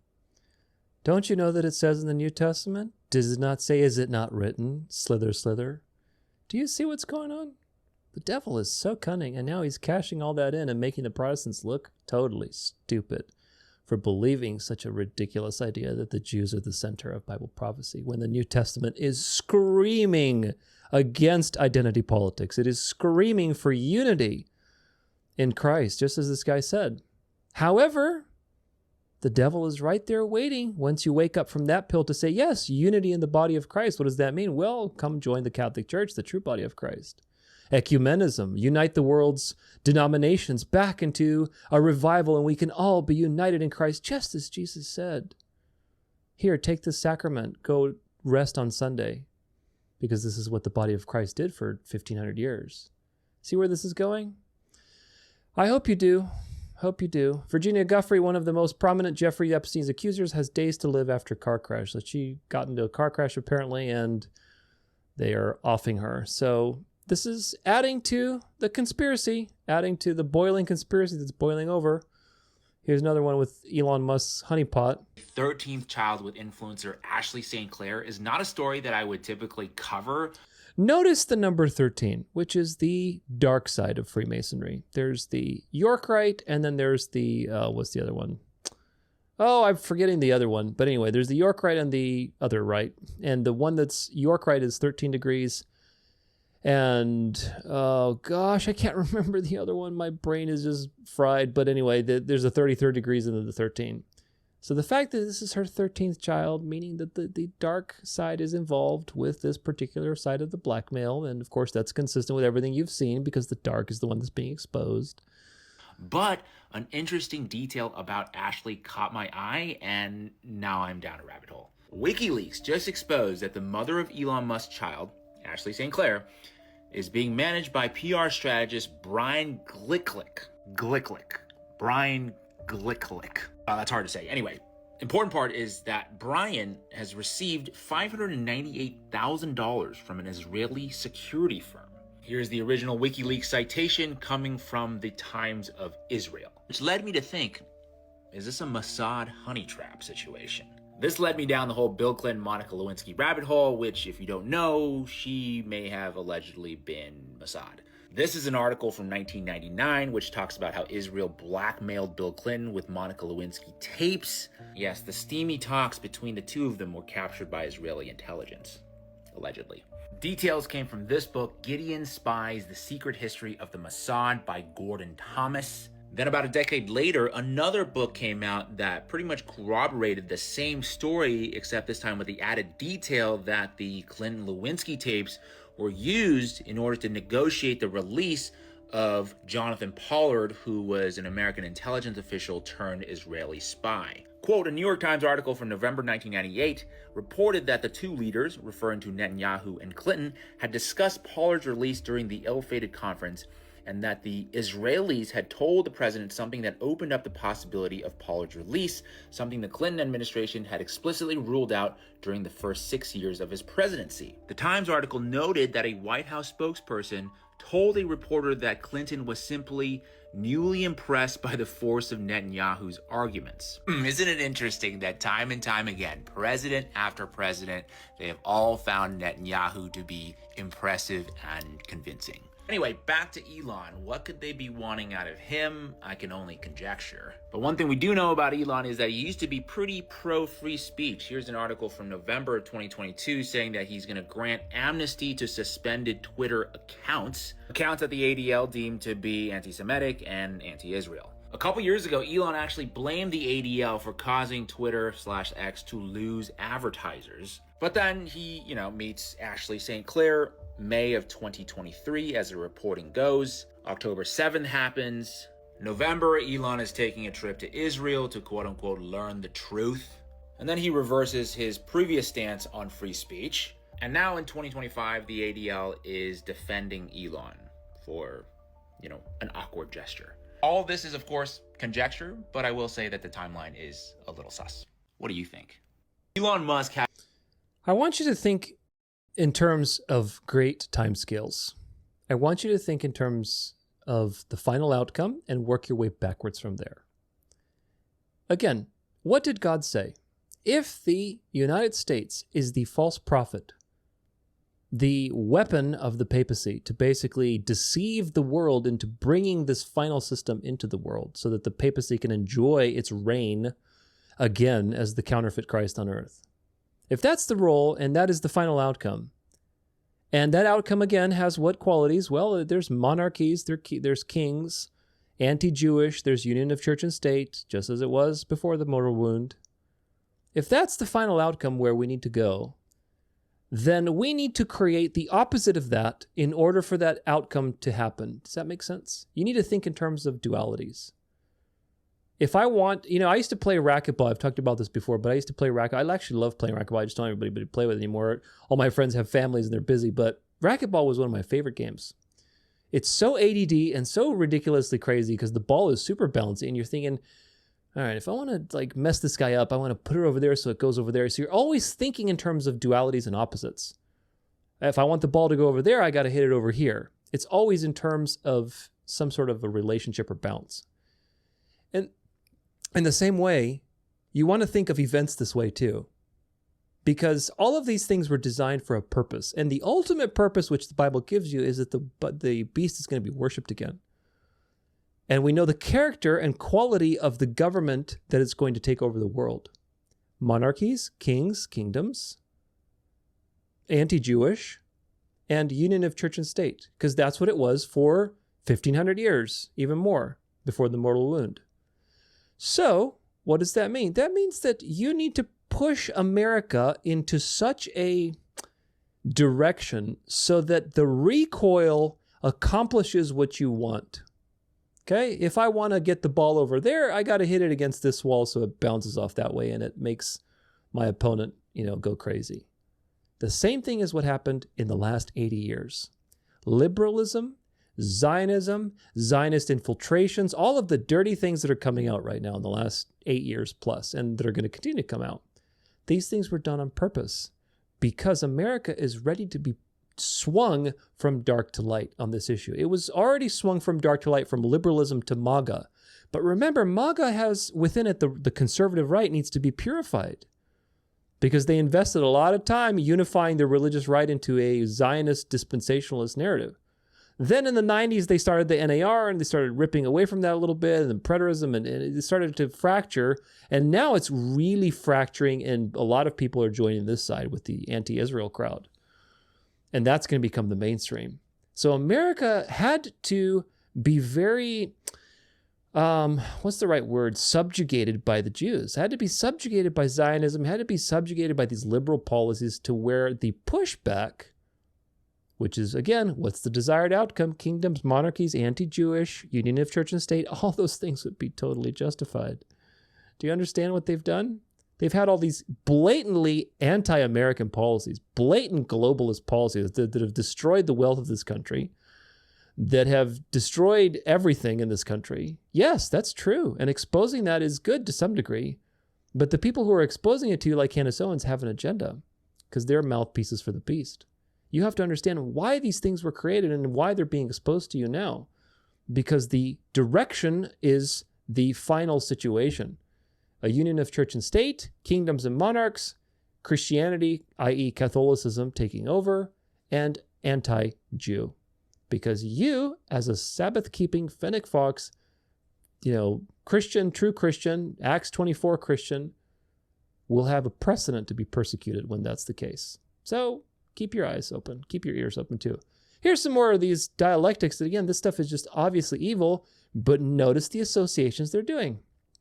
This is some crystal wall that Marina Abramovich, famous Satanist, I think she put, we'll watch the video in a second, but I think she put this in like Israel or Ukraine or somewhere. But anyway, they're associating this famous Satanist to the whole Israel stuff. You see?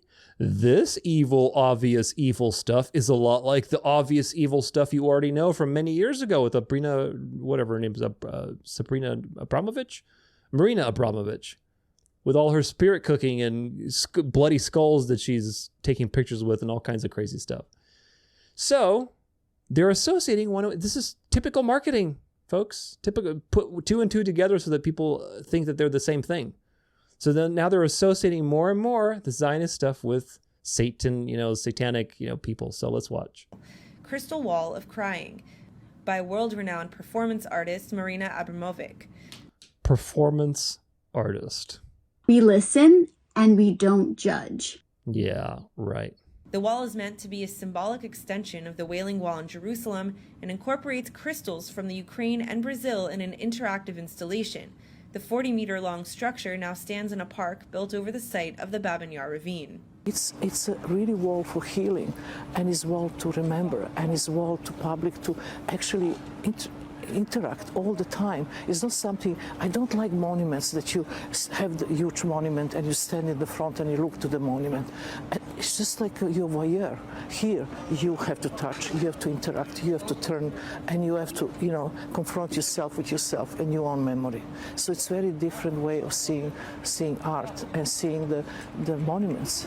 I don't like those idols where you just look at them. I like the idols that you can really interact with. Ceremony, both Israeli and Ukrainian presidents also warned against repeating the mistakes of the past and cautioned against a new surge of anti-Semitism.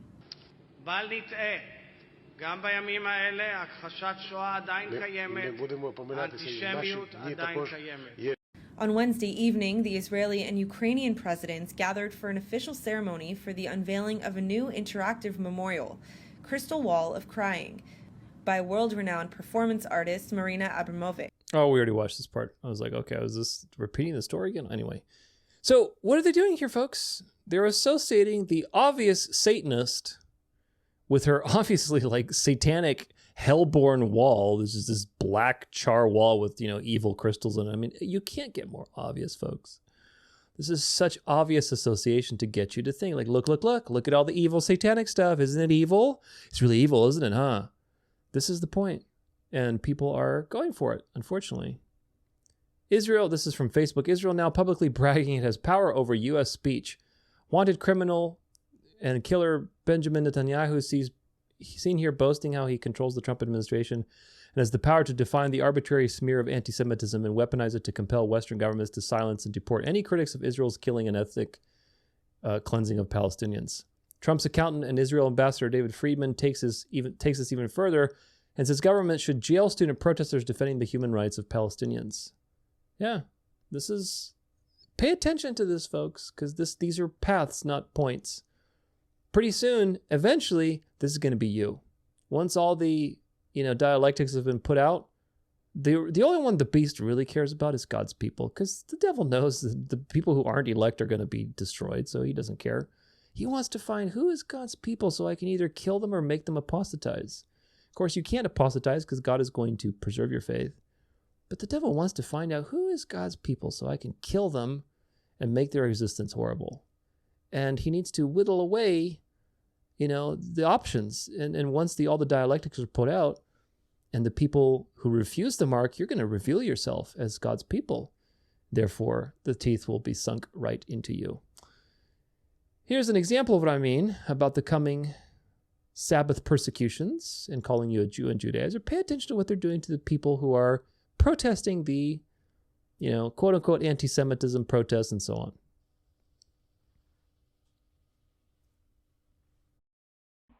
On the campaign trail, Donald Trump promised to deport those protesting Israeli war crimes.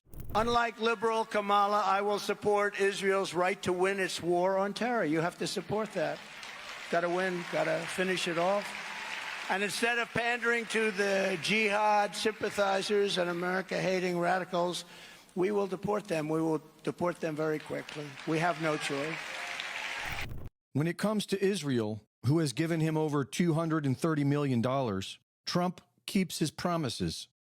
For simply writing an op-ed article on the Israeli genocide of Gaza, Rumeysa Öztürk was kidnapped off the street by unidentified plainclothes federal police.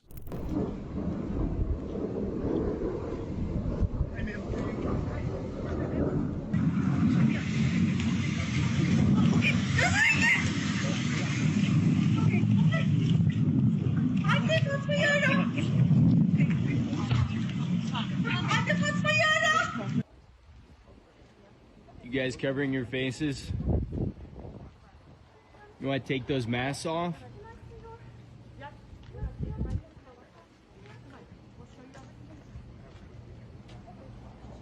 Is this a kidnapping?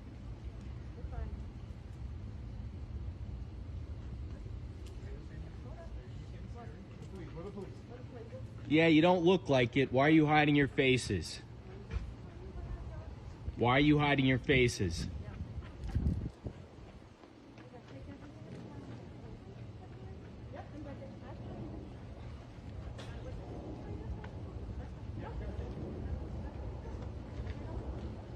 Can I see some faces here? How do I know this is the police? Seems like bullshit to me. Certainly looks like it. Arguably the cornerstone of American freedom, the First Amendment of the U.S. Constitution is to protect the right of the people to peacefully express their views, no matter who they may offend. But Trump's Make America Great Again movement is clearly about Israel first. And Israel is getting their money's worth. People are demonstrating with passion. These ignorant demonstrators. Who are they demonstrating for? For these murderers, these rapists, these mass killers. This is a reflection of a deep rot that has pervaded the intellectual hub of free societies. And this vilification of Israel, the Jewish people, and Western values has been propagated by a systemic alliance between the ultra-progressive left and radical Islam. It must be resolutely fought by civilized societies to safeguard their future. This is why we must all commend President Trump's decisive actions against anti-Semitism, and we must pressure other governments to do the same. MAGA is leading the way in censorship. But that's not good enough for the Zionists who control America.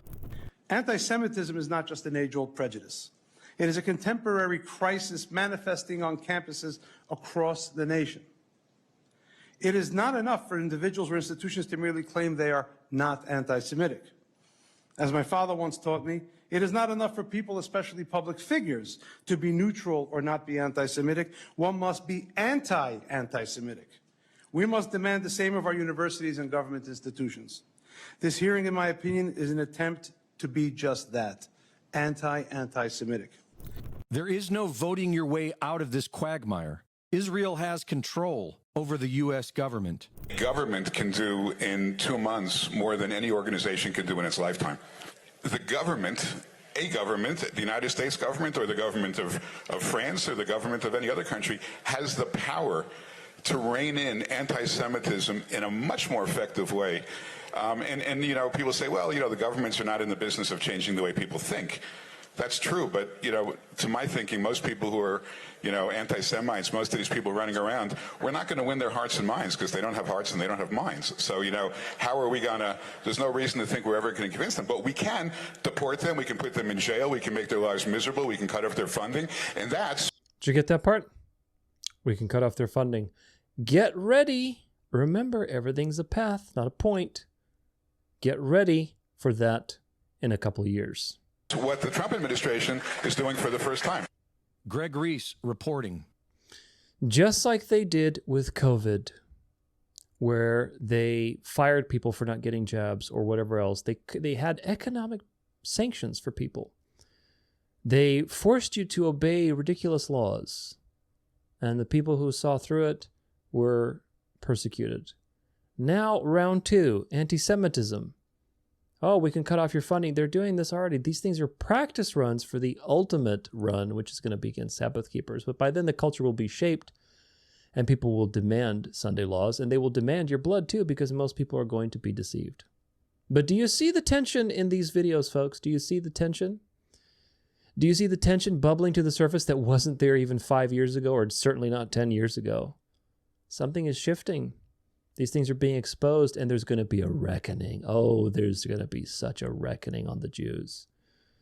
The devil is cashing in all his chips because you have to think about it this way. Just like how all these secret societies have blackmail on each other, right? That's how they work, is by blackmailing each other so that they could basically have total control of that person. And if that person misbehaves, then okay, we're going to cash in the blackmail and either kill you or whatever else. Where do you think that comes from? That comes from Satan himself. Satan is the one who is blackmailing everybody. The Jews are one of many satanic threads that Satan deceived into a false religious system to rebel against God and be destroyed. But it wasn't just like, okay, rebel against God so you can be destroyed. It was also as to set a precedent to blackmail the Jews and then cash in that blackmail so that he could weave it into his final religious system. It's so brilliantly evil the way he blackmailed all of these people.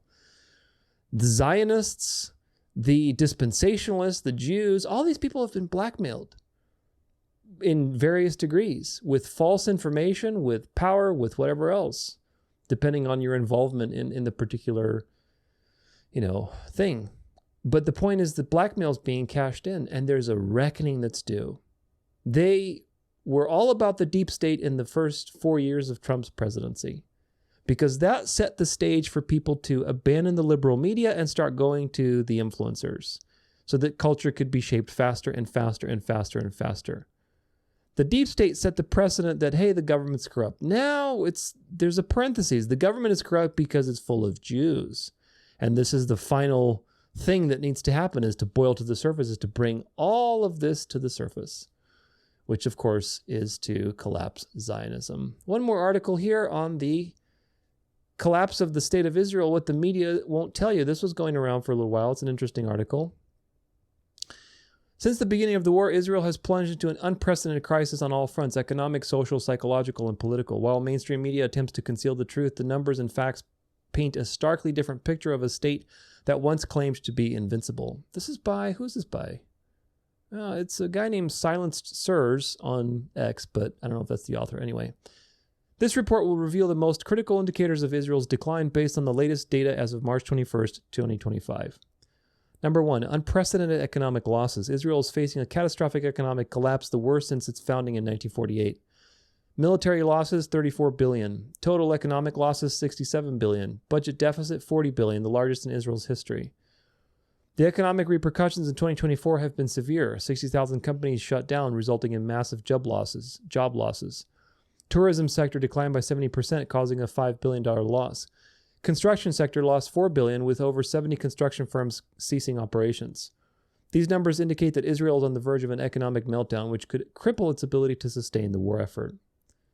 Forced displacement of Israelis.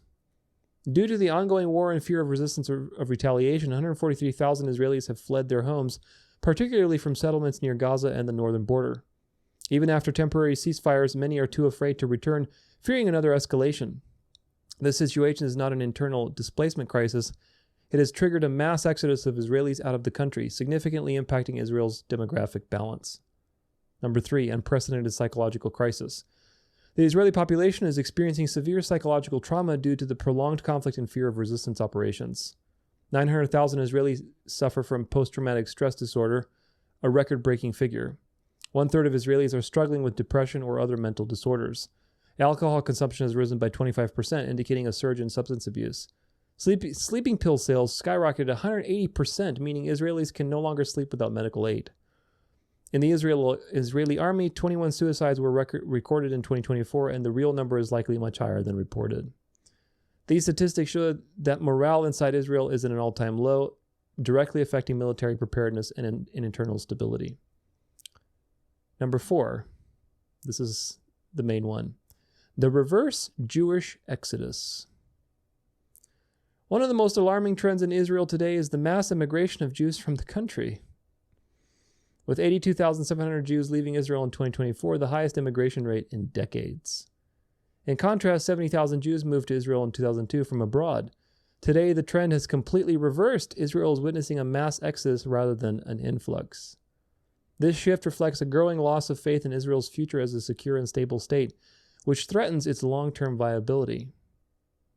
Political and moral collapse. Israel is not just facing a military and economic crisis, it is also undergoing a severe political and diplomatic collapse.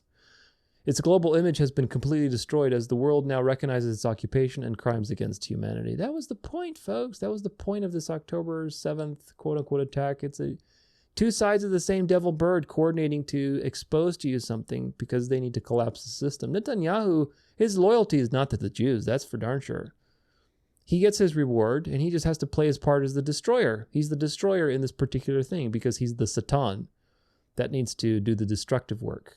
And he's probably happy to do it. Many countries are distancing themselves diplomatically from Israel, with international condemnation rising. The illusion of a democratic and peaceful Israel has crumbled, revealing its true face as an apartheid state. These developments leave Israel weaker than ever before on the global stage, increasingly isolated and struggling to maintain international support. Internal revolt and elite divisions. One of the least reported but most significant crises in Israel today is the internal revolt within its elite circles. High-ranking officials, including a former Mossad chief and a former police commissioner, have openly turned against the government. Families of Israeli prisoners and captives have set up a permanent protest camp outside the Ministry of Justice, demanding an end to the war. There is deep political division among Israeli leaders on how to handle the war, risking a potential collapse of the government itself. This proves that Israel is not only losing externally, it is also exploding from within. Conclusion, are we witnessing the beginning of Israel's end? Israel today is not the same Israel the world knew a few years ago. That's right. And the question everybody needs to be asking is why? Not because suddenly, after controlling so many things, and not a peep would come out about Israel, suddenly now people are finding out for some reason. This is all scheduled, folks. You need to realize that. Its economy is crumbling, its society is psychologically shattered, immigration is skyrocketing, its politics are in chaos, and internal dissent is growing. These indicators all point to a critical turning point. I agree. Leaving many to ask, are we witnessing the beginning of the end of the Zionist project? So interesting, isn't it? While the final answer remains uncertain, one thing is clear: Israel is no longer invincible, and the resistance continues to drain it toward inevitable collapse. That's right. They're the ones who brought it together. the papacy, I'm talking about the Jesuits, and they're the ones who are going to collapse it for their uses. It served its purpose to move America into a cohesive Protestant religio-political reality. And now it's destroyed, and we need to purify that Protestant reality from being pro-Jewish to being anti-Jewish. It served its purpose. It was just there to push people in a particular direction and justify the swing that you are going to see very soon and throughout the next 4 years, the swing that is going from liberal, atheistic, pro-Jewish to religio-political, Catholic, anti-Jewish. Because again, just wait, just give it time, folks. I can already see it in my mind. I can see it so clearly. Ben Shapiro and JP having a talk about his conversion and how he sees the light of Sunday and the Eucharist and how anybody keeping the Sabbath today is just trying to revert back to legalism and denying Christ. Ben Shapiro is going to tell you that. If he makes it, if he doesn't get thrown under the bus and demonized and he ends up being, a convert, then he's going to be telling you those exact words. So, conclusion, my goodness, this is just the tip of the iceberg, folks. This is the beginning of a worldwide shift in how the Jews are seen and also how the Jews play into religion, into Christianity. It's a very, very important shift. The end of this conversation is the conversion of the Jews and the demonizing of Sabbath keepers as Judaizers. That is the point. It is coming back to the Sabbath. You need to realize that it's all about the Sabbath. As long as the Jews exist in their current form, you could keep the Sabbath as long as you want, and you're never going to be persecuted. Certainly not with the pro-Israel side being the mainstream. Do you get it? The beast is not going to have that. It's time to cash in these chips and change the narrative. We need to get back to the good old days where the Jews were getting pogroms and, burned at the stake and put in little camps with yellow stars and all these different things. And the people who were resting on Saturday were called Judaizers and Antichrists. All that stuff is documented, folks. It's very well documented, and I'll document it again in my Lord's Day episode. But remember, when you see these things, what they point to. When you see them crying about cutting off your funds for not supporting anti-Semitism, that's not a point. It's a wave. It's a path that leads to a particular destination, and all roads lead to Rome. And that final destination is going to be cutting you off from society when you don't participate in this religious system. Just like they did to Daniel, just like they did to the Christians, just like they did throughout history. It's always been about the Antichrist power enforcing its own way of worship. And if you don't participate, you'll get punished. And that way you have to trust in God. Again, it's interesting that there's 3 major factions right now. You have the Christian Zionists who are frothing at the mouth for Israel. You have the Q conspiracy theorists frothing for a golden age who are saying, oh, look, we're saving Israel for last, Q, that kind of stuff. And then you have the conservatives who are awake to both Q and Israel, who see both psyops, but they're also deceived in that sense because oftentimes they're going back to Catholicism and Orthodoxy and so on. So it's very interesting to see all of these threads play out, but these things need to be collapsed. Zionism is going to collapse, which means Christian Zionism and dispensationalism are going to be collapsed. And so that means that when these people who are Christian Zionists and dispensationalists, when they have this giant reckoning and all their pastors are exposed as charlatans and money-grubbing, people with all sorts of honeypot situations and Mossad interests, and Israel is exposed as this ridiculous thing, and everybody comes to their senses and realizes the Jews aren't God's chosen people, all of these Christian Zionists are going to have a massive exodus, and there's going to be already 2 deceptions waiting for them. The Q Trumpers who are all about the golden age and save Israel for last, and then the people who are awake to the Q psyop and also awake to, the pro-Israel psyop, but are super like Catholic and Orthodox and everything else. So this is what's happening, folks. Satan is playing these people and moving them from one sheep pen to another and keeping them in the same ranch. And we need to help these people out of these deceptions because, it's tough. It really is. When you're deceived and your whole world comes crashing down, that's when you're the weakest, and that's when the devil preys on you. The devil doesn't prey on you when you're strong. The devil preys on you when you're weak. Now, of course, we get tested. Certainly we get tested. But when you're weak, that's when the devil's favorite time is to prey on you, is when you're weak. So eventually, what I see is the 2 threads that remain, which is the Q people who think that we're saving Israel for last and we're going to expose Israel. That thread And the thread that's awake to the Q thing and realizes the Q is a psyop and that Trump is a puppet, but they think Trump is a Zionist puppet. And they're also awake to dispensationalism being, nonsense. These two threads are going to unite somehow. So that'll be interesting to see. Maybe when Trump flips, the Q people and the people who are awake to, Zionist Israel will unite somehow. But these two threads have to unite. It has to unite around hating Israel and basically coming back to nationalism and religion and everything else. So it'll be interesting to see all these things get resolved, all the tension be resolved. But we know ultimately it doesn't matter. The details don't super matter. What matters is the destination. What matters is the destination. And we know that Zionism is going to be basically obliterated. Christian Zionism is going to be obliterated. And so is extremist Islam. They're all extremes and they need to be taken out. I don't know if the Trump rumors are true, and it doesn't matter. Trump is a secret society member as far as I'm concerned. He's double-minded. He's playing the Jews. Because again, very simple math, folks. Just look, if you understand how to look at patterns, it's really quite simple. It really is. Just look at patterns. I don't have any special gift. I just see patterns. Okay? Trump is surrounded by Zionist Jews and militant frothing at the mouth Catholics working for the Pope.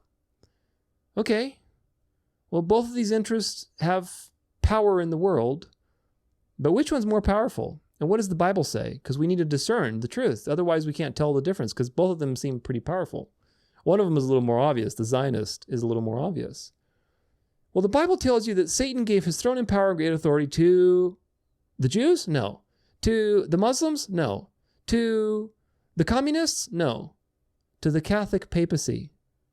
That means that every evil thing in history that you see is rounded and rounded into and reined into this final outcome of receiving worship through the Pope. So when Trump is surrounded by militant Catholics who are Opus Dei, Project 2025, frothing at the mouth to get you to bend the knee to the Pope. And he's also surrounded by all the rabbis and Jews and, the typical stuff that people point out.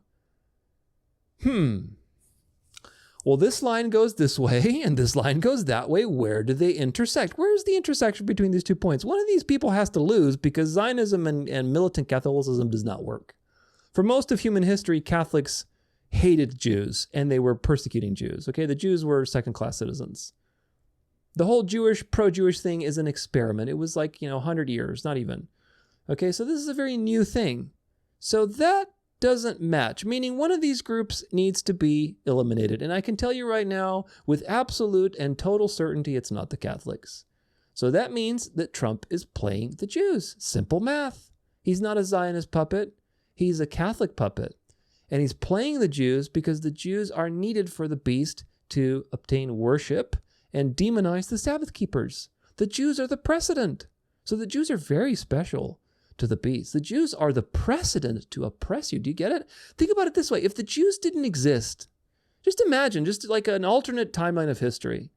Just imagine the Jews never existed. Or let's say, we're not put it this way because they had to exist for Jesus to come around. But let's say, after 70 AD, all of them converted or something. Or, the ones that didn't convert just ended up getting died out and they married. They never continued their traditions. They never wrote the Talmud. Just pretend that they got somehow, absorbed into history. Would Satan have a precedent to basically persecute Sabbath keepers? I mean, he might have some arguments about, you're going back to the Old Testament, but not really, not so much. But when you have 2,000 years of stubborn, evil, rebellious, disgusting things that the Jews have done, that now Satan says, cha-ching, I'm cashing that in, baby. It's time for me to get worship. All that blackmail that I let you do, I'm cashing it in. Do you see how evil the devil is? And that's exactly what he's doing. Remember when, what's his name? Not Lacunza. Was it Lacunza? I think it was Lacunza. When he published his commentary on Revelation, he published it under the pseudonym of a Jew, of a Jewish convert. That tells you everything, folks. That tells you everything about the Jesuits. The Jews are just papal court Jews that are doing the bidding of the beast. And this is what people need to know. So Trump is playing the Jews. Simple math. You just have to watch it play out and see what happens exactly, but we know the ultimate end. What is true is that 80 years of Zionism, or whatever it's been, dispensationalism, is collapsing extremely rapidly. People who are learning about these things are ripe for the picking to swing back into traditional religion, like Catholicism. So the real enemy that people need to realize are the Jesuits, the Catholic Church, the papacy as the God King. The Catholic system is the abomination of desolation with its blasphemous mass transubstantiation, inversion of everything holy. Instead of repentance baptism, it's water baptism. Instead of having Jesus as your mediator, you have a million mediators and Mary, and all of the blasphemous things that the Catholic Church does. Again, I have nothing against Catholics. I really don't. I love Catholics. I grew up with Catholic people. I went to Catholic schools. Those are very dear memories to me. I want Catholics to learn the truth and come out, just as the Bible says. But you need to learn the truth about this system. It is the fifth and final empire on the earth. And that system is going to receive worship. So you need to realize that the Jesuits and the Catholic Church and the papacy as the God King are the real enemies. That all of this is boiling down to. And the Jews are just cannon fodder. Despite all of the horrible things coming out and all of the manipulations that they've done, they're just cannon fodder. Satan is not going to let you be, Satan is not going to be exposed on mainstream world news, folks. The world is not going to realize that the devil is the devil and doing his devilish things. Do you understand? The God of this world, the most cunning being, the villain of the story that God gave power to, he's not going to be exposed for the world to say, oh, look, there's the devil. Look how evil he is. Now we know. Goodness, we almost bit the dust on that one. Thank goodness that now we can see the devil. We won't have to marvel after him. You think you're going to get out of that? No way, unless the Holy Spirit is in you and giving you supernatural awareness, which is not the case for the majority of people. Because the world will marvel after the beast. What's the key word? Marvel. That means the devil is not going to be exposed, folks. It's not. I'm going to be making these videos as long as I can, but you know what? The reality is that the people who are going to learn these things is not going to be the majority. Once the narrative flips in the next 4 years and you start seeing anti-Sabbath propaganda and anti-Jewish propaganda and everything else, we're going to be the minority, folks. You're going to be like the people in like 2001 and 2002 that were crying foul for 9/11 and people were calling you a conspiracy theorist. That's who you're going to be like. Probably something like that. Probably even less. But that's what it's going to be like. Right now, it's hip to question the Jews. It's hip to be a conspiracy theorist. That doesn't mean you've landed on the truth. Until you are at odds with the entire world, you have not landed on the full truth.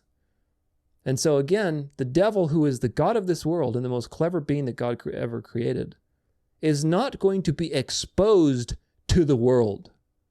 Otherwise, Bible prophecy cannot be fulfilled. Do you understand the meaning of that? That's so powerful and potent that people need to understand because there's a lot of exposing happening.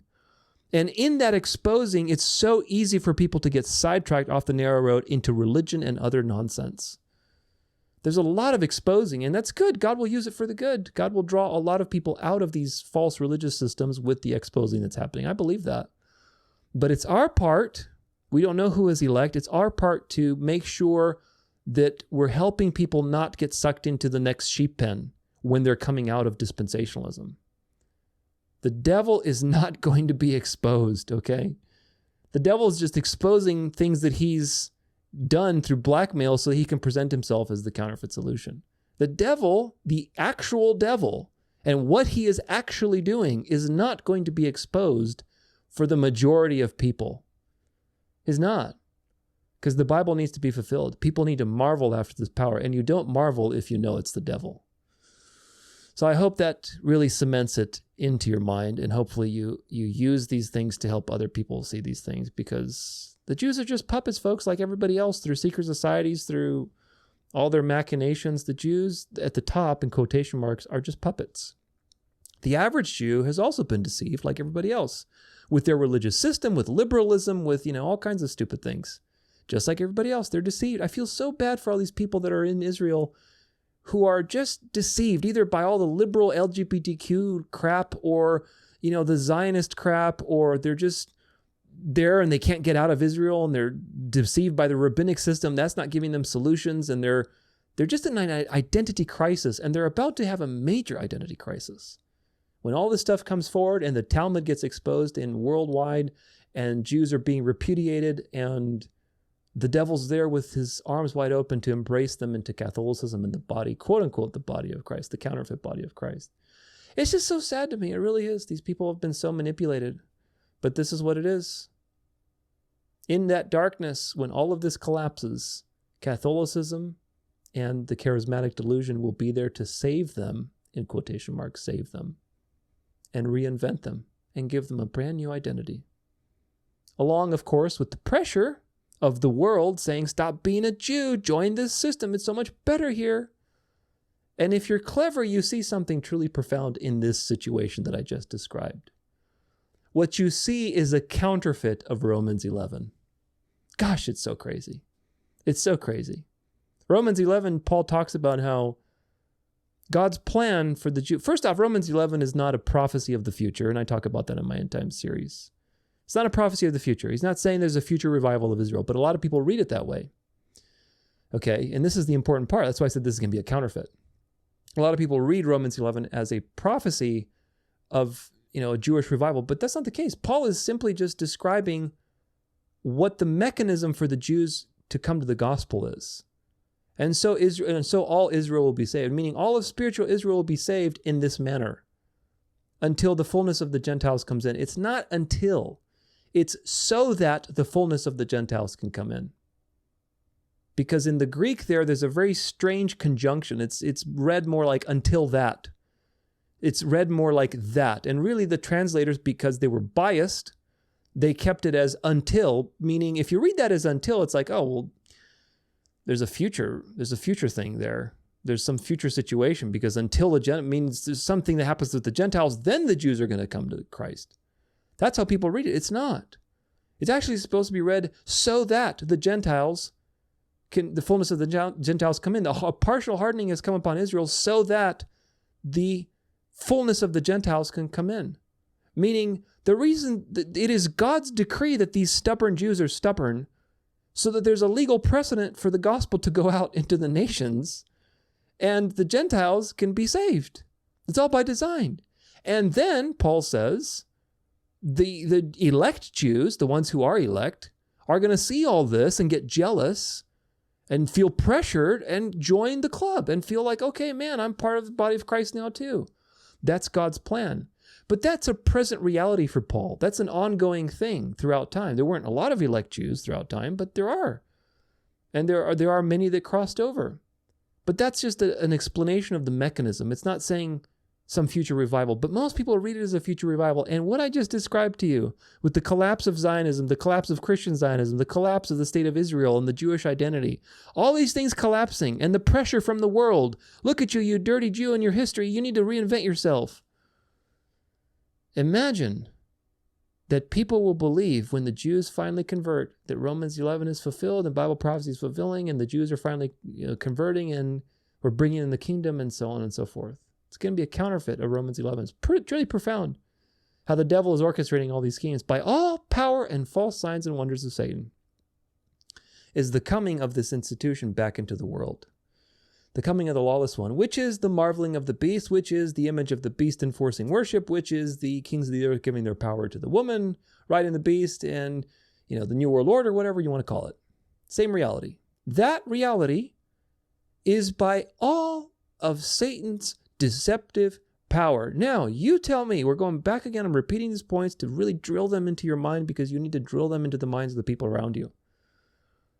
Now, if the coming of the lawless one is by all power and signs and wonders, it's not just some power and signs and wonders, it's everything the devil, who is the God of this world and is the most deceptive creature that God has ever made and declared as the villain of the story, a great villain, the great dragon, by all of his power is channeled into this outcome to deceive and destroy.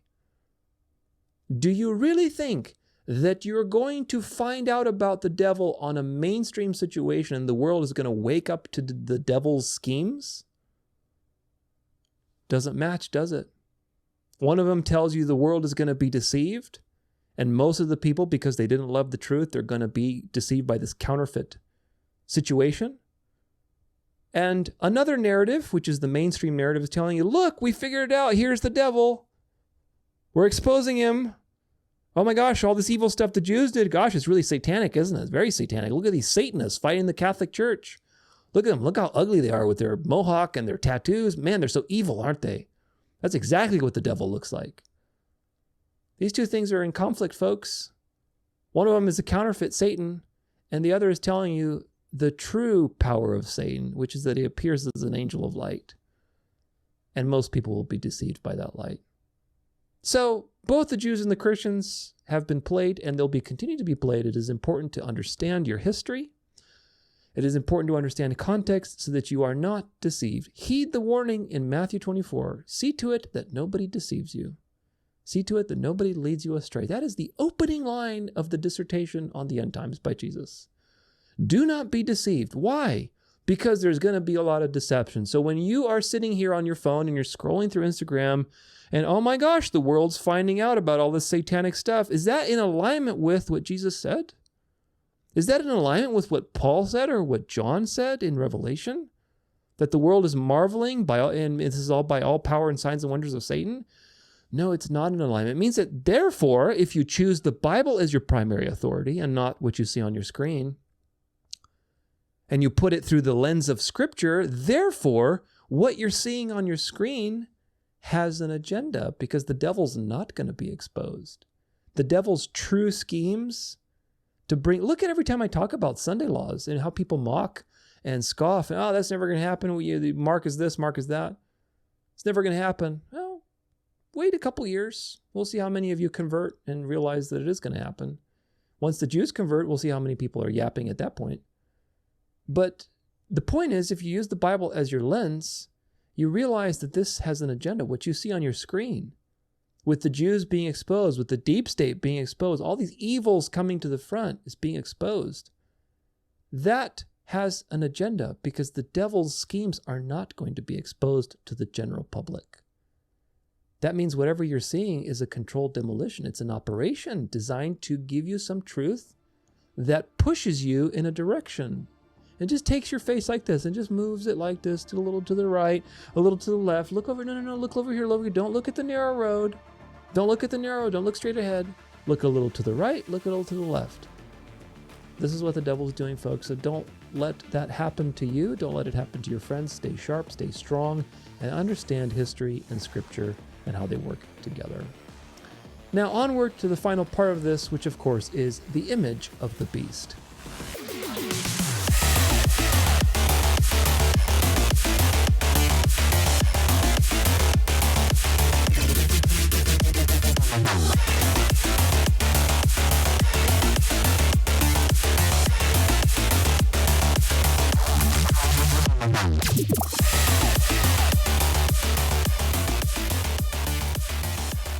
All right, well, you made it to the end, the image of the beast. In this section, we're going to look at all of the articles having to do with this coming New World Order system that we always take a look at every single time, keeping our finger on the pulse and the temperature of what's happening. There's a lot of articles in this section, so I'm just going to hit the ground running. This is from Fortune Crypto. Trump holds long-awaited crypto summit, calls for bill on his desk before August. Trump is coordinating with the EU to bring about this digital crypto dollar, whatever it's going to be. And they're doing it at around the same time. By the end of this year, you're going to have digital currencies. So that's pretty significant. President Donald Trump wants Congress to pass bills that spell out new digital asset regulations before legislators go on recess in August. I hope lawmakers will send that legislation to my desk, he said during a press conference. That was the most significant policy update from Trump after he met with top crypto executives during the White House's first crypto summit on Friday. This is, by the way, when was this? This was recent. This is March 7th, couple 3 weeks ago. Where were we? For years, legislators have proposed bills in Congress to supply clear regulations for crypto, especially for stablecoins, a type of cryptocurrency whose value stays pegged to a fiat currency like the US dollar. Under Trump and GOP-controlled Congress, politicians are hopeful to finally turn these bills into law. Look, people need to understand. I saw this video. I didn't cite it. I saw it actually the last VDS, and I was like, there's no point to really citing it. But it was an interesting video in the sense that you could see these people the guy who was talking wasn't a Christian. He was just like some finance bro. And he was like super excited about this whole stablecoin thing and that we're going to go back to how it was, 150 years ago where the banks were competing with each other and they all are issuing their own stablecoins and, it's going to be competitive and oh my gosh, it's a new age of wealth. And it's like, do you realize two things, just two very simple things? The Federal Reserve system of printing money and borrowing money is not going anywhere. That's problem number one. Okay, so all this digital stuff that's backed by the US dollar, backed by what? Backed by fake money? Backed by debt money? It's fake money backed by even faker money. So it's just thin air. That's problem number one. Problem number two is that you have to identify yourself when you sign into the crypto app or whatever app it's going to be, whether it's PayPal or wherever else. You have to go through a gatekeeper that knows exactly who you are, when you signed in, where you located GPS-wise based on your phone when you actually signed in and used your money. So it knows everything about you. With those two things, no financial system is ever going to be a solution. Of course, we know that because the Bible warns you that the ultimate end of this is to enforce no buy, no sell. So what do you expect? But the point is all these people that are like, oh my gosh, crypto, look, I've been there. I'm not judging, I've been there. And I hate that I was there, but I've been there, okay? But after I got burned several times, I realized like this is a scam. Not only is it a scam, it's fake money, and it's based on even faker money when they're tying it to the US dollar. But you have to sign in and identify yourself to use this money. If blockchain worked in such a way where you were completely anonymous when you signed in, and your address and everything was encrypted on the blockchain, and whatever was randomized, and there's no way to figure that out. Okay, I would say something, that would be pretty interesting, where you would have anonymous usage of your money, which is the way it should be. That would be like using cash, but digitally. But they're never going to do that. You're always going to have to identify yourself. In fact, the crypto platforms are even worse than PayPal or whatever else. You have to do KYC. You have to do all these identifications. They know everything about you. So this is like just one step towards the New World Order. It's actually several steps. So this is very significant, folks. And of course, pay attention in the coming months to see what this thing, because here's the one from a week ago about the EU doing the same thing. Sleepwalking into a cashless society. Central bank digital currencies would destroy any chance for financial privacy, but society is willing to move in that direction. Philip Lane, chief economist of the European Central Bank, recently expressed urgency for the need to develop a digital euro, also known as a central bank digital currency. Now, what do they call them? The Q people are like, oh, CBDCs, we're not going to do CBDCs, we're going to do freedom tokens or whatever.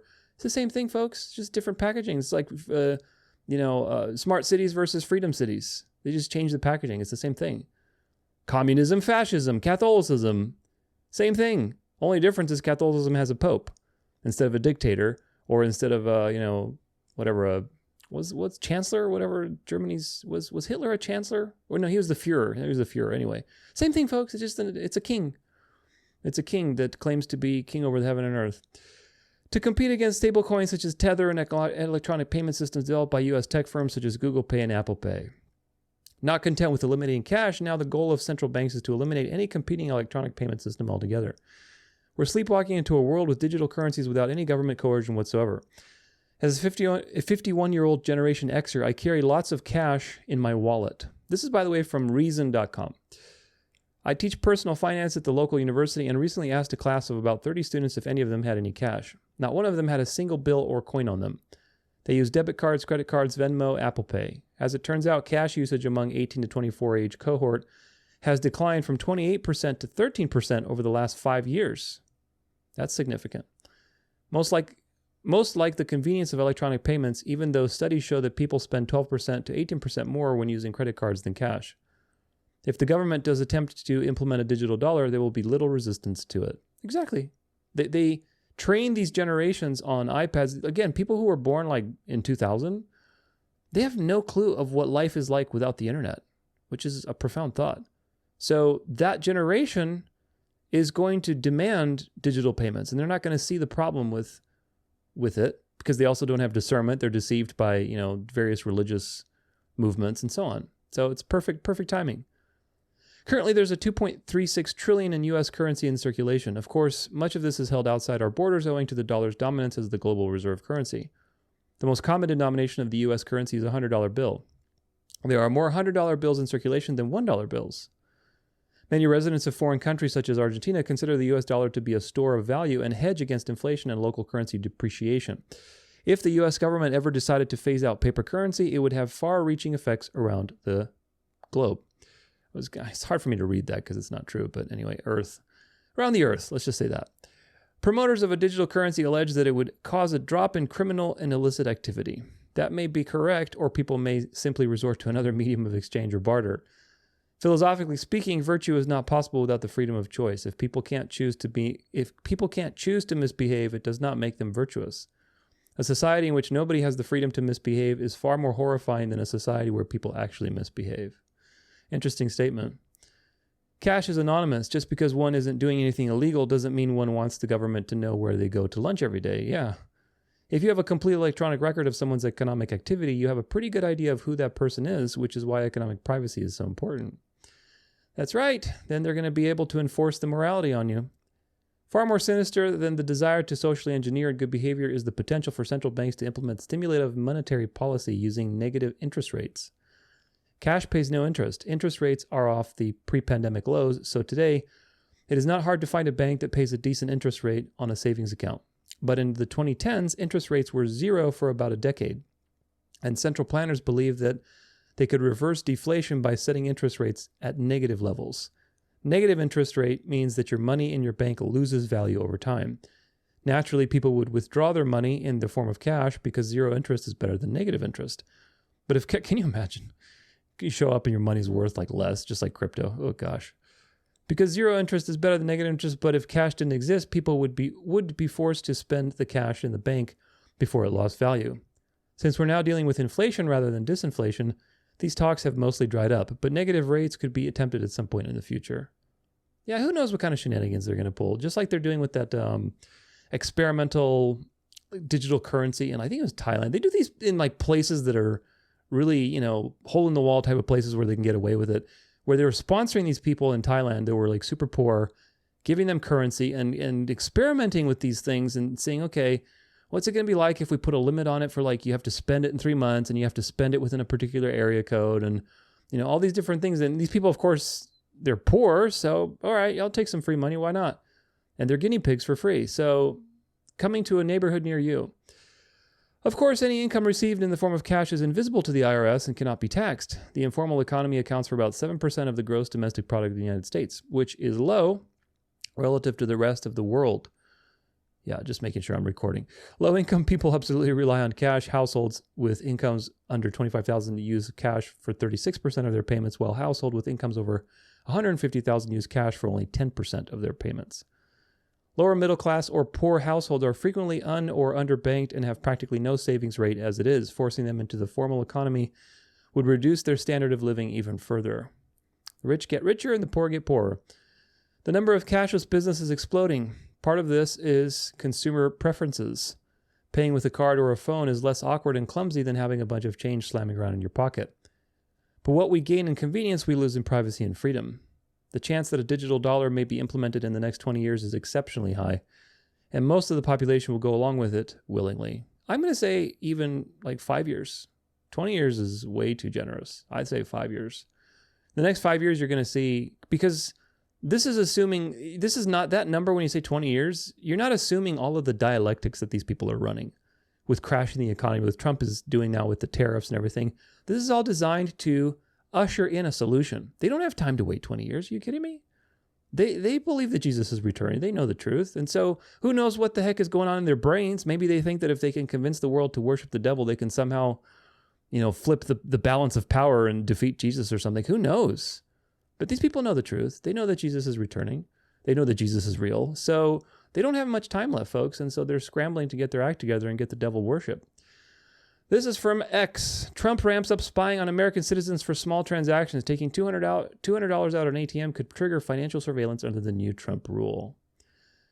A new Treasury Department rule stemming from a Trump executive order lowers the cash transaction reporting threshold from $10,000 to just $200 in certain border countries, significantly expanding federal financial surveillance of U.S. citizens. The geographic targeting order requires all money services businesses located in 30 zip codes across California and Texas near the southwest border to file currency transaction reports with FinCEN at the $200 threshold. in connection with cash transactions. In 7 border countries, a $200 cash withdrawal from the ATM could soon make one subject to a federal financial report. Now, of course, they're justifying this as, the border crisis and all this other nonsense. But what do you think it really is? Of course, they use that as a justification to practice this situation, and then they will have another dialectic to expand the situation. And pretty soon you're going to have all kinds of things.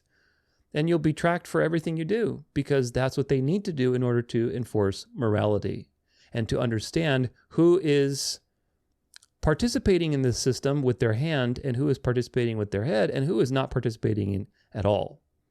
Do you get it? That's what all this is about. That's why AI is being pushed. That's why all this digital stuff is being pushed, because they need to they want to be God, and they want to be able to get at your heart and understand, are you a true believer or are you a wicked like us? And the only way to do that is to get as much data as possible on your behavior, on your life, and what you do, so that they can make a decision and judge you for it. And that's exactly what they will do. Here's another thing on AI. China asked the U.S. to cooperate on AI to avoid opening the Pandora's box. King of the South and King of the North, hey, listen, let's work mischief at the same table. Come on, this is for the greater good, the common good. So this is dialectics, right? I mean, China's developing their DeepSeek, the United States has OpenAI and all these everybody's doing their AI projects now. And the great big scare is, AI is the boogeyman, it's going to take over like Terminator. So let's team up and bridge our AI systems together so that it doesn't run amok. And of course, if you recall from last year, where Pope Francis was the first time, I think it was last year, or was it 2023? I think it was last year, 2024. But Pope Francis shows up at the G7 for the first time in history. The Pope goes there, and he's talking about AI and how we need to rein it in and, have a moral voice over this thing. So what do you do with all that? What you do is that all these countries are doing the bidding of the beast. And ultimately, the AI is going to be reined in to a moral outcome, because otherwise it's this secular, evil, atheistic thing, and we need to rein it in. And you'll see other stories here where the people in Silicon Valley are now becoming quote-unquote Christian and going in that religious direction through Catholic agents like Peter Thiel and others that are changing that situation from dark to light. AI has gone from dark to light, and it's going to continue to go from dark to light. AI was like this dystopian AI. Everybody was like, oh my gosh, it's going to destroy the world. It's this secular, cold, mechanistic, lizard type of thing. And now it's going from dark to light, where the people in Silicon Valley are becoming religious, and religious meaning Christian, not like Muslim or Jew, but Christian, quote unquote Christian. And countries all over the world are partnering together, and it's becoming this one giant technocratic machine. And that machine is going to be reined in under the power of the devil through the papacy. Because again, I'll say it for the millionth time, the devil gave his throne and power and great authority to the papal institution. That means everything will be reined in to that particular outcome. There's not going to be one of these hydras that are looking in another direction.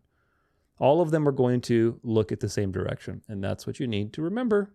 So don't buy into the idea that AI is the final thing, right? Oh my gosh, AI, that's the Antichrist, or that's the image of the beast. Yes, it's part of the image of the beast, but the role of the image of the beast is to glorify the papal institution so that Satan can receive worship. So AI will have a moral outcome. AI will be used to track your behavior to determine if you are participating in the system morally or not. Are you jumping when we say jump?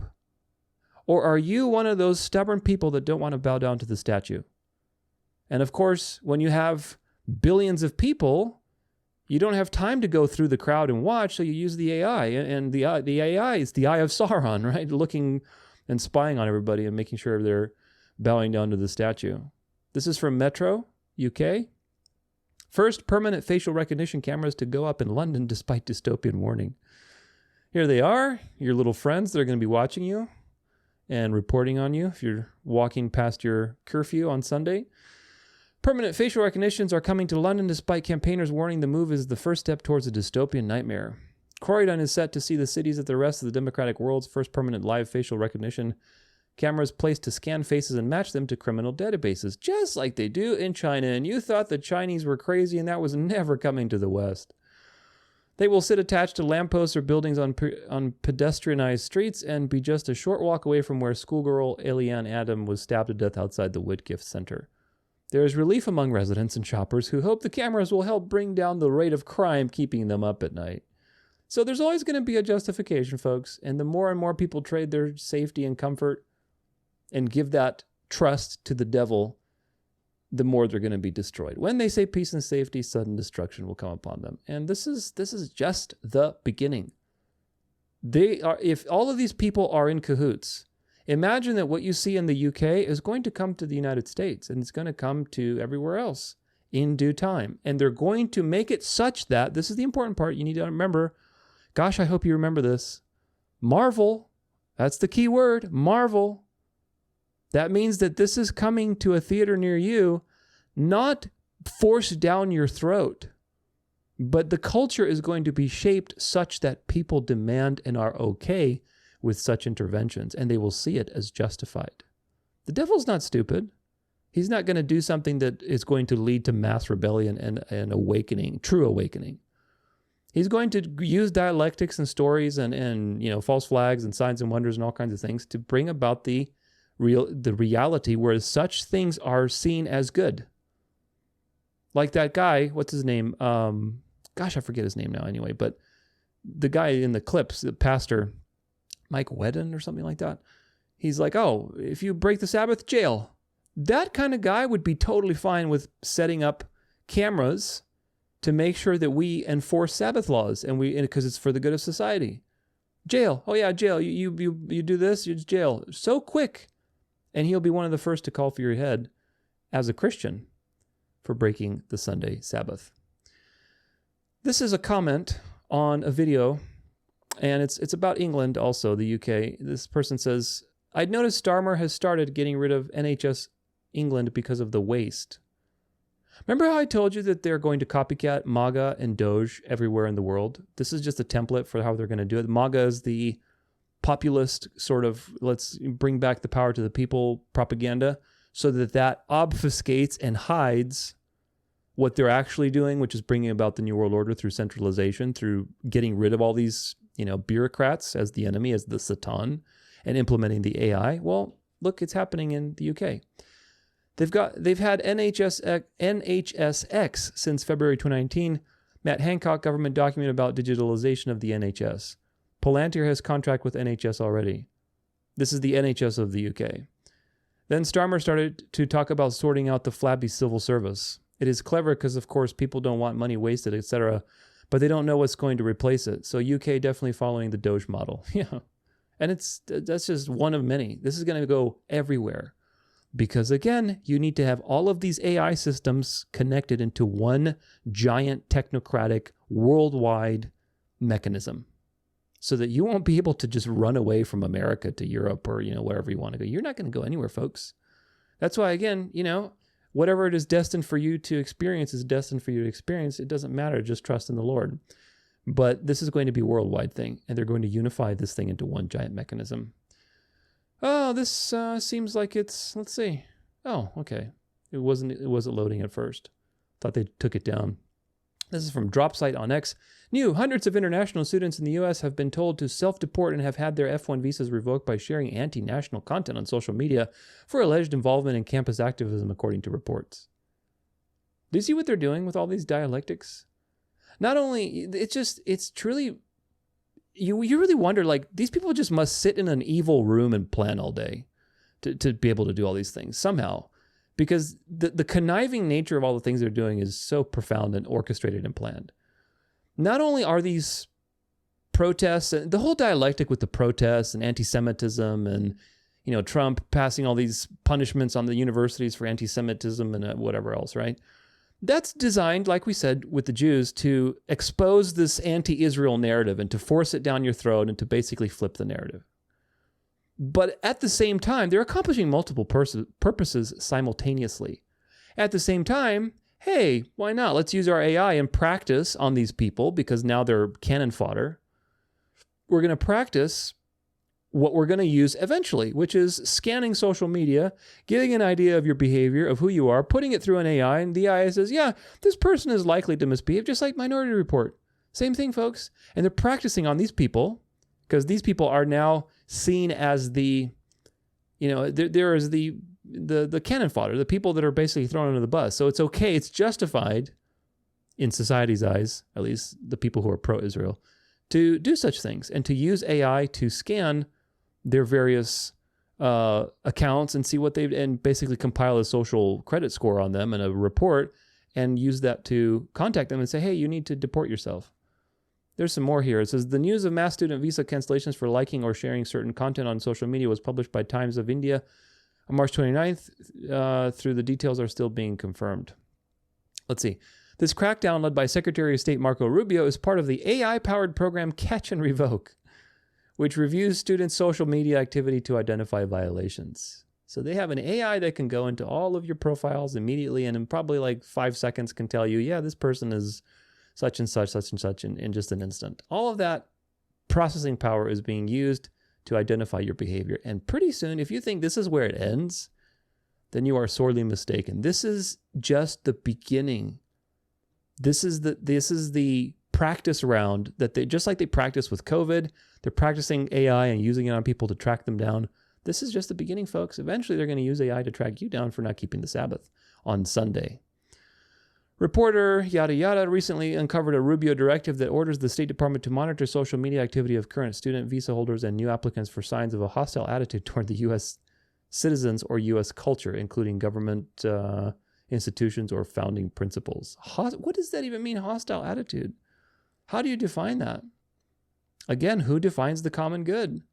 And if you are found by the AI in the future, say, you know what, we have determined through an analysis of your social accounts and spending behavior and blah, blah, blah, that you are hostile to the common good based on your behavior and you will be imprisoned for an indefinite amount of time.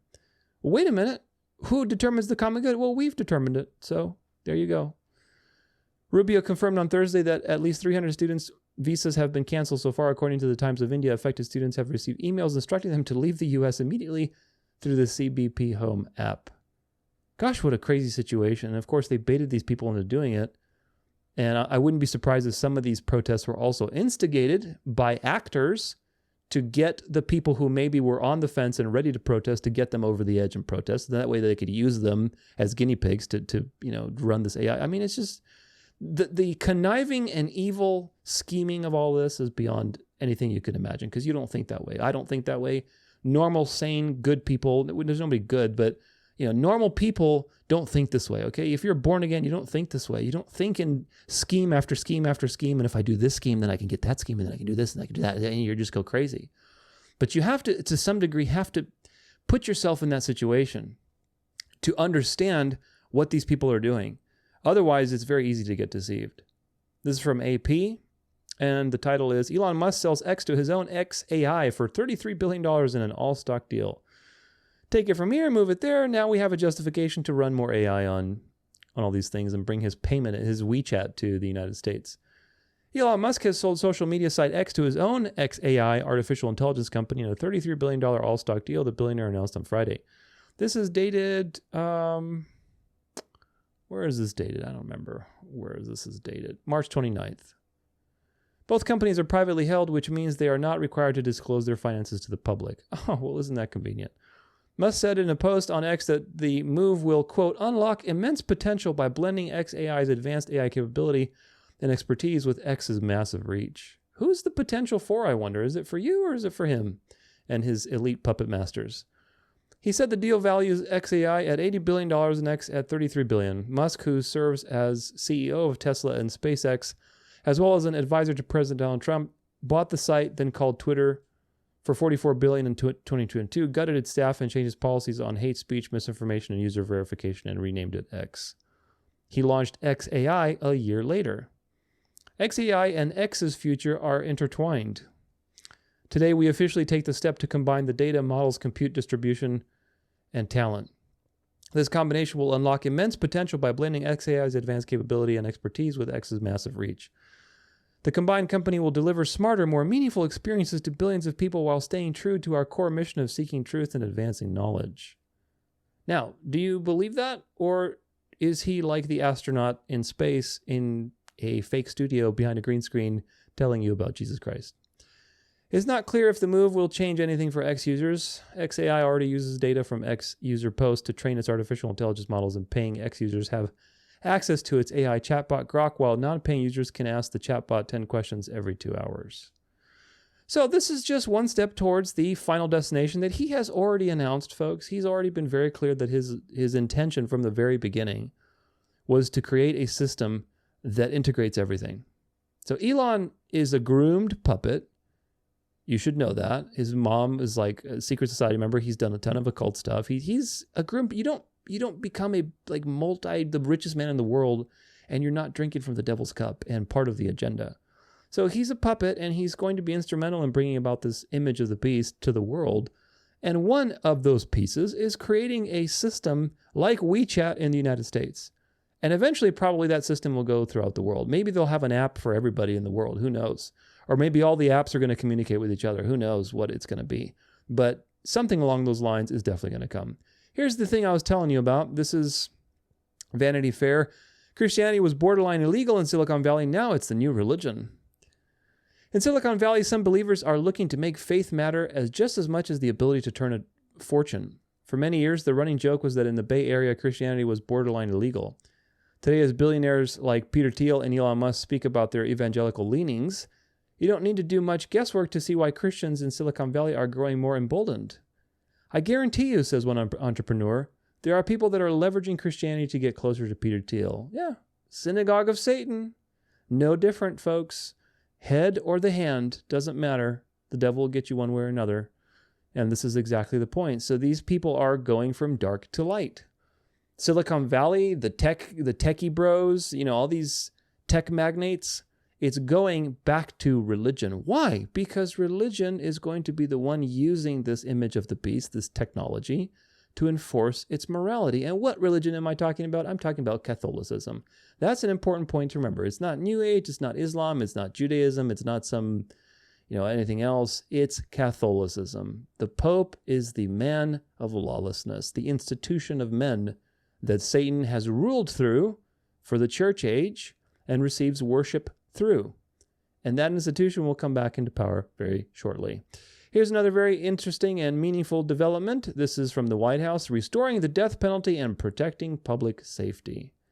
This is a decree that was done on January 20th, but it's a very meaningful decree because, again, if the image of the beast is going to come to life and fulfill the Bible's words, that it will cause those who do not obey to be slain, then the false prophet who is instrumental in bringing about the image of the beast, i.e. the United States, and who is working for the papacy, who is the sword of Catholicism right now, who is the seventh empire, the seventh head of the beast, right before the eighth comes back.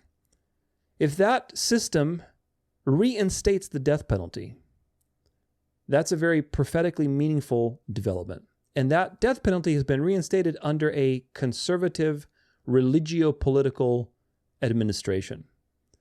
Now, the death penalty, to give you context here, is just being reinstated for, they're saying for these people who are on death row and they just, just get it over with. But we know how these things work, folks. This is not a point, it's a path. And eventually, the people who are frothing at the mouth, like that pastor who said, jail, oh yeah, you break the Sabbath, jail.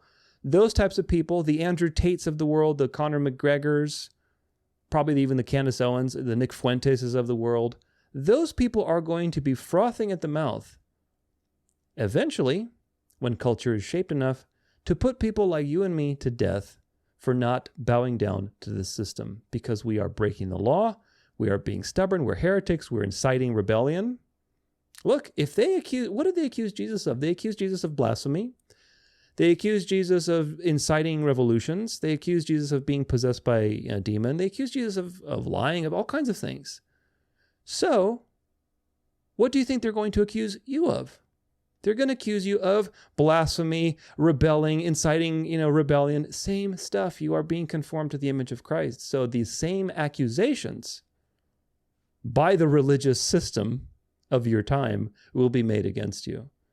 And those accusations lead to death, just like they tried to kill, well, they eventually did kill Jesus, but he allowed them to do it. but they tried to kill him multiple times.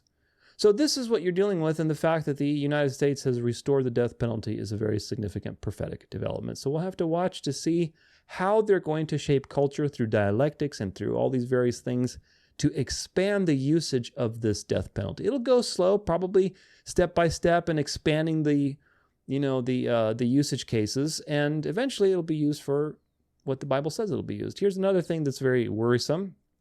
This is on Substack. This is the moment, according to eyewitnesses, in Belgrade, sonic weapons were used to disperse protesters.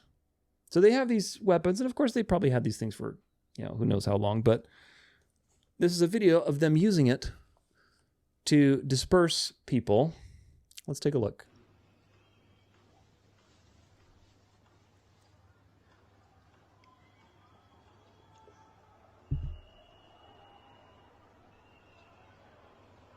Notice people are turning.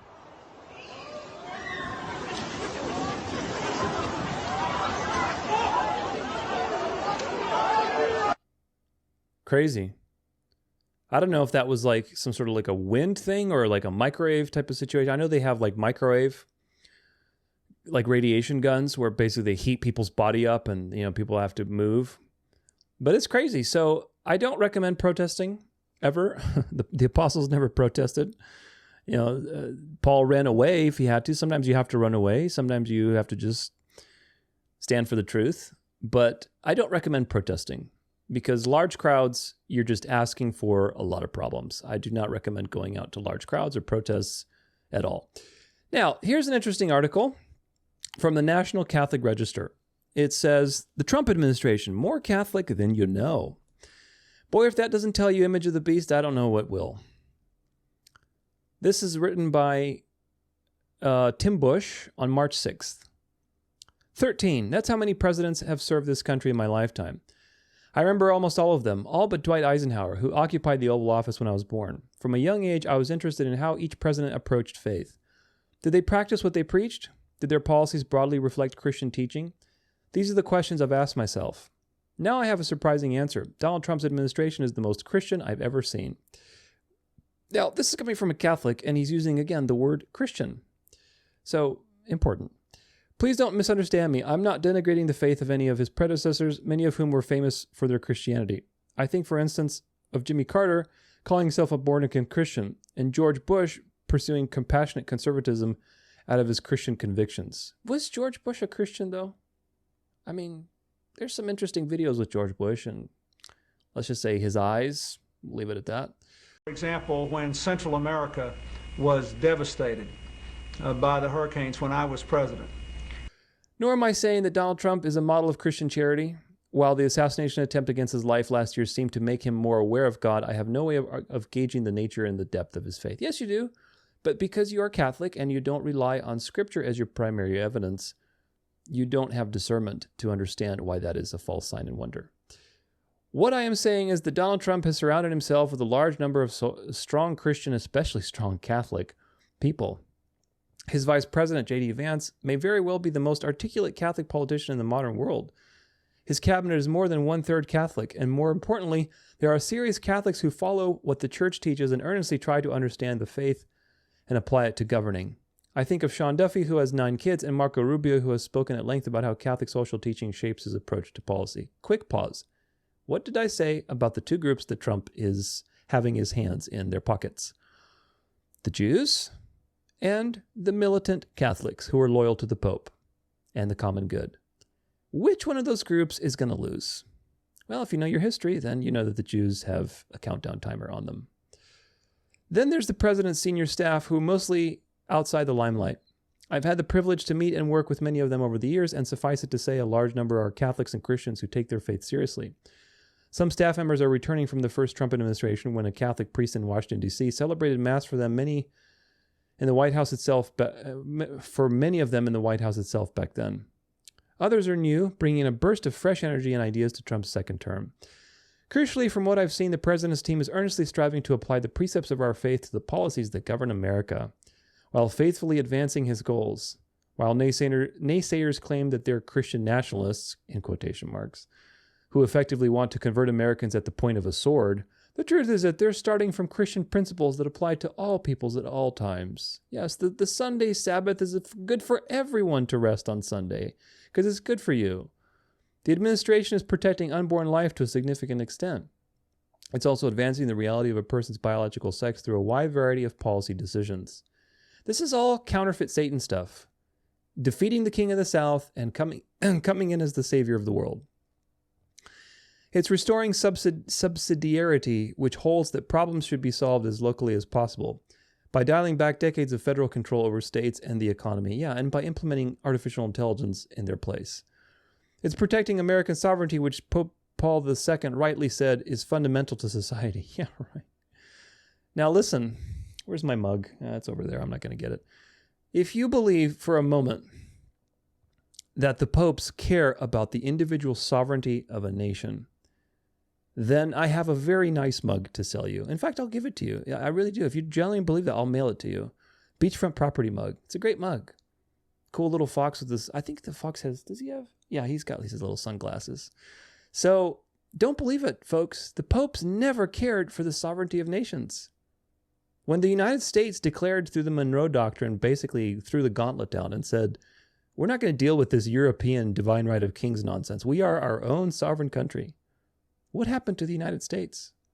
What happened to Monroe? What happened to all of these people like Adams and Jefferson and Lincoln? They got assassinated because they didn't play ball. And now Lincoln is immortalized on a Roman chair, showing who basically conquered him. Of course, Lincoln wasn't a Roman puppet at all. He was against the Jesuits, but that's the point. Now they've immortalized him in a statue, sitting on a Roman chair with two fasci in the Lincoln Memorial, to basically make a message. Like, you're going to sit. You're going to sit when we tell you to sit, and you're going to sit on the Roman chair and do what we say you're going to do. That's a message for all the presidents. So don't believe for a second that the popes care for the sovereignty of nations. They care for nations on the surface to be, nationalistic and so on, as long as the monarch is pledging their power to the Pope. If the monarch is not pledging their power to the Pope, then suddenly all that concern for your sovereignty, no way. And yes, the Trump administration is unabashedly patriotic, which John Paul II told us as natural and necessary. Again, for them, what that means is it's natural and necessary for you to have your nation so that you can have family time and family values and rest on Sunday, and the monarch can be there and pledge his power to the king, to the Pope. That's the meaning of, it's natural and necessary for patriotism. It's not the meaning that, it's patriotism. And of course, when you realize as a patriot, as a true patriot, what is a patriot? It means you want the welfare of your country and the people of your country. There's nothing wrong with that. I think you should want the welfare of your country, and you should, have some nationalism in the sense that you don't hate the place that God put you in. However, if you are a true patriot, you realize that Catholicism is a problem, because Catholicism is not a religion, it's an empire. And everywhere the Catholic agents are, they subvert that country in order to make it submissive to the Pope. Therefore, as a true patriot, you cannot be a true patriot of your country and be in alignment with Catholicism, because Catholicism is a foreign adversary. And that's what people don't understand. So patriotism and Catholicism don't mix. They're trying to constantly make it mix, but all that means is we're going to subjugate you as a kingdom and give you patriotism that falls in line with this little box that we've created for you so that you can pledge your power to the Pope. So it's very important you understand these things, folks. On foreign policy, the Trump administration is unabashedly advocating for the international religious liberty. Again, religious liberty. What did I tell you about that term? Catholicism always argues for religious liberty in the places where it is not completely dominant. Once it's completely dominant, it doesn't care about your religious liberty. And the Bible tells you that at some point in the future, very soon, that point will be reached, and you will see that this is true. Because when you claim religious liberty and freedom of conscience to be able to rest when God said to rest and not when the Pope said to rest, they're not going to respect you for your religious liberty. Just get ready, because in a couple years, it's going to get more and more obvious. Look no further than J.D. Vance's speech in Munich, in which he excoriated the UK for punishing a man who prayed outside an abortion facility. Again, this is no different than the Satanists fighting with the Catholics. And oh my gosh, the church is being persecuted, and there's just all these dialectics. And yes, these people who are praying are real people, and they're being used as guinea pigs, sadly. to create this counterfeit conflict that then can be used and say, oh, look, Trump is allowing prayer in schools and Trump is doing this. He's saving us and bringing nationalism back. But really, it's just the image of the beast, folks. It's just the Catholicization of culture with these false enemies that are being conquered. While many Catholics have concerns about the president's approach to countries like Ukraine, it's harder to say what does and doesn't align with Catholic teaching. Foreign policy tends to have more tough decisions in murky gray areas, making it harder to discern the Christian approach, i.e. Catholic approach, and take prudent action to advance it. That said, peace is absolutely a Christian goal, as Pope Francis and his predecessors have said many times. Yeah, the Bible also says it too, that by peace he will destroy many. If nothing else, President Trump deserves praise for pursuing peace. Is the Trump administration perfectly aligned with Catholic teaching? Hardly. The president's support for IVF is a huge moral problem. His rhetoric towards immigrants shows a lack of charity, though his immigration policies so far have aligned with the church's long-standing understanding of national sovereignty and the duties owed to citizens. The church doesn't care about your duties and your sovereignty, folks. It doesn't care about your freedom of conscience. It cares that you're obedient. And as long as you're obedient, yeah, you can have a little pen to jump around and frolic in, but as soon as you try to step outside that pen, your sovereignty goes away. Ex ecclesia nullum salus. That's been the prerogative since day one. No salvation for you outside the church. Ex ecclesia, outside the church, nullum salus. There's no salvation. And that, whether it's written out in the open or it's written somewhere in their documents, it's been the policy since day one. Because the Catholic Church is an empire, not a religion. And unless you're part of that empire, then you are a threat. The administration is also in its early days, so future policies could majorly depart from the trajectory. A lot could happen in the next 4 years, yeah. I agree there, my friend. No doubt there are many who think that Trump's policies are unchristian in the extreme. But I believe that says more about them and the corrupting nature of modern society and ideology. In the broader culture, and even in parts of the Catholic Church, faith has become synonymous with an all-powerful government that tries to do everything but does nothing well. Christianity doesn't mean trapping people on welfare, nor does it mean destroying a nation's borders. In reality, Christianity requires difficult and prudential decisions about how to best promote the common good. There we go. And protect the human person. Does the Bible say anything about political decisions and how to manage policies and immigration and social welfare and all this other nonsense? Does the Bible say anything about that? No, the Bible says go and preach the gospel because your body is dying and it doesn't matter.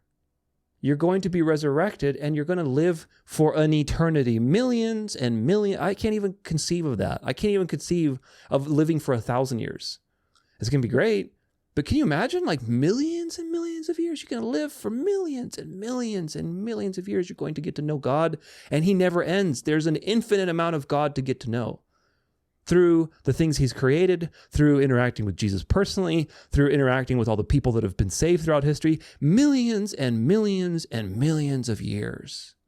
Get that in your mind and realize how significant that is. And the more you let that reality sink into your brain, the less this reality matters. And if that's what's guiding you, then all that matters is you need to let other people know about that reality so they can believe and be participating in it. Everything else is just temporary. Social policies, immigration rules, should we pay this or should we do that? This is religion and politics being mixed. God will provide. And of course, he moves people to help others. But you don't need to take and create an institution and create lobbying and laws and NGOs. And look at all the corruption of the Catholic Church. Not just the institution through its priests and how many hundreds of thousands of sexual abuse cases they've had. But all these NGOs that are basically participating in the, immigration agenda to basically flood the borders. That way that there's an excuse to create more lockdowns and everything else. It's all part of the plan. It's all just one corrupt system. So no, this is not at all aligned with Christian teaching in the Bible. It's aligned with Catholicism and Jesuit teaching, which is the common good, which is communism, which is Catholic communism. Rerum Novarum, which we'll read about today as well. Here's another scene from that event at the National, I think it was Catholic Prayer Breakfast or whatever, and they're frothing at the mouth for this idol.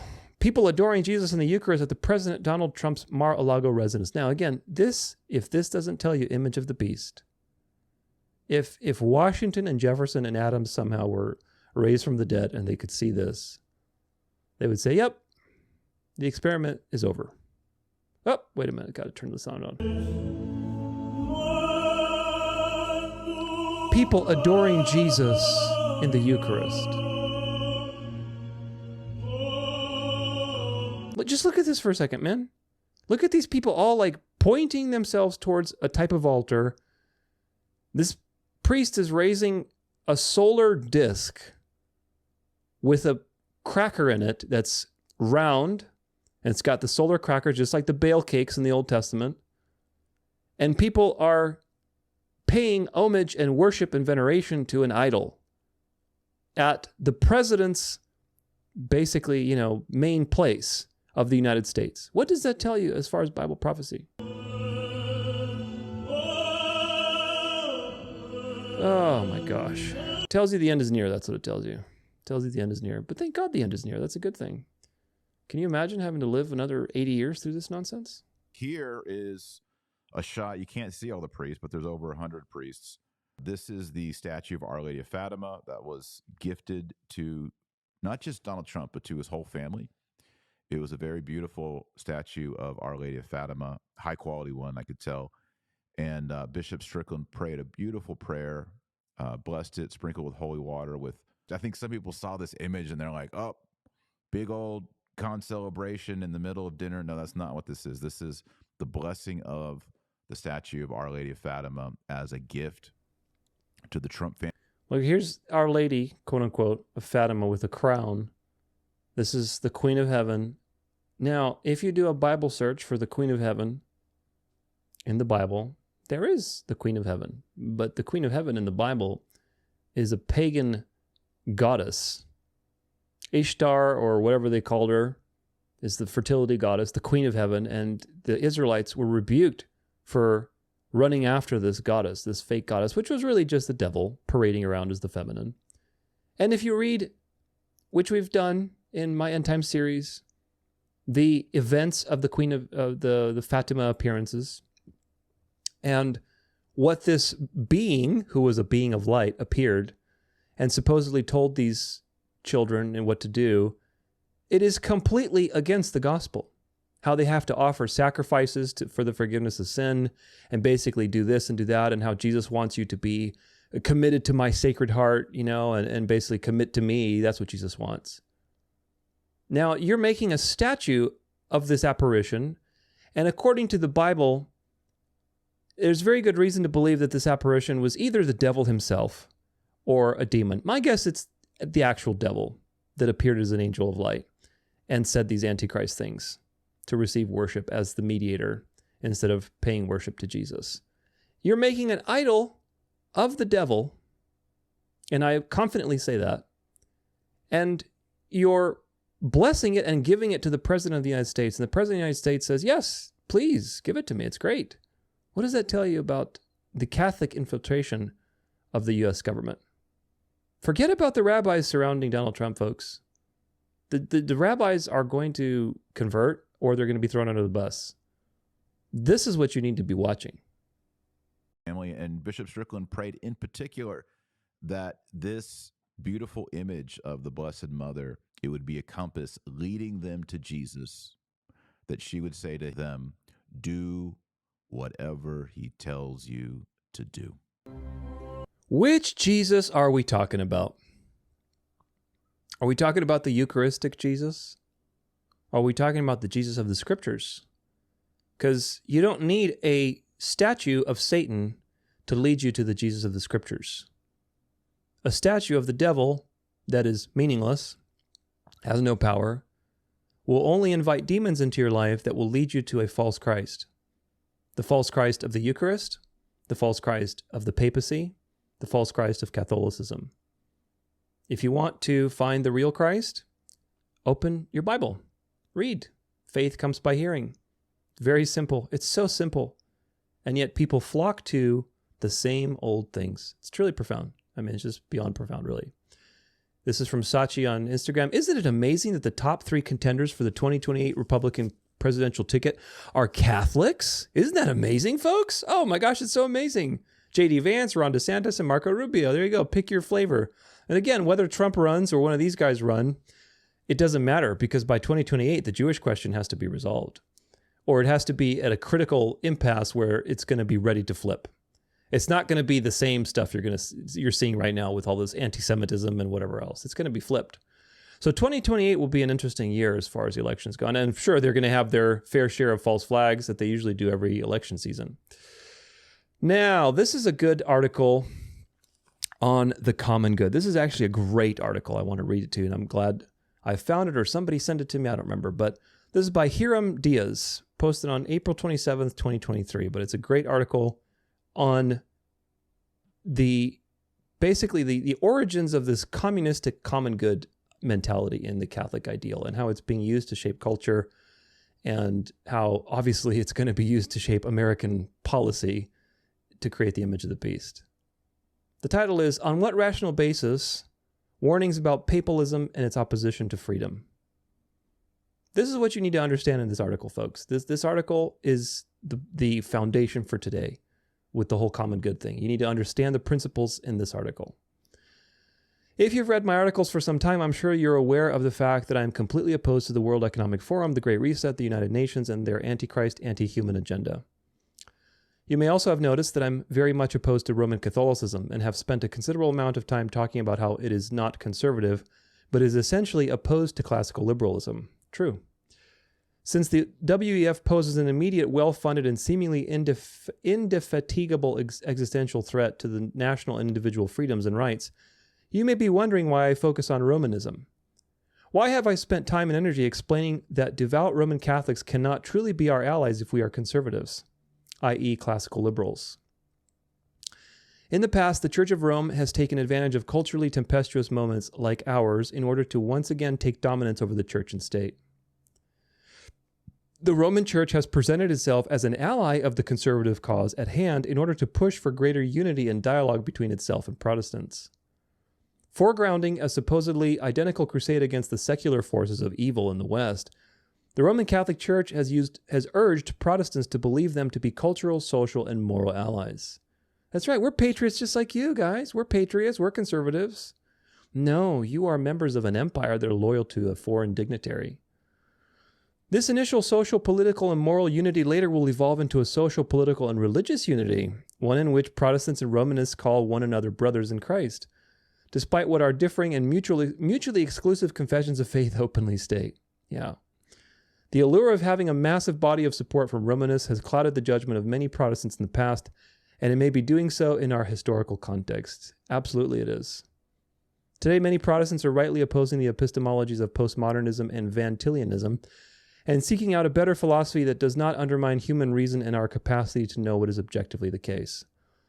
In this search, many have landed on the work of Thomas Aquinas, whose work is systemic and thorough, but serves as the philosophical justification of Roman Catholic social teaching, in which man's personhood/selfhood is only properly achievable and knowable within the context of a social body. Remember, they have a pen that you can play in, and that's fine. You could be a patriot, you could have sovereign nations, you can have freedom of conscience in the pen that we give you. Man's primary and definitive duty is to help the social body achieve the common good. Individualism is viewed as an evil and directly related to the fall, and an individual's rights are revocable if they stand in the way of the social body achieving the common good. And an episcopal monarchy is viewed as the ideal form of political governance. The reality of the situation is that Roman Catholicism has no lasting place for individualism, freedom of conscience, and capitalism. Within the context of Aquinas' own teaching on politics, there is room for the Church of Rome to justify allowing individualism, freedom of conscience. There is room for the Church of Rome to justify allowing individualism, freedom of conscience, and capitalism, if they are being used to achieve the common good. What I just said. In the teaching of Rome, having an episcopal monarch is the best state of affairs for the members of any given society, and this is primarily wherein lies my concern. If Protestants ally ourselves with devout Roman Catholics against the common threat of the WEF and win, which they will because it's a fake Satan that they're conquering, will the Church of Rome then turn on us? Absolutely she will, my friends. This may seem like a ridiculous question to ask, but considering the history of the Roman Church, it is not. Rome changes as the tide change, shape-shifting in order to preserve her life. When Hitler was in power, the Roman Church supported Hitler. John W. Robbins writes the following: "The evidence outside the Vatican's archives indicates that the papacy encouraged, supported, and collaborated with both the Mussolini and Hitler regimes, as well as setting up its own totalitarian state in Croatia during the war." Writing in the New Individualist Review in 1965, Stephen J. Tonsor pointed out that the hostility of the Roman Church state to Republican Germany after World War I and its support for Nazi Germany. Quote, "There is the fact that German Catholicism was hostile to the Weimar Republic, that it marshaled its great power against the ideological and social pluralism, the liberalism, the democracy, the secular tone of Weimar Germany. The Church's vision was dominated by the ideal of an authoritarian state whose object was the promotion of virtue and true religion." Despite its hostility to the Weimar Republic, the Roman Catholic Church in Germany flourished during those years. Subsidized by the government, by 1930, there were 20 million Catholics in Germany, led by 20,000 Catholic priests. New monasteries, new schools, new houses for religious orders were being rapidly built. In 1931, Karl Bachem, historian of the Roman Catholic Center Party, gloated the following: "Never yet has a Catholic country possessed such a developed system of all conceivable Catholic associations as today's Catholic Germany." The Center Party, started in 1870 in opposition to Bismarck's Kulturkampf, was an ally of the Socialist Party in Germany during the 1920s. The fountainhead and stronghold of the Nazi movement in Germany was Bavaria in South Germany. Roman Catholic Germany, not Protestant North Germany. German Roman Catholics joined the Nazi Party en masse and enthusiastically supported the Hitler's regime. Over half of Hitler's troops were Roman Catholic. At the height of his power in 1942, Hitler ruled over the largest Roman Catholic population in the world. Very important to the papacy, folks. They were accustomed to authoritarian government in their religious lives. That's the point, because Catholicism is an empire, which made them unquestioning and enthusiastic supporters of authoritarian civil governments as well. Of course, Roman Catholic laymen were simply following the example and the instructions of their religious leaders. Pius XI was the first head of state to recognize Hitler's government in 1933. Pius XI praised Hitler in public, even before he extended official recognition to the Hitler regime. In 1933, Pius told Hitler's Vice-Chancellor Fritz von Papen, also a Roman Catholic, how pleased he was that the German government now had its head a man uncompromisingly opposed to communism. And again, the Jesuits started communism and implemented it in these various countries. The Jesuits were the one who wrote Mein Kampf for Hitler. They're playing both sides as usual to bring about the Catholic agenda and to rehearse their image of the beast and to try different things and push one this way, push with the other that way. All right, let's see who wins. Okay, we're going to go with that. After the demise of Hitler, the Roman Church continued to strive against the communists for a cultural prominence, and Roman Catholic public figures presented Roman Catholic social teaching as a third way between the twin evils. There's dark and light, and here's the middle road, the counterfeit middle road. In Rome's view of classical liberalism and socialism, playing to the moral sensibilities of all who would vigorously oppose the atrocities of the Holocaust. Yet while they fought against the communists, they were supportive of the activists' work of ex-communist, communitarian activists like Peter Maurin and Dorothy Day, two individuals who, although not yet canonized, served for many Romanists as exemplary Roman Catholics who took their faith seriously. This was not only the case in America, but also in Europe. John Robbins notes the following: "Following Vatican directives, Roman Catholic politicians, legislators, and intellectuals brought us the progressive movement, the labor union movement, the graduated income tax, the New Deal, and the growth of government in the United States." In other nations in which Roman Catholic influence was greater, governments became even more socialist than they did in the United States. In Italy, for example, an overwhelmingly Roman Catholic country, the Communist Party was once the largest communist party in the world outside the Soviet Union and China. The nationalization, taxation, and regulation of private enterprise and life have progressed much farther in other countries than they have in the United States. One of the reasons is that Roman Catholicism theoretically justifies and has historically fostered authoritarian, interventionist, not to say totalitarian governments. Pius XI, not wanting to boast, of course, wrote in his encyclical Quadragesimo Anno, 1931, quote, "We do not, of course, deny that even before the encyclical of Leo, some rulers had provided for the more urgent needs of the working classes and had checked the more flagrant acts of injustice perpetrated against them. But after the apostolic voice had sounded from the chair of Peter throughout the world, the leaders of the nations became at last more fully conscious of their obligations and set to work so seriously to promote a broader social policy. Rerum Novarum, by clearly aligning the Roman Church state with the working classes and against capitalism, thus fostering class warfare, was the voice of moral authority needed to ensure the development of effective interference by all governments in the 20th century. Rerum Novarum is practically the Communist Manifesto. It was written before the Communist Manifesto. When you compare the two, they're very similar because they have the same source. The Church of Rome and its activists differed from the communists primarily with respect to the spiritual nature of man and the seat of socio-political authority, not the belief that man's identity is socially constructed by means of his placement in the social body, nor the belief that capitalism is bad and destructive of the communal nature of humanity, nor the belief that man's humanity is only truly achievable and knowable by means of his placement in the social body, nor the belief that those who are opposed to the common good may be duly punished, whether that's socially, monetarily, or physically, for their failure to conform to the church state's infallibly defined common good. In other words, what I just told you is that communism and Catholicism, or papism, Romanism, are the same thing. There's no difference. The only difference is this spiritual aspect, is that papism recognizes the authority of the Pope as a spiritual authority that's the will of God, and communism is atheistic. But that's the point. Communism is supposed to be atheistic to make you desire a spiritual authority, but as far as the mechanism, it's still the same. You're still in an authoritarian regime. It's just now you're pledging your power to the Pope instead of the state. A similar phenomenon can be observed in Rome's actions during the 1980s and 1990s. While Romanists were joining hands with the Reformed evangelicals and other political conservatives, they were also lauding the work of Pope John Paul II, who issued Centissimus Annus, celebrating the 100th anniversary of the blatantly communitarian and anti-classical liberal document Rerum Novarum, promoted Protestant Romanist ecumenism, interfaith dialogue, and happily endorsed the goals of the United Nations. In his 1995 address to the United Nations, Pope John Paul II put it this way, quote, the Holy See, in virtue of its specifically spiritual mission, which makes it concerned for the integral good of every human being, has supported the ideals and goals of the United Nations organization from the very beginning. Although their respective purposes and operative approaches are obviously different, the Church and the United Nations constantly find wide areas of cooperation on the basis of their common concern for the human family. Yeah, right. The statement may have been surprising for some to hear, but to those who know that the UN's Universal Declaration of Human Rights was greatly influenced by the French Roman Catholic personalist philosopher Jacques Maritain, this is simply par for the course. Rome was solidifying bonds with the evangelicals under the guise of preserving conservative moral values, all the while praising the UN, an organization that is decidedly opposed to Christianity as well as classical liberalism.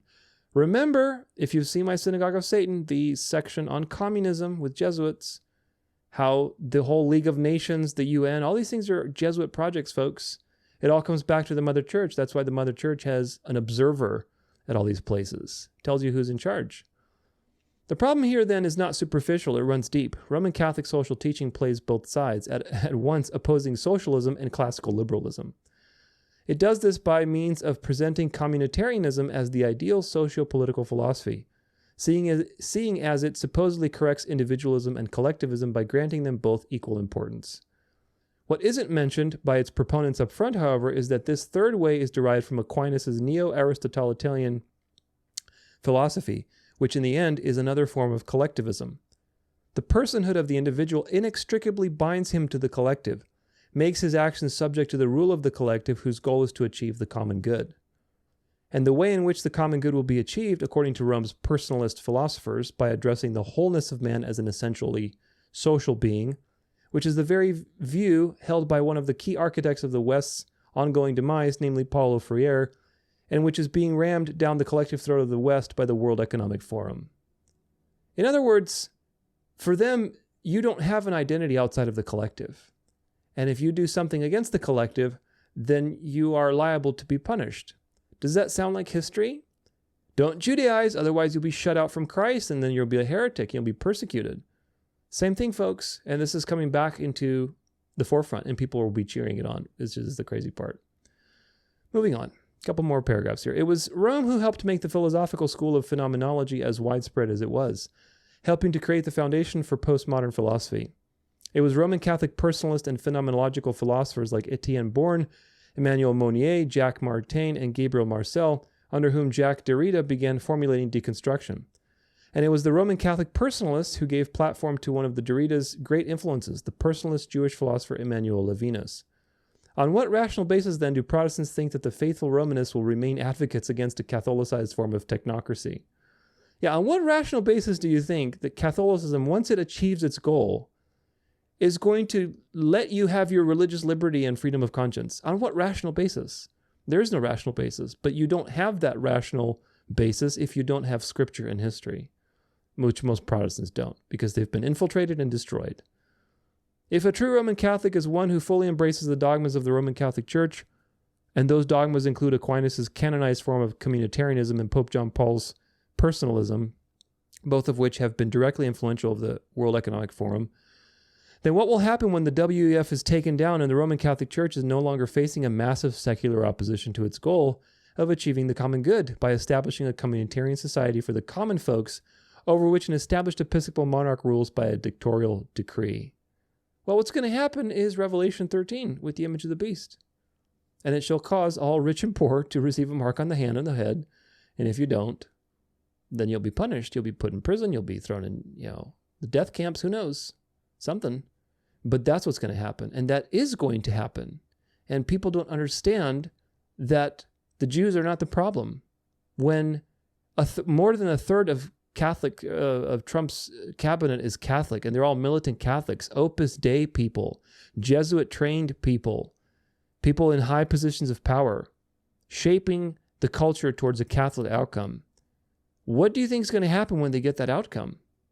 And they mandate Sunday sacredness, and everybody starts converting to this new thing, and Protestantism starts recognizing the Eucharist, and you think that all of this is an abomination. And God said that this is something you need to watch out for. Be separate. Get out of her, my people, so you don't get judged. You're going to be a lone voice crying in the wilderness, and you're going to be thrown in jail, or worse. That's what's going to happen, because Catholicism is an empire, not a religion. This is from BritishGas.uk, but again, this is stuff that's going to happen around the whole world. Half-price electricity every Sunday. When you sign up to Peak Save, you are automatically included in our weekly Sunday events where you can enjoy half-price electricity from 11 a.m. to 4 p.m. Oh my goodness, such a reward for, bowing to the beast and doing your thing on Sunday instead of any other day. This is a hint of what they're going to do. They're going to use propaganda like with Mar Marie to push people away from Sabbath on Saturday, to demonize the Sabbath keepers and makes, Sundays a day, while they're using rewards, while they're going to legislate against, certain things on Sunday. It's going to be a multi-pronged attack, folks. And again, the culture is also being shaped through the influencers. And now that the news is decentralized, seemingly decentralized, it's still very centralized, but it seems to be decentralized because you have all these voices like JP and Russell Brand and Candace Owens and Nick Fuentes, and everybody's talking to Andrew Tate, and they all start agreeing on the same thing. So you're going to have propaganda, you're going to have rewards, you're going to have punishments. It's going to be very easy. It's going to be very, very easy to bring the culture. One thing they have to do, though, they have to get the worldwide Constantinian calendar. So that's something to watch, because some countries don't have that order, but they'll have to do it. This is from the Salt Lake Tribune. Utah legislature okays bill that could lead to more Sunday business closures. It's already starting to happen, my friends. 2025, here we are, and Sunday laws are coming back. This is Utah. This is March 7th. On the final day of its 2025 general session, the Utah legislature overwhelmingly passed a measure protecting the franchise owners from having to operate their stores on days when doing so would conflict with their religious beliefs and practices. This is the most whitewashed, sugar-coated way of saying we passed a Sunday law. Sponsored by Rep. Ken Ivory and Wes Jordan, a member of the Church of the Mormons, does not alter existing HB 441 does not alter existing contracts between franchisees and their brands, from restaurants to car wash chains. Instead, the bill, if signed into law by Governor Spencer Cox, bars brands from imposing a religious day of operation requiring as a part of any new contracts between the two parties. It also prohibits brands from pressuring franchisees to accept a religious day operation requirement as part of a contract amendment or renewal. The measure could lead to more stores closing on religious holidays, Sundays, or other days of worship. Yeah, eventually it's going to be just Sunday. They're not going to recognize your other day of worship. Companies found in violation can, under the proposed law that would take effect May 7th, be fined between $10,000 and $50,000 depending on the total number of and timing of those violations. Are we going back to Puritan days where everybody's snitching on each other? Oh, you didn't come to church on Sunday. We're going to lash you now because you've been disobedient. This is what's happening. Now, we'll see if this actually ends up becoming law. It seems like the measure was passed and now it has to be signed. But, you know, this is not something to look at and say, oh, that'll never happen. They're just going to shoot it down. No, this is the first of many things that are going to happen. And, of course, they're going to do it in a place like Utah, which is very easy with the Mormon population being most of the population. And then it's going to set a precedent, just like doing it, the Doge stuff in Florida, where it's easier to do, will set a precedent for the other states to do it. And pretty soon you're going to have the culture being shaped. They just flip one at a time. One, boop, boop, boop, boop, boop, boop. And that's what they do. But that's a very worrisome development. This is from Fox 13. Business owners split on new law prohibiting open on Sundays mandate. So this is a commentary on the previous thing. This is from March 19th. For single mother Alyssa Morrison, spending Sundays with her kids means a whole lot. Quote, they were actually really sad when they found out that we had to open our doors on Sunday, said Morris, who is a Nothing But Cakes franchise owner in Utah. Morrison is one of the local franchisee owners who can breathe easily now that Governor Spencer has signed into law the Franchise Protection Act that bans companies from forcing shops to open on days that conflict with religious practices. So it seems that they did sign into law. To be able to have a state that supported us and these leaders that helped us push us to have our day of rest and our religious freedom was huge for us. If this is not like Jesuit operation, I don't know what is. These are Catholic talking points, folks. People don't say religious freedom out of willy-nilly. The religious freedom is a Catholic buzzword, like common good is a Catholic buzzword.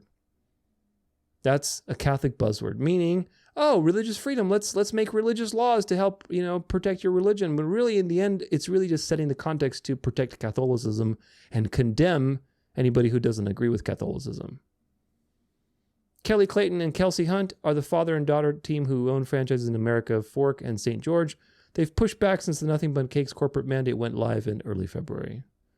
So there's this whole dialectic, and of course, as usual, they do these dialectics to start the ball rolling. Let's get the ball rolling on this, guys, and see what do the people think about this. And then you're going to have podcasts talking about it. Then you're going to have other states attempting it. And this is how it works. This is how the culture is shaped. And again, they started in a place like Utah, which is mostly Mormon, which is very easy to start. This is from Fox 4 in Texas. Texas Senate passes bill to require 10 Commandments in public schools. So just like Louisiana, just like Oklahoma, Texas is now following suit. I think that's all I had for this one. Basically, they passed the bill, and this is just the beginning. They're going to pass this in other states, and that's going to set a precedent for passing Sunday laws and other more religious things or laws about prayer. They're doing it one at a time. It's setting precedent after precedent after precedent. Remember, if you have a frog and you're trying to boil it alive, you're not going to throw it in boiling water. You're going to go like 1 degree, 2 degrees, 3 degrees, 4, and pretty soon that frog is so comfy and it's just going to pass out and die. And that's what happens to most people because they are asleep. Stay awake. Keep your garments on, says Jesus. Stay awake. Don't be caught sleeping.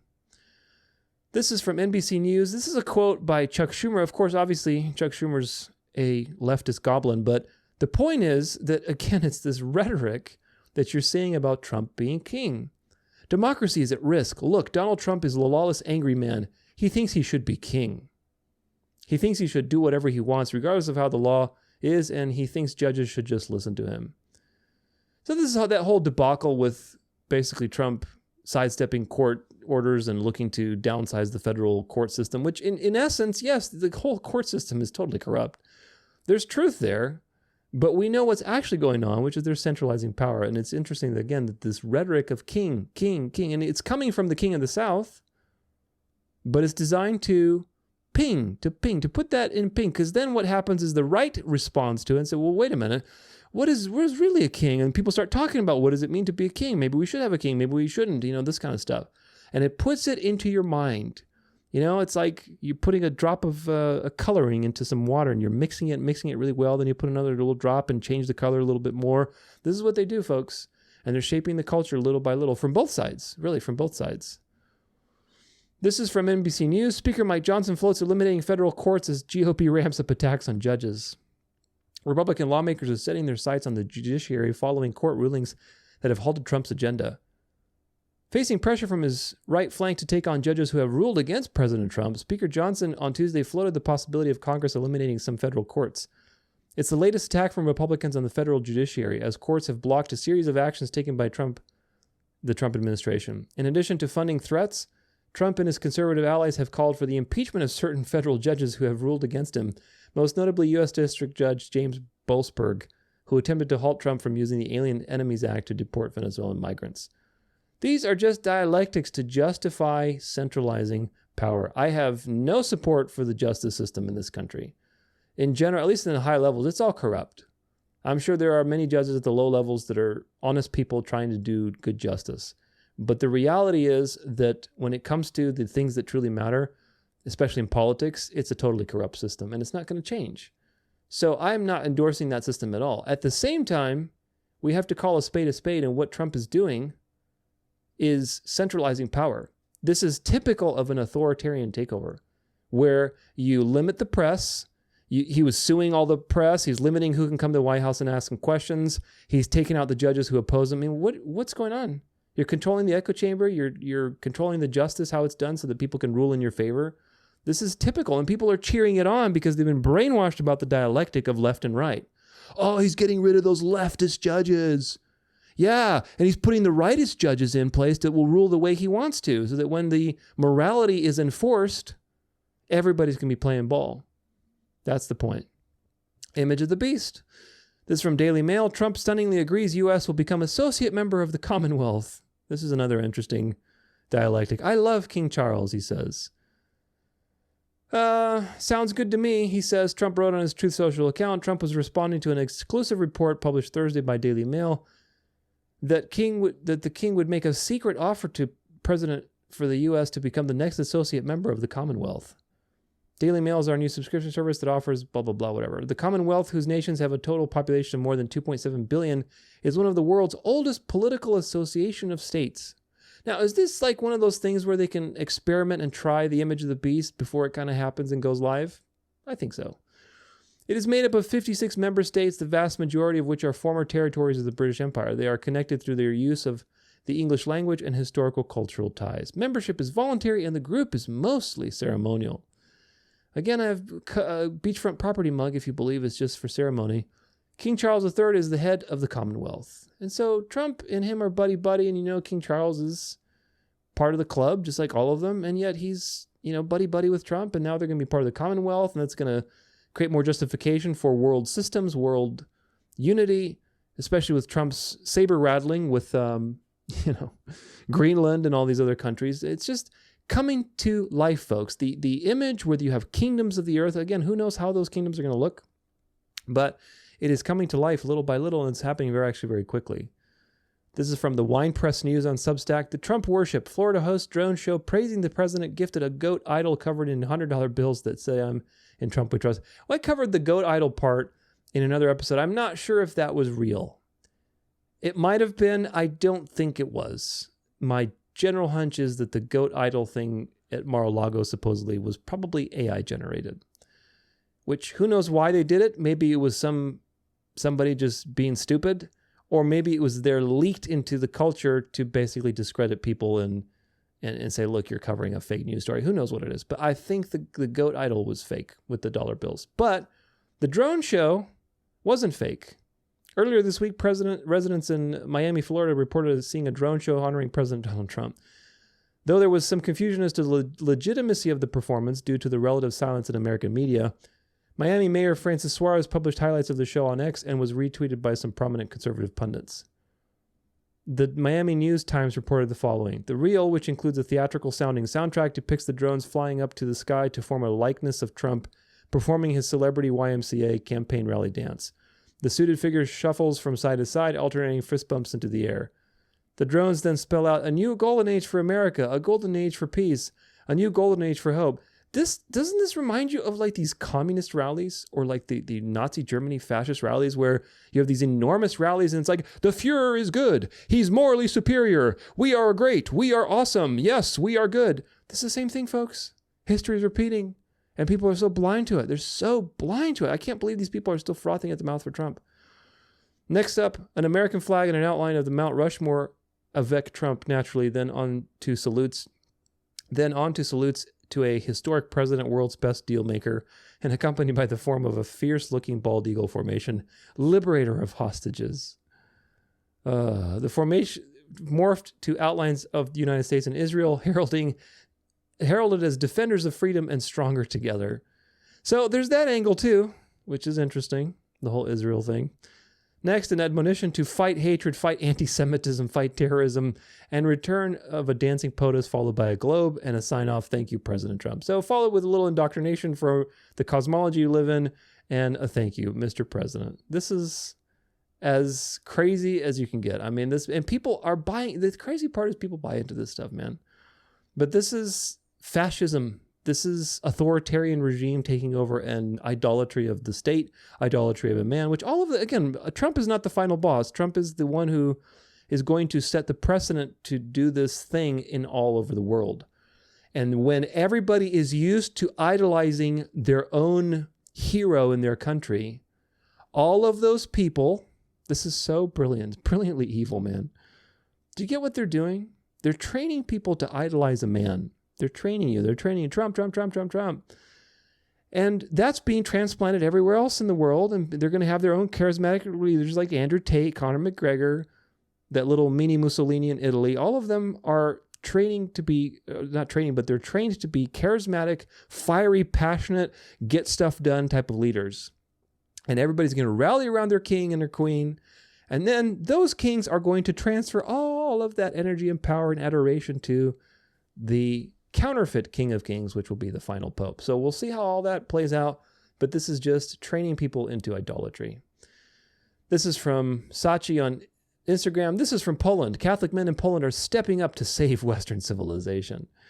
Here they are mocking basically the World War II monument, but they're bringing this giant idol of a crucifix up. And it's basically, it's that World War II thing kind of on the cover of this video. But it's a crucifix. But this is Catholic, folks. This is Catholic. This is Catholicism coming back and resurrecting. Jesus is not on a cross. Jesus is in heaven in glorified form, ruling from heaven as the king.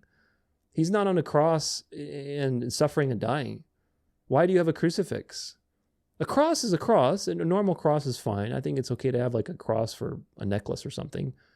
But a crucifix is an idol, okay? A crucifix Jesus is not on the cross dying. And these people are raising this up. What does this mean? Well, this is the resurrection of Catholicism in Europe and around the world, really.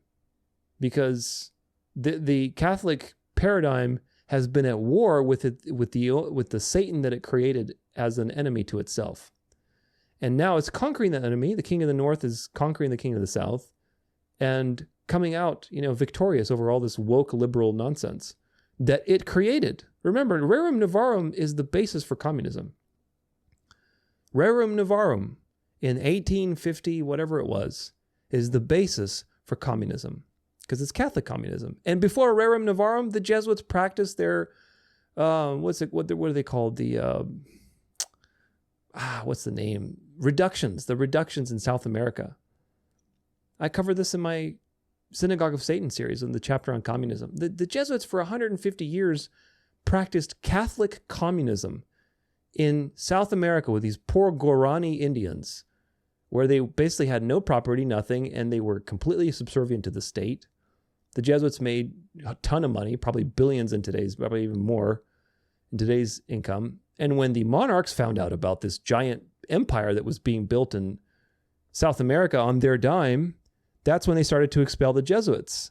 And eventually that became such a problem that the French Revolution had to happen and get rid of this monarchy system because the monarchs were being disobedient. We'll take care of them with banking and subversion and everything else. And now it's time to bring everybody back to monarchs. Bring back to a monarchical system because the monarchs this time are going to play along because they're all infiltrated. So this is what this picture represents. Here's some more flirtations between Trump and the Orthodox. Archbishop Elpidophoros presents Holy Cross to Donald Trump.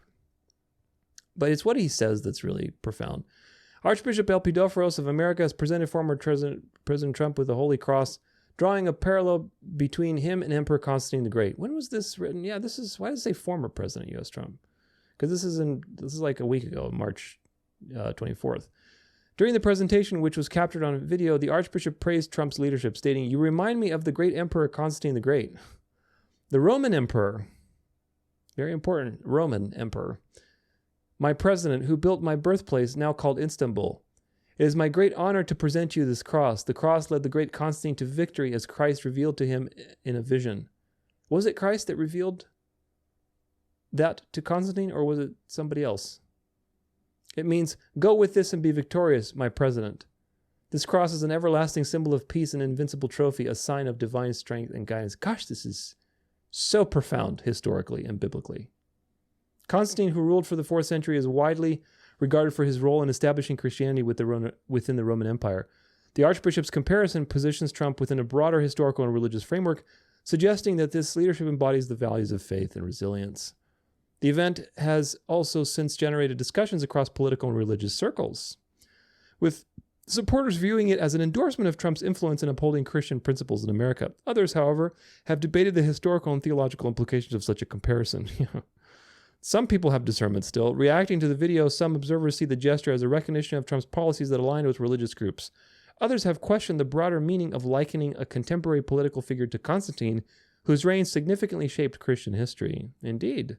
And how it shaped that history is very important to understand, because the Orthodox and Catholic narrative of how Constantine shaped that history is very different than the narrow road way of how Constantine actually shaped that history. The Archbishop's remarks and the symbolism of the Holy Cross continue to spark conversations in both religious and political spheres, particularly as Trump remains the President of America and a central figure in American politics. This is incredibly significant, folks, historically, because it shows you that history is repeating. The vision that Constantine had, you need to realize, is the same as practically every other false prophet in history. Constantine did not see Jesus. Constantine saw a bright light, and it said, "In this sign, go and conquer." And it showed like a light, a cross of light in the sky, and it said, "Put this on your shield, and then you're going to be victorious."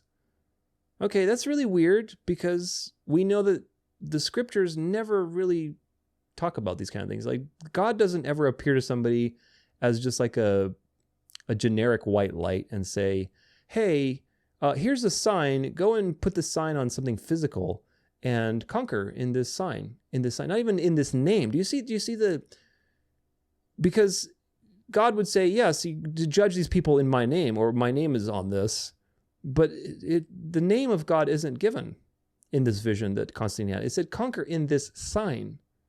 So it's a counterfeit. And we know that the devil appears as an angel of light. And we also know that after Constantine had that vision, you can look into this yourself, several years after it, he was still minting coins with the sun god on one of them, praising the sun god, and on the other he had like the monogram of Christ. So what Christ was he following?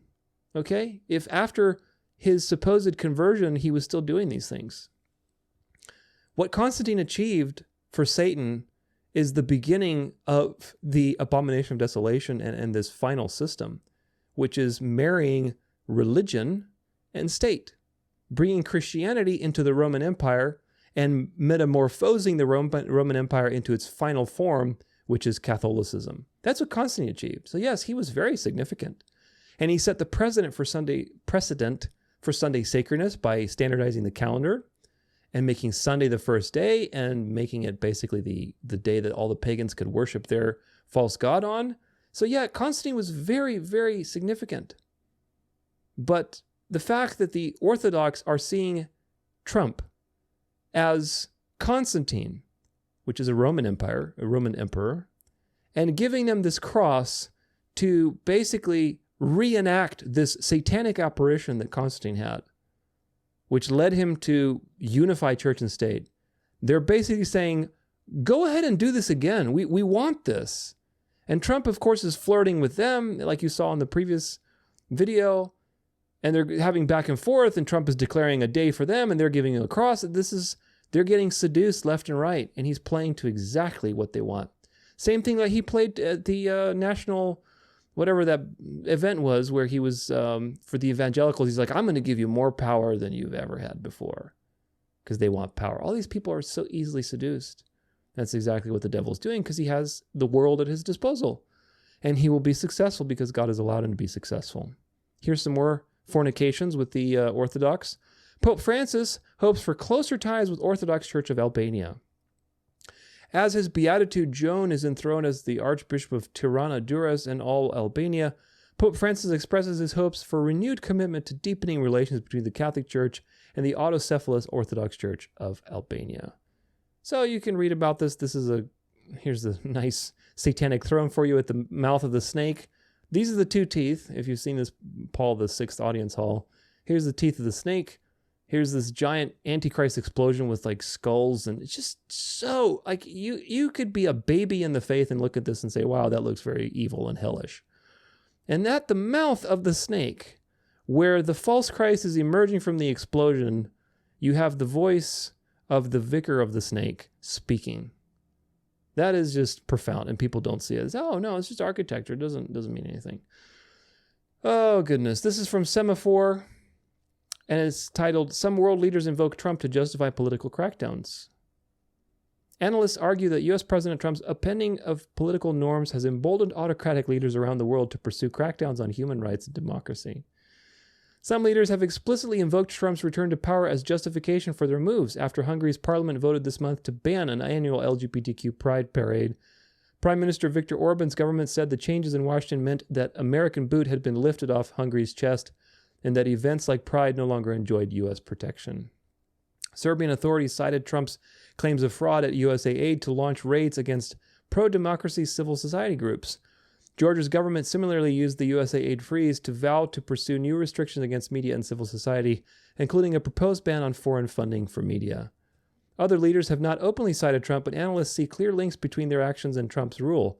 Turkish President Recep Erdogan is betting that Trump won't challenge the jailing of a top rival, while some have drawn comparisons between Israeli Prime Minister Netanyahu's recent efforts to oust critics in this government and Trump's prioritization of loyalists for key posts. Yeah, the Trump phenomenon is going to influence the whole world, and that's the point, because they need to bring the world back to a set of monarchs and monarchies. Again, whether they're going to be called kings or not, who knows? But the system will be a system of monarchs. NBC News, Trump won't rule out seeking a third term in the White House, tells NBC News there are methods for doing so. Oh, there are methods, all right. President Trump did not rule out the possibility of seeking a third term in the White House, which is prohibited by the Constitution under the 22nd Amendment, saying in an exclusive interview with NBC News that there were methods for doing so and clarifying that he was not joking. A lot of people want me to do it, he says, in a Sunday morning phone call with the NBC News, referring to his allies. But I mean, I basically tell them we have a long way to go. You know, it's very early in the administration. You know how he talks. He always plays things off, and then what he actually ends up doing is the opposite of what he says it was in the beginning. I'm focused on the current, Trump added in some of his most extensive comments to date about serving a third term.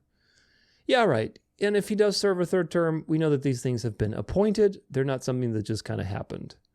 This is from The Hill. Trump says he's not joking about a third term. Republicans insist that he is. Congressional Republicans are brushing off President Trump's latest comments about seeking a third term, downplaying them as a joke designed to needle the media, even as the president insists he is serious. Trump has teased the idea of a 2028 bid for years, remarks that were largely seen as an effort to mock his opponents. But his comments over the weekend to NBC, which were some of the most expansive yet on the topic, created new questions about his intentions despite the Constitution's clear language barring any such push. Still, Republicans in Congress largely believe his remarks were just another barb aimed at the left. We've got this little problem that's probably going to prevent that from happening. It's called the Constitution, said Mark Wayne Mullen. I think it's more tongue-in-cheek than anything else. Others agreed. Senator John Cornyn said that Trump has a great sense of humor. Senator Majority Leader John Thune said he believes Trump is giving his opponents and the media a hard time. So they're really cleaning up. They're trying to really play this off with PR, but we know better. You guys keep asking the question, and I think he's probably having some fun with it, Thune told reporters on Monday. He's probably just messing with you. Yeah, right. Trump on Sunday told NBC News that there are potential workarounds to allow him to serve a third term. A lot of people want me to do it, he said, but I mean, I basically tell them that we have a long way to go. Yeah, we already read that part. When asked to clarify, Trump maintained that he was not joking. So you've got the typical dialectical, double-minded nonsense. Again, whether he runs for the third term or not, it doesn't matter. If he makes it, if he runs again and they somehow do something to get him elected, then that makes things very simple. It really does. But even if he doesn't run, it doesn't matter. We know the trajectory of history. That trajectory is not going to change. If he doesn't run, then his role in these next 4 years is to destroy Zionism, destroy Protestantism, bring about the union of religion and politics, and set the stage for the 4 years from 2028 to 2032, where whoever is in office is going to be pledging their power to the Pope. Whether it's him or the next Catholic president or his son or whatever else, doesn't matter. Somebody's going to be there and they're going to be ready to receive what Trump is doing right now to pledge their power to the papacy. In the period of time between 2028 and 2032, you will see the image of the beast going live. I believe that to some degree. It will be very obvious. So anyway, conclusion. There's a lot happening in the world, isn't there? Of course, there's always something happening. The USA is leading the charge with unifying religion and politics and resurrecting the Roman monarchy through Jesuit common good ideals. Rerum Novarum, Catholic social teaching. It is now part of the U.S. government and actively working to bring about that reality. The U.S. is a Catholic sword, and it is the seventh head of the beast that Mystery Babylon rides. The mystery religion of the ages ruling through the seventh empire that goes into the eighth, which is basically ruling for a little while until the eighth comes, which is the image of the beast. Catholics have taken over the country openly, and they're openly serving the beast. I think that's pretty clear when J.D. Vance says that the goal of our public policy is to achieve the common good, and he's going to do whatever it takes to do that. I think that's a pretty blatant statement of the control that the Jesuits have. The technological aspect of the image is also shaping up pretty quickly through AI, crypto, digital currencies, surveillance experiments left and right. It's coming quicker and quicker. And pretty soon you're going to see the things that you see in the UK and things like, oh man, these will never be here. You'll see that in the United States, but people will be cheering it on. Trump and the European Union are lockstep practically on deciding to implement these digital currencies by the end of this year. Meanwhile, they have flipped all of these technocratic people from being atheistic and secular and liberal to conservative and religious and ultimately Catholic, because those are going to be the people, the elite few that are going to be enforcing the policies of the beast, because they're getting rid of all of this bureaucracy and replacing it with AI systems that have to obey their master. And of course, their masters are going to be a very elite few, a technocratic elite, the technate, right? And that technate is going to be loyal to the Pope. Again, the fact that the death penalty is back in the false prophet tells you everything about where we are. I think that's a profound prophetic marker. You saw that the pastor, Joel Webbin is his name, the guy in the montage, he is a hardcore Christian nationalist. He will be one of the first to call for you to go to jail or maybe even get executed for repeated offenses. Oh, you repeatedly go to jail for breaking the Sabbath? Well, obviously you just don't care about being in society. We'll just kill you, execute you, death penalty. And he had no qualms in telling whatever audience he was talking to at the time, oh yeah, if you break the Sabbath, go to jail. He said it with such a straight face. That's the most Christian thing in his mind, is that if you break the Sabbath, you go to jail. And those are the types of people, along with Project 2025, Opus Dei, hardcore Christian nationalist Protestants like the guy who made the Seven Mountain Mandate. What's his name? I forget his name now. Anyway, he's in the montage for the seventh Venerable Day of the Sun. Lance Wallnau, dang it, that's what his name is. But yeah, people like him who are frothing at the mouth for Catholicism practically are going to be calling for your head left and right. And it's only a matter of time between the time that the nail in the coffin is given to all these old systems like Zionism and liberalism. Liberalism has already been thrown under the bus, but it's still a little more to go. And once these things are thrown under the bus and the system is finally coming to life and there's this universal morality, these people are going to be raging for you to go to jail or be killed. What they have in China will be all over the world, except it's going to have a moral anchor in Catholic social teaching, the common good. Remember, communism and Romanism are the same thing. Communism is just extracting all of the authoritarianism of Romanism and leaving the Pope so that you have a desire for the Pope. Do you get it? Communism and Romanism are the same thing. It's just like when you walk and you have a shadow. Your shadow is based on your shape. So the communist, which is communism was the dark, is the shadow of Catholicism, of Romanism. They're both the same. Communism just doesn't have a pope. Catholicism has the pope to come in and give you the moral solutions and return you back to the family and all this other stuff and give you rest and make you part of the community and give you religious freedom in this little box. And all these things that communism takes away.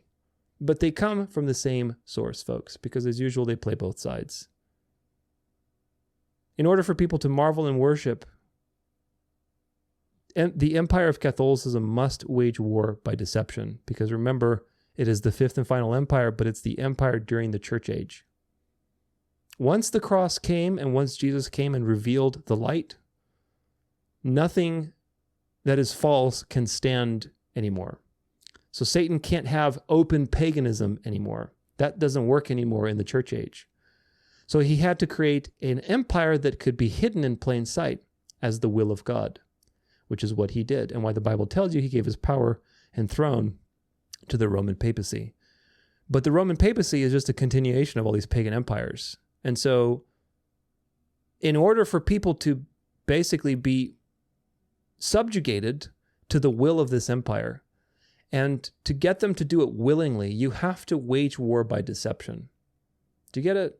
Catholicism is an empire, and if you knew that it was an empire that was trying to control the world, you wouldn't obey that empire. Therefore, Satan has to wage war by deception and shape the culture to deceive people into marveling after this system as the will of God, so that when that is complete and there's a minority of people who are just rebels, then the empire can show its fangs for what it truly is and destroy these people while the other ones are cheering it on. But until then, it has to be very, very deceptive with all sorts of things that we've been covering today. If they oppress people out in the open and force people to do Sunday laws and to obey the Pope, and basically were proclaiming papal infallibility and exercising their authority out in the open, people will be like, who is this? I'm not going to listen to you. Do you understand the point as to why they need to shape the culture? Because especially in the last 150, 200 years, liberalism has been the opposite. So they need to get people away back from all this communistic, liberalistic, Zionistic attitude and back to the mother church. That's why right now you're seeing a lot of this culture shaping and prosperity and patriotism and yada, yada, yada. And then soon, when that reality is achieved, the beast is going to turn on you and show its fangs. So culture has to be shaped so that the persecution can be justified. And I believe that's going to happen in the next 7 to 10 years for sure. Final thoughts for you.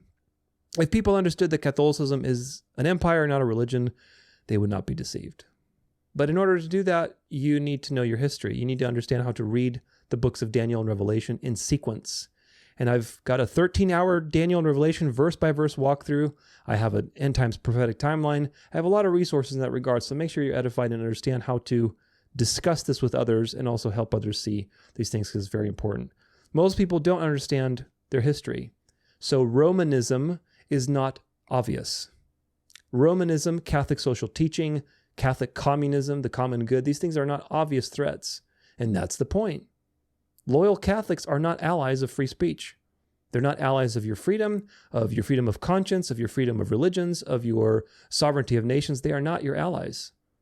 Loyal Catholics are loyal to the papacy, and they are political agents of a foreign kingdom. But people don't realize that because they think Catholicism is just a religion, just like Orthodoxy or the Baptists or Islam or whatever else.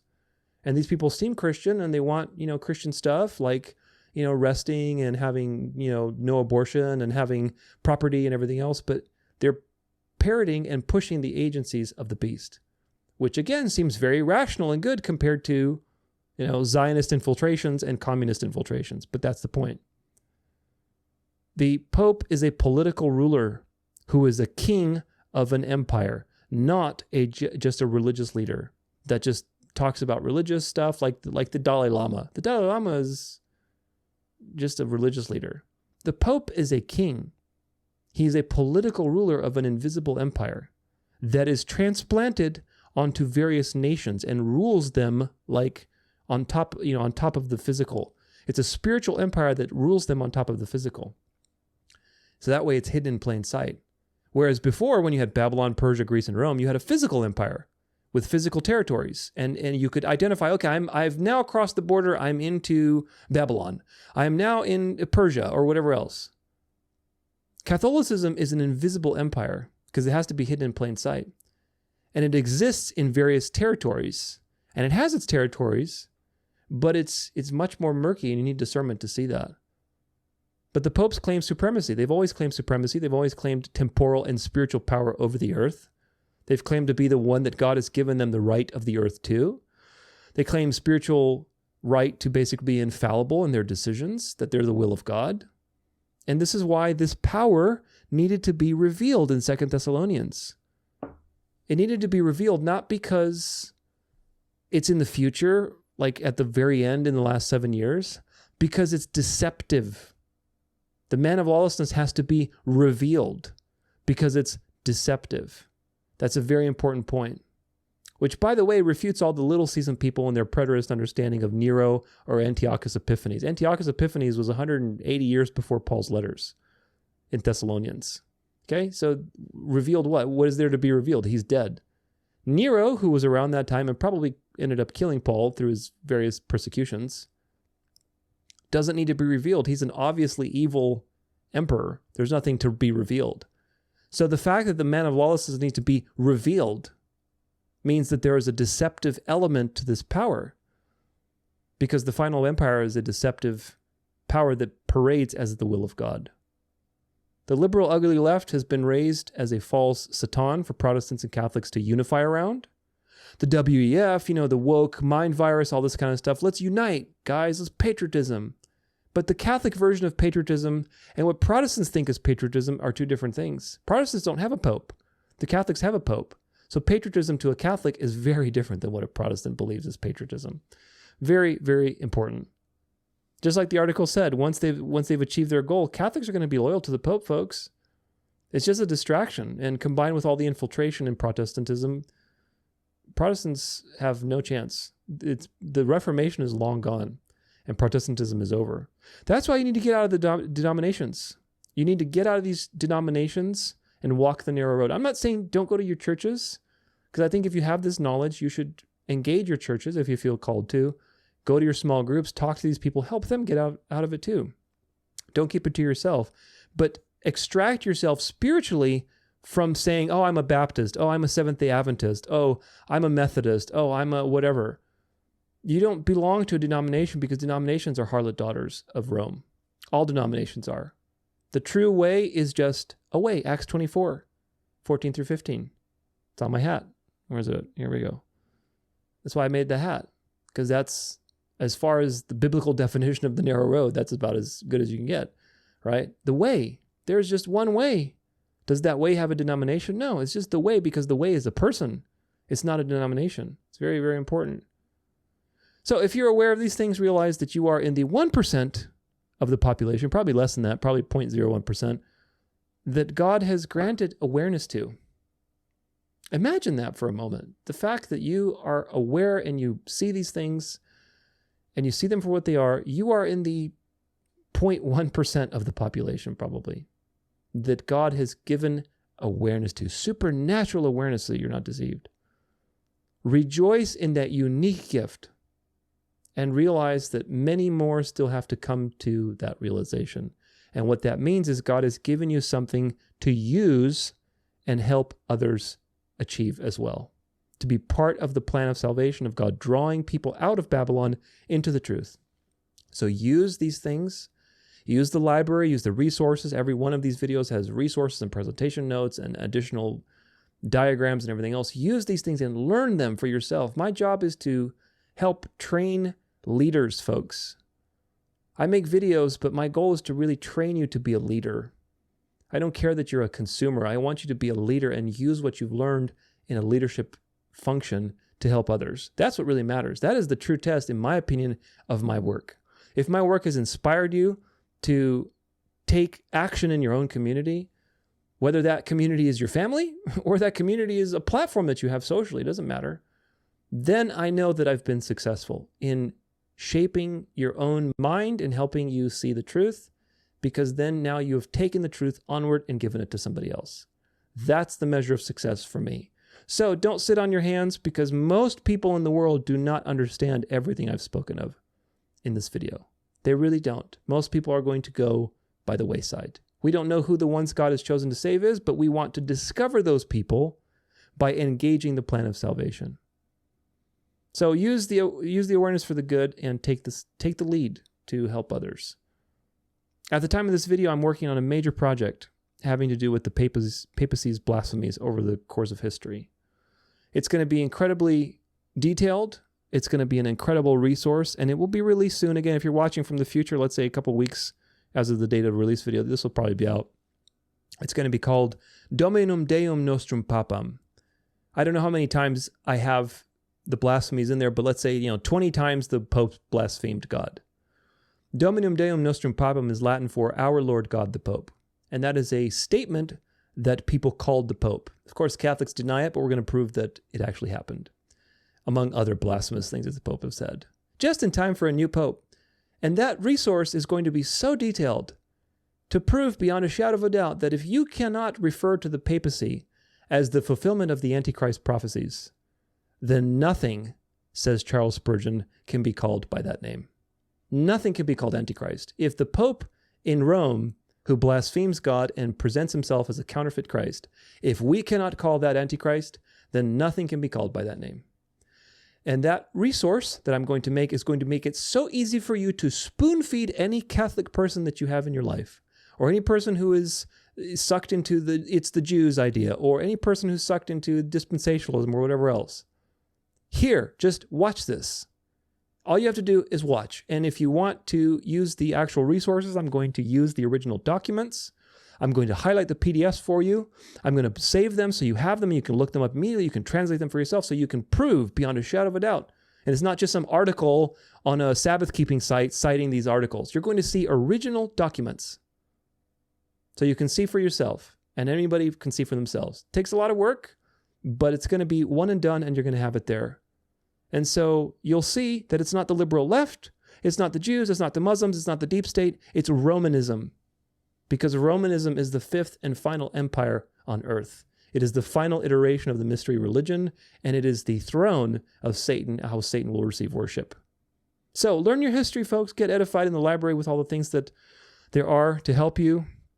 Walking the narrow road is getting out of the dialectics. A big part of that is getting out of the dialectics of left and right, this and that, and distractions. It's also getting out of religion and tradition and focusing on a pure truth and trying to be as pure as you can get. I'm not saying I have perfect theology. It's always a learning curve and a learning process to discover things. But my intent is to have as pure of a faith as possible and to abandon anything that might be superstition, tradition, denominationalism, whatever else, and see, what does the Bible actually say about this issue? How can I be as pure as possible in my belief? That's been my goal, and hopefully it's been edifying to you, and hopefully it's helped you have a more pure faith, because the future is Catholic, and you'll realize that more and more as time goes on, and people are massively going into Catholicism. Whether it's ecumenical Protestantism or Orthodoxy, it's all going to be Catholicism in the end. So don't be afraid of these things, folks. Don't be afraid, but remember to rejoice. Rejoice because it means the end is near, and that's a good thing. Because every Christian in history has wanted to be in our shoes.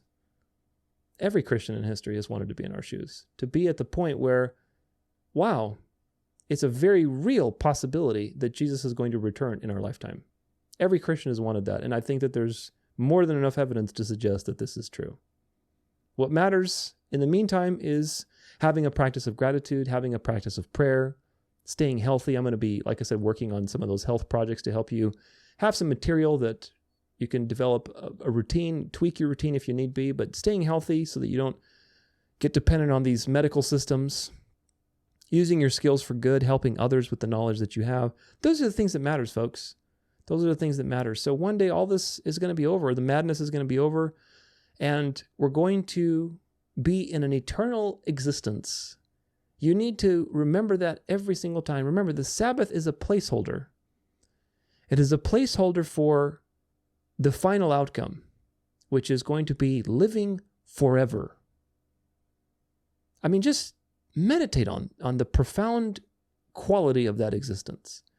You're going to live forever in a perfect world, and Jesus is going to be there in physical form, and you're going to be able to talk to people like Paul and Moses and Adam, and you're going to ask them about, what was it like in the original creation? What did you see? And you're going to talk to David about how he killed Goliath, and you're going to have these massively crazy conversations, and you get to know these people as your brothers and sisters for eternity. It's such a profound thought. It's really such a profound thought. And the more you meditate on these things, the more it's going to give you strength for all of this nonsense. Because that's what really matters. Not the Venerable Day of the Sun episodes, not the news coverage, but really the end that all of these episodes are pointing to, which, thank God, is right on the horizon. Take care. We'll see you next time. God bless.